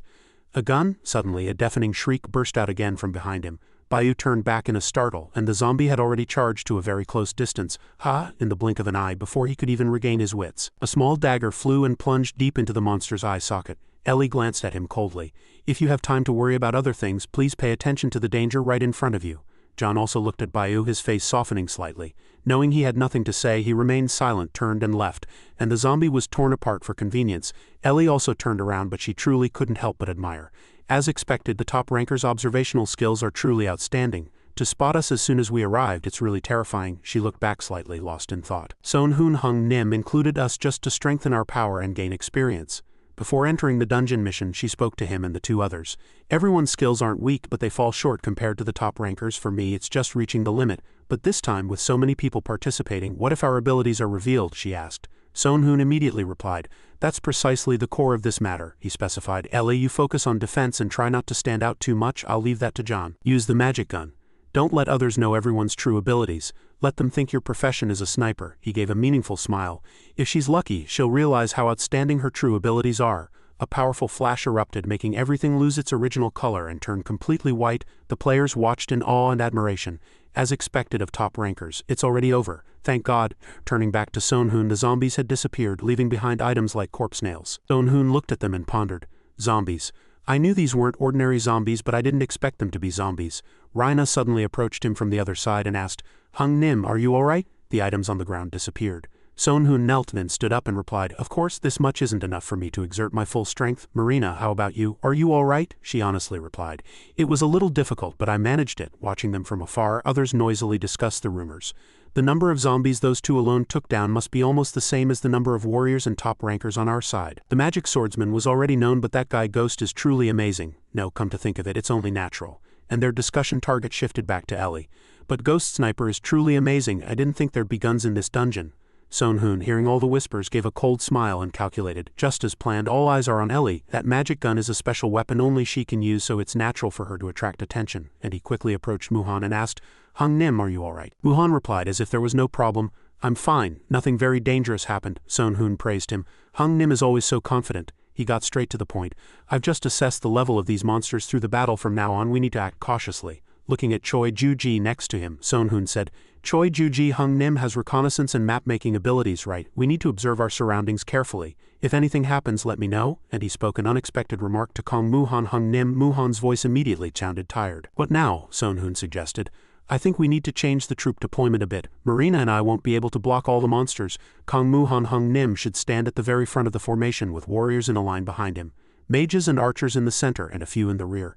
If there's an ambush," before he could finish speaking, he cut him off. Muhan gave him a look. He immediately corrected himself. "Ah, we have Muhan Hung Nim, don't we?" Son Hoon cautiously reminded him. "Pick up all the items first, there might be hints about the path." Hearing that, Muhan inwardly thought it was annoying and irritating. Truly bothersome. But what he says is right. This guy won't suddenly do anything strange. The most important thing in this mission is Son Hoon secretly glanced at Sadian and I. Son Hoon. Of course the mission must be completed as quietly as possible, but Sonhoon wasn't worried yet. It would happen soon anyway. He watched the top rankers pass 2 diverging cave paths that appeared before them wearing a meaningful expression. I'll just choose any door and go in. A moment later the scene repeated itself. Another fork in the path. Suddenly a zombie shrieked and charged. They quickly joined forces and sent it to the afterlife. They walked again. Another fork in the path appeared. Yubai said complicatedly. It's the 9th time already. Strange. Even the cut marks on the walls are identical. Sonhoon said, I think something strange too. Usually the deeper you go into dungeons like this, the stronger the monsters get, but the zombies keep appearing in the same way, don't they? Muhan expressed suspicion. Is this a labyrinth? Yubai suggested. Let's turn back. Bai also agreed with that. That's right, we're just going around in circles in this wide place. As no one objected, Muhan said loudly. Everyone, playtime's over, get ready to keep going. Hearing that, the team members complained. But what did we just do, let alone rest? I'm still learning new magic. They began to turn back. Among the team members, questions were incessant. How are we going back now, really? Why aren't we going on? You fool, did you forget where we were going? Everything is the same, so who would know? They saw them noisily chatting and pressed her lips tightly together. Are they trying to go back the original way to where we first started? A deafening shriek burst out once again. Zombies poured out. Yubai was also slightly surprised. Zombies again, we dealt with all of them on the way here, but they're appearing again on the way back? The top rankers acted quickly and familiar, instantly killing all the rotting monsters. Yubai now thought this dungeon mission was truly troublesome. That wasn't all. The traps they had disarmed on the way had reset to the exact same type, location and function. What kind of trap has a self-resetting function, and it's not even a magic trap? Truly insane. Sonhoon also couldn't hold back his anger from that side. He shouted at the 2 walls, his mind already filled with rage. I clearly went the right way along this path earlier, so shouldn't I be returning to the place with those 4 statues now? Why are forks in the path appearing again? The zombies' shrieks incessantly pierced their ears, and crimson bloodstains and headless zombie corpses scattered in the air for a second or two. Sonhoon continuously swung his sword, and the sharp sword energy cut these monsters into 36,000 pieces. He grew increasingly frenzied. The zombies appeared in the same manner, in the same numbers, at the same level 53 times in a row. Watching the gradually disappearing zombie corpses, Sonhoon fell into thought for a moment. We thought they would give us some clue to help us find the way, but it was all useless in the end. Among the people, a young boy raised his hand and announced, how about this? There's a hypothesis called the left-hand rule. If you keep moving with your left hand against the wall, you'll eventually be able to get out. As soon as he finished speaking, a comrade next to him hit him. The boy cried out indignantly.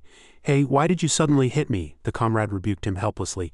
You fool, can't you think about how a labyrinth works? The boy complained. What's wrong with that? Damn it, and you call yourself a mage. The left-hand rule cannot be applied to this labyrinth because this labyrinth itself is a repeating loop. Moreover, it's actually more complex. It's almost infinitely long, so a hypothesis like the left-hand rule won't help you escape. Muhan bowed his head in thought. But the first thing to do is not to show fear. In a situation like this, it's better to keep moving forward. Ji Yun also pondered. Or should we split into 2 smaller groups? This idea wasn't bad, but for now they had to follow Ghost's instructions. Organizing all the ideas in his head, Sonhoon deliberated. I could try breaking the walls, or drilling holes in the ceiling or floor, or splitting into smaller groups, or trying magic. It might be a little risky, but should I try everything? Amidst these complex thoughts, the group continued to move forward. On the 3rd day in the endless corridor, everything still seemed normal. But it was uncertain how long the entire team could maintain such composure. Muhan glanced at him and teased, It's not like this is the first time we've been trapped in a dungeon, is it? Have you done the Lachish sewer mission? I had to spend 2 weeks among monsters and stench in a place without a single ray of sunlight. Oh really? Sonhoon replied indifferently. He recalled that he couldn't know what that mission was like, but this was completely different. On the 7th day, everyone sat peacefully on the ground. Sonhoon stepped forward and said, roughly, I think we need to try other methods. The most important thing is to escape this labyrinth. The only way is to find the exit, but that's not the only method. Muhan, receiving Sonhoon's gaze, seemed slightly confused. How do you plan to escape if you can't find the exit? Sonhoon replied with a smile. Isn't there more than one solution to any problem? If there's no exit, we'll create one. Muhan was startled. What, you're saying we should create an exit? Sonhoon said in a cheerful voice. On the 8th day, in front of the haphazard piles of stones, Sonhoon's thoughts gradually became clearer. Zombies will appear every time we pass a fork in the path. In other words, if we don't pass the 2nd fork, they won't appear. This will buy us enough time to start the experiment. First, let's try digging into the walls. So, people continuously began to explore.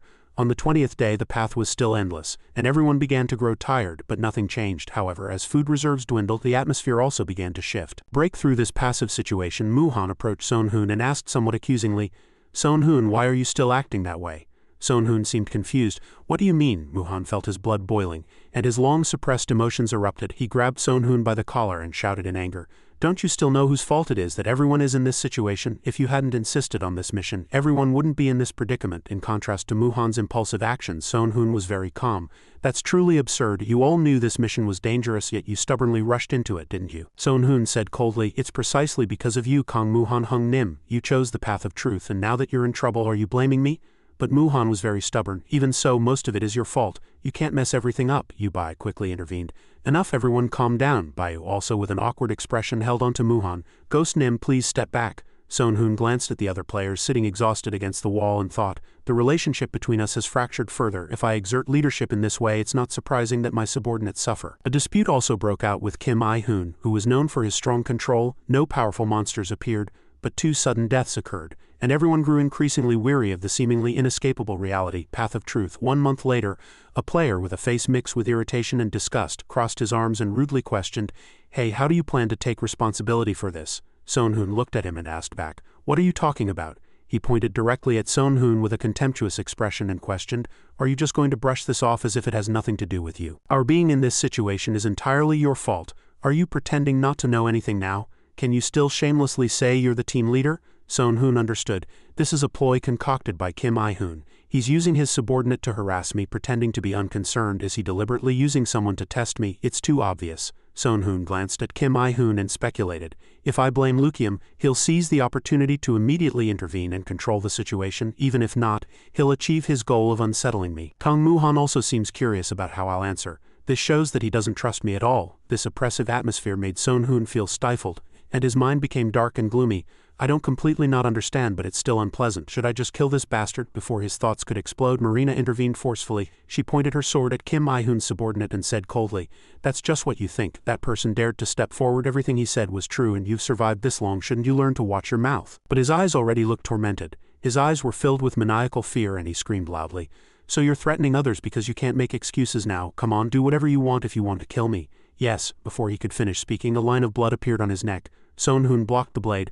"Marina, stop." Only then did the man frantically clutch his neck in surprise, and then, flustered, his voice even stammered, "You really intended to kill me?" Hearing this foolish remark, Sonhoon looked at him with a slightly bewildered expression. "Did you think I was just threatening you and wouldn't actually kill you?" The man stubbornly stammered.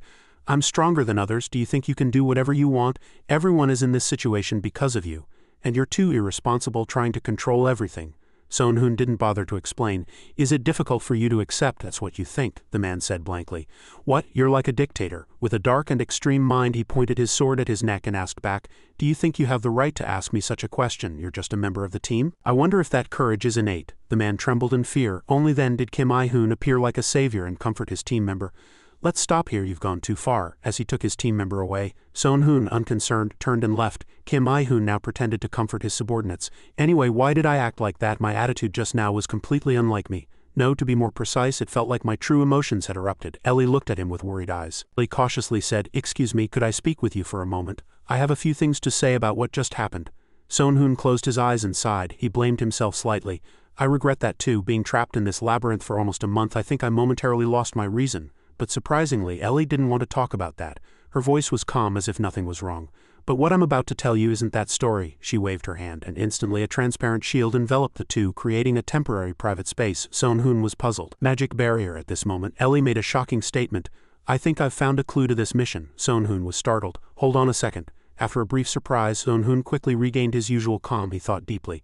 A clue, it's soundproof, but since instructions still exist, I shouldn't show a surprised expression." He asked Ellie where she found it. Ellie didn't answer immediately, hesitating as she opened her mouth. "First, promise me you won't get angry after hearing what I have to say," Sonhoon quickly reassured her. "If you found a clue, I have no reason to be angry." But Ellie repeated again, "I'm telling you in advance. I don't think things will go well, promise me." Reluctantly, Sonhoon conceded, "All right, I won't get angry, so go ahead and tell me." But Ellie's attitude made him even more curious. What on earth had she done? Ellie began her story. "A few days ago I secretly put medicine in everyone's food." Sonhoon was startled. "Medicine, not poison." Her voice was calm. "You can think of it as poison. It's a type of substance that affects a creature's mind. I've already experimented on Cha Jong-woo and his team members." Sonhoon's jaw began to move. "Now I understand why you wanted me not to get angry," he asked. "Why did you do that?" Ellie crossed her arms and replied, "I guess those damn bastards thought they were going to do something dirty to me. They kept trying to touch me and made excuses that it was a mistake, constantly bothering me." Her mind was continuously filled with those vile faces, and her voice grew even more somber. So I used the medicine. On this matter, Soon-hoon was naturally on Ellie's side. I was thinking of publicly dealing with them and exposing their wrongdoing. Ellie also had no other opinion. Yes, in the current situation, it's not unusual for some people to suddenly go crazy and cause problems. Soon-hoon listened and felt a chill. This method was truly cruel. What was more horrifying was that no one would ever notice it. Ellie thought of all this herself and acted upon it. Soon-hoon began to speak but stopped mid-sentence. Never mind, Soon-hoon thought. Even if Ellie poisons, tortures, or threatens them, if no one notices, there's no problem. So how does that relate to the clue you found? Soon-hoon quickly got back to the point.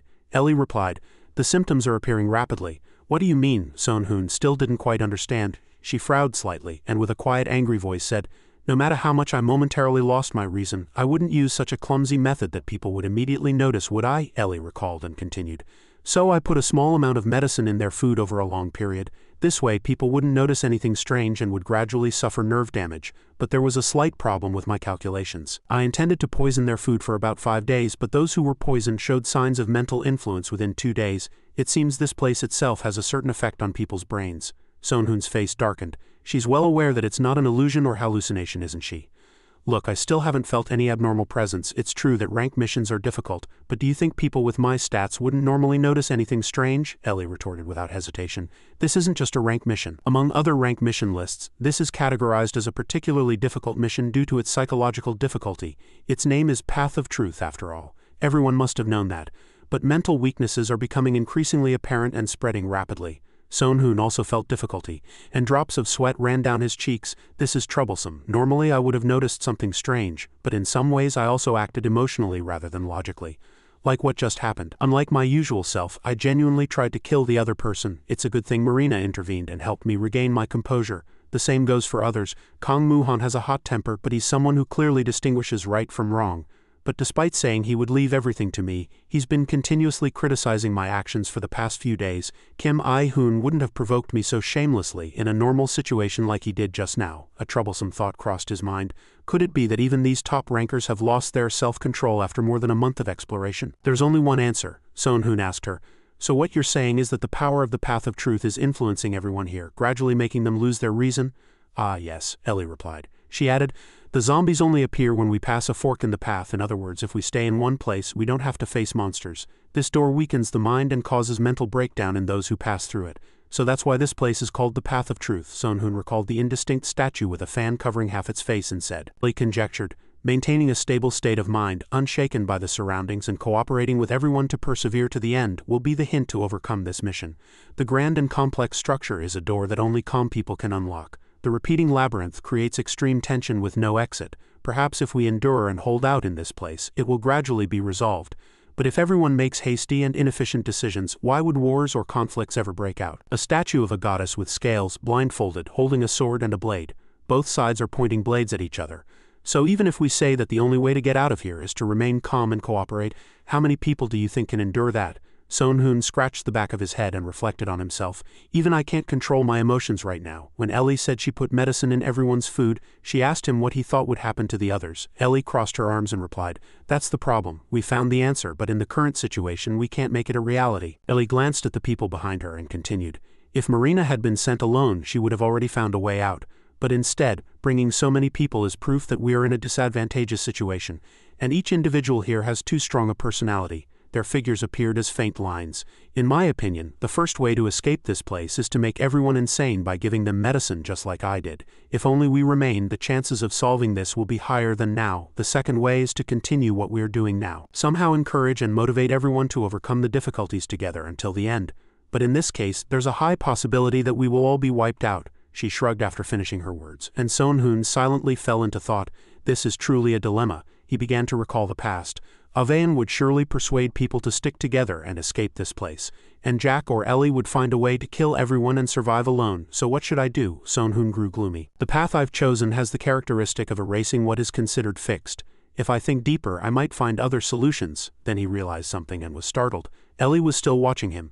Seeing his expression, she immediately asked, Son Hoon Oppa, what did you think of? Son Hoon looked into the depths of the dungeon and quietly said, if this is an illusion or psychological magic and we are the ones being affected, wouldn't it be possible to cast other magic for us here? Ellie was surprised by Son Hoon's thought. What do you mean? Her mind raced and her eyes widened in surprise, a slightly excited smile playing on her lips. Ellie praised him sincerely. I understand what you mean, as expected of Son Hoon Oppa, it's truly a perfect solution. A moment later, when food was being distributed, one of Kong Muhan's guild members persistently demanded, hey, give me more. The person distributing the food coldly refused. We have to conserve food, so we should put up with it for now, but how can we accept this? The person argued angrily. You clearly gave a lot to your comrades and very little to us, he impatiently urged. Can't you see the people waiting behind you? Go. The person walked away disgruntled, deliberately bumping shoulders as he passed. The person grimaced and cursed. Damn it. He immediately turned back irritably and retorted, what did you just say? The other person didn't back down.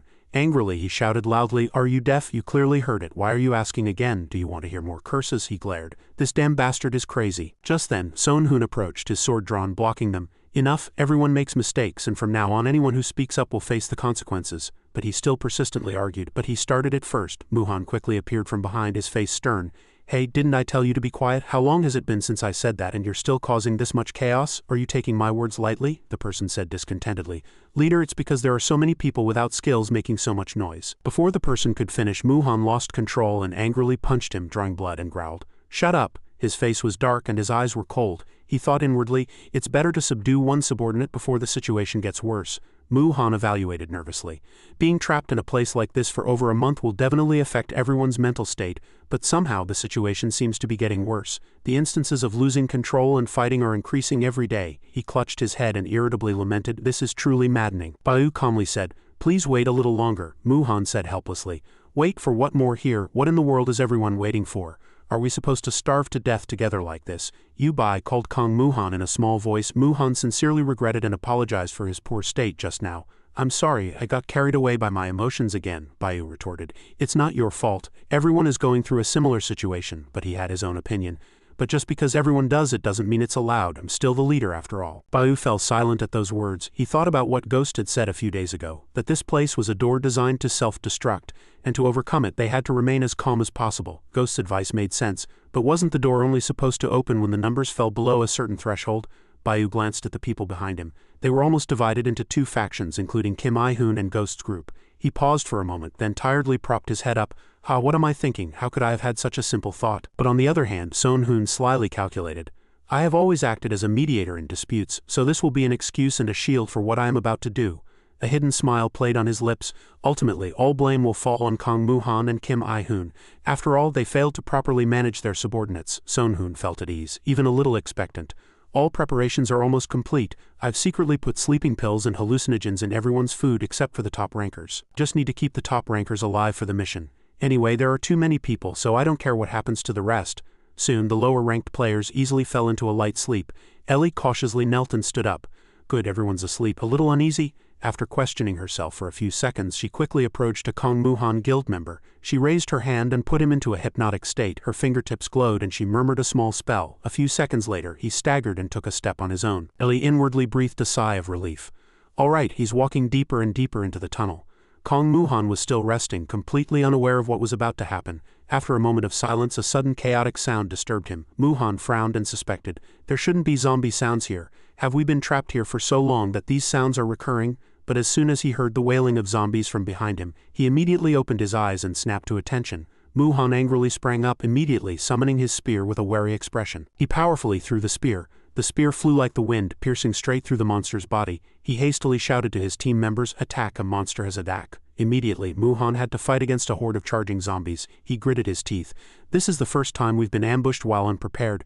Damn it, what the hell happened? What were the guards doing? One player was still dazed, unaware of what was happening, and didn't notice the danger approaching from behind. His comrade, the one Ellie had already captured, decisively slashed diagonally at his back with a single sword strike. The person was startled. What are you doing? Why are you attacking me? He snapped out of his daze in surprise, stammering at the sight before him, unable to speak. What? But he had no time to think. Son Hoon appeared from somewhere and decisively struck him down. Afterwards he warned in a righteous voice, "It's possible that a monster has infiltrated someone, or that hallucinations are occurring. Everyone, keep your distance from those near-fallen people." The person was startled, mouth agape. What infiltration? Suddenly his mind became confused and complicated. The man exploded with power, furiously charging at Son Hoon. He had been waiting a long time because of Ellie's magic. As expected, they lost their minds and started attacking recklessly. Sonhoon didn't hesitate at all. His eyes were cold and he decisively cut him in half. Thoughts raced through his mind.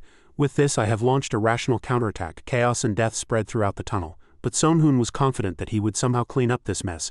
At the same time, Yubai and Ji-woon simultaneously channeled mana, casting a spell and shouting Light of Truth. Elsewhere, the situation was not much different. Kong Mu-han and Choi Ju-ji were fighting against zombies with their backs to each other. Baiyu wore a tense expression. It's strange for internal conflict to break out in this situation.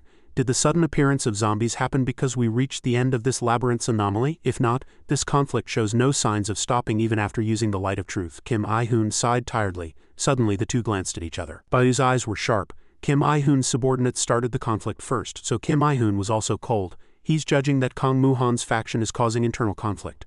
Unexpectedly, Kim I-hoon was assassinated from behind with a blow to the neck. He clutched his wound with difficulty, gritted his teeth and swung his staff. Immediately after, one of Kim I-hoon's guild members angrily decapitated the assassin. He shouted madly, "How dare this person attack Kim I-hoon Nim?" Kim I-hoon's face was slightly pale. He grabbed his neck and quickly healed himself. "It's a real relief that I quickly blocked it with a light barrier." Ultimately, Kim I-hoon officially changed his stance. He commanded in a cold voice, "From now on, kill everyone, except for our allies." Simultaneously, a golden light spread throughout the entire guild. They immediately burst into combat power. Baiyu was uneasy. Starting an internal conflict in this situation is suicidal, but it can't be helped. He resolutely confronted them and loudly commanded, "From now on, eliminate all enemies except us.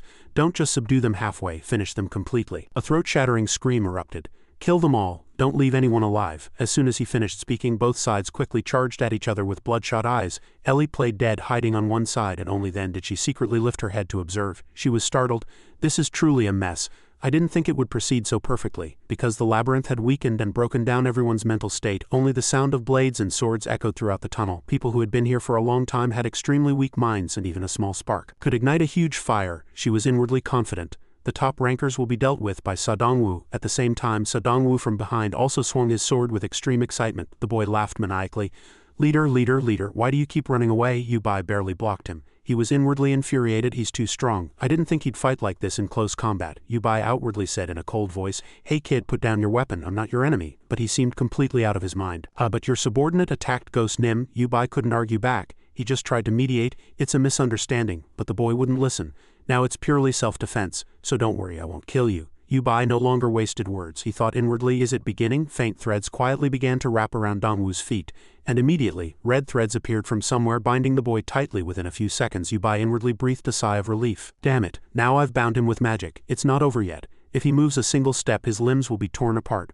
But before that thought could finish, something surprising happened. Yubai's fingers were cut by the threads, his face was pale, and he screamed, "He's crazy." Sa-dong-woo, covered in blood, charged forward, laughing gleefully. "In this situation, your intentions don't matter." Yubai was terrified. The boy laughed gleefully. "To dispel magic even amidst the pain of tearing skin, is this the limit I can reach?" As the blade was aimed straight at his neck, he closed his eyes and gave up. "Is this the end?" Sa-dong-woo unexpectedly twisted the hilt of his sword and violently struck Yubai's head, and blood splattered. The boy watched his body fall to the ground with cold eyes. Cold thoughts flowed through his mind.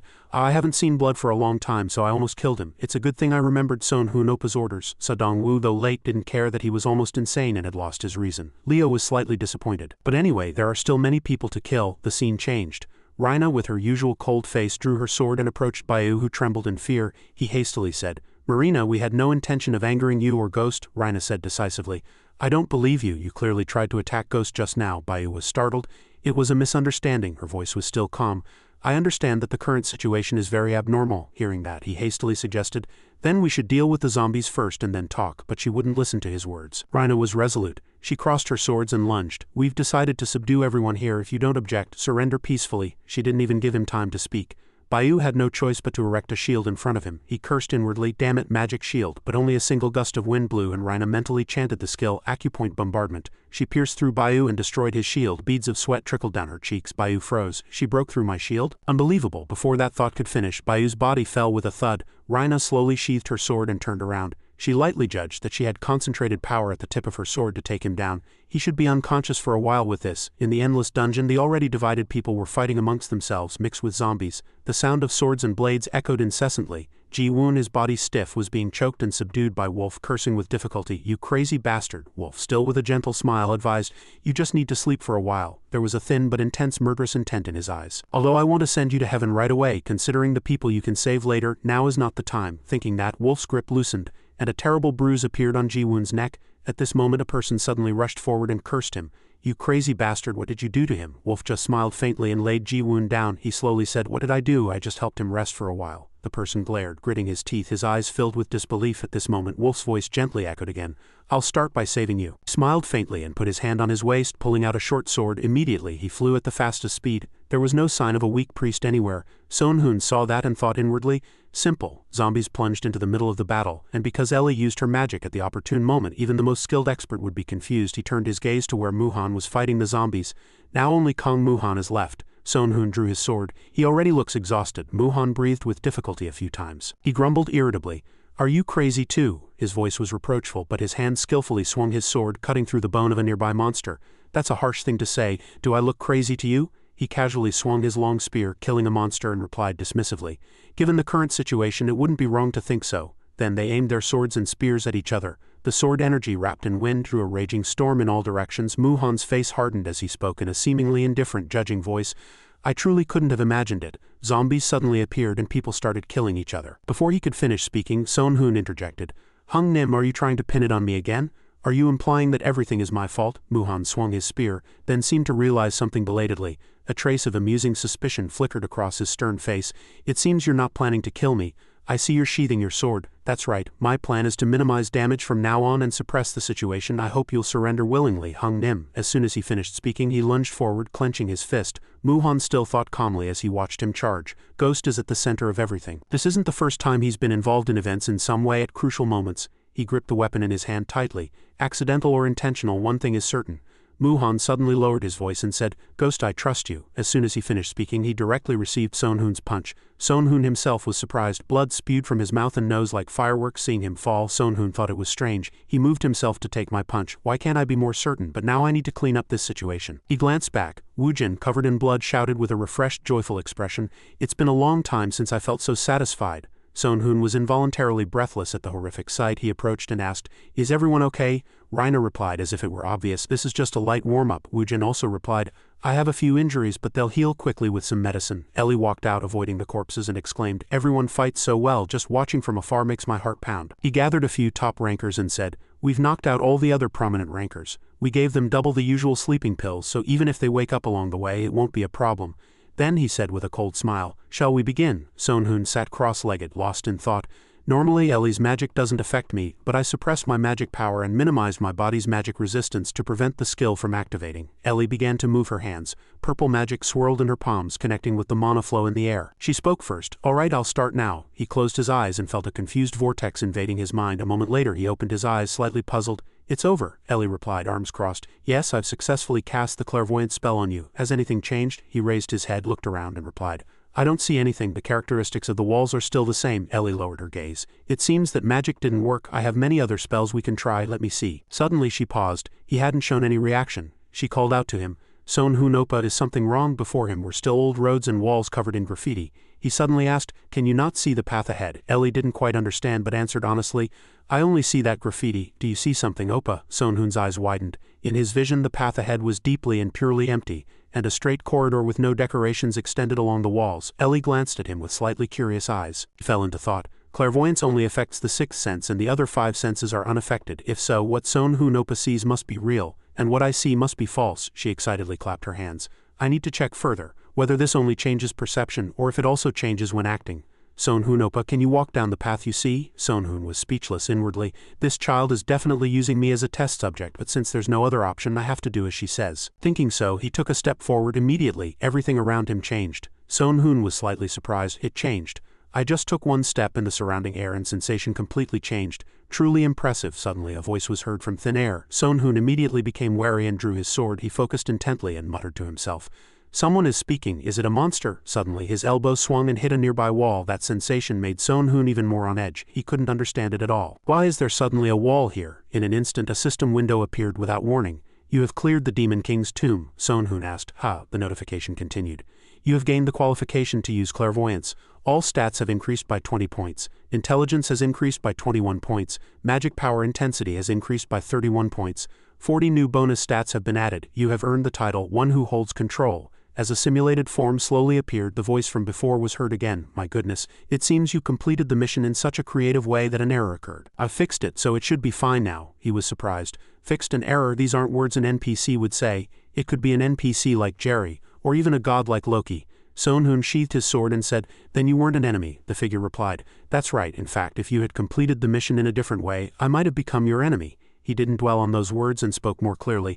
"Since I've completed the mission, is there anything else I need to do?" The figure smiled intriguingly. He replied calmly, "Nothing at all, I just wanted to talk to you." The figure's lips curled slightly as he spoke with admiration. "To complete the mission by creating a more powerful illusion than the original illusion. Truly impressive, your way of thinking is quite different from ordinary people." He spread his arms. "Since you've completed the mission, you deserve a reward. Normally, rewards are fairly distributed among those who complete the mission together. But now, you are the only one who survived. Out of 9 people, only you escaped the dungeon." Sonhun faintly understood those words. That meant the figure also didn't hide it, that he completed this mission alone. Normally, this reward would have been given to 55 people, but this time he would receive everything alone. It was joy beyond expectation. He inwardly thanked Ellie. But Sonhun quickly calmed down. "No, I don't need to thank Ellie. This was just my good luck. Everything is thanks to my abilities," the figure continued.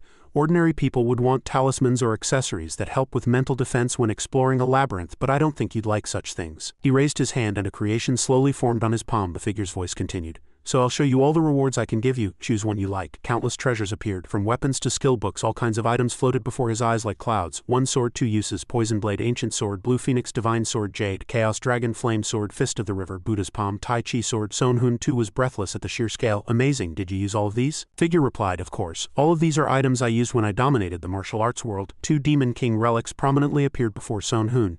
Demon King sword, mythic mid-grade, type, longsword. Demon King steps, legendary high-grade, type, footwork. He reconsidered. To fight a strong opponent like Jack Ovan, a mythic-grade sword would be necessary, but footwork can be used for more diverse purposes. Nowadays I'm using dance as a basic skill and not using martial arts skills, and I haven't found footwork that doesn't affect my fighting style yet. Demon King steps. With just one step of the strong, the weak can tremble in fear and be subdued. This is the true appearance of one with absolute power. Slows down enemies within a certain range. The oppressive force exerted on enemies increases with each step up to a maximum of 6 steps. Sonhun closed his eyes and thought about Demon King steps. This is different. He gripped the skill book in his hand. A sword can be obtained on another occasion, but not this skill, he decided.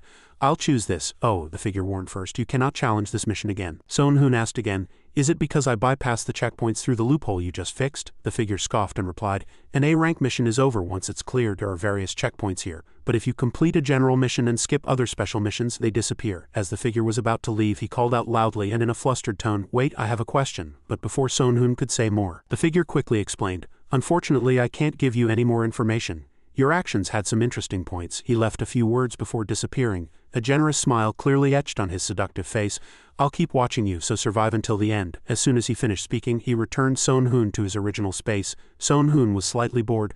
"Leaving before I even finished speaking, how rude." But as soon as he exited the dungeon, he heard Muhan exclaiming in surprise, "Only 3 days have passed," a subordinate replied. "Yes, it hasn't been long since the mission participants returned, but those who were missing for over a month are terrified and keep saying the labyrinth is repeating, so we've temporarily isolated them." Hearing that, he wearily pressed his forehead. The subordinate asked with slight concern, "Did everyone fail?"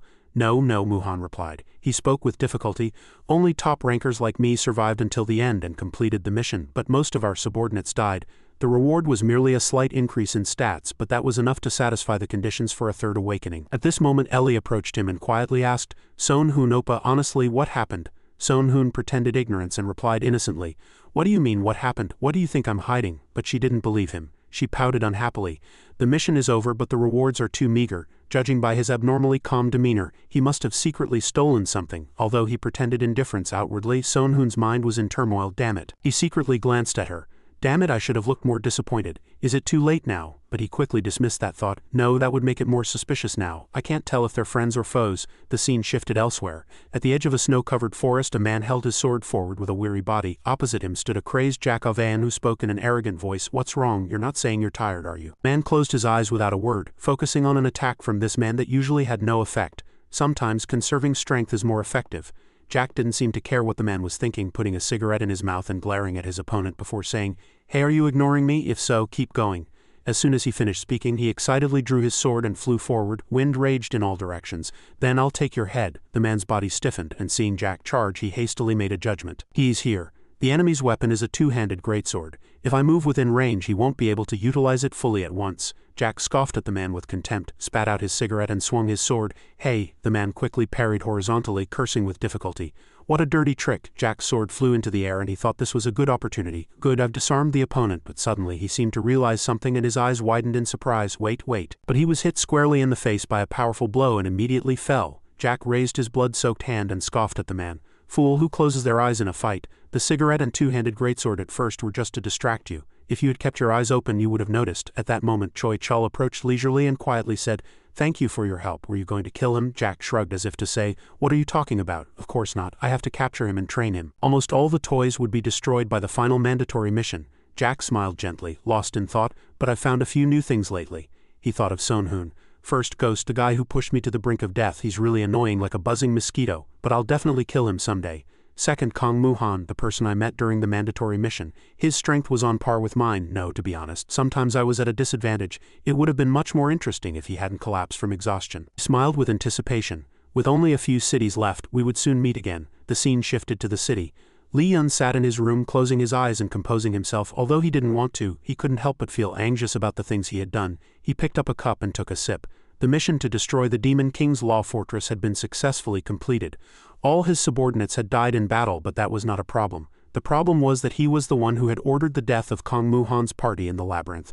Li Yun recalled painfully. Perhaps his mind was confused from being trapped in the labyrinth for too long. He had given the order too hastily. Of course, since they had attacked first, he had no room to argue. However, their trust in him would inevitably be shaken. At this moment, Muhan entered and said, "I apologize for coming late." Li Yun replied with a polite smile. "It's all right, a busy person like you is rare." "All right, why did you call me out specifically?" Muhan sat in the opposite chair and began to speak. "I want to talk about what happened at the Demon King's law fortress." Li Yun thought to himself, "Is he here to question me about that?" Even so, he couldn't outwardly refute anything. He answered lightly as if it were nothing. "Even if I had 10 mouths, I couldn't make excuses for what happened." But surprisingly, Muhan didn't say anything about it. He asked, "Hey Zealot, what do you think of Ghost?" "What?" Li Yun thought he had misheard. After a moment he replied with a resigned expression, "Well, he's a good friend. Ghost has excellent skills and impressive connections. And I think it's quite remarkable how he flexibly offers countless solutions depending on the situation." Muhan asked, "Do you really think so?" "Yes," Li Yun said firmly. But the other person's eyes were cold and sharp. Muhan looked straight at him and replied, "To be honest, Kim Li Yun, I don't trust you. Although we're working together now, you're the kind of person who wouldn't hesitate to stab me in the back if given the chance. Just like at the Demon King's law fortress." Li Yun heard those words but merely forced a smile and said nothing. Muhan continued, "It's fine. I just think you're cunning, but I'm encountering a similar person. But it's much worse, it's Ghost." His voice became somber and his firm face hardened. "He's also an unpredictable and cunning fellow like you. Perhaps even more complex," he thought, lowering his eyebrows slightly. "Everyone in the City of Gods thinks Ghost is on their side. It might be a coincidence or luck, but it must be related to some artificial means." Now Muhan got to his main point. "Let's form an alliance." Li Yun hadn't expected it. "The Alliance and the Salvation Society are already very united." "What kind of alliance do you want to form?" Muhan replied seriously. "An alliance between just the two of us. Everything will proceed as usual. And if we can't maintain this relationship or if a conflict arises, we'll deal with Ghost first." After the Demon King's law fortress mission, he realized he had a big problem. He possessed too much. Sonhoon was in a sword fight with a Dark Knight. Even in the midst of it, he could analyze the knight's rapid movements, excellent evasion, magic, unique skill set, abnormal speed, various equipment, and recently even powerful Demon King law techniques. He had learned so much that he couldn't even remember everything. Knowing too much is like knowing too little, neither is good. So what he needed to do now was integrate all his techniques into one. The Dark Knight swung his sword decisively and shouted, "Die!" Sonhoon slowly dodged and moved. He scoffed playfully, saying, all right, but you're the one who's going to die, not me." Activating ultimate power. The power of the Demon King's law activated. Sonhoon swung his sword, decapitating the knight. System notification. You have completed the mission to eliminate the Agile Death Knight. Agility 3, Knowledge 2. Item acquired. High-grade, low-tier Helm of Disaster. Death Knight's Helm. Part of the Forgotten God equipment set, originally a masterpiece crafted by a famous blacksmith. However, after prolonged exposure to darkness, it emanates a desolate and painful aura. Possesses powerful abilities, but it is wise to use them rationally. He reached out and picked it up. The effects appeared in the system window. 10 absolute reduction in all types of damage, 30 additional increase in holy attribute damage, strength 100, faction 100, agility 50, magic power 30, wisdom -100, luck -200. Dark energy continuously accumulates every hour after equipping. Sorry. When the accumulation reaches maximum, attributes increase by up to 5, when using protection skills, strength increases by 5, when using magic skills, failure rate increases by 20. Sonhun smiled intriguingly. A high-grade equipment set item, huh? Quite interesting. I need to find a way to earn more money. Returning to the outside of the exchange, he heard incessant haggling, selling Spirit Flame Staff, 500 million gold, buying Emperor Dragon Jade, any condition accepted, selling high-grade special recovery potions. He was quite surprised as soon as he came out. Wow, it's really lively here. Sonhun opened his personal system window and used the billboard function. He manipulated it for a moment, thinking the new item has drawbacks and side effects for magic skills, so the price should be reasonable, right? Immediately, a system window appeared above his head, selling high-grade equipment set, Forgotten God and Helm of Disaster, 2.5 billion gold. Exchangeable. The surrounding player's eyes widened. Hey, look over there. Wow, it's a high-grade item. Did he get it by hunting alone? But the debate and evaluations were endless. But it looks a bit shabby. Maybe he just got lucky. Should we go check it out? He got annoyed listening to their words. The debate continued. Wait, the Alliance told us to maintain peace. Let's not cause trouble. Mind your own business. But Sonhun couldn't stand it and clearly stated his attitude towards the two talkative people. I have talent. Suddenly, a person approached him and asked, Excuse me, I heard you're selling the Helm of Disaster, is that correct? Sonhun replied, Yes, that's right. The person immediately said, Are you perhaps collecting this equipment set? He manipulated his hand and immediately several equipment items appeared. Chaos Armor, high-grade Chaos Armor, obtained from a Death Knight, reduces all types of damage, 40 additional increase in acid resistance, strength 100, price 150, agility 70, mana 30, wisdom -200, luck -100. Dark energy accumulates to maximum for 1 hour. When dark super energy reaches maximum, the user's skill strength increases by 10. When using magic skills, success rate increases by 30. Death boots, high-grade low-tier boots, part of the Forgotten God equipment set, worn by a Death Knight. 10 absolute reduction in all types of damage, 30 additional increase in holy attribute damage. Strength 50, health 80, agility 150, mana 40, wisdom -150, luck -150. Dark energy accumulates every hour after equipping. When accumulation reaches maximum, attributes increase by up to 5, strength of melee skills increases by 5, magic skill failure rate increases by 20. It was a set item like the Helm of Disaster and Chaos Armor. Sonhun was slightly surprised. Oh, are these two the remaining set items? The person said to him. I'll sell these two for 6 billion gold. Sonhun was puzzled. What? The person replied nonchalantly. I happen to acquire these two items and I need quick cash. Sonhun, hearing that, was annoyed and frankly said disbelievingly, Are you saying each item is 3 billion gold? Who would buy items with side effects at that price? Are you crazy? The young man sighed in disappointment. Is that so? And pointing to one side he said, If you change your mind later, come find me. I'll be running errands near the fountain, he replied casually, as if expecting it. All right. Looking at the sky, it was already dusk and dark. Sonhun thought, should I just leave it to the nameless guild members? At this moment, a person suddenly approached and asked suspiciously, Are you selling the Helm of Disaster? Sonhun smiled and replied, Yes, that's right. Are you interested? The person said, Yes, but do you have the other items too? I want to buy the entire set for 10 billion. His eyes widened. 10 billion, huh? If I buy the two items from that person earlier and sell them again, I can make a profit. Sonhun quickly replied, Yes, please wait a moment. I'll go meet my comrade and get the items. That young man from earlier grumbled resentfully. He's only buying now. I should have sold them this afternoon, he replied. No, I had my reasons. And nonchalantly haggled the price. I'll buy those two items for 5.5 billion gold. The young man was furious. What?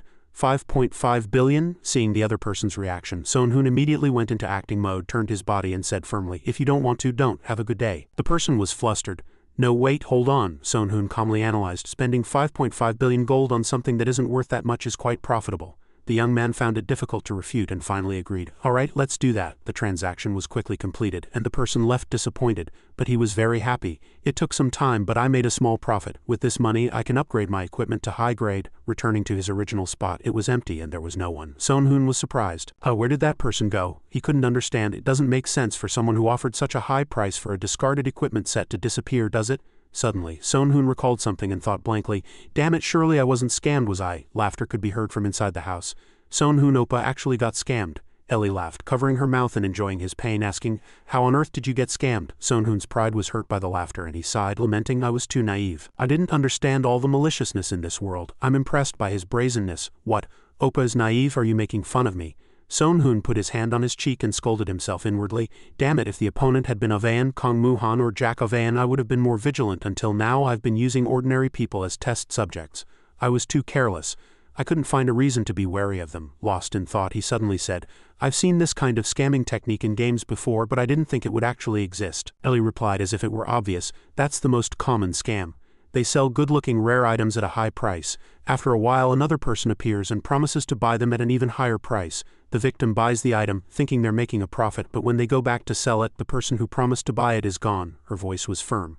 It's clearly a scam, but there isn't enough evidence for the government to intervene. They don't force victims to buy, nor do they manipulate the market. Sonhoon gritted his teeth. He was so ashamed he couldn't even laugh. The price wasn't too expensive for a lesson he would never forget. Ellie was quite curious. So are you just going to let it slide? She didn't think he was that kind of person. Sonhoon smiled bitterly and slammed the table. Dream on. I can forgive fraud, but I can't if I'm the victim. Then he asked her who was most likely. Ellie raised her head and guessed, it's probably the Twin Swords Guild or the Plains Guild. Sonhoon instantly stiffened. Twin Swords Guild? What a strange name. Is it from a martial arts novel? Ellie looked at him and replied, according to information received from the Alliance, the guildmaster of this guild is actually known as Kong Ho, a term for martial artists. I heard he's quite famous in the real world, but he hasn't shown much influence here. Moreover, the guild doesn't have a solid foundation. They're like a group wandering around following Kong Ho. He asked her if she knew their hideout. Ellie offered herself, I'll try to find it. Sonhoon replied, don't worry, it'll only take a few more days. He thought for a moment. 2 days at the earliest, 3 days at the latest should be enough. If I can't find them, I'll have to use another method. All right, I'll take a few people and deal with it myself. Ellie warned in advance. Don't overdo it, okay? Sonhoon waved his hand casually. Don't worry, I wouldn't do anything useless. He thought gloomily. Getting caught up in a scam like this is ridiculous, but using the guild's power would lead to unnecessary trouble. Returning to the old market, he heard voices deliberately selling items loudly, selling Hellfire Sword. Only 500 million gold. This is a rare item from the equipment set. His plan was very simple. Use a few subordinates as bait, and then investigate those who take the bait to find out their superiors. Sonhoon acted as an observer from outside. This plan seemed simple, but for these petty ruffians it was the easiest and most effective method. Moreover, everything would proceed very smoothly without causing any chaos. Not far away, several people were discussing, hey, did you hear? A top ranker achieved a third awakening. Those people are truly amazing. How many people haven't even achieved a second awakening yet? The Salvation Society seemed to be recruiting new members, and a rumor was circulating that a rather terrible mission had just been completed. Sonhoon pretended to read a book and listen to their conversation, slightly impressed. Everyone is quite good at analyzing the situation. Hearing rumors on the street can often provide more information than reading the news.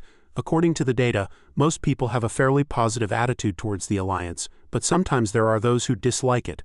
Moreover, there's the issue of drug smuggling, which wasn't mentioned in the news. Does Ellie know, or did she think that information was unnecessary and didn't tell me? Sonhoon's mind was complicated. When did I become so arrogant? I remember doing terrible things just to survive. When exactly did everything change? Just then, one of his subordinates called Sonhoon, interrupting his train of thought.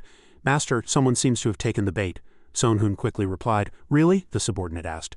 Do you want to resell this Hellfire Ring set? The other person replied. Yes, I'll sell all three of them, the Ring of Frost, the Ring of Protection, and the Ring of Storms for 2 billion. The subordinate crossed his arms and said with a cold expression. Isn't that too expensive? The other person maintained a friendly demeanor and replied. Since I'm selling 3 rings at once, I need to raise the price a bit. If you change your mind, come find me anytime. I'll be waiting here. Sonhoon watched the entire scene. It wasn't the same person he met yesterday. At this moment, another person approached the subordinate and proposed a deal. Are you selling items that can be used with a ring set? I'll buy all of them for 4 billion. Sonhoon wasn't surprised at all. Another person appeared. It was right after he finished dealing with the previous person. It was the same scenario as yesterday. The subordinate asked Sonhoon through the system. What should I do now? Sonhoon made a slightly humorous expression. What do you mean, what do I do? You have no choice, agree to it. The subordinate immediately complied and said hurriedly, Please wait here for a moment. Then he resolutely went to find the other person. Sonhoon observed the woman who came to buy the item leaving immediately afterwards. While the subordinate went to buy the 3 rings, the buyer would leave because the scam had succeeded. The first person was delighted, holding his money pouch. All right, I'll transfer 2 billion. Sonhoon judged all possibilities based on their identities. If the transaction succeeded, it would earn hundreds of millions or even billions. The person responsible for the sale was likely a high-ranking member or someone loyal to the organization. Sonhoon, hiding behind a wall, watched every movement. Following him would lead to their hideout. Time passed quickly, and Sonhoon followed him to a rather lavishly decorated house. He didn't expect the scammer's hideout to be on such a bustling street. Sonhoon opened the door and stepped inside. The interior was dim, and he assessed the situation. Security is lax and there are no guards. Thin threads are stretched taut underfoot. Sonhoon let out a hollow laugh. Look at this. They set traps, but they're completely ineffective at stopping intruders. Their only purpose is to warn that someone has arrived. He quietly passed through. They don't even seem to intend to resist if an enemy attacks. This building was only built for escape. He approached a slightly open room and light leaked out from within. Soon-hoon sat by the door and listened to the scammer's conversation. What do you think? Unfortunately, we didn't earn much today. As you know, the Alliance people have been guarding very strictly for several days. Do you expect me to believe that reason? Sorry, but from the conversation I just heard there was clearly a high-ranking person. Soon-hoon cautiously peered inside. Leader-level figures are gathered here. The leader suddenly changed his voice. This month's sales aren't bad, about 30 billion, the subordinate opposite him pretended to advise. I think it would be better to replace the equipment with that money, but he said that if they bought things as bait and spent money elsewhere it would quickly run out. Then he crossed his arms and asked, how is the Twin Swords Guild doing? The subordinate replied, I heard they've expanded recently and business is quite good, really, the leader said firmly. Then it seems it's time for us to step back. The subordinate didn't understand why they should step back when everything was going well. Foolish talk, he reprimanded. We should step back precisely because it's going well. Soon-hoon removed his wired earphones and listened to their conversation. The subordinate retorted, if we expanded even more, we could earn even more money, the leader analyzed. If we do that, we'll become rivals with the Twin Swords Guild. Soon-hoon pulled down his hat from outside. His appearance was no different from a terrorist. The subordinate's tone became even more outspoken. Then we should work even harder. We should drive out the Twin Swords Guild and take over this area. Suddenly, the door creaked open. Soon-hoon stood there like a terrorist. The people in the room were in a panic. Damn it, where do you think you are, daring to enter? Soon-hoon spoke in a low voice. His eyes sharply pierced through them. As a victim of a scam, I was looking for a place to vent my anger by wandering around here. But before he could finish speaking, the leader lifted his leg and hastily fled. Soon-hoon thought inwardly, the other guys are still standing there foolishly, but that guy is trying to escape through the window alone. HMPH got him. Just as the subordinate was about to shout, catch him, Soon-hoon subdued him in 0.5 seconds at his fastest speed. As he ran after the leader, he was shocked.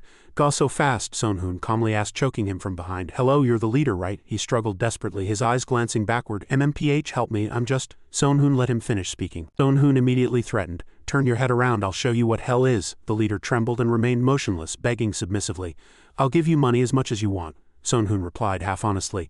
I don't need money, I came here myself. Then he openly changed his mind. If you want to give it, I'll take it, the leader awkwardly asked. Then what about my life? Soon-hoon also didn't make things difficult for the other party, very gently. If you answer honestly, I'll let you live. Soon-hoon's eyes pierced through him as he said, from what I heard this made me think. You said you were afraid of getting involved with the Twin Swords Guild and were backing down.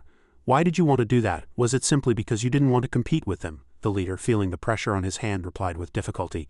If we fight them, it will cause a lot of trouble. Soon-hoon asked, aren't you worried about the consequences of that decision? No, the leader was in so much pain he almost cried, but he still had to answer.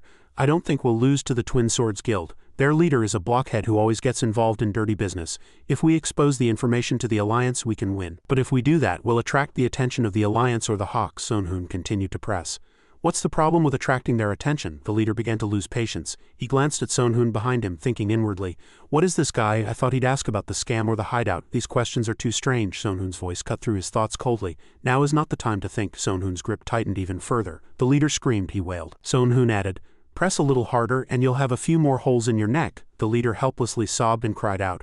We can only survive by knowing our place. The most powerful organizations and strong people are all suppressed by the power of the Alliance and the Hawks. Soon they will become sacrifices or be eliminated.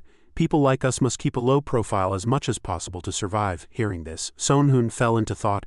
If I hadn't met Ellie, if Marina hadn't shown interest in me, could I have become as strong as I am now? Definitely not. This guy is very ordinary, but he thinks quite similarly to me. Soon-hoon let him go and casually asked, Hey, what's your name? The leader replied. Lee Se-jun. Soon-hoon said leisurely, I like your answer quite a bit. I'll let you live. Lee Se-jun asked blankly in return, then what happens now? Do I have to go to prison? His enthusiasm was immediately dampened by this question so soon after being praised. Soon-hoon merely glanced at him without annoyance. Prison? Why go to prison? Just continue doing what you were doing. Lee Se-jun was surprised. I thought he came to capture me. But it doesn't seem like it. Perhaps he suddenly pulled out all his money. His voice was serious. Take this. There's a lot. Does letting me go mean you'll protect me in the future and I have to pay protection money every month in return? Soon-hoon refused. It's not like that. Just do as written in the letter I left here. But his hand was very quick to grab the money. Lee Se-jun was bewildered and speechless. He complained inwardly, then why are you taking my money pouch? Having finished his work, Soon-hoon added another question. Also, do you have any information about the Forgotten God equipment set? Lee Se-jun was startled. You mean that trash? The Twin Swords Guild has been trying to sell it for a long time, but who would buy something like that? As soon as he finished speaking, he felt a chilling pressure down his spine. His mind immediately cleared.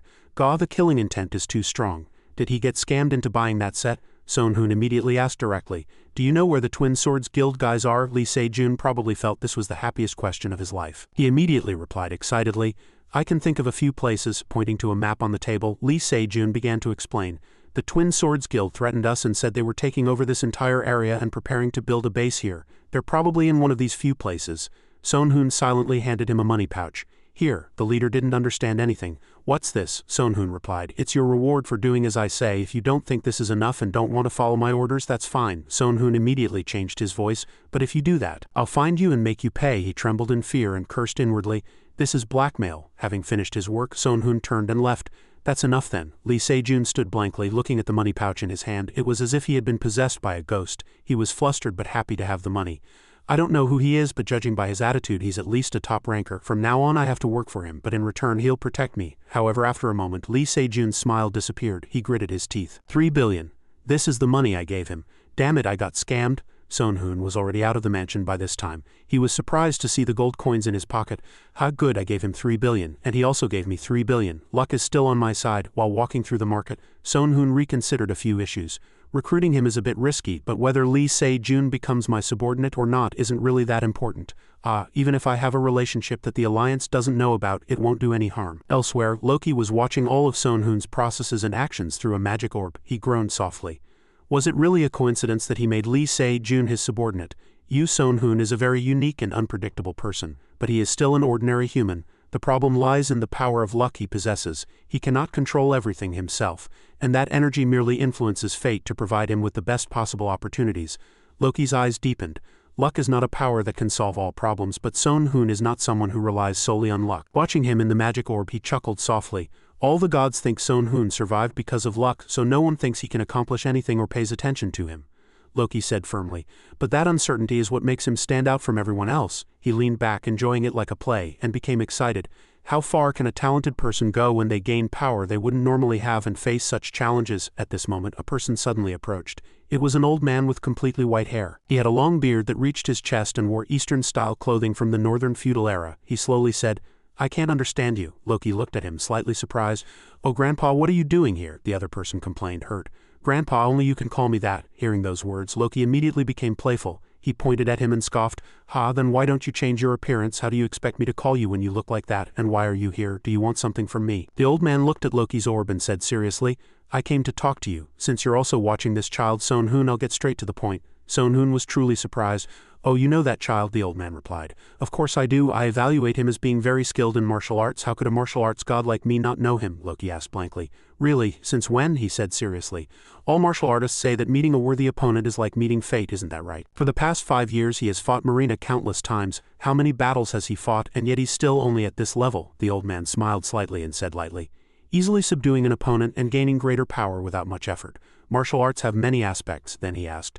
Do you know about the illusion and real swordsmanship that child created? Loki knew it, of course. Oh, you mean that fake swordsmanship, the old man continued. Compared to Marina, it's no exaggeration to say that he has several techniques for wielding a sword, but he also created a swordsmanship style where the weak can threaten the strong, so he can be said to be talented. Loki asked, Are you thinking of making him your successor, old man? Elder, it's not a bad idea, but my decision was made long ago. Only then could Loki not understand. Then why are you here? The old man smiled and asked back. Are you planning to meet him? Loki paused for a moment, then replied coldly. I can't meet him directly. The creator god won't allow it. For now, I can't even give indirect instructions. He won't get any missions or opportunities to meet gods for a while. He shrugged. We can only watch him from above. We just have to. The old man replied calmly. Understood. I thought you would find a way to meet him without anyone knowing.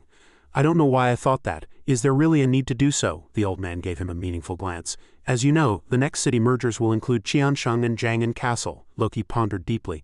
Jiang'an Castle is where the Chinese people live. This city is particularly famous for its unusually high proportion of close combat experts. This has attracted the attention of many gods, including the god of martial arts, the god of swords, and the god of fists. The old man sighed. It seems the people I've been watching will eventually end up fighting each other. Loki wore a cold expression. You didn't say anything when other potential candidates died, so why now? The old man glanced at him and said, I'm worried that Marina, whom I cherish most, might be eliminated. Loki scoffed. Old man, are you joking? Who doesn't know she's a monster? Suddenly, the old man became serious. How vast is this world and how many talented people are there? She has the potential to be the best player, but she hasn't reached that level yet. And now an even stronger person has appeared in Jiang'an Castle. He turned and walked away, saying worriedly, The reason I came here is that if Marina is defeated, Sonhun will also be in danger. But you don't seem to intend to do anything. Loki was startled and quickly asked, "Wait, who is it?" The old man didn't speak directly but beat around the bush. "Both of them might suffer absurd defeats, but I cannot intervene.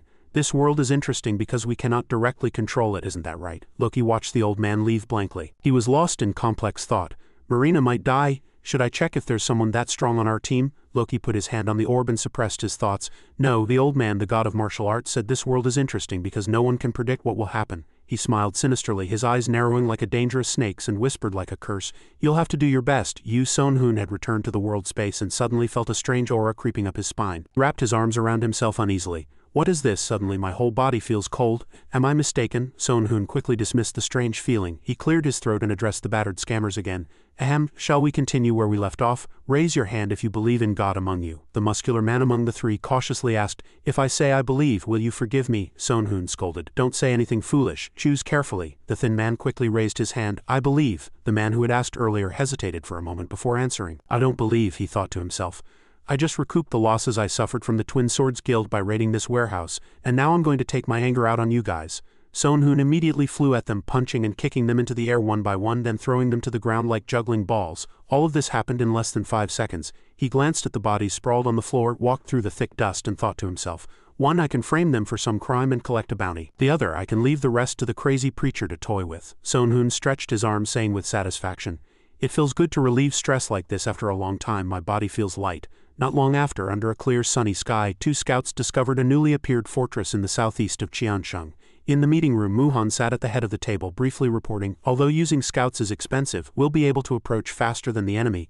Only one enemy fortress has been found and there's no movement yet. Since our reconnaissance network isn't perfect yet, more fortresses might be discovered." Feeling a group of gazes, Sonhun grew uneasy and asked back, Why is everyone looking at me?" Muhan cleared his throat awkwardly and asked, "So should we attack?" He replied blankly. "Why are you asking me? You should ask Yubai." He covered his mouth slightly with his hand and replied, "Yubai is out on another mission," he said, even more confused. "There are many others to ask for advice besides Yubai. There's Ji Yun." Ji Yun smiled humbly. "You flatter me. I'm not that intelligent." Sonhun silently watched as everyone pretended not to know. He speculated that even intelligent people were silent because they feared responsibility if things went wrong. Seeing Muhan pretend to be deep in thought and Ji Yun avoid eye contact, Sonhun somewhat gauged the situation. Kong Muhan knew he had to follow others' instructions and remain silent, and Kim I-yun wouldn't jump into danger without a specific reason. Didn't take his eyes off them. Although they had been through countless battles, cold wars, and forced missions together, relying on a new hero seemed to have brought about some slight disadvantages. After a deathly silence, Sonhun spoke, "If it were me, I'd send envoys first. We need to get elite troops inside the fortress and then position our forces on the outskirts. But we must be careful not to provoke the enemy. Therefore, dispersing our forces would be a wise choice." As soon as he finished speaking, Ji Yun immediately praised, "That's a good idea," Ju Ji added. "This plan also aligns with our countermeasures and strategies, so let's proceed as I just said." Seeing this, he also nodded and stood up. "All right, I'll be going now." Muhan asked, puzzled, "Leaving already? We still have the meeting." Sonhun replied casually, "Everyone's working really hard. It'll be fine without me." He rubbed his eyes and yawned. "I just woke up, so I'm still sleepy." Muhan said, "Ah," and then stretched.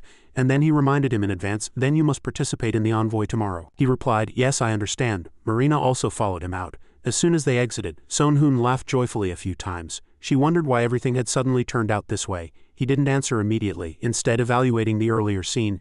"It's really funny to see them acting so foolishly." Sonhun then slowly said, "Aren't people who are all talk and pretend to be important, yet can't make decisions themselves and just wait for others' instructions, really funny and annoying?" Rina lowered her eyes and quietly said, "I don't know, but without you, they would just keep making useless suggestions and wasting time." Sonhun looked at her and stated his opinion.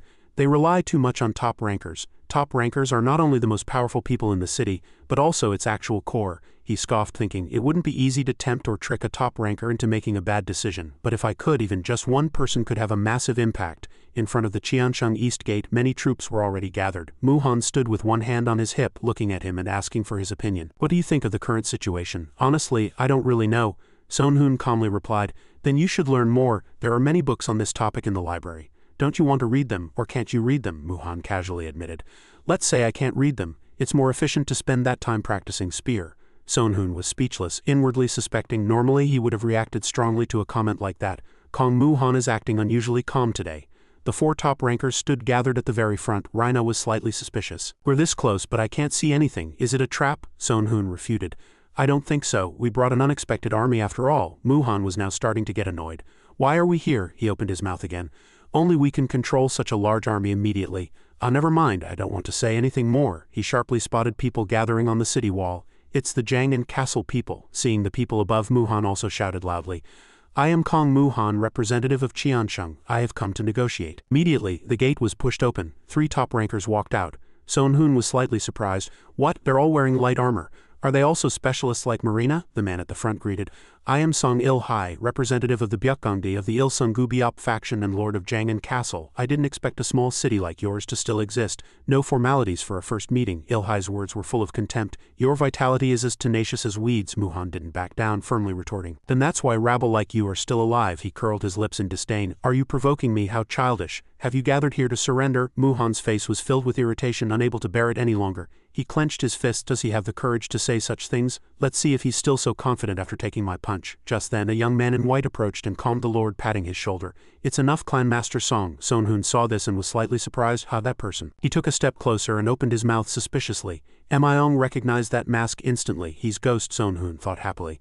I am Miong's benefactor. I saved him when he was about to be killed by Jack during the last forced mission. At first I was going to leave all this to Kong Muhan, but in this situation it's better if I handle it myself. Just as he was about to step forward, the leader from Jiangnan Castle suddenly screamed, That bitch over here. The man pointed at Rina and shrilly shouted, That monstrous demoness. She looked puzzled. Son Hoon asked her curiously, Marina, have you met Chinese people before? Rina replied immediately, Not that I recall. He thought, seeing their reaction, that she might be remembering incorrectly. Then something seemed to click. Rina searched her memory. I remember, I met them during a forced mission. They had no skills, just boasted a lot, and they always moved in groups. How could Il-hai tolerate those words? In rage, he drew his sword and scolded her. You damn bitch. Rina merely tilted her body slightly with a cold expression, her hand moving the sword hilt. Il-hai slashed with all his might, but she easily blocked it by slightly drawing her blade. He glared with wide eyes, then grimaced, letting out a sharp shriek, simultaneously sending countless sword wills and killing intent at Rina. Are there any frightened people among our troops? Muhan's face also hardened slightly, inwardly horrified with an uneasy and serious expression. That sword is simultaneously targeting 8 weaknesses. Il-hai gritted his teeth, maintaining his aggressive stance and unleashing a fierce attack. In contrast, Rina still looked comfortable. She moved gracefully, every swing of her sword like a dance, perfectly blocking all fierce sword attacks. She blocked yet another attack, then with a cold and composed expression looked directly at her opponent and asked, Do you want to fight? Il-hai thought she was provoking him and poured even more strength into his attack, shouting madly, Do you think I'll give up? How can I leave you alone after thinking about the brothers and masters you killed? Rina gripped her sword firmly and in a ruthless voice unafraid of bloodshed said, From the moment you drew your sword, I understood that you were prepared to die here. If you truly want to fight them, I have no intention of giving up either. The sword in Il-hai's hand continued to tremble. He stubbornly held on. Do you think your words will make me flinch? All right then, why should I stop someone who's offering their life? But before he could finish speaking, Miong's shout exploded in anger. Stop! Do you want this shameful act to reach the emperor? Il-hai tisks in annoyance. Son Hoon thought, there's a hidden meaning in his words. Miong courteously stepped forward. I apologize for what just happened. I am Miong. Son Hoon also replied politely. I am Ghost, one of the city representatives. By the gods, I think we've met before, Miong said very gratefully. Thank you so much for before, and I apologize for leaving without saying goodbye, he said as if understanding the other party. Since there's no other option but violence, I suppose we should discuss the fighting method now. Muhan observed this whole scene and felt something different. He thought to himself, compared to last time this is incredibly peaceful. He closed his eyes resignedly and continued to think. Muhan thought that even though Marina blocked his attacks effortlessly, he wouldn't be able to confidently bring his sword down in such a situation. This time it will be a huge battle. Miong suggested the idea of having 5 representatives participate in a small-scale battle.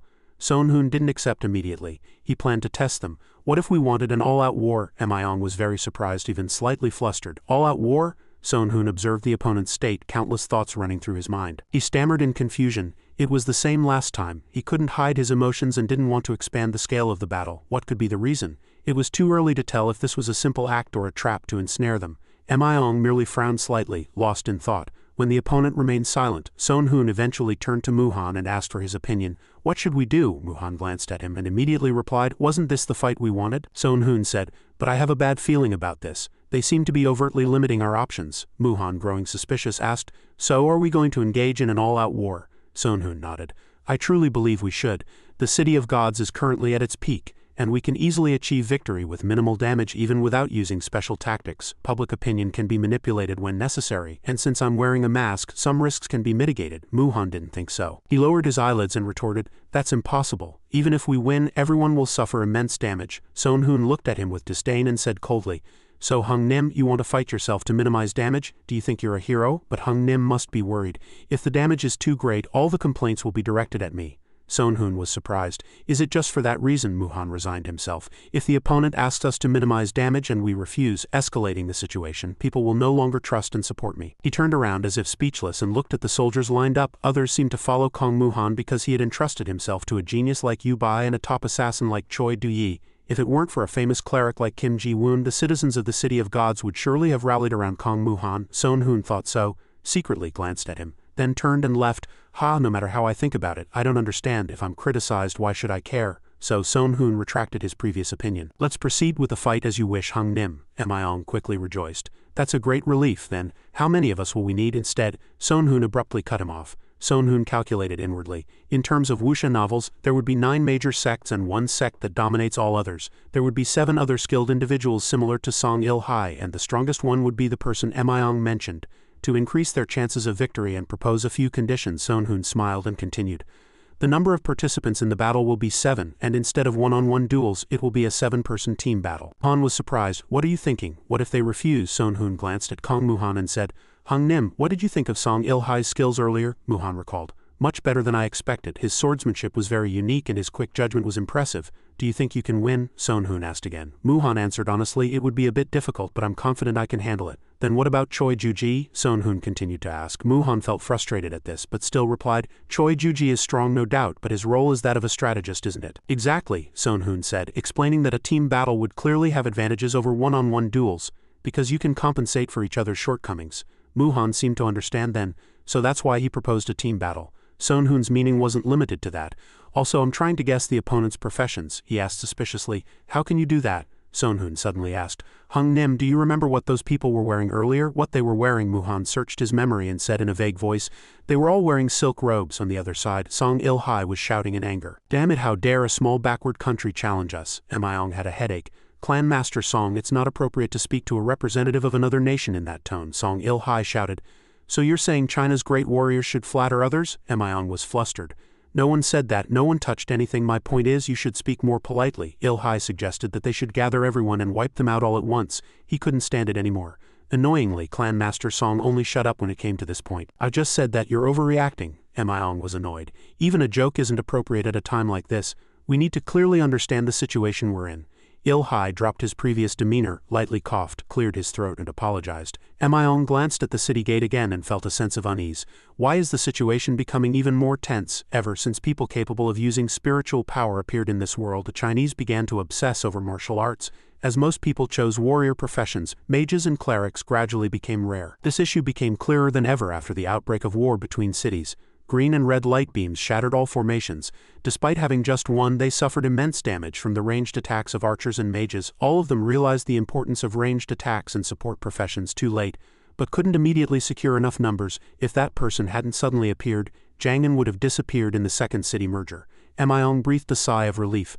A presence like Yo Qian crossing the bamboo forest. His shadow was as straight as a green bamboo, and his long black hair reaching his waist exuded a valiant and imposing aura. A group of ferocious individuals launched a furious attack. Their leader shouted madly, "Don't retreat, I will avenge my brother." Even if it costs my life, they charged at him like moths to a flame, full of firm resolve. While he remained calm, thunder roared and lightning flashed.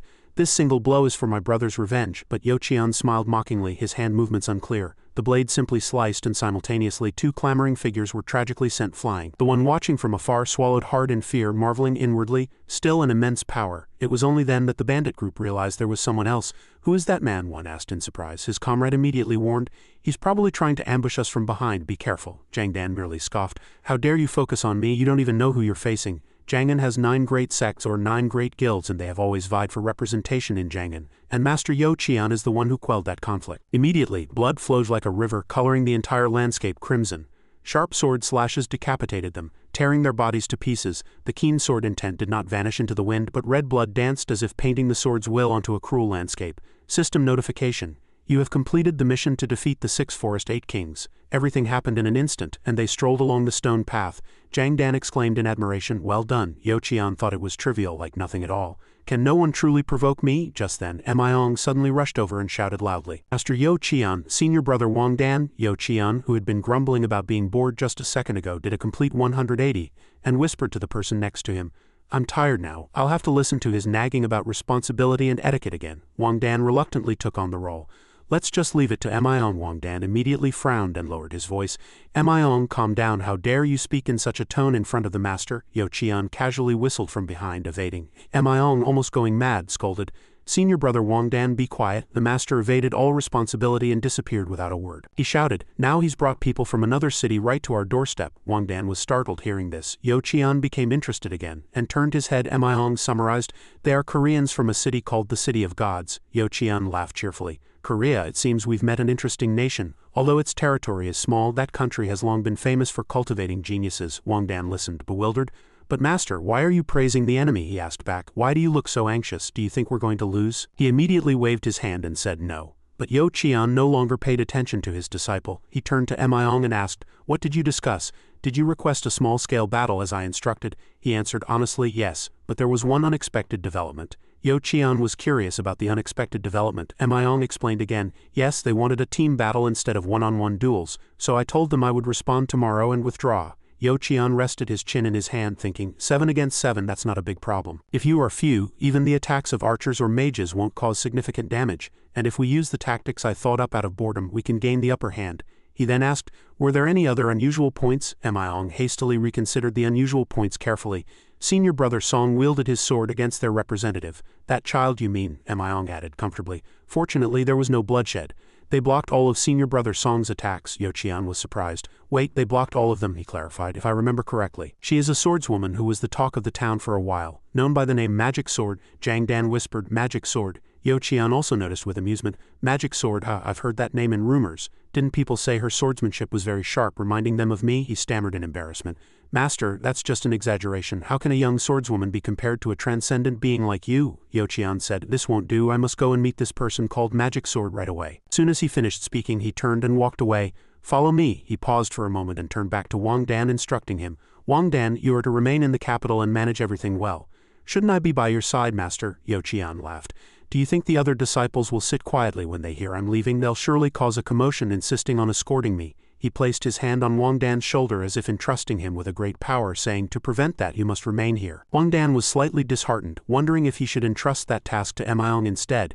If Song Il-hai or other short-tempered disciples show up, Emiong alone won't be able to handle it. Emiong happily departed with his master. "So, senior brother Wang, I'll leave everything to you." Wang Dan also sighed helplessly, lamenting his situation. "There's nothing for it." As they exited the city, Yo Qian suddenly asked, "Emiong, do you think the magic sword is very strong?" Emiong was unsure.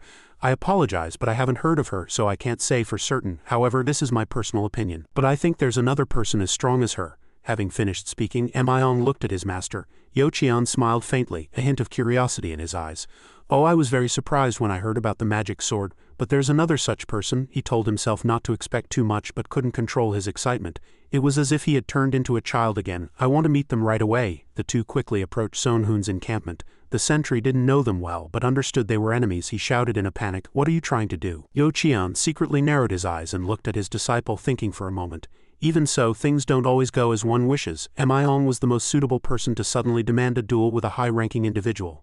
Emiong stepped forward and pleaded, "Could I meet Ghost? I have some important matters to discuss with him." The person went inside to report, and Son Hoon was surprised. "They're looking for me?" the sentry replied. "Yes, Emiong wants to speak with you," he added. "He said it's a very important matter and he doesn't want to disclose the information." Son Hoon then asked, "Did they bring many people?" The person immediately replied, "No, only 2 people came." Son Hoon thought for a moment. "So he wants to discuss an issue that only the 2 of them know about? Could it be related to betrayal? I'll have to go and check." So he agreed.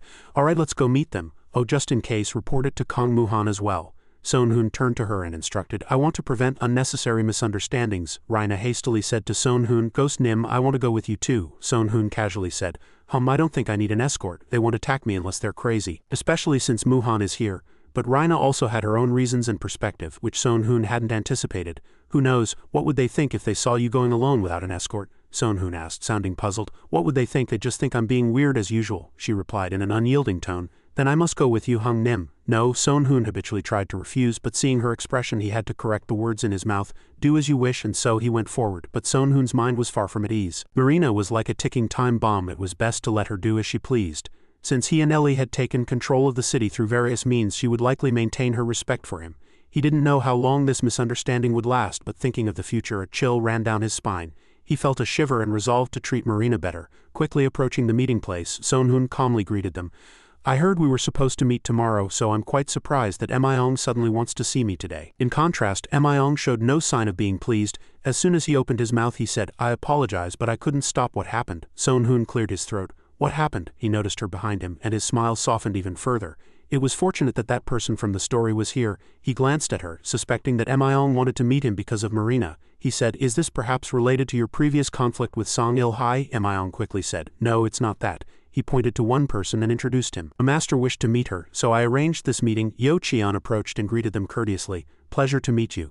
This humble old man's name is Yo Qian. Sonhoon was slightly surprised and thought inwardly, You look too young to be called an old man. Marina, not one to hold back, asked directly, What brings you here to meet me? Yo Qian asked a few questions. Are you truly the swordswoman known as Magic Sword who defeated my subordinate? May I ask your age? To suddenly ask someone's age without any prior relationship, there was clearly an ulterior motive. Raina exuded killing intent from her entire body. To suddenly ask someone's age is rude. What is your intention in asking to meet me? Sonhoon broke into a cold sweat beside her. All right, I need to protect myself before they start fighting.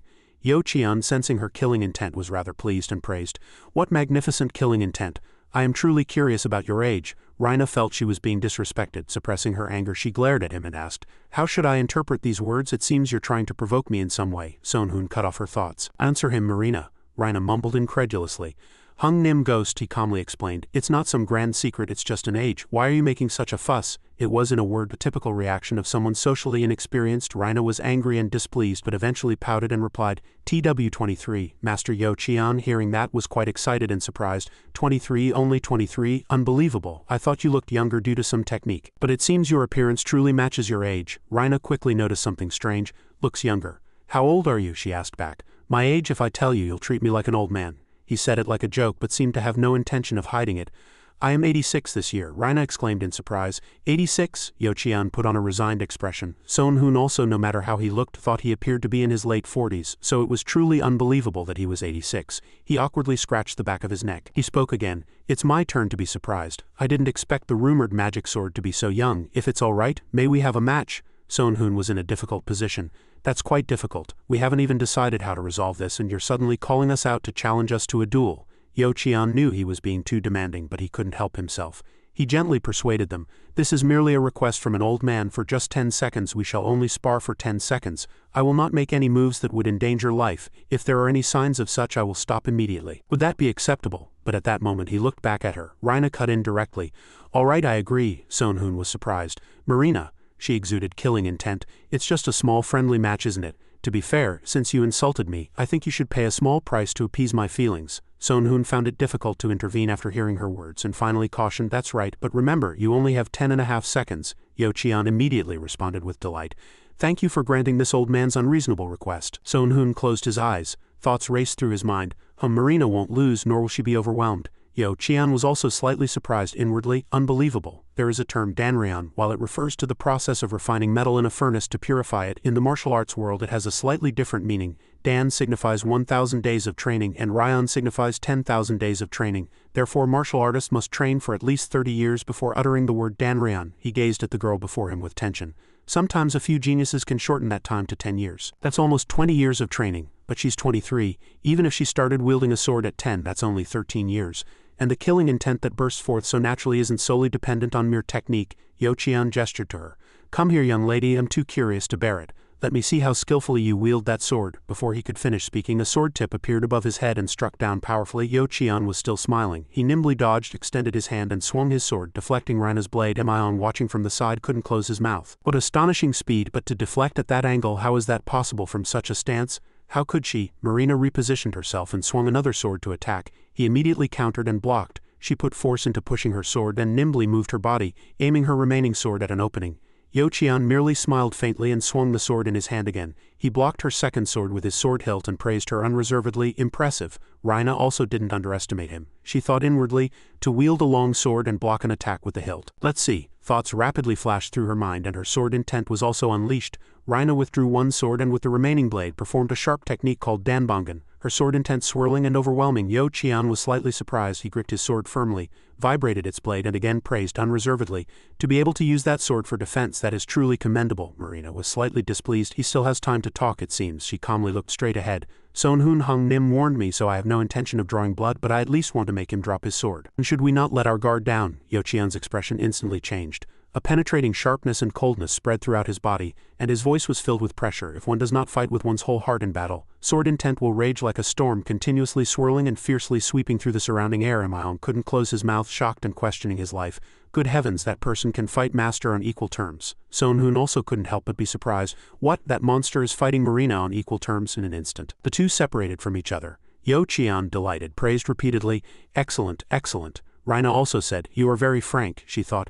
Without using any spiritual power and without any tricks, he was able to neutralize all my techniques. His voice was full of excitement. Unbelievable. Even after experiencing it directly, your offense and defense are perfectly balanced and your attacks are very decisive. For a genius to achieve in merely 10 years what takes decades is truly remarkable. Rhina also gave her assessment of him. I was also surprised. You are the second strongest person I've ever met. Second strongest? Yo Qian couldn't suppress his curiosity and asked, who is the strongest? What is that person's name? Before he could finish speaking, Rhina lunged again. There's still one round left. She swung her sword and Yo Qian parried in time, becoming serious. Spiritual power rapidly circulated around his body, and he felt a slight sense of competitiveness inwardly.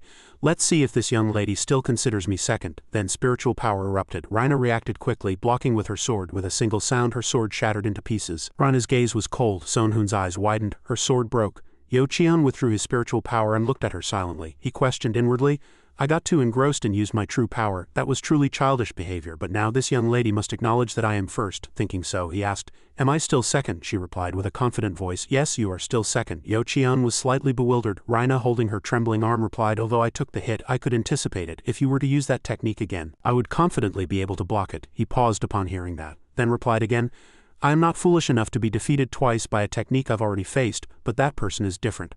I have been defeated by that person countless times. Her voice held a hint of respect. He never uses the same technique twice. His attacks have great depth. Every time I fight him, I gain new lessons and new insights. At least I was able to land a hit on you, wasn't I? Only then did Yo Qian look down at his wrist. This young lady had even sliced his sleeve. He lightly acknowledged, indeed I lost. Who exactly is that person? Rhina proudly said. He's standing right in front of you, my master Ghost. Maong, hearing that, was shocked and incredulous. Ghost is him. Yo Qian looked at him silently. Sonhun was startled and froze. Good heavens, what is this? Yo Qian turned and said in a cold voice, I've let the conversation drag on too long, so I will not challenge you to a duel. He replied with an then he continued, I will retreat this time, but next time I will personally witness your techniques. And young lady Marina, do not think I have shown all my abilities. I still have many hidden trump cards. Yo Qian smiled faintly, and Rhina replied coldly, I wanted to say the same to you. Her gaze was sharp. If he had followed my killing intent and wielded his sword from the beginning, the situation wouldn't have come to this. He glanced at her, a smile of anticipation on his face.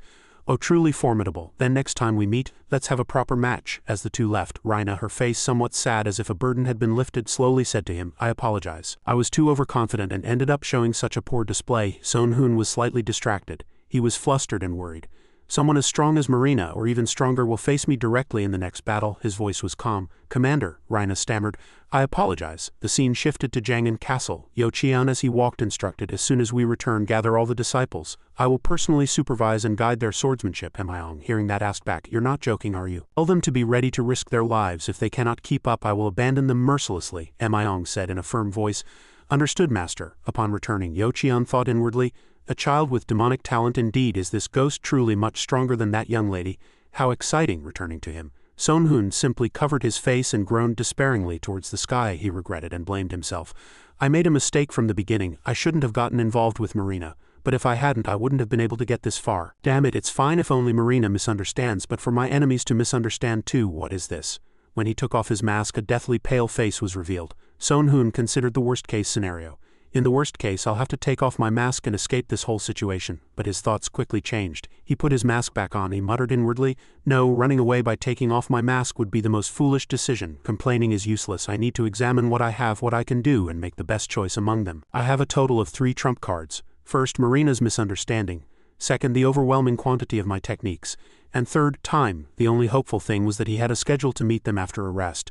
Considering my swordsmanship, magic, and all my items and techniques, including Bora Uchida, he rested his chin in his hand.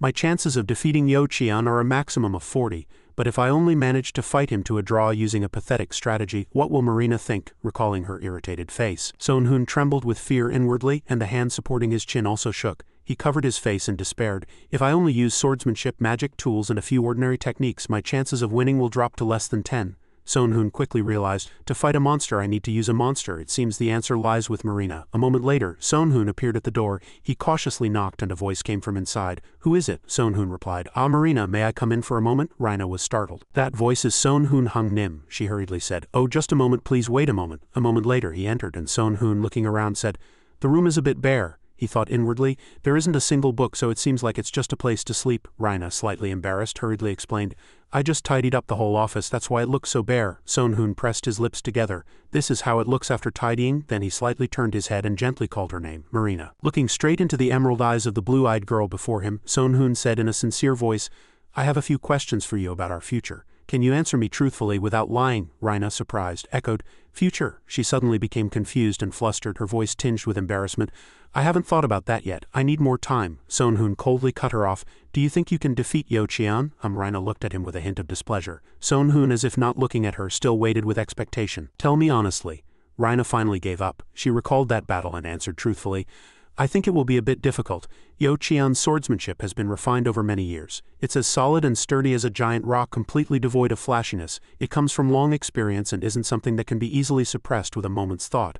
Son Hoon inferred. "So even she can't defeat him?" Rina quickly retorted. "No, that's not it. There are many factors in battle, and if I consider all the techniques I haven't used yet." He hesitated and said, "That's under the assumption that Yo Qian has no secret techniques. If not, he would have an advantage of 40 to 60, or even 30 to 60. Son Hoon replied in a low voice, "Understood." Rina remained silent, secretly looking up at him. She thought, "Am I disappointing? Has he finally realized that I'm not as useful as he thought?" In stark contrast, Son Hoon was calculating how to leverage the advantage from Marina's thoughts. "I need to make her think I'm stronger than I am." Once his calculations were complete, he gently spoke, "Marina, after the break there will be a battle with Yo Qian. Before that, I'd like for us to train together." Rina was slightly surprised and asked again, "Just the two of us? Are you saying you'll train me?" He affirmed, "Yes, that's what I mean." Rina smiled brightly and agreed, "Yes, of course, I'll prioritize that above all else." Son Hoon smiled faintly, silently gambling in his heart. "I've just broken through the distance with Marina. Now whether things end tragically or successfully, there's no turning back." White clouds floated clearly in the Qiansheng sky, and a meeting was held in a high watchtower. "So this is what happened while I was away. Should we change the plan?" Baiyu countered. "There's no need. If Ghost decided that, there must be a reason. It's not good for me, who knows nothing about the enemy, to suddenly change the plan," Muhan calmly said. "Ghost proposed a 7-person team battle. Me, Choi Juji, Kim I-hoon. Ghost, Marina, and the remaining one is that cleric." Baiyu quietly guessed his intentions. He wouldn't suggest 7 people without reason. This kind of team battle would have suited Choi Chul well, but unfortunately he died in the last battle. He sighed, thinking of his old comrade. "Still, it's fortunate that we have Wolf on our side," Baiyu continued to ask. "Didn't Jangnan Castle object?" Muhan affirmed. "No, furthermore," he added, "inform everyone of this and make it our advantage. Each of us will be able to prepare 1 or 2 items." Having said this much, Muhan still looked suspicious and asked again, "Is there really no problem?" Baiyu glanced at him and said, "Yes, but why do you ask?" He crossed his arms and replied irritably, "I just feel like I've made some mistake. I decided to handle that matter alone, but since it's a sensitive issue, I feel like something might go wrong." Baiyu gently consoled him.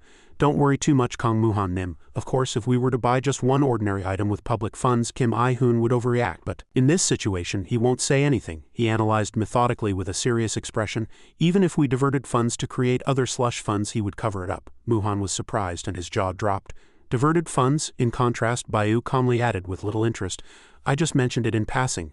When facing a common enemy, there's no need to worry about internal disputes. What we need most right now is training. Of course, you've already trained everyone, right?" As soon as he heard that, Muhan's cheek gradually twitched. Muhan hesitated. His eyes were sharp and cold. "Ah well, you see," he replied with a forced laugh. "Everyone said they were too busy with other things than participating in the training group." Baiyu was silent, and an ominous premonition quietly arose in his heart. Recalling the path of the demonic lord, he thought that cultivating a spirit of unity and cooperation within the group was important. but all those who survived the demonic lord mission had completed their third awakening while still unfamiliar with their new powers.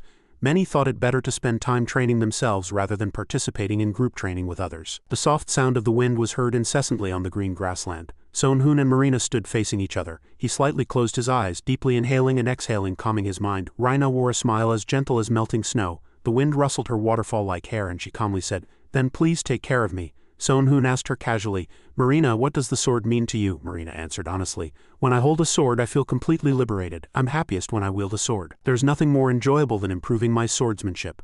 I believe the sword is what I lack." Hearing that, he flinched inwardly.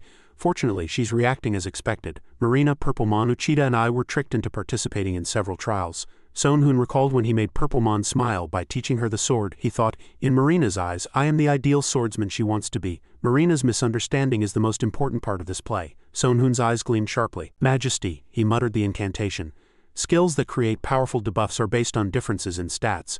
When facing Marina, I must use all my abilities. Once his calculations were complete, Sonhoon immediately rushed forward at high speed. Simultaneously, his personal system window announced that Demonic Lord's Domination was activated. Teleportation was activated. Demonic Lord's Domination is a swordsmanship that exerts pressure on the opponent with every step. When attacked, the opponent must lower their stance, and as Sonhoon expected, Marina instinctively lowered her stance. "In this situation, I can suddenly cast a skill." His expression was cold and resolute, and he swung his sword. Marina was startled and quickly moved her body, but she fell to the grass with a thud before she could defend herself. "Impossible," she inwardly thought incredulously. "How could he knock me down?" But her mind quickly refocused. "No, that's not important. This is my chance. Sonhoon is close." Marina rose again and swiftly charged, swinging the sword in her hand. A crimson line enveloped her as the cold sword of glory flashed. Immediately, two swords were swung from both sides. Sonhoon parried with a wave of his hand, simultaneously stepping back. He casually thought, is she creating tactics to fight seriously? Marina said nothing. Sonhoon moved his arm to prepare his sword, and the corner of his mouth twitched faintly, thinking, won't talk, how cold. She frowned, gripping the fallen sword, and focused seriously. "I don't think I can win, but at least," but suddenly several blades approached Sonhoon, slightly surprising him. Sonhoon stepped back slightly, his eyes fixed on the sharp blades. Thanks to the short break, time felt like it was passing quickly. "So I dodged the first attack, but I lost my balance," his mind familiarly thought. "Normally I would have been slightly injured." Sonhoon's steps faltered, and he suddenly stepped on a marker hidden in the grass. With a whoosh, Sonhoon passed Marina in a flash, and smoke clouds and air parted on either side due to his speed. Sonhoon calmly turned his body, his brain continuously processing. After upgrading, the equipment was completed and scattered like bombs to produce smoke. Of course, if I step on them, it'll be a big problem. So I made them activate only under pressure and special conditions. When facing top rankers, I can't achieve surprising victories either. So I need to keep analyzing the battle methods. Sonhoon was confident. "I know Marina better than anyone else in this world." Marina thought differently from him. She glanced back, her wariness even greater than her surprise. "Too fast, I can't even see him with my eyes." The two continued to fight and slash. The sound of swords clashing was deafening. He seriously thought, even after pushing my speed to the limit using light footwork, she's still fighting as usual? Sonhoon resolutely used the Nubora dispersion technique, and an aura like clouds and sea appeared. "I can't approach Marina without using killing intent," Marina analyzed cautiously. "The sword is like smoke. Is he hiding a real technique among illusions? If I imagine it's an illusion, I can eliminate it instantly. But if I'm hit by that sword, I'll be cut in half. That means Sonhoon is attacking me with dangerous killing intent." Her hair fluttered, and Marina cast teleportation. Immediately, she appeared within the closest attack range, lowered her body and prepared to swing her sword. A single attack burst forth, a flash of light tearing through the air like a storm. Sword intent swirled furiously. Sonhoon casually thought, at this rate everything won't go according to plan. I need to grit my teeth and act like it's difficult. He ducked and kicked, and Marina quickly jumped up. In the blink of an eye, before Marina could fully land, Sonhoon had already circled behind a nearby tree. Good, I can retreat for a moment, then he thought.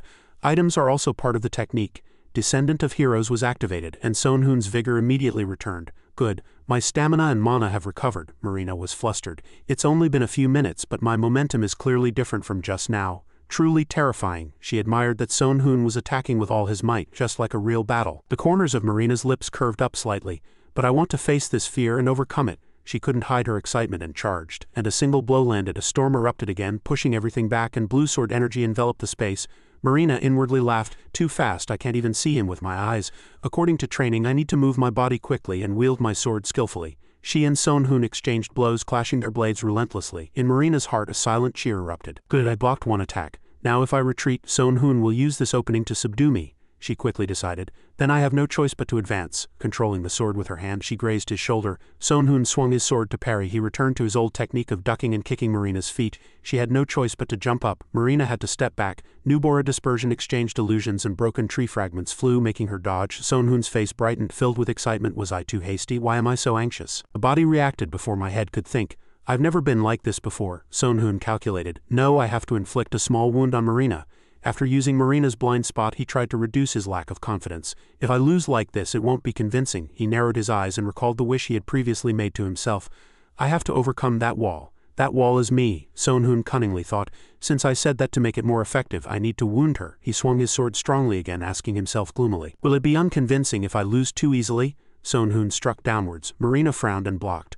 But why can't I land a single blow? She leaned her body to control it, and seriously realized something. Has the original purpose changed? It's like high-speed swordsmanship. Marina, seeing him attack, lowered her body to dodge and inferred to herself. Sonhoon's stance is open. If I don't go in, he'll subdue me. He's deliberately exposing a weakness to lure me in, Marina's eyes flashed. But if I don't attack, she stood up straight, withdrew her sword, and in the same flow condensed her sword intent, combining a splendid intent infused with blue and red. Combined, Marina wanted to try it once. Sonhoon won't fall to this kind of attack, he quickly calculated. She resolutely swung her sword, and an aura and sword intent immediately exploded and flew. The momentum enveloped the sky, and he was surprised. A single blow to cleave the neck and head, truly dangerous. Sonhoon's face hardened, and he quickly devised a plan. Magic can't be used at close range. The equipment is 4 steps away. Right now, moving to dodge is the best option. Suddenly, the scenery before him flipped. Sonhoon was puzzled.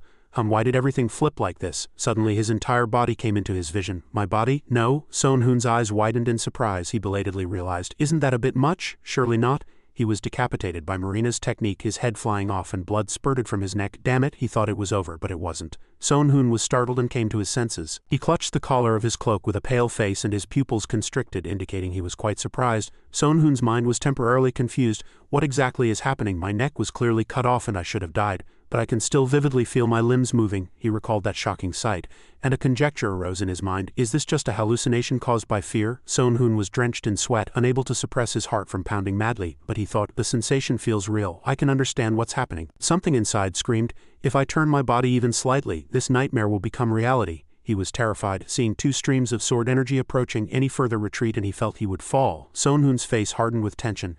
Damn it, no time to think. I have to charge recklessly while Marina is overwhelmed by the demon lord's power. He lowered his center of gravity and slid down, feeling a deathly anxiety inwardly. This is practically suicide. No matter how fast I am, I won't be able to avoid the blade waiting before my eyes. If I continue like this, I'll be decapitated without being able to do anything. Sonhoon already knew that if he acted rationally, he would be decapitated, so he had no choice but to charge forward, relying on instinct. Marina swung her sword horizontally, bringing the blade close. Sonhoon focused all his strength on her every movement. Here it comes. Sonhoon used an evasion technique and successfully escaped the deadly crisis of being decapitated. A chill ran down his spine. I almost died. Fortunately, I dodged it. Just then, Sonhoon calmly swung his sword and she quickly tilted her head to avoid it. Sonhoon unhesitatingly went for her ankle next. Marina stumbled in surprise. Ha, she panted with a cold expression. My foot was suddenly tripped. No, I need to regain my balance. But unexpectedly, Sonhoon suddenly stepped forward, grabbed Marina and supported her. Without complex thought, she immediately swung her sword with her wrist. I didn't think Sonhoon would come this close, but from behind I can cut him. Sonhoon's eyes focused sharply. Sonhoon unhesitatingly grabbed both of her wrists. Marina was startled. The two had different thoughts.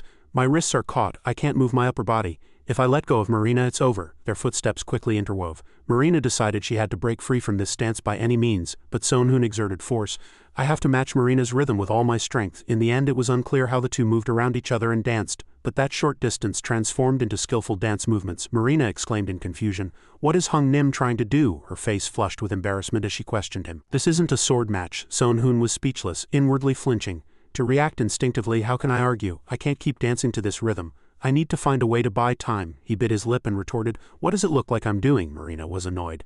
"This isn't a dance. Are you ignoring me?" Sonhoon maintained a calm expression. "I'm being serious. Why do you think I'm ignoring you?" She glared at him and retorted, "It's obvious. Hung Nim is using force to coerce me, not fighting properly." Sonhoon said coldly, "Is that what you think?" Marina replied with a stiff face. "Yes." Sonhoon slightly lowered his head, hiding his expression. His tone was also calm.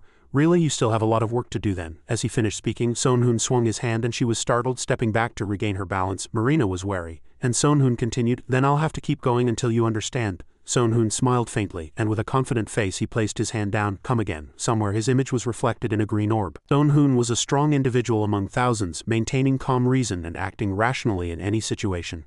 No, to be precise, he had never experienced a true battle, so he had to put his life on the line. Loki stared at the orb with interest, but at this very moment he had surpassed that limit. He didn't know all the details, but he had clearly crossed the threshold of the peak.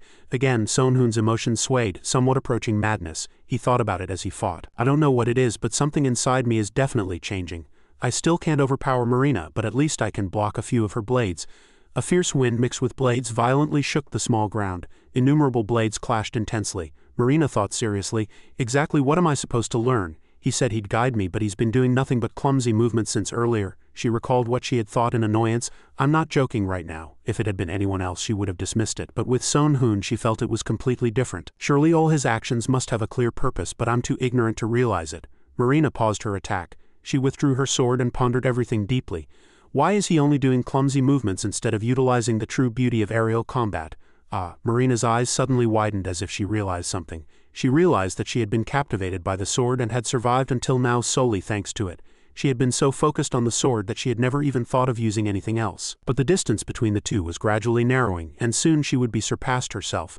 Marina seemed to have collapsed from exhaustion right there, but Sonhoon was neither far above nor far below her. A difference still existed. No matter how talented one was, if one kept clinging to only one path, one would not be able to survive in this world. She thought about what had happened earlier. If she had thought of headbutting or biting his neck while being held, perhaps that single blow could have turned the tide. Marina paused for a moment, but she hadn't considered such a method. Sonhoon always reminded her to pay attention to items. Time and again she had stood behind him. He had always included her in important meetings or seminars that directly impacted her combat capabilities.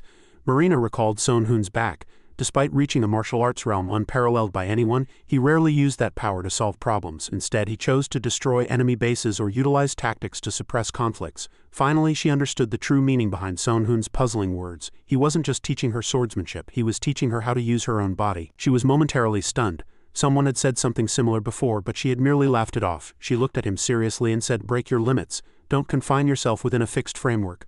"I understand." Sonhoon stared blankly, eyes wide. "What?" He coughed lightly, frowning as he thought carefully. "Should I go with this rhythm then?" Sonhoon said plainly. "Marina, you truly have potential, but that potential is trapped within the framework of swordsmanship." Marina hesitantly asked, "Did you know from the first time we met?" He paused and gritted his teeth and affirmed, "Yes." She lowered her head and quietly said, "I understand." Sonhoon observed Marina's expression. Break free from the fixed framework. She could fight much more flexibly and effectively, yet she was limiting her own abilities. He inwardly admired, "I don't even know what I'm saying." In contrast, Marina thought inwardly, "After hearing Sonhoon's words I realized why I couldn't properly wield true swordsmanship. True swordsmanship isn't in the blade, it's an intangible force born from will, like an egg. Yet I was trapped within the limits of the sword, confining myself to a fixed framework. Now I truly understand." Marina's face softened and tears streamed down. She bit her lip. "Sonhoon realized it from the first time we met, but he didn't force me. He silently waited for me to break free from that framework myself." Sonhoon stared blankly, startled to see her suddenly crying. Marina's voice was low. "Sonhoon Oppa, I don't know how to repay this devoted kindness." She gripped her sword hilt tightly and vowed, "I will fight with Oppa until I die by his side." Marina smiled brightly, her face filled with sincerity. "I will live according to Oppa's will as if it were my own, so please let me stay by Oppa's side."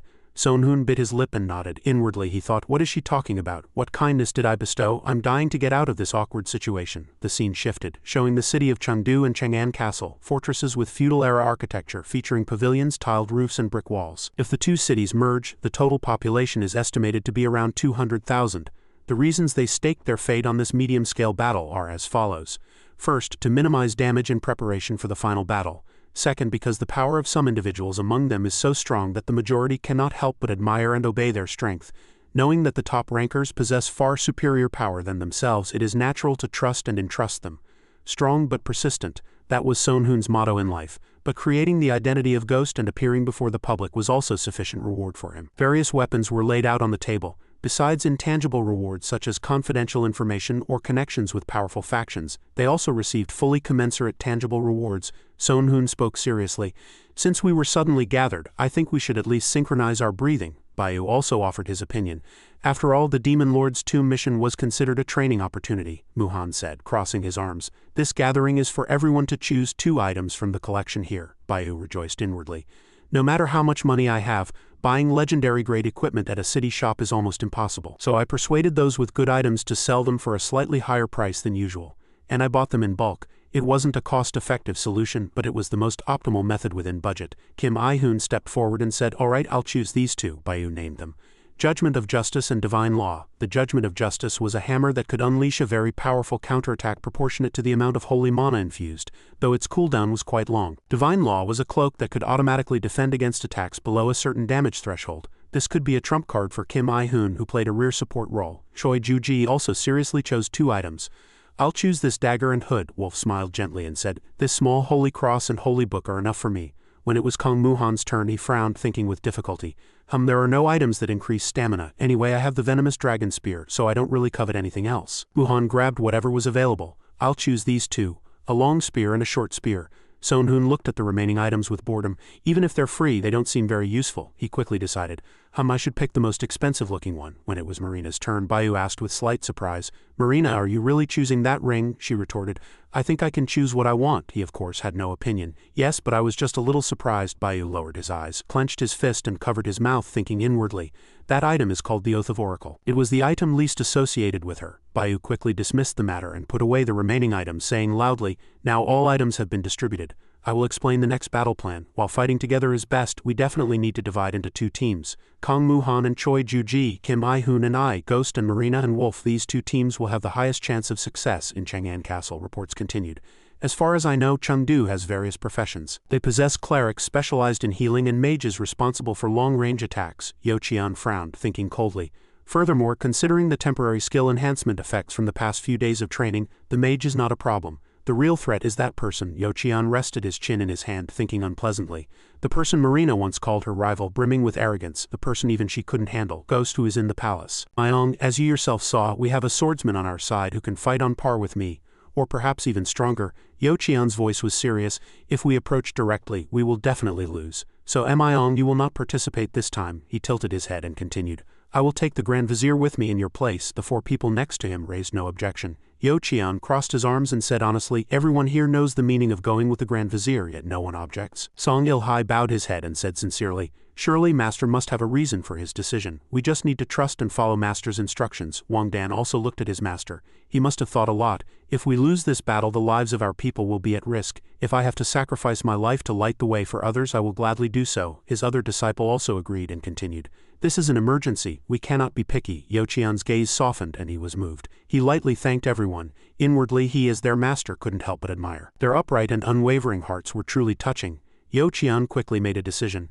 "Send someone to the Grand Vizier right now. Even if we start right now, we won't have enough time to synchronize our breathing." Everyone agreed. "Yes, Master." He summoned his sword and with a serious expression he thought inwardly, "Marina, Ghost, I want to fight you fairly like true warriors, but please forgive me for not being able to do so." Time flew by quickly like a running dog. Sonhoon hummed a tune declaring it was finally the day of the final showdown. As Bayu and Li Yun remained silent, Sonhoon in a cheerful mood asked them, "Why the serious faces? They say a smiling face brings good fortune." "Try to smile." Bayu awkwardly chuckled, saying, "All right, haha." Li Yun also cleared his throat and laughed a few times. Choi Ju-ji glanced at them. Muhan eventually gave up, about to say, "Is he crazy?" but changed it to "It's nothing." Sonhoon secretly watched Muhan, still smiling cheerfully. Muhan was lost in thought, silent. Ghost has always been overly dramatic in his words and actions, like he's putting on a show, but today feels completely different. Did he eat something strange? Bayu thought. He drank half a bottle of an excessive amount of medicine. Sonhoon, seemingly oblivious to the strange atmosphere, still smiled and feigned concern.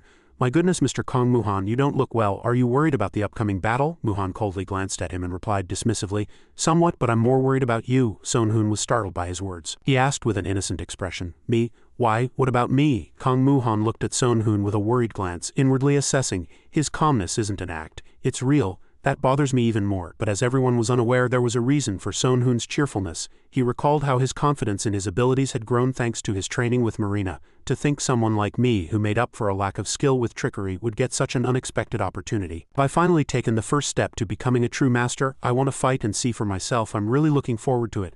Just then the Chang'an Castle party approached leisurely. Yo Qian smiled and said, "Excuse me, are we late?" Kong Muhan replied coldly, "No, we just arrived too." Yo Qian raised a hand and suggested, "Since everyone's here, how about we share a meal and catch up?" Muhan was uninterested and firmly refused. "No, thank you, we're preparing to fight for our lives now. We don't want to waste time unnecessarily." Yo Qian tilted his head and gave a bitter smile. "Ah, young people are so cold." Muhan's brows furrowed and he evaluated him with sharp eyes. "Is this the swordsman people say is on par with Marina? I'd like to have an intense one-on-one duel with him." Suddenly, Sonhun detected an aura mixed with a strange fragrance. He stared intently at the old man standing next to Yo Qian, curious. What is this? That old man has a faint but strong herbal scent about him. Even alchemists don't smell like this. What on earth did that old man do to smell like this? Sonhun raised his eyelids, speculating. Could that old man be a poison user? Suddenly, the old man became angry, pointing a finger at Sonhun and shouting, Hey you with the strange clothes and pale mask, you have something to say to me. Why are you staring at me like that? Sonhun immediately pouted with a displeased expression. Is there a law that says I can't look? Tisk, the old man's anger boiled. Veins popped on his face and he sharply shouted, This insolent brat doesn't know how to respect elders. Young people these days truly have no manners. Sonhun playfully chuckled, shrugging and replying indifferently. How did you know I have no manners? You're the first elder I've met who's figured that out. The old man's eyes blazed with anger, veins bulging on his temples, and he said in a low voice, Huh? The old man put his hands in his sleeves, his expression serious, and suppressed his anger. All right, I don't want to get involved in this, but I'll personally. Yo Qian quickly cut off the old man. Grand Vizier Hukui. Stop it. You're not a child. Don't be so childish. The Grand Vizier Hukui coldly scoffed. HMPH, lucky for you. Although Yo Qian intervened, Sonhun clearly saw a needle being pulled from the old man's sleeve. What was that old man trying to do to us? Is he a healer perhaps? Only then did Yo Qian awkwardly clear his throat as if he had finished sorting things out and resumed speaking. I apologize, shall we get back to business now? He began to speak. The battle will take place in this forest. No one can intervene from outside and no one can leave from inside. Each party is responsible for injuries incurred during the battle, and victory or defeat will be decided when one side loses the ability to fight or surrenders. Is this acceptable? Muhan accepted. No problem at all. In fact, it's more than enough, he calculated inwardly. The city of Chengdu's goal is to eradicate all potential conflicts. I was once hurt by Japan, so the fewer uncertain variables the better. The priestess looked at the scene and calmly said, All right, it seems both sides agree. As a cleric, I will personally ensure these conditions are strictly adhered to. The outcome of this battle will determine the fate of both cities, the priestess continued. Now let's go deeper into the forest. This forest is quite vast, with many lakes and plains. We can't start the battle right at the entrance, so let's decide where to begin. Muhan, as the representative, spoke first. The city of Chengdu Guild will take the hilltop. Yo Qian glanced at the Grand Vizier Hukui, and as he nodded, Yo Qian said, The Zhang and Castle Guild will set up by the lake. Baiyu summoned his power, constantly questioning, Why are they giving up the high ground, knowing we have a mage on our side? Whatever their intentions, they'll pay a heavy price. Yo Qian was also very puzzled and asked the old man in a low voice, Are you sure it's all right to give up the high ground? I heard a talented mage is equivalent to artillery firepower. The Grand Vizier Hukui said contemptuously, How you're worrying about that? Why don't you go ask them to switch places while you still can? Song Il-hai, hearing the old man speak to his master like that, immediately became angry and shouted, You damned old man, how dare you speak to my master in such a way? The Grand Vizier Hukui stuck out his tongue, ignoring him, and Yo Qian inwardly stepped in to explain. He's the same age as me, so there's no need to feel insulted, he said honestly. To be frank, I'm a bit worried too. Then he turned his head slightly and smiled. But Grand Vizier Hukui, there must be a reason for your decision, right? The old man grinned, saying, What do you think would happen if we occupied the high ground out of fear of mages? The Grand Vizier Hukui said seriously, From their position they would clearly see where we are. We would just keep being targeted. It's better to give up the high ground and use the forest and its terrain as a shield for the battlefield. Yo Qian only then realized, I see, my senses are dulled with age. I didn't even notice something so simple. The Grand Vizier Hukui angrily kicked a stone. Shut up, I know you're trying to test me. Yo Qian chuckled with interest, but I didn't expect someone you dislike to acknowledge them first. Are they really that strong? This time Yo Qian replied very cautiously, Yes, they have 2 warriors on their side who are on par with me. The Grand Vizier Hukui was startled to hear that. He thought, I've never liked the arrogant and conceited Yo Qian, but I've always acknowledged his skill. All my training has been an effort to catch up to Yo Qian, and yet they have 2 masters on Yo Qian's level? The Grand Vizier Hukui said with disgust, This insolent brat, you used to be so arrogant, and today you've finally met your match. Yo Qian replied leisurely, So it seems, but that doesn't mean we should just sit and surrender, does it? He smiled, seeming to rely on the old man. Everything depends on you. The old man turned his head indifferently. Tisk, the Grand Vizier Hukui rummaged inside his sleeve and thought, All right, since I've given my permission, everyone prepare. The old man pulled out a silver needle and smiled wickedly. I'll let you taste my most precious technique. In the forest, leaves scattered in the wind, and sharp blades and long spears swished, cutting and thrusting at each other. With a crashing sound, a violent storm raged in all directions, shaking the entire forest. Muhan felt a slight difficulty and asked himself, What on earth is this guy? No one has ever been able to withstand my strength until now, but this guy blocked my spear. Muhan quickly spun his spear, blocking the man's greatsword, his heart filled with tension. If I enhance my abilities with magic. Right, his greatsword is slowly being pushed back. Just as I thought, I have a slight advantage in strength. But the man didn't stick to that sword stance. He rotated his body and swung upwards from below. Muhan was startled. He gasped in surprise, gritting his teeth and quickly dodging. I thought he was a warrior-focused fighter like me, but it seems not. Muhan was greatly flustered as the blade approached his eyes. At this rate, my head will be cut off. I need to turn my body, but suddenly something unexpected happened. His body was wrapped a few times in familiar red threads. Muhan was startled and immediately glanced behind him. Just before the greatsword struck, Muhan was instantly pulled back, safely escaping the danger of decapitation. Choi Juji pulled him back, urging him worriedly, "Don't attack so recklessly. These guys are really dangerous." Muhan also seriously clenched his fist. "Yeah, I don't know how they do it, but they're abnormally strong." Muhan glanced at Bayu, who was casting magic in the back, and thought, "They have strength on par with mine. Even though I invested most of my stats in strength. And they're quite agile too. If you Bai and Kim Lee Yun weren't supporting from behind, I would have been caught by now." Bayu had finished casting magic at this moment and called out to Kong Muhan, "I'll provide support."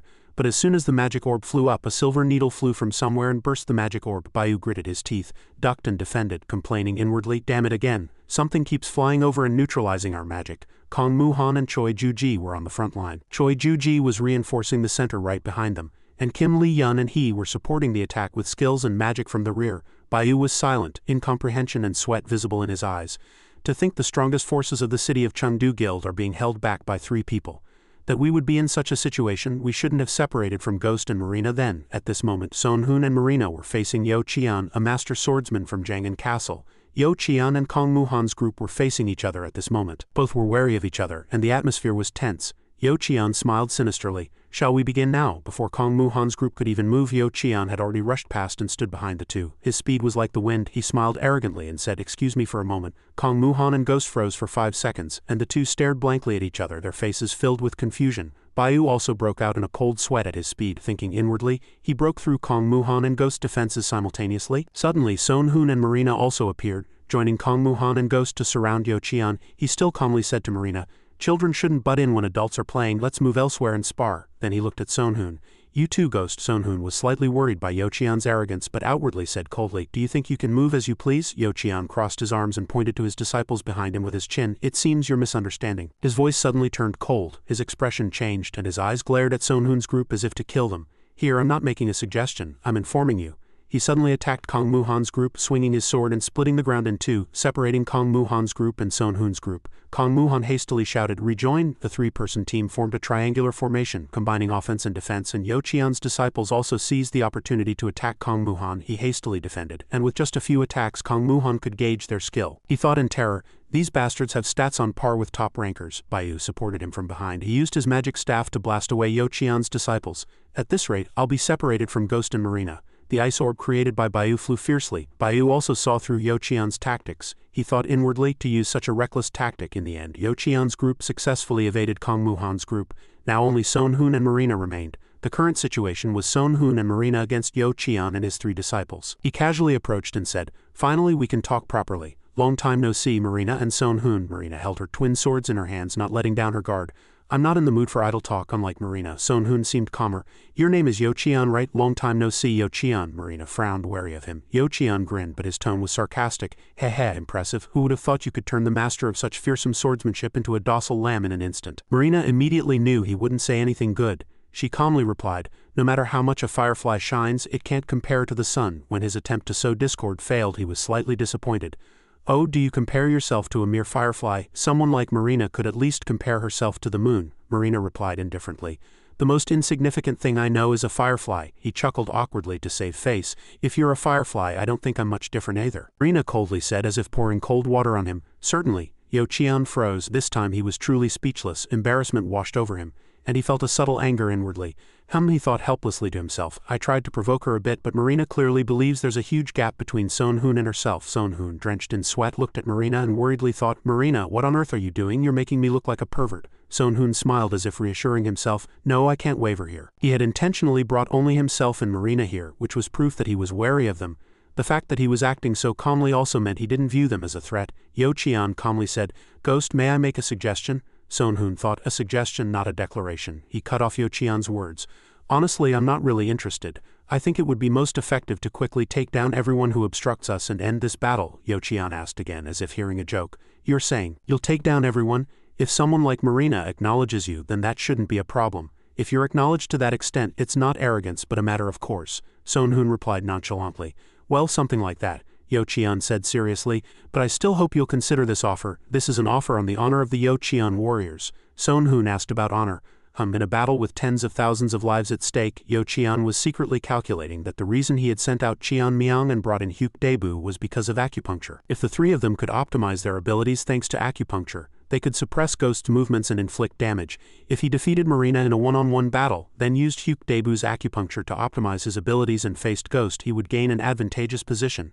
After careful calculation, Yo Qian smiled. Since we couldn't decide the victor in the last match with Marina, would you make way so that Marina and I can fight one-on-one? Son Hun rejoiced inwardly. What, such good terms. Is heaven helping me? Although I've grown, I don't want to face an opponent of Marina's caliber, especially not someone like Marina who never falls into absolute delusion or misunderstanding. Son Hun entered acting mode. Good, with a face that made him look very generous here. He only pretended a little. Good, especially before he could even finish speaking. Marina, who was standing next to him, coldly refused. I refuse. Both Yo Qian and Son Hun were puzzled. Why? Marina explained. Perhaps it would have been different before, but now I cannot accept that offer. Yo Qian frowned. He felt all his calculations were about to become useless. He hastily provoked Marina to make her fight him. Having reached that realm, you must be proud, but you're going so far as to refuse even a fair one-on-one duel. Are you not confident in your abilities? Marina said in a cold voice. I am confident, however. I wonder if confidence in one's abilities and accepting a one-on-one duel offer are related. I don't see what this has to do with a duel. Seeing Marina speak so confidently, Son Hun's eyes sparkled. She's grown, Marina. But Son Hun suddenly paused. He thought, no, if I follow Marina's wishes, my life will be in danger. Despite Marina's opposition, Son Hun said firmly, all right, I accept. Yo Qian asked suspiciously again. Really? Marina hastily asked. No, actually, Ghost, why are you accepting that offer? Normally you'd refuse something like that. Why are you acting like this today? Son Hun said to Marina. An opportunity to fight someone on my level doesn't come easily. Besides, isn't it really interesting? Marina asked again, bewildered. Interesting? Son Hun smiled confidently. Yes, I'm really curious to see what kind of expression they'll make when we act according to the plan they set up and then completely crush it head-on. Seeing Son Hun speak so frankly, Yo Qian's disciples angrily rushed forward. These damned bastards, Marina smiled. That wouldn't be bad either. All right, let's have a one-on-one duel. At this moment, Yo Qian felt something was wrong. Everything was going according to plan, but he had an odd feeling. He worriedly thought, I thought Ghost was very strong, so I sent 3 disciples whose abilities were maximized thanks to acupuncture. Is this a sign that it won't be enough? But there was no way to win. Although he was not a little worried inwardly, Yo Qian spoke to Marina, pretending to be calm. Follow me, Marina replied happily. It's a great honor. Immediately the two disappeared like the wind, leaving only Son Hun and Yo Qian's 3 disciples. One person stepped forward thinking, this swordsman is said to be even stronger than our master, so he humbly introduced himself. Pleased to meet you. I am Wang Dan, Master Yo Qian's first disciple, and these 2 are. Son Hun immediately cut him off. Oh, stop. I don't think I need to know your names. It's troublesome to remember names, Son Hun said sarcastically. Well, I've already heard your names, so I can't help it, but how about calling the one on the left Big-Chinned Wang and the one on the right Steamed Bun-Eared Jayan? The other 2 looked as if they were about to go crazy with indignation. What did you say? Son Hun still seemed unconcerned, continuing to mock. We're going to fight anyway. Is there any need for unnecessary conversation? That old man Yo Qian is the same. Are you trying to exhaust my mind with conversation? One person rushed forward with a sword as if wanting to chop Son Hun into pieces to vent his anger. How dare you insult Master Yo Qian? Wang Dan tried to stop him, but it was too late. Junior brother. The junior brother swung his sword with all his might, slashing at Son Hun's body and shouting, die. But he just stood still, watching him rage. He thrust his sword at Son Hun's neck dozens of times, but Son Hun flexibly dodged every attack. Seeing Son Hun dodge so elegantly and skillfully, he began to panic. He's dodging without expending any energy. He's dodging my ultimate secret technique even with all my stats enhanced. Wang Dan watched from the side, sweating. He dodged the sword's trajectory by a hair's breadth. Not just the weapon, but also the aura contained within the weapon and the invisible force surrounding it. He dodged everything perfectly. Even Master Yo Qian wouldn't have dodged like that. While they were distracted, Son Hun had already flown to the top of a tree. They finally looked up in anger. You damned bastard, are you running away? Son Hun looked down at them from above and laughed. You can think whatever you want. The problem is that the distance between you and me has widened. They were angry below, unable to do anything. This bastard is really cowardly and despicable. Senior brother, let's chase him. Wang Dan stopped him. No, it's better to think of it as a strategic retreat, Wang Dan thought. He's aware of the danger of directly facing multiple opponents and is deliberately feigning retreat. If we recklessly chase and attack him, we'll fall one by one, he shouted. Stop, from now on don't act alone. Let's combine our 3 strengths to create an invincible formation and trap him. Remember, the enemy is at least as seasoned as Master. After shaking off Yo Qian's disciples, Son Hun breathed a sigh of relief. Still haven't been cut even once. While all attention was on Yo Qian and Marina, he secretly dropped a tool on the ground. He had originally intended to use it for offense, but due to the sudden terrifying attack he had no choice but to use the tool for defense. Son Hun thought, these bastards are really strange. All their stats have ridiculously surged. Did that old man use some special herbs thanks to acupuncture? Sonhun opened the magic book in his hand and smiled sinisterly. Well, no problem. Shall we begin our strategy now? Fireball and lightning arrow. The battle between Sonhun and Yo Qian's disciples had now officially begun. Lightning and pillars of fire alternately illuminated the entire sky. Yo Qian's disciples were flustered, not knowing what was happening. Long-range magic attack, Wang Dan frowned. Unbelievable that a martial artist of such high caliber would learn something else. Even if they did, it would only be a trivial hobby or amusement. Wang Dan quickly assessed the situation and instructed, disperse to avoid the attacks and cut down the magic with your sword energy. Such trivial magic can be easily cut down with a sword. Sonhun looked at them and thought, poor fools, I'm not just firing 1 or 2 shots and stopping. I wonder how long they can last. Thunder and lightning continued to pour down, and Yo Qian's disciples desperately fended off the attacks. Sonhun looked down at them from above, and seeing them sweating and struggling, he rejoiced even more. Their strength may be weakened, but if I detonate them just before they're destroyed, I can gain an advantage. With the stats I gained after my 3rd awakening, I can cast dozens simultaneously. Wang Dan, seeing the ever-increasing amount of lightning and fire pouring down, shouted, he's crazy. It's much more than what just poured down on us. Sonhun, even more excited, amplified his magic power. Let's go even more fiercely.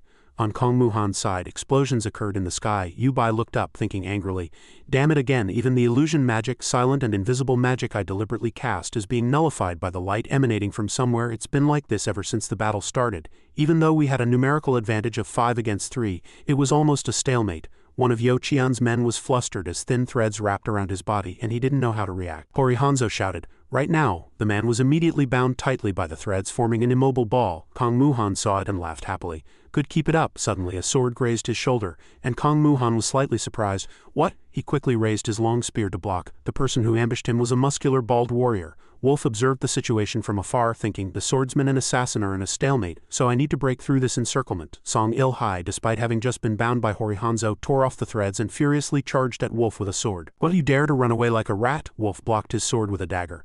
You're quite agile. Really? Il-hai was very arrogant and sneered.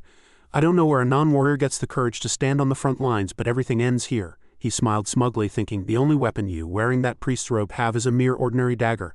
I can take you down with a single blow. Wolf smiled, and a golden flash shimmered in his hand. With a flick of his finger, the dagger flew at an invisible speed, leaving countless wounds on him. Wolf grabbed Il-hai's sword with his bare hand and smiled. A little painful. Is it my turn now? He tried to pull out the sword with all his might, but it didn't move at all. At this moment, sweat poured down his face, and he thought, to distinguish between illusion and real swords with bare hands, what kind of damn thing is this? Since the sword didn't move, he suddenly used all his strength to powerfully strike the acupoint on Wolf's forearm. Il-hai thought, if I strike the acupoint on his forearm with all my energy. As a result, Wolf was knocked back by the surprise attack. He gritted his teeth, thinking inwardly, fortunately I barely managed to dodge thanks to the self-defense technique taught by Master Yo Qian. Wolf suddenly suggested, how about we stop this meaningless fight and participate in something more constructive? Il-hai, covered in wounds, asked again. Constructive work? Wolf, with the face of a savior with a halo behind him, spread his arms and said to him, it's about going to a place full of happiness without pain. Come here, I'll finish this before you even realize it. Il-hai asked, terrified. What kind of crazy bastard are you? Suddenly he saw Hori Hanzo running away. Another bastard is trying to break through the encirclement and escape. No, Wolf smiled at him. Don't resist anymore.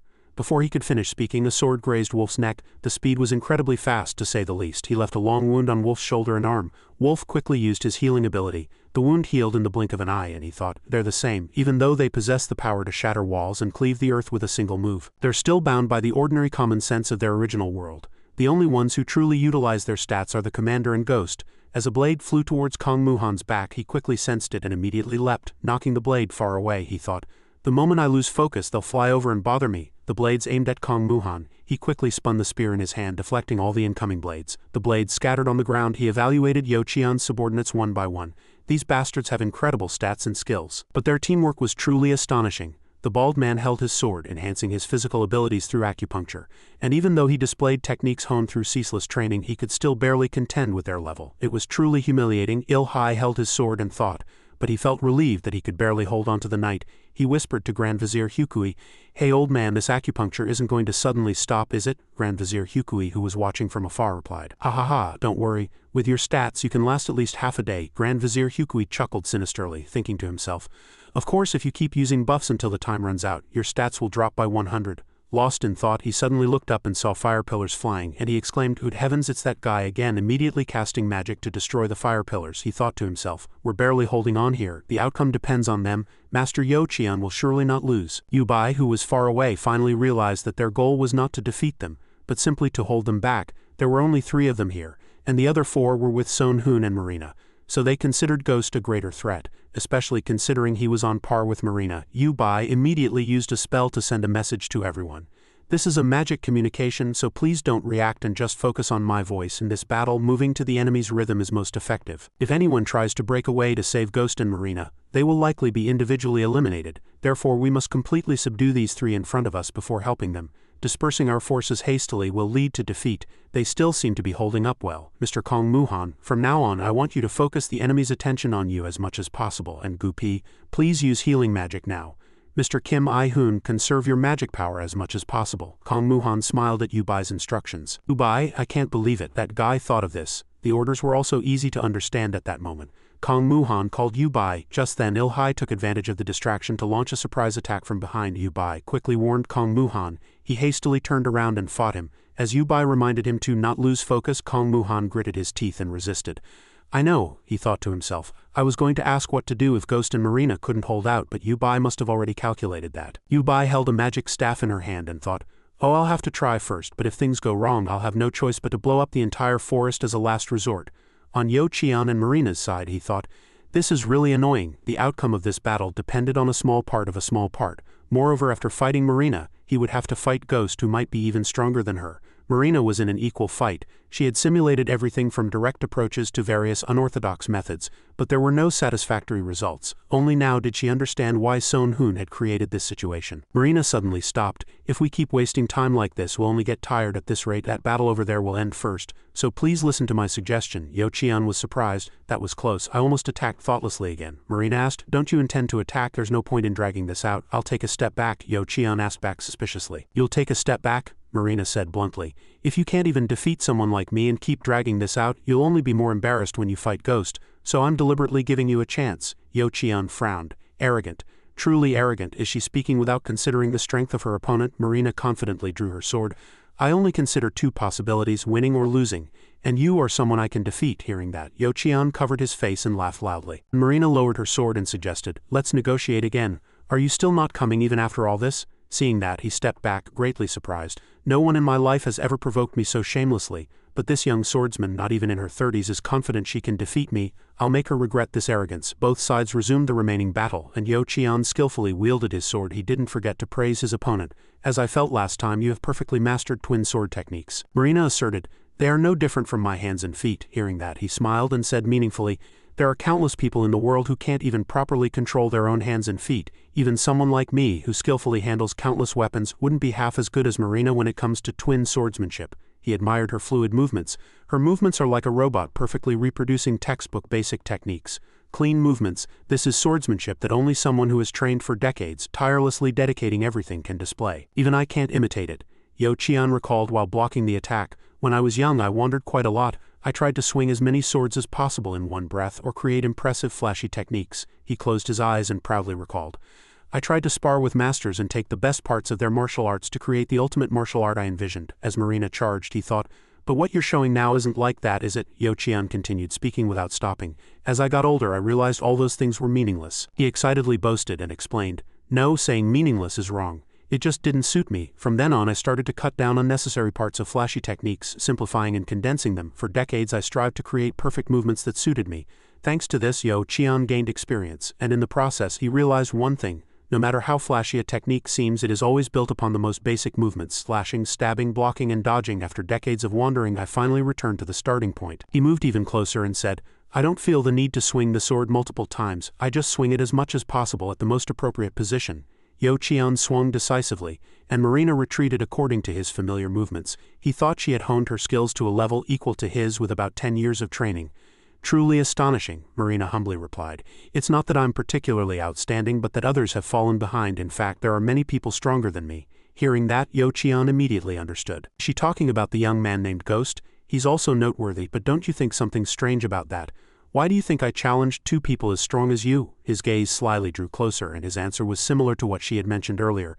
The reason I did that was because I believed I was an opponent who could defeat you. As soon as he finished speaking, Yo Qian attacked even more fiercely, and Marina was slightly flustered. He smiled with pleasure, a satisfied expression on his face. Her face is much better to look at now. A sword cut appeared on Marina's face and she asked as if she didn't understand. What is this? My defense was clearly solid, so how could I be defeated by such a simple downward strike? Yo Qian now attacked even more aggressively. Most people climb stairs one step at a time, slowly moving upwards. But your talent is like a bird, you can fly straight to great heights without needing to walk, but I hope you remember one thing, he reminded her loudly. No matter how much you reach the same height, what you see will be completely different depending on how you got there. Marina was calculating the technique. Physical defense is useless. Then I'll have to use a thick protective aura, even though it will limit my movements, but she realized it was useless. I never imagined it would break so easily with just one strike. Yo Qian swept her expression and realized her complexion was not good. He tried to seize the opportunity. She dropped her sword, so if I charge in now, but Yo Qian hesitated slightly. He instinctively felt danger. It will be very dangerous if I get any closer, so Yo Qian decided to retreat. In the original world, this situation would have been advantageous to me, but in this world this level isn't enough to gain an advantage. He stood in his original stance and explained, it's just a small scratch on a high-quality fabric. It seems I'll have to attack more fiercely. Marina called out to her opponent, come here, I think I'm getting the hang of it now. He inwardly guessed if she had realized something again in the short exchange. She confidently held her sword. It looks like a clumsy blade on the surface, but in reality it's a swift sword that no one can catch up to. Yo Qian also had to assert, that's right, truly terrifying. When clashing with a weapon, it's inevitable that one of the two stances will break down. I simply simplified that process to a minimum, performing it quickly and efficiently. He asked again, so what will you do now? Marina was silent, and Yo Qian felt inwardly, even if I understand that technique, it's not the kind of thing I can imitate. He was faintly dazed. We may be at similar levels, but the decades of experience and training I've accumulated make a huge difference. Didn't the way you got here make a big difference? Marina felt that this was a true challenge for her now. Until now, there hasn't been a technique I couldn't follow after seeing it once. It's like a solid wall has suddenly appeared before me. Marina calmed herself. But this isn't the first time. If I had encountered a wall like this for the first time, I would have despaired, but I've already encountered a bigger and more solid wall than this. She decisively swung her twin swords. Yo Qian is certainly strong, but he's weaker than Son Hun. Seeing the fighting style change, Yo Qian was very curious. Her left and right swords are moving completely independently. Is that the method she came up with? Marina also reaffirmed. Yes, that's right, he then commented. It's far more reckless than I expected. You're reducing your own chances of victory. But she was unyielding and asked back, really? And there's something I've wanted to say for a long time. Yo Qian was curious. What is it? She said irritably. You talk too much. Why are you so talkative? Yo Qian politely said. I apologize for that. From now on I will show you with actions. Both sides clashed head-on. She began to feel uneasy. If that guy had swung his sword just a little faster or swung both swords at the same time, my neck would have already been gone. Marina meticulously observed his movements, but despite that his sword maintains a steady speed from beginning to end. That technique cannot be used multiple times in an instant, nor can it accelerate beyond its current speed. It's slow and simple, but it's a single sword technique that definitively penetrates the opponent's defense. So what I need to do is ultimately overwhelm the enemy with sheer numbers. Yo Qian was very cautious on this side. If I make even one mistake, I'll lose. On the other hand, if I endure all of Marina's techniques to the end, victory will be mine. This battle will determine whether what I've accumulated over many years or that child's natural talent is superior. Suddenly something strange happened. A ring of fire suddenly burst out. These people tried to resist. Yu Aihun displayed a calm demeanor. Truly regrettable. It's best to dodge or block magic with a shield. Why try to block it with a sword to show off? Oh, I'm not being annoying, Wang Dan thought worriedly while blocking the attack. I heard he was a warrior, but he's stronger than a high-ranking mage. Wang Dan, covered in scratches, began to worry. Priest, if this continues, we'll keep getting hit. Come here, I'll throw you towards Ghost. I know I'm asking too much, but if possible, restrain Ghost movements as much as you can. But the man in red was firm. I'll do it even if it costs my life. He felt something strange about them at this moment. What is this? They were chasing me like my life depended on it, but now they're suddenly quiet and focusing on the center? They're definitely up to something. Wang Dan swung his sword and shouted loudly, take this. Kong Muhan was slightly annoyed. That again? Get ready to jump. Yu Aihun stretched his body and crawled straight down. Those guys showed insane acceleration multiple times, and he was almost caught. But he was able to maintain his distance by using the item set. The man in red looked at him and worried. I have to catch up to that speed. Wang Dan immediately recognized it. If my master saw this, he'd kill me. Then Wang Dan put force into the man in red, making him jump. Let's go. He charged and threatened. You can't escape. I have to deal with this guy somehow before the two behind me arrive. But you were one step faster, unfortunately. However, Yu Son Hun decisively swung his sword, thinking, I'm afraid of that human. The man in red dodged. I have to do whatever it takes to tie him down before the senior brother and the cleric arrive. He watched in surprise. That guy is smiling. The man in red still didn't understand anything. The man in red suddenly fell from the tree branch he was standing on and Wang Dan's face turned pale. Cleric, Son Hun then impaled the man in red with a cold blade and Wang Dan screamed in horror. Oh, the blade decisively severed the man in red's head and blood gushed from behind. Yu Son Hun withdrew his sword thinking, I used an escape tool as bait and easily dealt with him, but the probability of him stepping on it exactly was really low. Is this also due to my luck? He then added, one of the reasons I wear a mask is for things like this. Sonhoon wiped the blood from his face and smiled.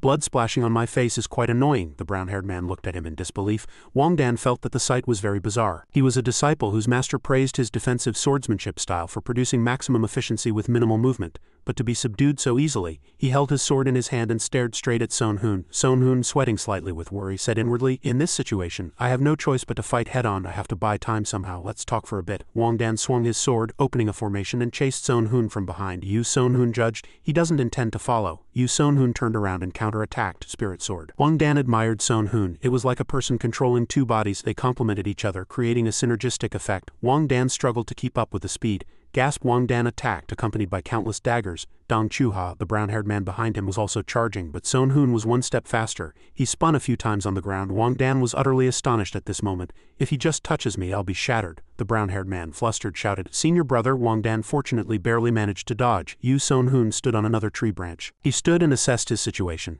If I only fight with swordsmanship, victory is difficult to guarantee. Objectively, I'm at a disadvantage, but Sonhoon also had other calculations. Thanks to my recent training with Marina, my techniques have developed rapidly. The countless applications derived from legendary swordsmanship and dance have increased my tenacity, and most importantly, I felt that they feared me. The brown-haired man nervously stared at Sonhoon, and Go Jinon did the same. This person doesn't have the accuracy, focus, and foresight of our master. At best, he's at a similar level to the youngest disciple. But he was astonished by Sonhoon's technique. He's fighting in a way I've never seen before. He suddenly approaches, moves with rhythm, and sways his body as if dancing. He even managed to somehow avoid my surprise attack. How can he counterattack? He spoke telepathically. Senior brother Wang Dan, I think we can win if we attack a little harder, but Wang Dan chose a different approach. Step back for a moment. You haven't seen ghost techniques directly, have you? The only thing we know for sure is that all of this could be a trap to lure us in. Wang Dan reminded the brown-haired man that Sonhoon was not only a highly skilled martial artist, but also clearly a master of combat techniques. Wang Dan was genuinely worried. His disrespectful attitude and rough movements might be meant to provoke us. He's afraid, truly afraid. The brown-haired man eventually decided to put all his strength into it. Anyway, our goal is to incapacitate that ghost and prevent him from moving. We need to focus on suppression and defense. Let's attack just enough to tie down his movements. Wang Dan decisively swung his sword, and at the same time the brown-haired man swung Thunderbolt 8 swords. Sonhoon continued to provoke them. Don't you think you should attack me harder? Aren't you being too half-hearted? Yu Sonhoon immediately understood their reaction.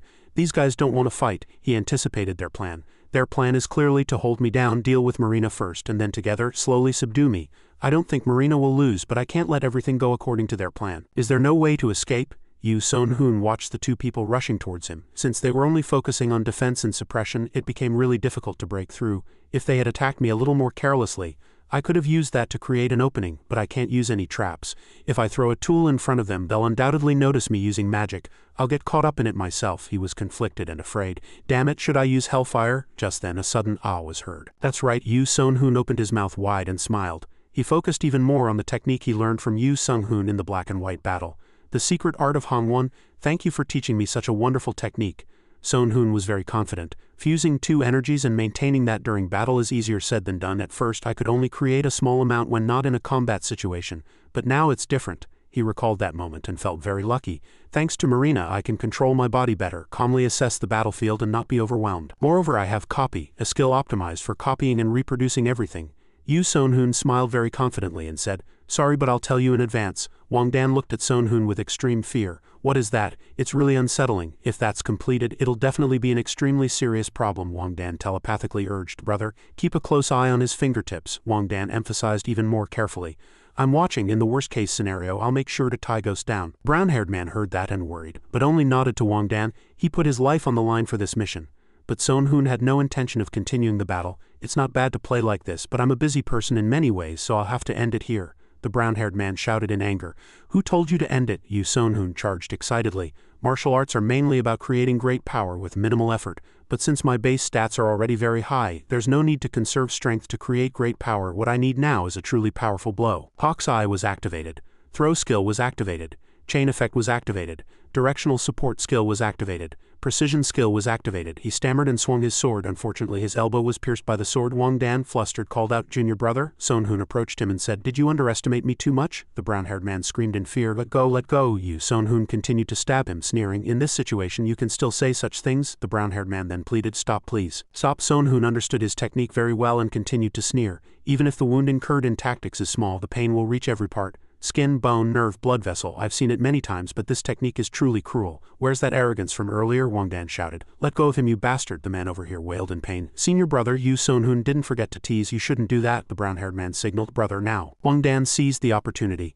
"An opportunity like this won't come twice. I will surely make good use of this chance that my junior brother gained by sacrificing his life," he imagined. "I'll pierce Ghost's body like this." Suddenly he was dumbfounded. Wang Dan couldn't understand what was happening before his eyes. "He's not even wearing armor. What on earth is happening?" Sun Hoon sneered and cruelly swung his sword, beheading the man. Even Sun Hoon had to admit, "It's truly cruel. He was trying to kill me and all my comrades, as if he had been waiting for this moment for a long time. I expected this to happen too.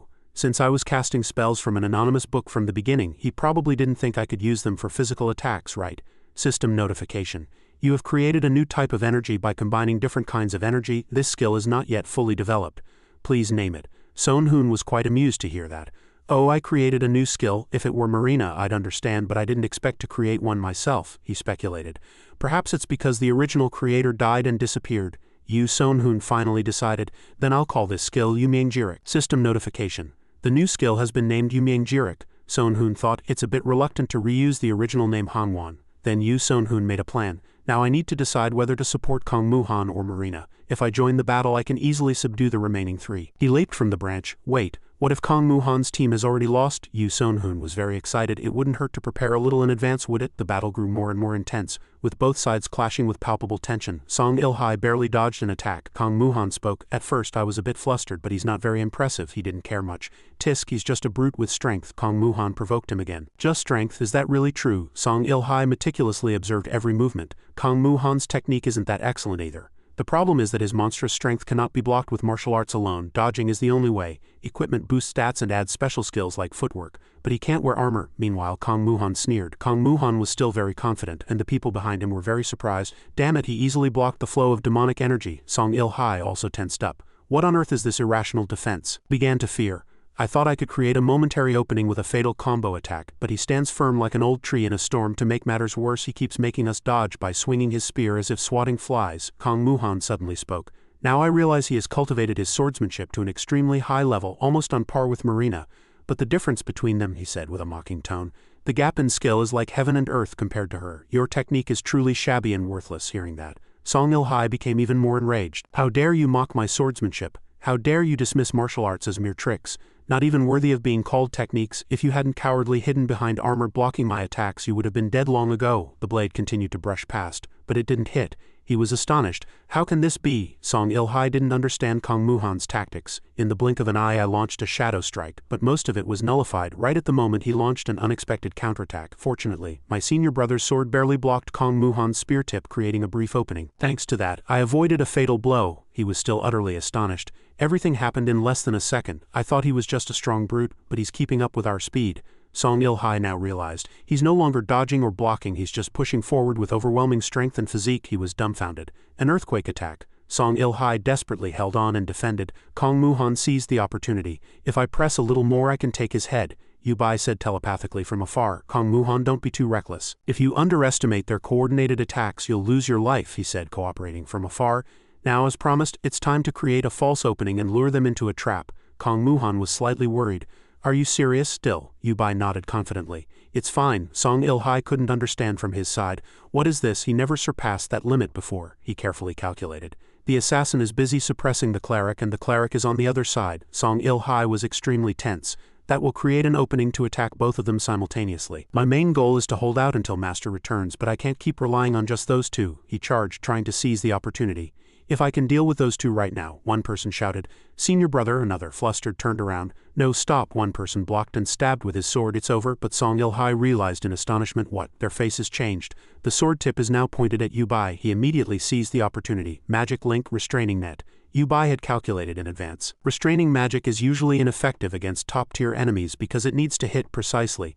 But if you can control the opponent's movements and prepare the magic in advance, it's a different story. Kim I-yun also admired.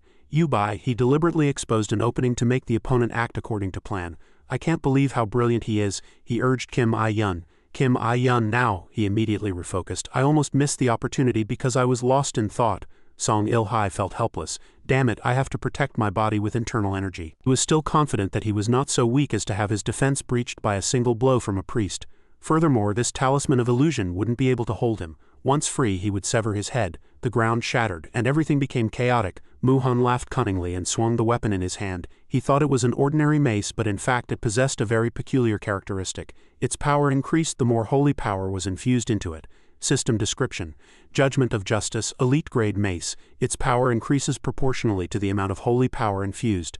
A weapon once favored by talented monks for judging evildoers. Attributes: divine, strength increases with holy power infusion. Cooldown 3 minutes, damage 3, strength 50, stamina 50, divine power 100. Baiyu clicked his tongue in anger watching the fleeing person. To flee without even looking back, he shouldered the weapon on his back and smiled at Muhan. HMPH, how did you know everything in advance? Bai explained. Stepping back makes everything clearer. I thought from the enemy's perspective. He tilted his head and asked. From the enemy's perspective, they saw the footprints of the fleeing person. Kim I-yun smiled at Baiyu. So that means we can rest now, right? He reminded them. The fight isn't over yet. You remember what I said, right? A slight worry crossed Kim I-yun's face. Wait, you're joking, right? But Baiyu said firmly. I'm always serious. Hearing that, he and Wolf behind him entered a defensive stance. The shield created by Kim I-yun protected them. He looked around and thought to himself, even if Qian himself appears right now, or if those two who fled return, we can hold them off to some extent. He raised his staff and cast a spell. Baiyu closed his eyes and chanted, and a blue light emanated from his body. He slowly lowered his staff. Now I will summon the power of a storm that will tear apart heaven and earth, he muttered inwardly. Violent wind shattering earth. These are two of the most powerful grade 7 spells I've mastered. They can attack a wide area with immense power. They went deep into the forest and Baiyu used energy to search their surroundings. I told everyone to send a prepared signal into the sky if they felt they were about to be defeated or killed, and if only we survived and everyone else fell. He held his staff and led the way, searching. Long decided to blow up everything except this location. On the other side, Marina's eyes widened and she swung her sword on the opposite side. Qian also responded. She gritted her teeth and thought, this is truly absurd. I've swung my sword countless times, but he always uses a different technique and never repeats. Blades constantly rush at each other and swish in the wind. All of this is happening during a life-and-death battle, her gaze firmly fixed on him. Indeed, in pure swordsmanship I am at a disadvantage. But Marina reminded herself, don't confine yourself to your limits. She charged, and Qian blocked her sword, stepping back. His refined swordsmanship had now transformed into pure killing intent. He parried her sword and shouted, a sword meant only for death. Do you truly think such a thing can defeat me? Immediately after, she quickly approached, aiming her sword at his face. Seeing him smile, Qian was also surprised. He swung his sword and cut her shoulder, and she also cut his shoulder. The man who saw that shouted in anger. Are you trying to die together? Marina asked, as if not understanding. What did you say? He shouted loudly in anger. I didn't expect a swordsman to use such underhanded tactics. She looked at her bleeding shoulder and replied, underhanded? I don't think so. Marina clutched her wound, raised her head and asked as if not understanding, what did you say? Her expression was cold and she smiled as she asked, didn't we both achieve an extremely satisfying result with that one blow? Hearing those words, he also frowned and was speechless. Qian swung his attack at this moment, calculating inwardly. Old Marina would have displayed perfect swordsmanship, perfectly balanced in both offense and defense. But this swordsmanship is now filled with terrifying killing intent. I can feel the determination to kill the enemy even at the cost of one's life, so if I can seize this opportunity. Her sword is approaching now, but since I've altered the trajectory of her other sword, I just need to add more force and counterattack. I will be slightly faster than her. Horyang-gong, Marina fought with a serious expression while he on the contrary smiled excitedly. Then light emanated from the blade Qian wielded, and one of Marina's arms was severed, shocking her. Qian smiled even more deeply. If a swordsman who uses twin swords loses an arm, this fight is already decided. But at this very moment Marina kicked his leg. She pushed Qian's chest with renewed force and he fell backward. His expression now showed worry. I need to create distance. She's controlling her sword with energy. It requires a lot of internal power, but its force is very weak. Moreover, the sword didn't move as expected. So naturally I discarded it. It was a technique used to retrieve the sword when it fell to the ground, but I used it at such an unexpected moment. Throwing myself into this situation was quite reckless, but instinct guided me.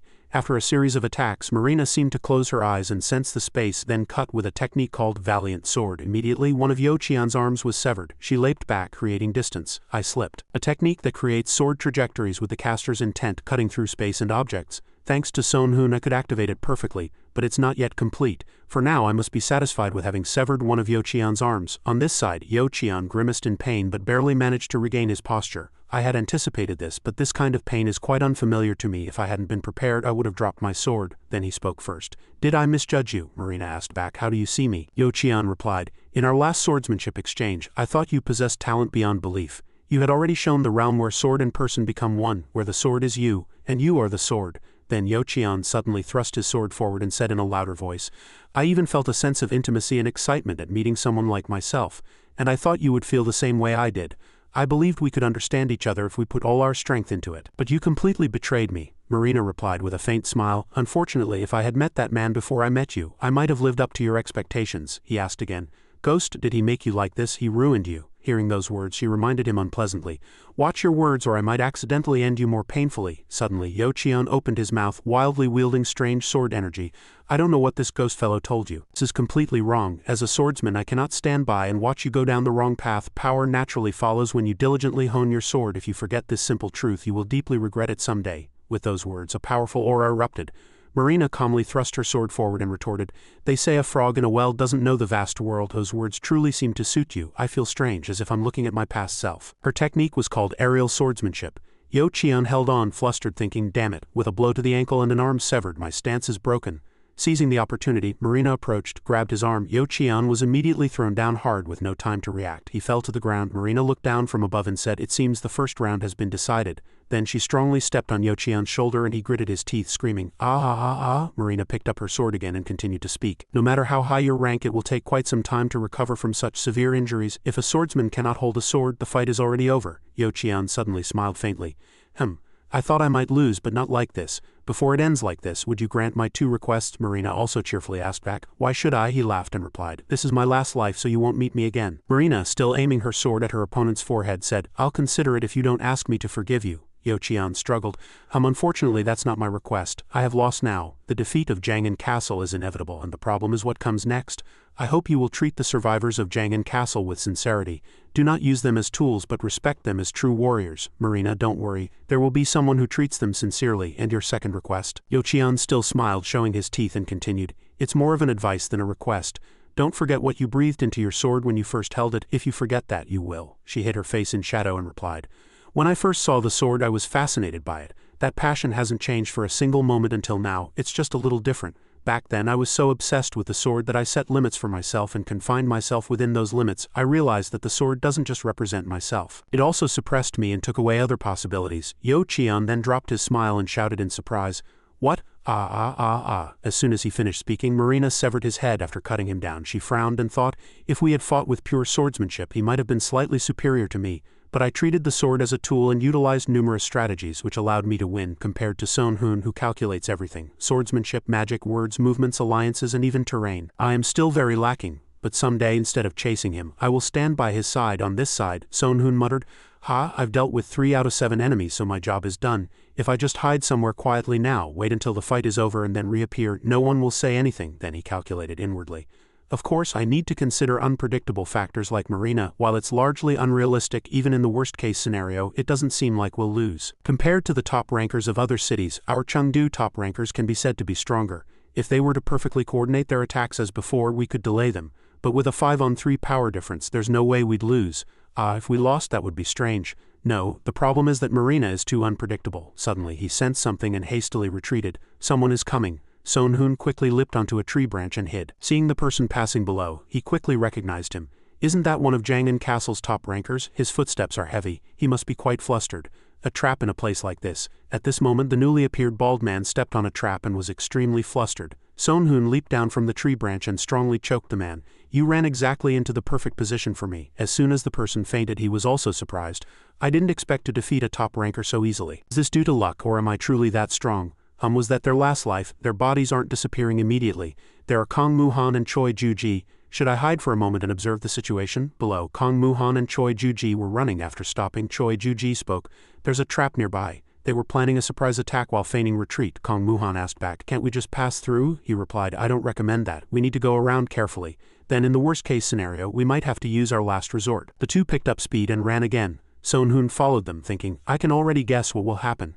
No matter how well they cooperate, they won't stand a chance against 5 top rankers, but they can't easily give up their mission to tie us down. It's highly likely that someone has died or is no longer able to fight, so they retreated for a surprise attack as Choi Ju-ji suggested, and this guy probably stumbled upon me during that process. I don't know the situation with Marina, but we've almost won now. If I send a signal now, Yubai over there will unleash all her power and cast area of effect magic. He calculated inwardly with a sinister expression. Help me out. On this side, Kong Muhan followed Choi Ju-ji, asking, when will we arrive? He replied, I'm following the footprints, but Choi Ju-ji silently looked down at the footprints on the grass, thinking these footprints are going in different directions. Following the footprints and tracks, Yubai returned and said that it would be best to stop the pursuit here. Kong Muhan was startled. What? Why? Yubai explained that there were signs of someone else joining them.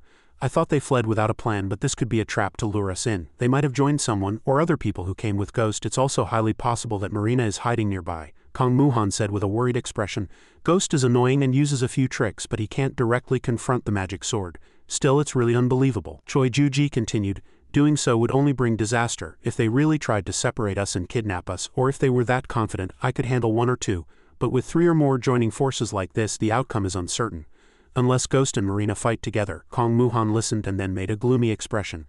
I don't want to turn my back and run from the enemy, but I'm not foolish enough to jump into something meaningless and regret it later. Understood, I get it. Then he opened his mouth. Then let's stop the pursuit here and return to Yubai. We will send a signal to confirm Ghost and Marina's location as agreed and then immediately use area of effect magic. Suddenly, at that moment, a flash burst from behind Kong Muhan. He counterattacked, shouting a warning. Duck, a loud voice echoed. Ah, Kong Muhan. Kong Muhan was startled to see Son Hoon appear with one arm injured. Ghost, why are you here? Son Hoon replied. Sending sword energy towards the bald man from before? That's my question to ask. At that moment, Kong Muhan also suddenly threw his weapon forward in anger.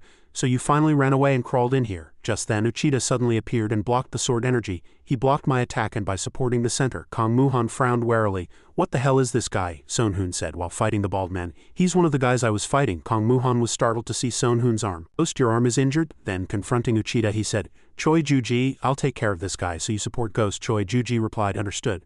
At that moment, Uchida suddenly rushed directly at Choi Ju-ji. Choi Ju-ji received a powerful attack but quickly drew his dagger to block. Ah, too fast and powerful too. Choi Ju-ji was pushed back by Uchida and took a painful blow. Kong Muhan was flustered. I don't know what he's trying to do, but he's clearly putting all his strength into it. Does he enjoy tormenting the weak? So he's not going to listen to me. Speaking, he swung his sword and thrust it forward. Let's see how long I can keep your mouth shut. Sharp attacks burst forth relentlessly. He thought as he fought, this bastard is much stronger than the guy they first just met. Right now I need to find a way to assess his abilities as quickly as possible. The man in black then rushed to attack Choi Ju-ji again. Choi Ju-ji dodged and said, it seems he has no intention of letting me go easily. Kong Muhan shouted, right now we need to focus entirely on this guy. Don't let your guard down. Choi Ju-ji replied, understood. Then he calmly drew out more weapons, calculating. A direct confrontation is very disadvantageous for me, so maintaining a safe distance is best. Kong Muhan looked back and it was empty. Ghost and that guy are gone. Ghost would have escaped somehow, but the real problem is this guy with incredible power. He turned back to Uchida and said, you seem pretty confident in yourself, don't you? He simply gave a provocative smile. Heh heh. Choi Ju-ji started the attack at that moment, throwing his body into the air. Close, too close. The man in black rushed to attack, but Kong Muhan launched an attack first. Choi Ju-ji slid down to the ground controlling a rope. He was startled. If Kong Muhan hadn't helped, I probably would have died. Kong Muhan laughed triumphantly from below. Wow, you endure pain quite well, don't you? Or should I say you have incredible endurance? You must have broken a rib or two. Not even a groan. Truly a persistent fellow. Son Hoon observed from the side and thought, if it were an ordinary person they wouldn't be able to move by now, but Uchida. At that moment the ground suddenly cracked and an explosion occurred. Son Hoon leaped back onto a tree branch to hide and observe the situation. Now I need to watch them fight. He intently observed the battle, pretending his left arm was injured, especially when he could equip Uchida with the Crimson Calamity armor. Thanks to that armor, Son Hoon could cover Uchida's face. But the most important thing was the top assassin called Choi Ju-ji. That guy was a thorn in his side. For such an excellent person to work loyally under Kong Muhan and Yubai, he must be killed when the opportunity arises. On this side, Kong Muhan was still fiercely fighting Uchida. Attacks that seemed to tear space apart burst forth. Kong Muhan retreated cautiously. TCH, you're really something. Your swordsmanship is quite excellent, but what I dislike most is your superhuman physique. Then he opened his mouth. How about you introduce yourself now? I'm curious who you are. Uchida remained silent. Kong Muhan thought again. It seems he has no intention of talking. At that moment a loud voice was heard. Choi Ju-ji? Choi Ju-ji, who was behind, threw a rope and bound Uchida. Got him. he struggled to control the rope. The rope tightly bound Uchida's ankle. If it had been a special silver rope, it would have been strong enough to tear through alloys. At that moment, Uchida suddenly exerted force and pulled his foot to one side, and Choi Juji was directly dragged towards Uchida. Too close. Just then, Kong Muhan appeared and struck Uchida. Choi Juji quickly slid back to dodge. If Kong Muhan hadn't helped, I probably would have died by now. Kong Muhan said with a laugh. Wow, you endure pain quite well, don't you? Or should I say, you have incredible endurance. You must have broken a rib or two. Not even a groan, truly a persistent fellow. Son Hoon bit his lip on the tree branch and thought, if it were an ordinary person they wouldn't be able to move by now. But Uchida, at that moment, the ground suddenly cracked and smoke rose. Kong Muhan's vision was obscured. Terrible dust. Uchida disappeared as soon as the smoke cleared. Gone. Fled to the side, to the back. No, upwards. As soon as he opened his mouth, he looked up and saw Uchida holding a sword and about to jump down. Kong Muhan was very confident. You want to limit my movements? Foolish. The two attacks collided and he effortlessly blocked the attack. Damn it. His target me from the start. Damn it, he took all those attacks without a problem. Choi Juji was startled to see Uchida rush at him with murderous intent. Kong Muhan rushed forward shouting, "Get out of the way, Choi Juji!" But it was too late. Choi Juji was deeply cut by Uchida. Kong Muhan saw that and clenched his teeth in extreme anger. This damn bastard! A blow filled with rage was swung. Choi Juji then fell to the ground in pain, blood continuously gushing from his body. Uchida calculated inwardly at that moment.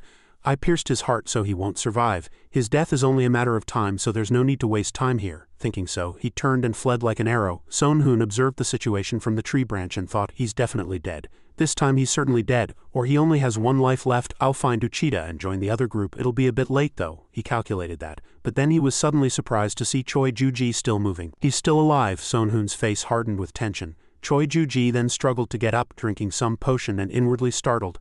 TCH, I really almost died. A system notification popped up. Suspended animation skill has been deactivated. He lamented that he hadn't expected to use it so early. Attributes of the suspended animation skill. A low-grade legendary active skill that simulates a complete death state, not detected by low-grade detection skills. All senses are deactivated during skill activation and all incoming damage is reduced by 90. Reduces stats by 50 for a certain period. He had been disappointed when he obtained this skill during his third awakening. He had only thought it was a skill that simulated suspended animation, but he never expected it to actually save his life. Son Hoon again flashed a sinister smile from the tree branch. I don't know what skill he used, but unless he's immortal, I'd have to chop his body into tiny pieces or burn him to ashes to prevent his revival. At least I saw Choi Juji's hidden trump card, so bringing Uchida here wasn't in vain. Kong Muhan was then gritting his teeth and chasing Uchida, that guy. He has a truly extraordinary escape skill. I can't let him get away. I won't be able to catch him like this. Then he shouted frantically. Everyone nearby maintain distance and retreat immediately. Simultaneously, a powerful force was released. Uchida looked back and thought, is it an area of effect attack? This mission world has game-like mechanics, but it's completely different from other games. For example, if a skill that deals damage within a certain range is used, everyone within that range, whether ally or enemy, takes damage. In other words, if he uses such an attack, he himself will take damage. So Son Hoon barely managed to avoid the powerful flow of energy. The damage isn't very great, but Kong Muhan had such a powerful area of effect skill. Son Hoon's expression was startled. Unbelievable. The entire dense forest looks as if it's been trampled by a meteor. What kind of nonsense is this? One person can create this? How can he use such a wide-range attack skill without being a mage? Wait, if he activated it himself, how is Kong Muhan still alive? Is it a third awakening skill? Or is it a skill attached to equipment? What weapon did he get? Is it top-tier equipment or a god-tier treasure? No, now is not the time to think about such things. Son Hoon rushed towards Uchida. Uchida couldn't dodge, and though not dead, was seriously injured. Of course, considering the price Kong Muhan had to pay to launch such an attack, it was practically a free gain. Indeed, it wasn't a coincidence that he became the leader of the alliance. Kong Muhan also possesses destructive power comparable to Marina's. It's best to drag Uchida here, increase the confusion, and then retreat. He operated the screen while calculating. It's meaningless to intervene or experiment further. Now all that's left is a clean explosion to end everything. A moment later, Son Hoon's group gathered again. Yu Bai saw them and said, since everyone has returned safely, I will burn down the entire forest as planned. The flames of hell never die out. Earthquakes shake heaven and earth. Ice freezes all life and storms shatter cold steel. A ray of light burst forth, followed by a system notification. Congratulations, the city of gods has won. Only a few survivors remained in the fallen city. To survive, a self-destruct skill was activated, and only a small group faced death. The allied forces, including Brazil, suffered immense damage. Son Hoon observed the situation and thought, I thought Jiangnan would be as vibrant as before, but why is it so quiet? They started the siege, and a week later, when the seal was fully effective, they met the head of the gods. Yang then appeared with a cold expression. The Tengu sighed, no. Now it's just our faction. We promise full cooperation with you. Kong Muhan was puzzled. Full cooperation? Yang replied. The elite warriors of Jiang'an district, led by me, Qian Miang, have no intention of opposing the alliance or causing problems, Kong Muhan said warily. It's an attractive offer, but as you know, no one makes decisions based on promises alone, Yang Yung said. I understand I'm not asking you to trust us immediately, but I believe you will eventually agree. Speaking, he flashed a confident smile. Kong Muhan looked at his opponent, pondering deeply. Looking at the troops surrounding Jiang'an after the battle, they seem to be Japanese. If you trust them enough to entrust them with missions, we're no worse than them. Kong Muhan asked again. How many survivors are there in the city? Yang Yung replied. Approximately 21,000. Kong Muhan exclaimed. That's no small number. Are they all planning to surrender? Yang Yung confirmed. You could say that, but Yang Yung thought again. To be so calm after hearing the number 21,000, he's definitely no ordinary person. It's a bit surprising that Kong Muhan is the leader, not Ghost or Marina, but he's calmer than I expected. Son Hoon broke out in a cold sweat at Kong Muhan's suspicious expression. This guy has no idea what he's doing. Fortunately, Yu Bai left this matter to me before she left. Then he forced a laugh and said, now that Kong Muhan has made his decision, may I ask a few personal questions? Kong Muhan said indifferently. Ask away. Son Hoon said in a low voice, thank you. Then he turned to Yang Yung and said, it will probably be easier to talk to me. Yang Yung also smiled and replied, yes, Son Hoon. It's comfortable for me to converse with you intimately, like before. Yang Yung said faintly, really? And then he still began to question the reason why as many as 20,000 people had survived. That's far more than we expected. According to Miang, there were originally over 100,000 people in Chang'an, and now 20,000 remain, but he's using the word as many as. Son Hoon looked at the other person with a sharp gaze. Doesn't 20,000 people sound more rational than just 20,000 people? I trust you know I'm not speaking carelessly. Qian Miang calculated again inwardly. Due to recent mandatory missions, everyone had lost 1 or 2 lives, even in City C, which had a much higher survival rate than average. A single loss of life force would instantly reduce the population by almost a third, yet 20,000 people had survived in Chang'an, mostly composed of warriors, which was hard to believe. Considering the recent civil war, he had expected a few thousand. Then he continued with a cunning smile. I'm not asking for confidential information that could affect the security of the city. I'm just asking because the actual results are too different from what was expected. If you cannot provide a convincing answer, your demands will be difficult to accept, Yang Yung asked back. What if we don't accept? He replied indifferently. Then there's nothing we can do. The potential of 20,000 people is regrettable, but we'll have no choice but to deploy stronger forces to besiege the entire city and starve them out. Hearing that, he became serious. People living around this island didn't suddenly spring from the ground, nor did the money to feed them fall from the sky. Boasting is worthless. Son Hoon again lightly smiled and patted Kong Muhan's shoulder. It seems you've misunderstood. Or to be precise, Kong Muhan here is capable of doing such a thing.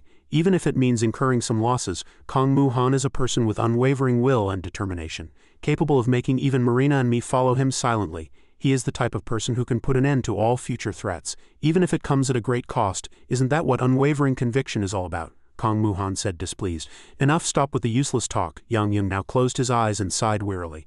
All right, I'll tell you why 20,000 of us survived. It's very simple. There was no civil war in Chang'an, Son Hoon confessed. I find that hard to believe, he continued. We value honor above all else. We believe that to survive one must fight fairly and earn their life. Of course, some ambush or gang up on those with many lives, but that's extremely rare, not a common occurrence, Son Hoon thought inwardly. It's easily verifiable, and there's no reason for him to lie. Then asked again, all right, next question. Why are you so eager to cooperate with us? Yang Yung calmly replied, it's very simple. It's the dying wish of our master Yo Qian. He recalled Yo Qian's smiling admonition from that time. Even if I die, do not seek revenge. If I fall, it means fate has already been decided. He had believed it wouldn't happen, but still added, but if I die, Yang Yung continued. Our master always worried about what would happen after you left. The entire Chang'an relied on master like a pillar, and he knew that if that pillar collapsed, the rest would struggle to endure. Master, we don't want the people who survived for you to throw themselves into the flames. He instructed, if I die, avoid unnecessary losses and cooperate with the opponent to save as many people as possible. Recalling, he smiled rarely. Since that has been said, there is one condition to proceed with this cooperation. Son Hoon immediately said, tell me, Miang said. I want the right to regularly fight Marina to the death. Only by defeating her fairly can I truly honor master. He clenched his fist with determination. Son Hoon merely gave a bitter smile and replied, as you wish. At that moment, a notification suddenly appeared, stating that an update was in progress. 1. The intercity travel function has been activated. The currently included cities are CCI, Moscow, Los Angeles, and Toronto, a total of 4 cities. People from other cities will be resettled in one of the above 4 cities. The Seal of Glory item will be removed. 2. 5 new areas have been added. Ruins of the Strong, Tomb of Sorrows, Labyrinth of the Dragon Race, Holy Land Koa, and the Arena of the Strongest. The Arena of the Strongest requires special conditions for entry. 3. If you enter the Arena of the Strongest and meet the conditions, you can complete a large-scale mission and earn a top-tier title. There will be no more forced missions or random events, everything is up to your choice. Fight your best until the end. Sonhun was surprised and inwardly exclaimed, "What is this?" 3. If you enter the arena of the strongest and meet the conditions, you can complete a large-scale mission and earn a top-tier title. Complete. An incredulous expression was clear on his face. He had no way of knowing how to become a successor of the gods until now. But now the answer to that mystery appeared before him.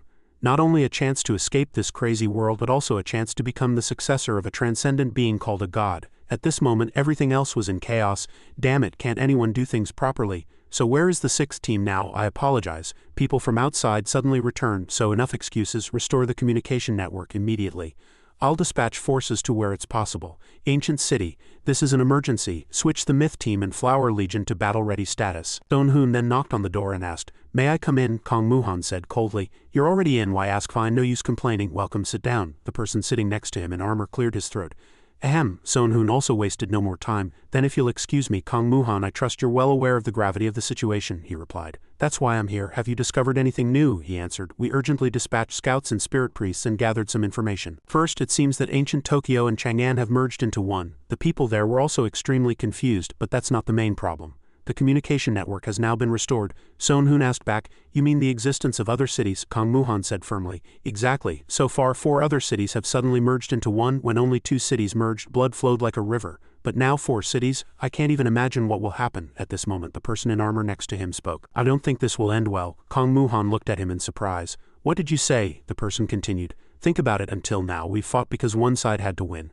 Otherwise everyone would die. So fighting was inevitable. But this time, even if we don't fight, there are no consequences, are there? Perhaps they could even have peace negotiations with Dohaong and Banwasu." Hearing those words, Kong Muhan suddenly slammed the table hard and coldly retorted, "What were you just betting on? Are you planning to step down from your position, or are you joking to lighten the mood?" The person was startled and confused. "How no, I'm serious," he coldly scoffed. "HMPH, how can someone like you be in a place like this?" Unable to contain his anger, Kong Muhan raised his voice. "Until now we've only fought out of necessity, but now a reward has been given. And it's a reward we cannot refuse. We must seize it. Right now, at this very moment, somewhere beyond that wall, something exists that can end this hellish life, understand?" Sonhun suddenly said. "Perhaps you could become a god," he said, displeased. "Nonsense. The important thing is that a special ticket exists in this world. A ticket that can bring us the ending we desire and free us from this hell," the armored person asked. "Then what will you do when the special ticket appears before you?"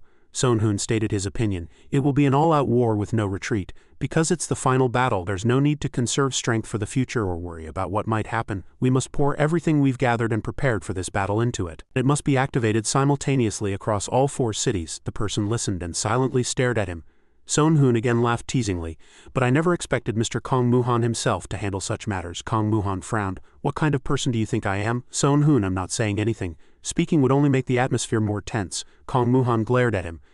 Then he returned to the main topic. "From now on, City of Gods will officially enter a wartime system. Even if there are complaints, we must absolutely follow the Alliance's plan and act according to instructions. Depending on the situation, we may have to forcibly confiscate Kim Bom-ju and other valuable items. This may sound aggressive, but it's a necessary measure in the current situation. Anyone who cannot accept this should speak up now." Both remained silent. He continued, "Otherwise we will proceed without further discussion." Then he instructed Sonhun Ghost, "Command the Flower Legion if possible. Gather Wolf Marina and the 4 comrades who fought together in the last battle." He immediately replied, "Understood." Then he bit his lip and thought, even if Kong Muhan didn't say it, I was already planning to send them to the battlefield. Because the final stage requires activation conditions, and while I believe I can buy a little more time, no one can predict the ultimate outcome. Kong Muhan then spoke to everyone. "All forces excluding the 3rd Division and reserve troops are to leave the city immediately. According to intelligence gathered by the EU, we can roughly estimate the locations of the remaining cities." But before he could finish speaking, a subordinate opened the door and entered in a panic. "Emergency report. Scouts returning from outside the city have confirmed that at least 40,000 enemy troops are marching toward City of Gods." Kong Muhan slammed the table, stood up and said loudly, "Clear all desk games. Everyone stand up. The staff will inform you of the detailed plan later. Follow their instructions and tell the 1st and 2nd Divisions to prepare for sortie." Everyone replied in unison. "Understood." Jack Efron then led the army, scratching his head and thinking, "I'm not the type to stay cooped up, so I came out like this, but now I want to go back inside." Then he spat out irritably, "Annoying. Or should I just take out all the first guys I meet to vent my frustration?" Waitrol asked back from the side. "Are you serious?" He replied, "I'm serious. They'll be competitors later anyway. If we eliminate all hostile forces in this chaotic situation, won't we be able to leisurely investigate the final stage?" As he spoke, he laughed triumphantly. and Waitrol silently stared at him. Jack Efron laughed even louder. Haha, don't worry, who do you think I am? Even if I'm a bit reckless, do you think I'd act without thinking? But first we need to talk, right? Rachel fell into deep thought again. He would say something completely different if the situation actually unfolded. What was more frightening was that he always acted impulsively and very disorderly, yet somehow he always managed to handle everything and eventually turn it to his advantage. Jack Efron said again. Just rushing in won't improve anything, Ball shouted. What? Jack Efron said. It's over, he thought with a satisfied smile. 5 new areas have been added, but the final stage has a limit on the number of participants. In other words, the current number of areas and the number of troops perfectly match. Although not certain, it's highly likely that the remaining 4 areas are gateways leading to the final stage. Looking at the army before him, he said again, it's the enemy. I can't see them well, but they seem to be East Asian, so they're from City of Gods. Impressive. Rachel asked again, aren't we preparing in advance? Jack Efron, who was it that just said we should go peacefully? She replied indifferently. Our benevolent and generous master might want to resolve it peacefully, but those guys probably won't be willing to talk. Even if we don't intend to fight, I think we need to adjust our formation a bit. Jack Efron scoffed. All right, this is fine. Ball now understood. He now looked at the army before him and thought, interesting. Even though they don't have guild cooperation skills like us, they move harmoniously as if one unified body. Anyway, our forces are larger, so they'll stop first. The army marched for a while and then stopped. So they're really going to fight? Jack Efron stepped forward and raised his hand, signaling the soldiers to stop. Stop. We almost collided. I never thought there'd be someone bold enough to stop me. Then he spoke towards the opposite side. Is that you? Long time no see. What should I call you? Jonggong or one of those idiots? Choose. Kong Muhan crossed his arms and calmly replied. Calling me Kong Muhan is sufficient. Is the jaw I hit last time okay? You once boasted greatly about flaunting the difference in overwhelming power, but you almost bit your tongue with just one blow. It's a bit late, but would you like a potion? Jack Efron still smiled and said courteously. Kong Muhan asked back, do you know the saying, as you sow, so shall you reap? He thought inwardly, if it were just him and me here, a fight would have broken out right now, but not now. Then Ghost said, that's a great saying, can I borrow it? Kong Muhan was puzzled. What do you mean? Sonhun gave a meaningful smile. I'm debating whether to praise your emotional control or just call you insane. He wore an impatient expression, pushing aside unnecessary talk and getting straight to the point. I want to know why you've brought such a large force all the way here. Kong Muhan replied nonchalantly. It's probably the same reason you're here. We've merely come to secure our safety. Kong Muhan snorted. HMPH, not much different. Sonhun shrugged. Then how about we withdraw our forces and form a temporary alliance? Kong Muhan was puzzled. A temporary alliance, he explained. Yes, fortunately, we can still talk now, but there are 2 other cities left, and their people might not be as rational as you. Perhaps some mad faction might start a war for control. Kong Muhan heard this and thought seriously, this guy can think of such profound things. Then he replied, a temporary alliance isn't bad. What's the specific plan? Sonhun began to explain. We'll set boundaries based on the areas we contacted before the alliance was formed. Both sides will withdraw their forces, and only agreed-upon troops can move. We can also support each other depending on the situation. Yubai, listening from the side, telepathically said, that's absurd. This is no different from dividing territory. If new land or the final stage appears in their area, we won't be able to enter. Kong Muhan immediately refused. I can't agree. I don't like having to ask for permission to move forces. Sonhun heard this and exclaimed, oh, analyzing inwardly.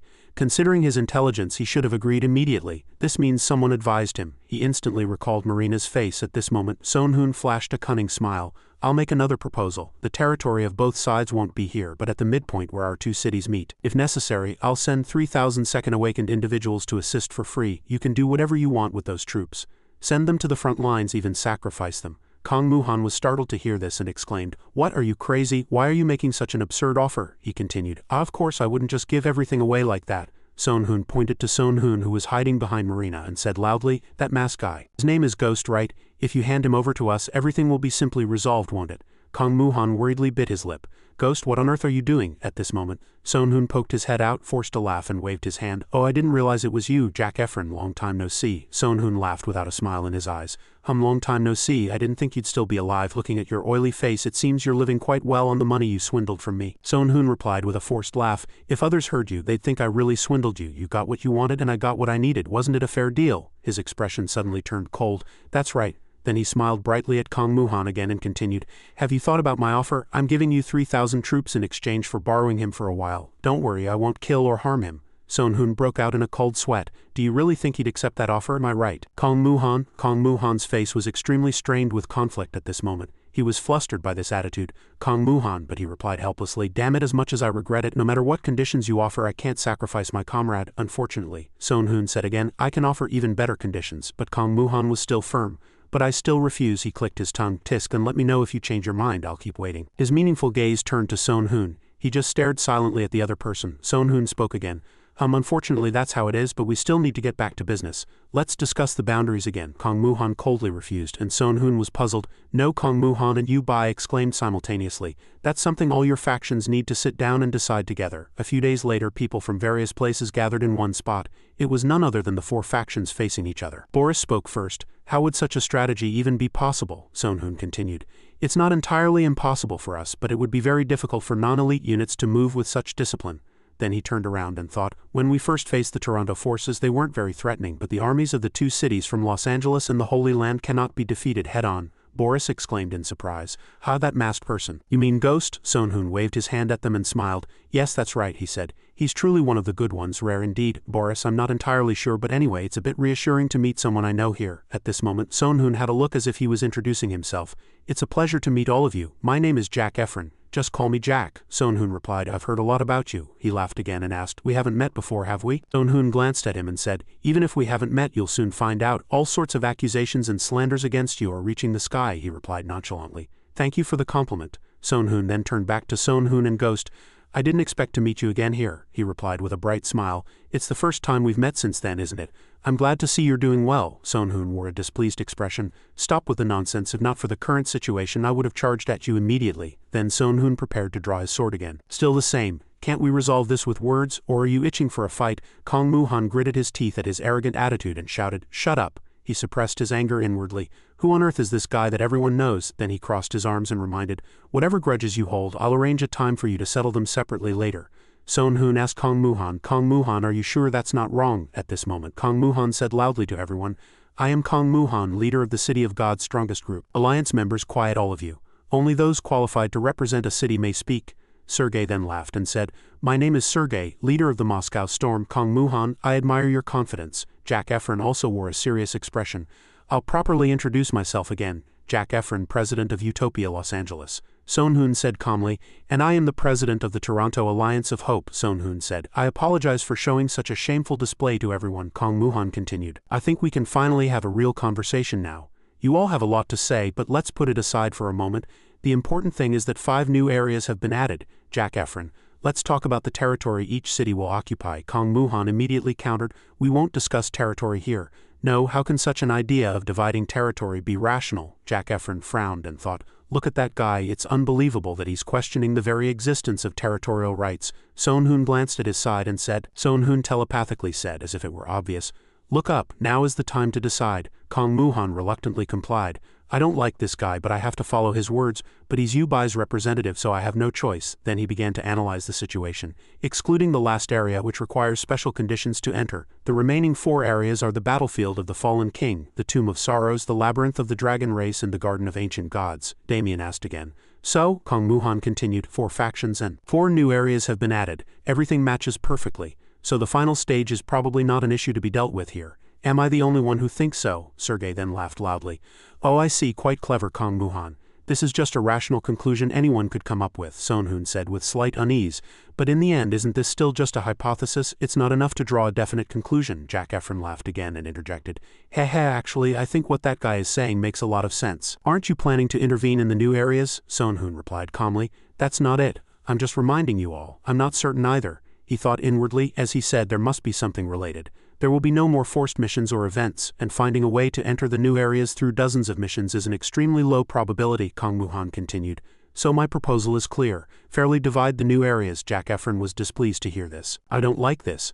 Wouldn't it be better to just sweep everything away from now on? Sonhoon thought, we're not good at troop adjustments or large-scale battles, so that proposal is rational, but something feels off. Seeing everyone's silent expressions, Kong Muhan bit his lip and asked telepathically, extremely tense, something feels wrong. Did I say something wrong? Sonhoon reassuringly said, no, you're right, he worried. Then why is the atmosphere so strange? He explained, because they don't like a fair division. Frankly, assigning one area to each faction would sound a bit forced, even to you, Kong Muhan. Kong Muhan was quite surprised to hear this. Sergei at this moment still wore a refreshing smile and said, good, very good.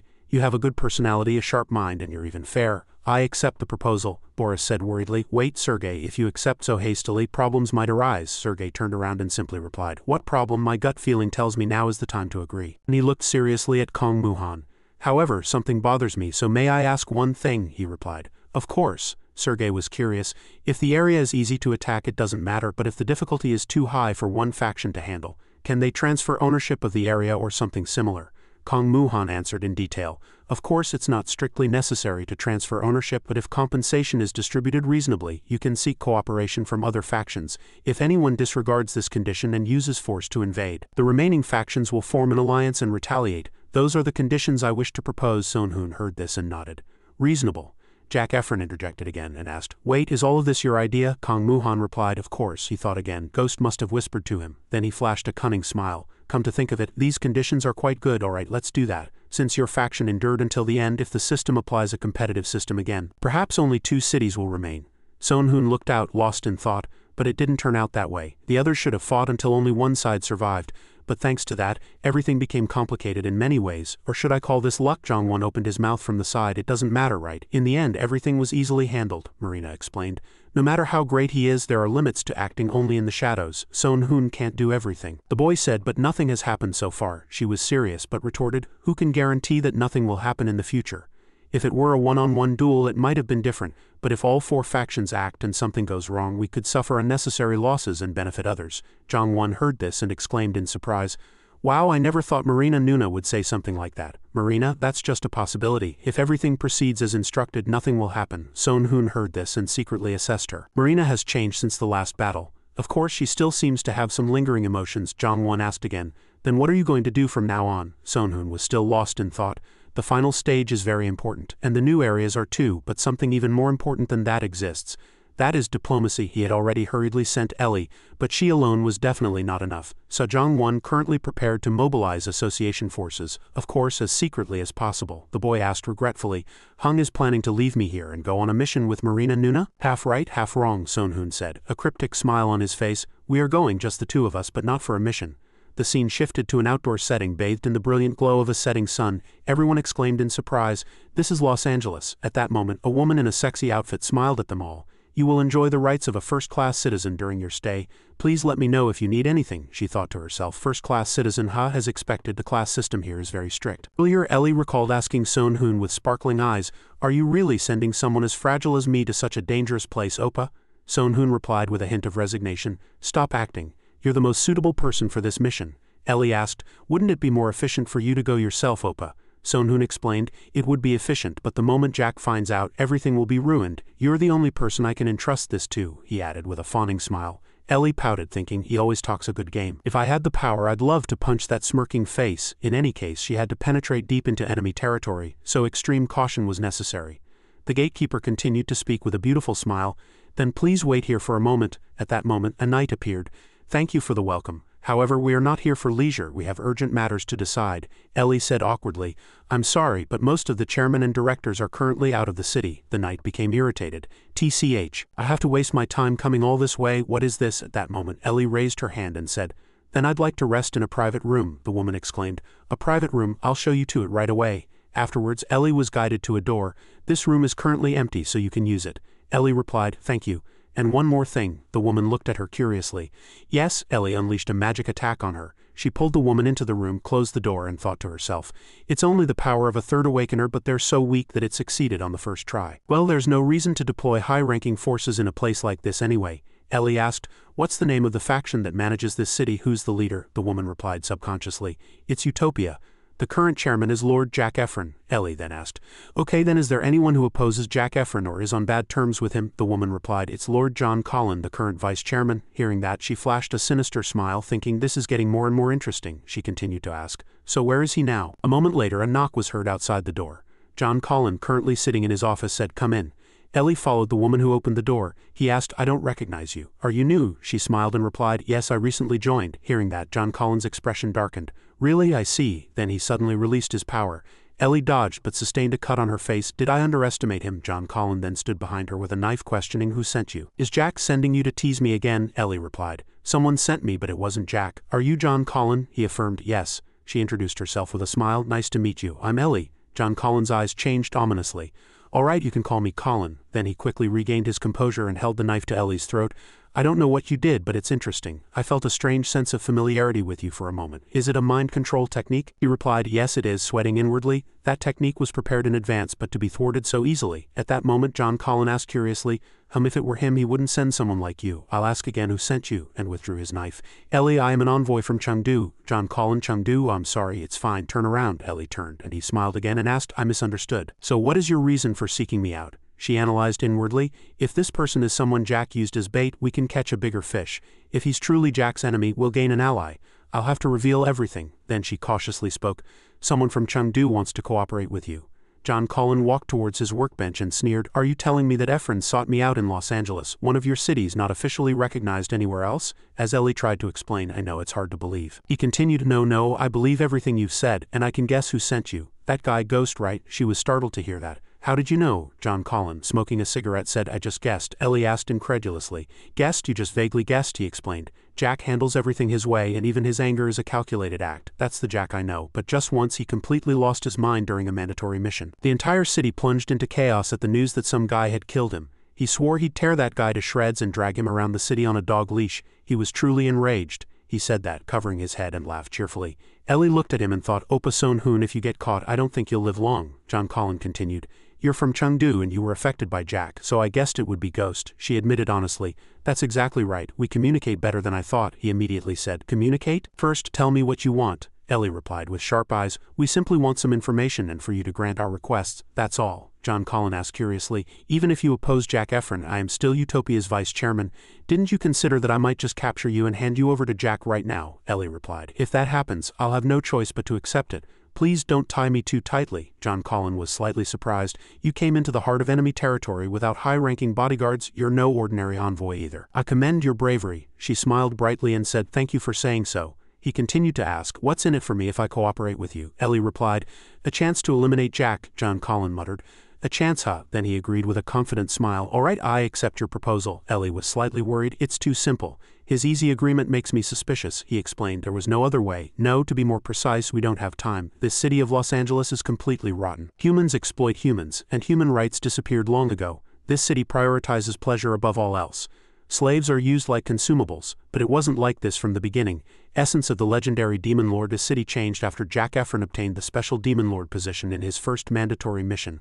One of the Demon Lord's skills is obedience. It only activates if the chosen person agrees, but once activated, the target transforms into another race like an orc or an ogre and becomes a perfect slave. The more subordinates he has, the more his stats increase. It's an overpowered skill. Ellie heard that and asked curiously, are orcs and ogres strong? John Colin looked at her slyly and said, not really.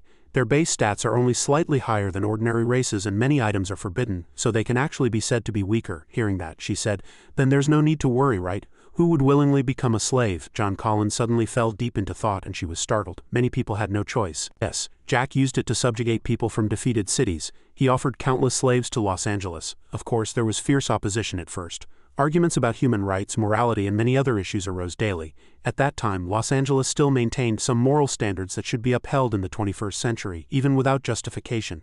But that didn't last long in this world. Consent, despite fierce opposition, after a vote, they accepted slavery by a ratio of almost 6-4. Missions are always life or death battles, but what if they had absolutely loyal forces they could use as bait or consumables on the front lines fighting monsters at any time?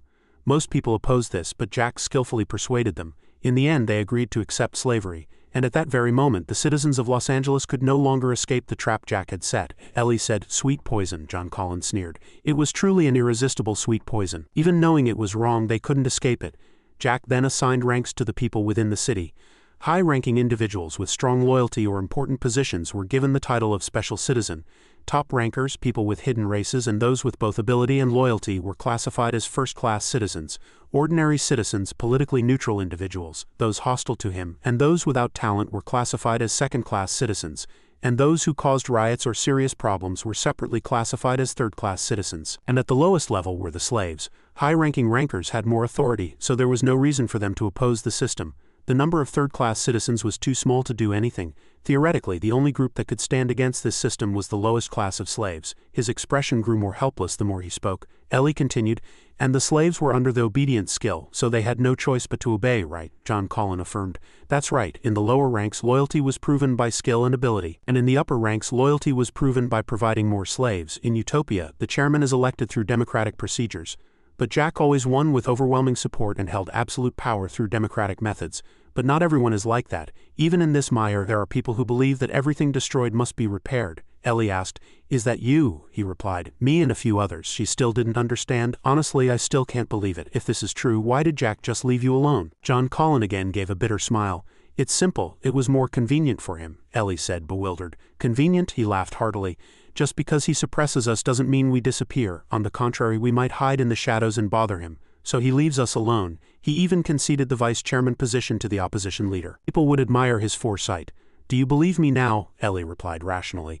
"I can't believe everything just by hearing one side of the story, but I understand that you have a reason to betray Jack." John Collins smiled and said, "Then it's settled." Ellie continued, "Then I have a few questions about the city's population, the distribution of professions, the number of high-ranking individuals, and information about Jack Efron." John Collin heard that and seriously analyzed inwardly. "This is dangerous information that could threaten the entire city if misused. But the battles we've fought so far and the battles we'll fight in the future are fundamentally different. It seems that Guy Ghost is trying to use me, but it's fine if it helps me achieve my goal." The scene shifted to another location. Zhang Wen was hiding with someone at this moment, thinking, "If I could solve the problem with Nuna Marina, I could have gone with Hung. I want to end everything quickly and live peacefully." The person sitting next to him called out, "Zhang Wen." At that moment, a guy named Cunning appeared, looking around arrogantly. Zhang Wen's eyes lit up as soon as he saw him. Just as Hung said, everything is going as expected. He was about to run, but reminded the person behind him, "There seems to be a strong one among them, but I'll chase him myself. I'm going, but don't let your guard down. If anyone tries to escape, handle them carefully." The other person replied, "Understood." At that moment, a guy named Cunning was talking to someone. "We're investing all the slush funds we've accumulated into this.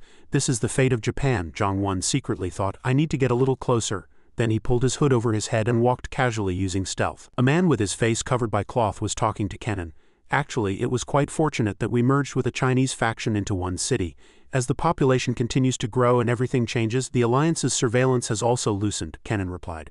"This is a once-in-a-lifetime opportunity," Zhang Wen secretly exclaimed. "Cunning, could it be the chairman of the Shinha Guild?" The soldier on the opposite side was flustered and tried to persuade him, "But I think we're acting too hastily. But he cut him off angrily. "Fool, now is the right time to act. If we don't do it now, it will be too late. You may still have doubts, but I want you to trust and follow my instructions from now on. This is entirely for your benefit." The soldier listened in silence and eventually complied. "Understood," Cunning continued to ask. "Have you contacted the old faction on the Chinese side?" The soldier immediately replied. "I conveyed the information to a man named Qian Miang, but he immediately refused. He said he would remain absolutely loyal to his faction until he could defeat his master's enemy head-on." Cunning heard this and complained that things weren't going smoothly. "All right, that's fine. They were an unexpected variable from the start. Now let's go our separate ways." With that, he leaped over the wall and left. Son Hoon had told Zhang Wen that this mission was simple. He just needed to track and stop any potential traitors from the new cities and old factions who might have moved to the new territories. Zhang Wen asked, bewildered. Isn't this something the Alliance should handle?" Son Hoon explained. "Actually, I suspect they might be colluding with each other. I intentionally created a loophole for them to escape, so you just need to focus on monitoring that area." Zhang Wen recalled Son Hoon's insidious expression and unconsciously flashed a sly smile of his own. Cunning flew off with a determined expression at this moment, convinced that no one would pursue him this time. The scene shifted to a city landscape bathed in blue. Son Hoon met Sergei and they chatted over tea. "Isn't this a rather dull pleasure?" Sergei chuckled and replied, "Indeed, I prefer honey tea to coffee. See, don't we have something in common?" Son Hoon narrowed his eyes and smiled amicably. "It's an honor to meet you in person on such short notice. Frankly, I was worried I'd be given a cold shoulder." Sergei reluctantly replied. "To be honest, I only agreed because Boris insisted." "Ah, I see," Son Hoon said firmly. "As the leader of the storm, I should heed Boris's advice and carry out my duties, but since I've come personally to meet someone who helped others during the hardest times, it should be fine for me to act as I please, right?" At this moment, Boris, standing behind him, cleared his throat, reminding him. Sergei, not understanding his intention, frankly asked back, "Do you have a cold? Why do you keep coughing?" Boris replied helplessly. "It's nothing." Inwardly, he thought, "No matter what I say, it's useless." Or is he pretending not to know? Sergei turned back to Son Hoon and asked, "Then why are you here? I don't think you came all this way just for a cup of honey tea." Son Hoon immediately got to the point. I came to propose an alliance. Sergei was startled. An alliance? I thought I sent someone from my side to handle that. Boris replied. That's right, we prioritized them over Utopia and the Alliance of Hope. We offered the most favorable terms. Sergei nodded. Sonhun spoke seriously again. Simply put, I as Ghost personally wish to form an alliance with a city or faction. Sergei still maintained a composed expression. Is that so? Someone like you isn't a bad choice either. Would you like another cup of tea, Sonhun? Sonhun happily replied, I'd be honored if you offered. Sergei gave an awkward laugh. How long are you going to speak so formally? Aren't we friends? Sonhun replied cheerfully. Would this be acceptable? Sonhun was slightly surprised, thinking, to think Sergei, the leader of the storm, can make such a gentle expression. Has the situation changed this much? Then Sonhun said, Since we're friends now, I'll give you a piece of advice. Be careful of Jack, Efren, Avayan, and Inu. Hearing this, Sergei asked, confused, I've heard about Jack, but what about Avayan? Sonhun explained, Yes, that's right. Avayan has a good reputation and appears kind on the surface, but you can be deceived by appearances. Sergei asked curiously, did something happen? Sonhun pondered for a moment, then said, It's a long story, but he once cruelly killed innocent civilians to save his comrades, so be especially careful when dealing with him. Sergei replied, All right, I'll keep a close eye on those two myself. I wasn't planning on being kind to everyone anyway. Sonhun said, It was sudden, but thank you for understanding. Sergei crossed his arms and said heartily, You are truly generous. Tisk, I can't just receive. I'll give you some useful information. Boris, hearing that, exclaimed in dismay. Sergei smiled brightly, reassuring him. It's fine, I wasn't planning on hiding it anyway. And you're not the type to spread rumors, are you? Boris again replied helplessly, Do as you wish. I'd rather die. Sergei turned back to Sonhun and began to speak. Our side recently discovered a new area called the Dragon's Labyrinth. It's quite far away. The scene shifted to another location. Sonhun and Yu Bai had arrived here. It's closer than I thought. This time the Alliance's overly thorough search seems to have worked against them. It's fortunate we found it. Yu Bai had a serious expression. Since the Moscow storm is leading the exploration of new areas, we'll be the second to arrive. Yu Bai began to analyze inwardly. Considering the location and distance between Moscow and the new area is closer to our city. This information could be used as negotiation leverage against other cities. It's difficult to handle it alone, so leveraging appropriate advantages is the best option. Then she asked Yu Bai, What do you plan to do to secure rights to this area? Yu Bai replied, I'm not sure. It's probably best not to place restrictions for now. The interior might be dangerous, so it's better not to make hasty decisions. Then she glanced at Sonhun and thought, While the Alliance was struggling to find new areas, he hinted that such a place would exist. Ghost, what exactly are you calculating? If we have to fight, the first person we'll have to deal with is Ghost. According to information obtained through a recent secret alliance with Kim I-hoon, a third force infiltrating the alliance and the association might be connected to Ghost. The information provided this time is also likely a compilation of information gathered from other cities. Could it be Sergei, who acted amicably during our last meeting? Or Avayan? At that moment Sonhun turned and said, The scouts are back, let's go check. Yu Bai replied, Yes. Just then a subordinate approached and reported, This is Jun Kong Chang-hee. He and 5 other squad members have successfully completed their reconnaissance mission and returned safely. Kong Muhan said, Cut the formalities and get to the point. What was inside? Jun Kong Chang-hee replied, We searched a fairly wide area, but no monsters were visible. It seems monsters only appear under specific conditions. Kong Muhan was startled. Specific conditions? Jun Kong Chang-hee continued. Yes, we found an ancient temple deep inside. We only observed it from afar, but judging by the architectural style, Kong Muhan frowned upon hearing this. It would be better if there were just monsters. Then I wouldn't have to rack my brains. I was told to just collect information related to monsters, but the reconnaissance team always brings back the same information. It's annoying. Then he opened his mouth again. How about using people from the new factions or old factions as test subjects? Yu Bai, who had just arrived, immediately opposed his intention. Oh, you can't. Kong Muhan continued. They all surrendered and joined us. To minimize casualties among our troops, it seems more rational to use them. Yu Bai worried, if we fail like last time and get punished, it's not a big problem, but the situation is different now. It's not like they have no other options like last time. Kong Muhan said, All right, I understand, and send elite troops to search the interior. Yu Bai was startled and asked again, Are you sure? Shouldn't we prepare more thoroughly? Kong Muhan crossed his arms and replied confidently, Prepare for what? The 3 strongest people are here. All the Warong units and some high-ranking warriors. Do you think we need to use more people as bait? Yu Bai bit her lip and said no more. Kong Muhan continued, Our mission won't end here. We will continue to scout for monsters. This is much easier than dealing with the Demon Lord. Stop complaining and get ready. The subordinates all replied in unison. Understood. Sonhun said from behind, Why do I suddenly feel like I'm getting dragged into this? Kong Muhan said nonchalantly, Aren't you going to participate? I don't care if you don't. Sonhun seriously reminded him, I was just trying to confirm, haven't you ever heard the saying, listen carefully before speaking? Kong Muhan replied as he walked. I have, but that's especially for you. A moment later, the three arrived at the entrance to the passage, where stairs led downwards. At this moment, a system notification appeared. You have entered the Garden of Ancient Gods. An unknown energy surrounds you. All stats are reduced by 10. The mission Return the Gods to Their Rest has been activated. Return the Gods to Their Rest. S rank. Description.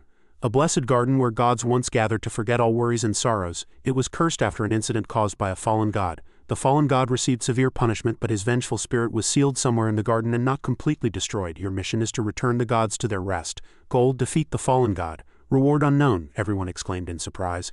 S rank. Wait, isn't that no different from dealing with the demon lord? It looks dangerous. Back then we needed the entire city, but with this many troops isn't it too few? Kong Muhan heard that, turned around and shouted, Quiet everyone, so what if it's an S-rank mission? We've already done it once. We just came to confirm if there were any monsters inside. Are you already scared? His appearance was extremely impatient and enraged, as if he was about to draw his weapon immediately. Yubai, flustered, called out to Kong Muhan, but Kong Muhan had already slashed at the wall in front of him, shouting, Arg! Sonhun broke out in a cold sweat and was startled, without a moment's hesitation. Kong Muhan glanced back and entered. Kong Muhan said, It seems there's nothing inside.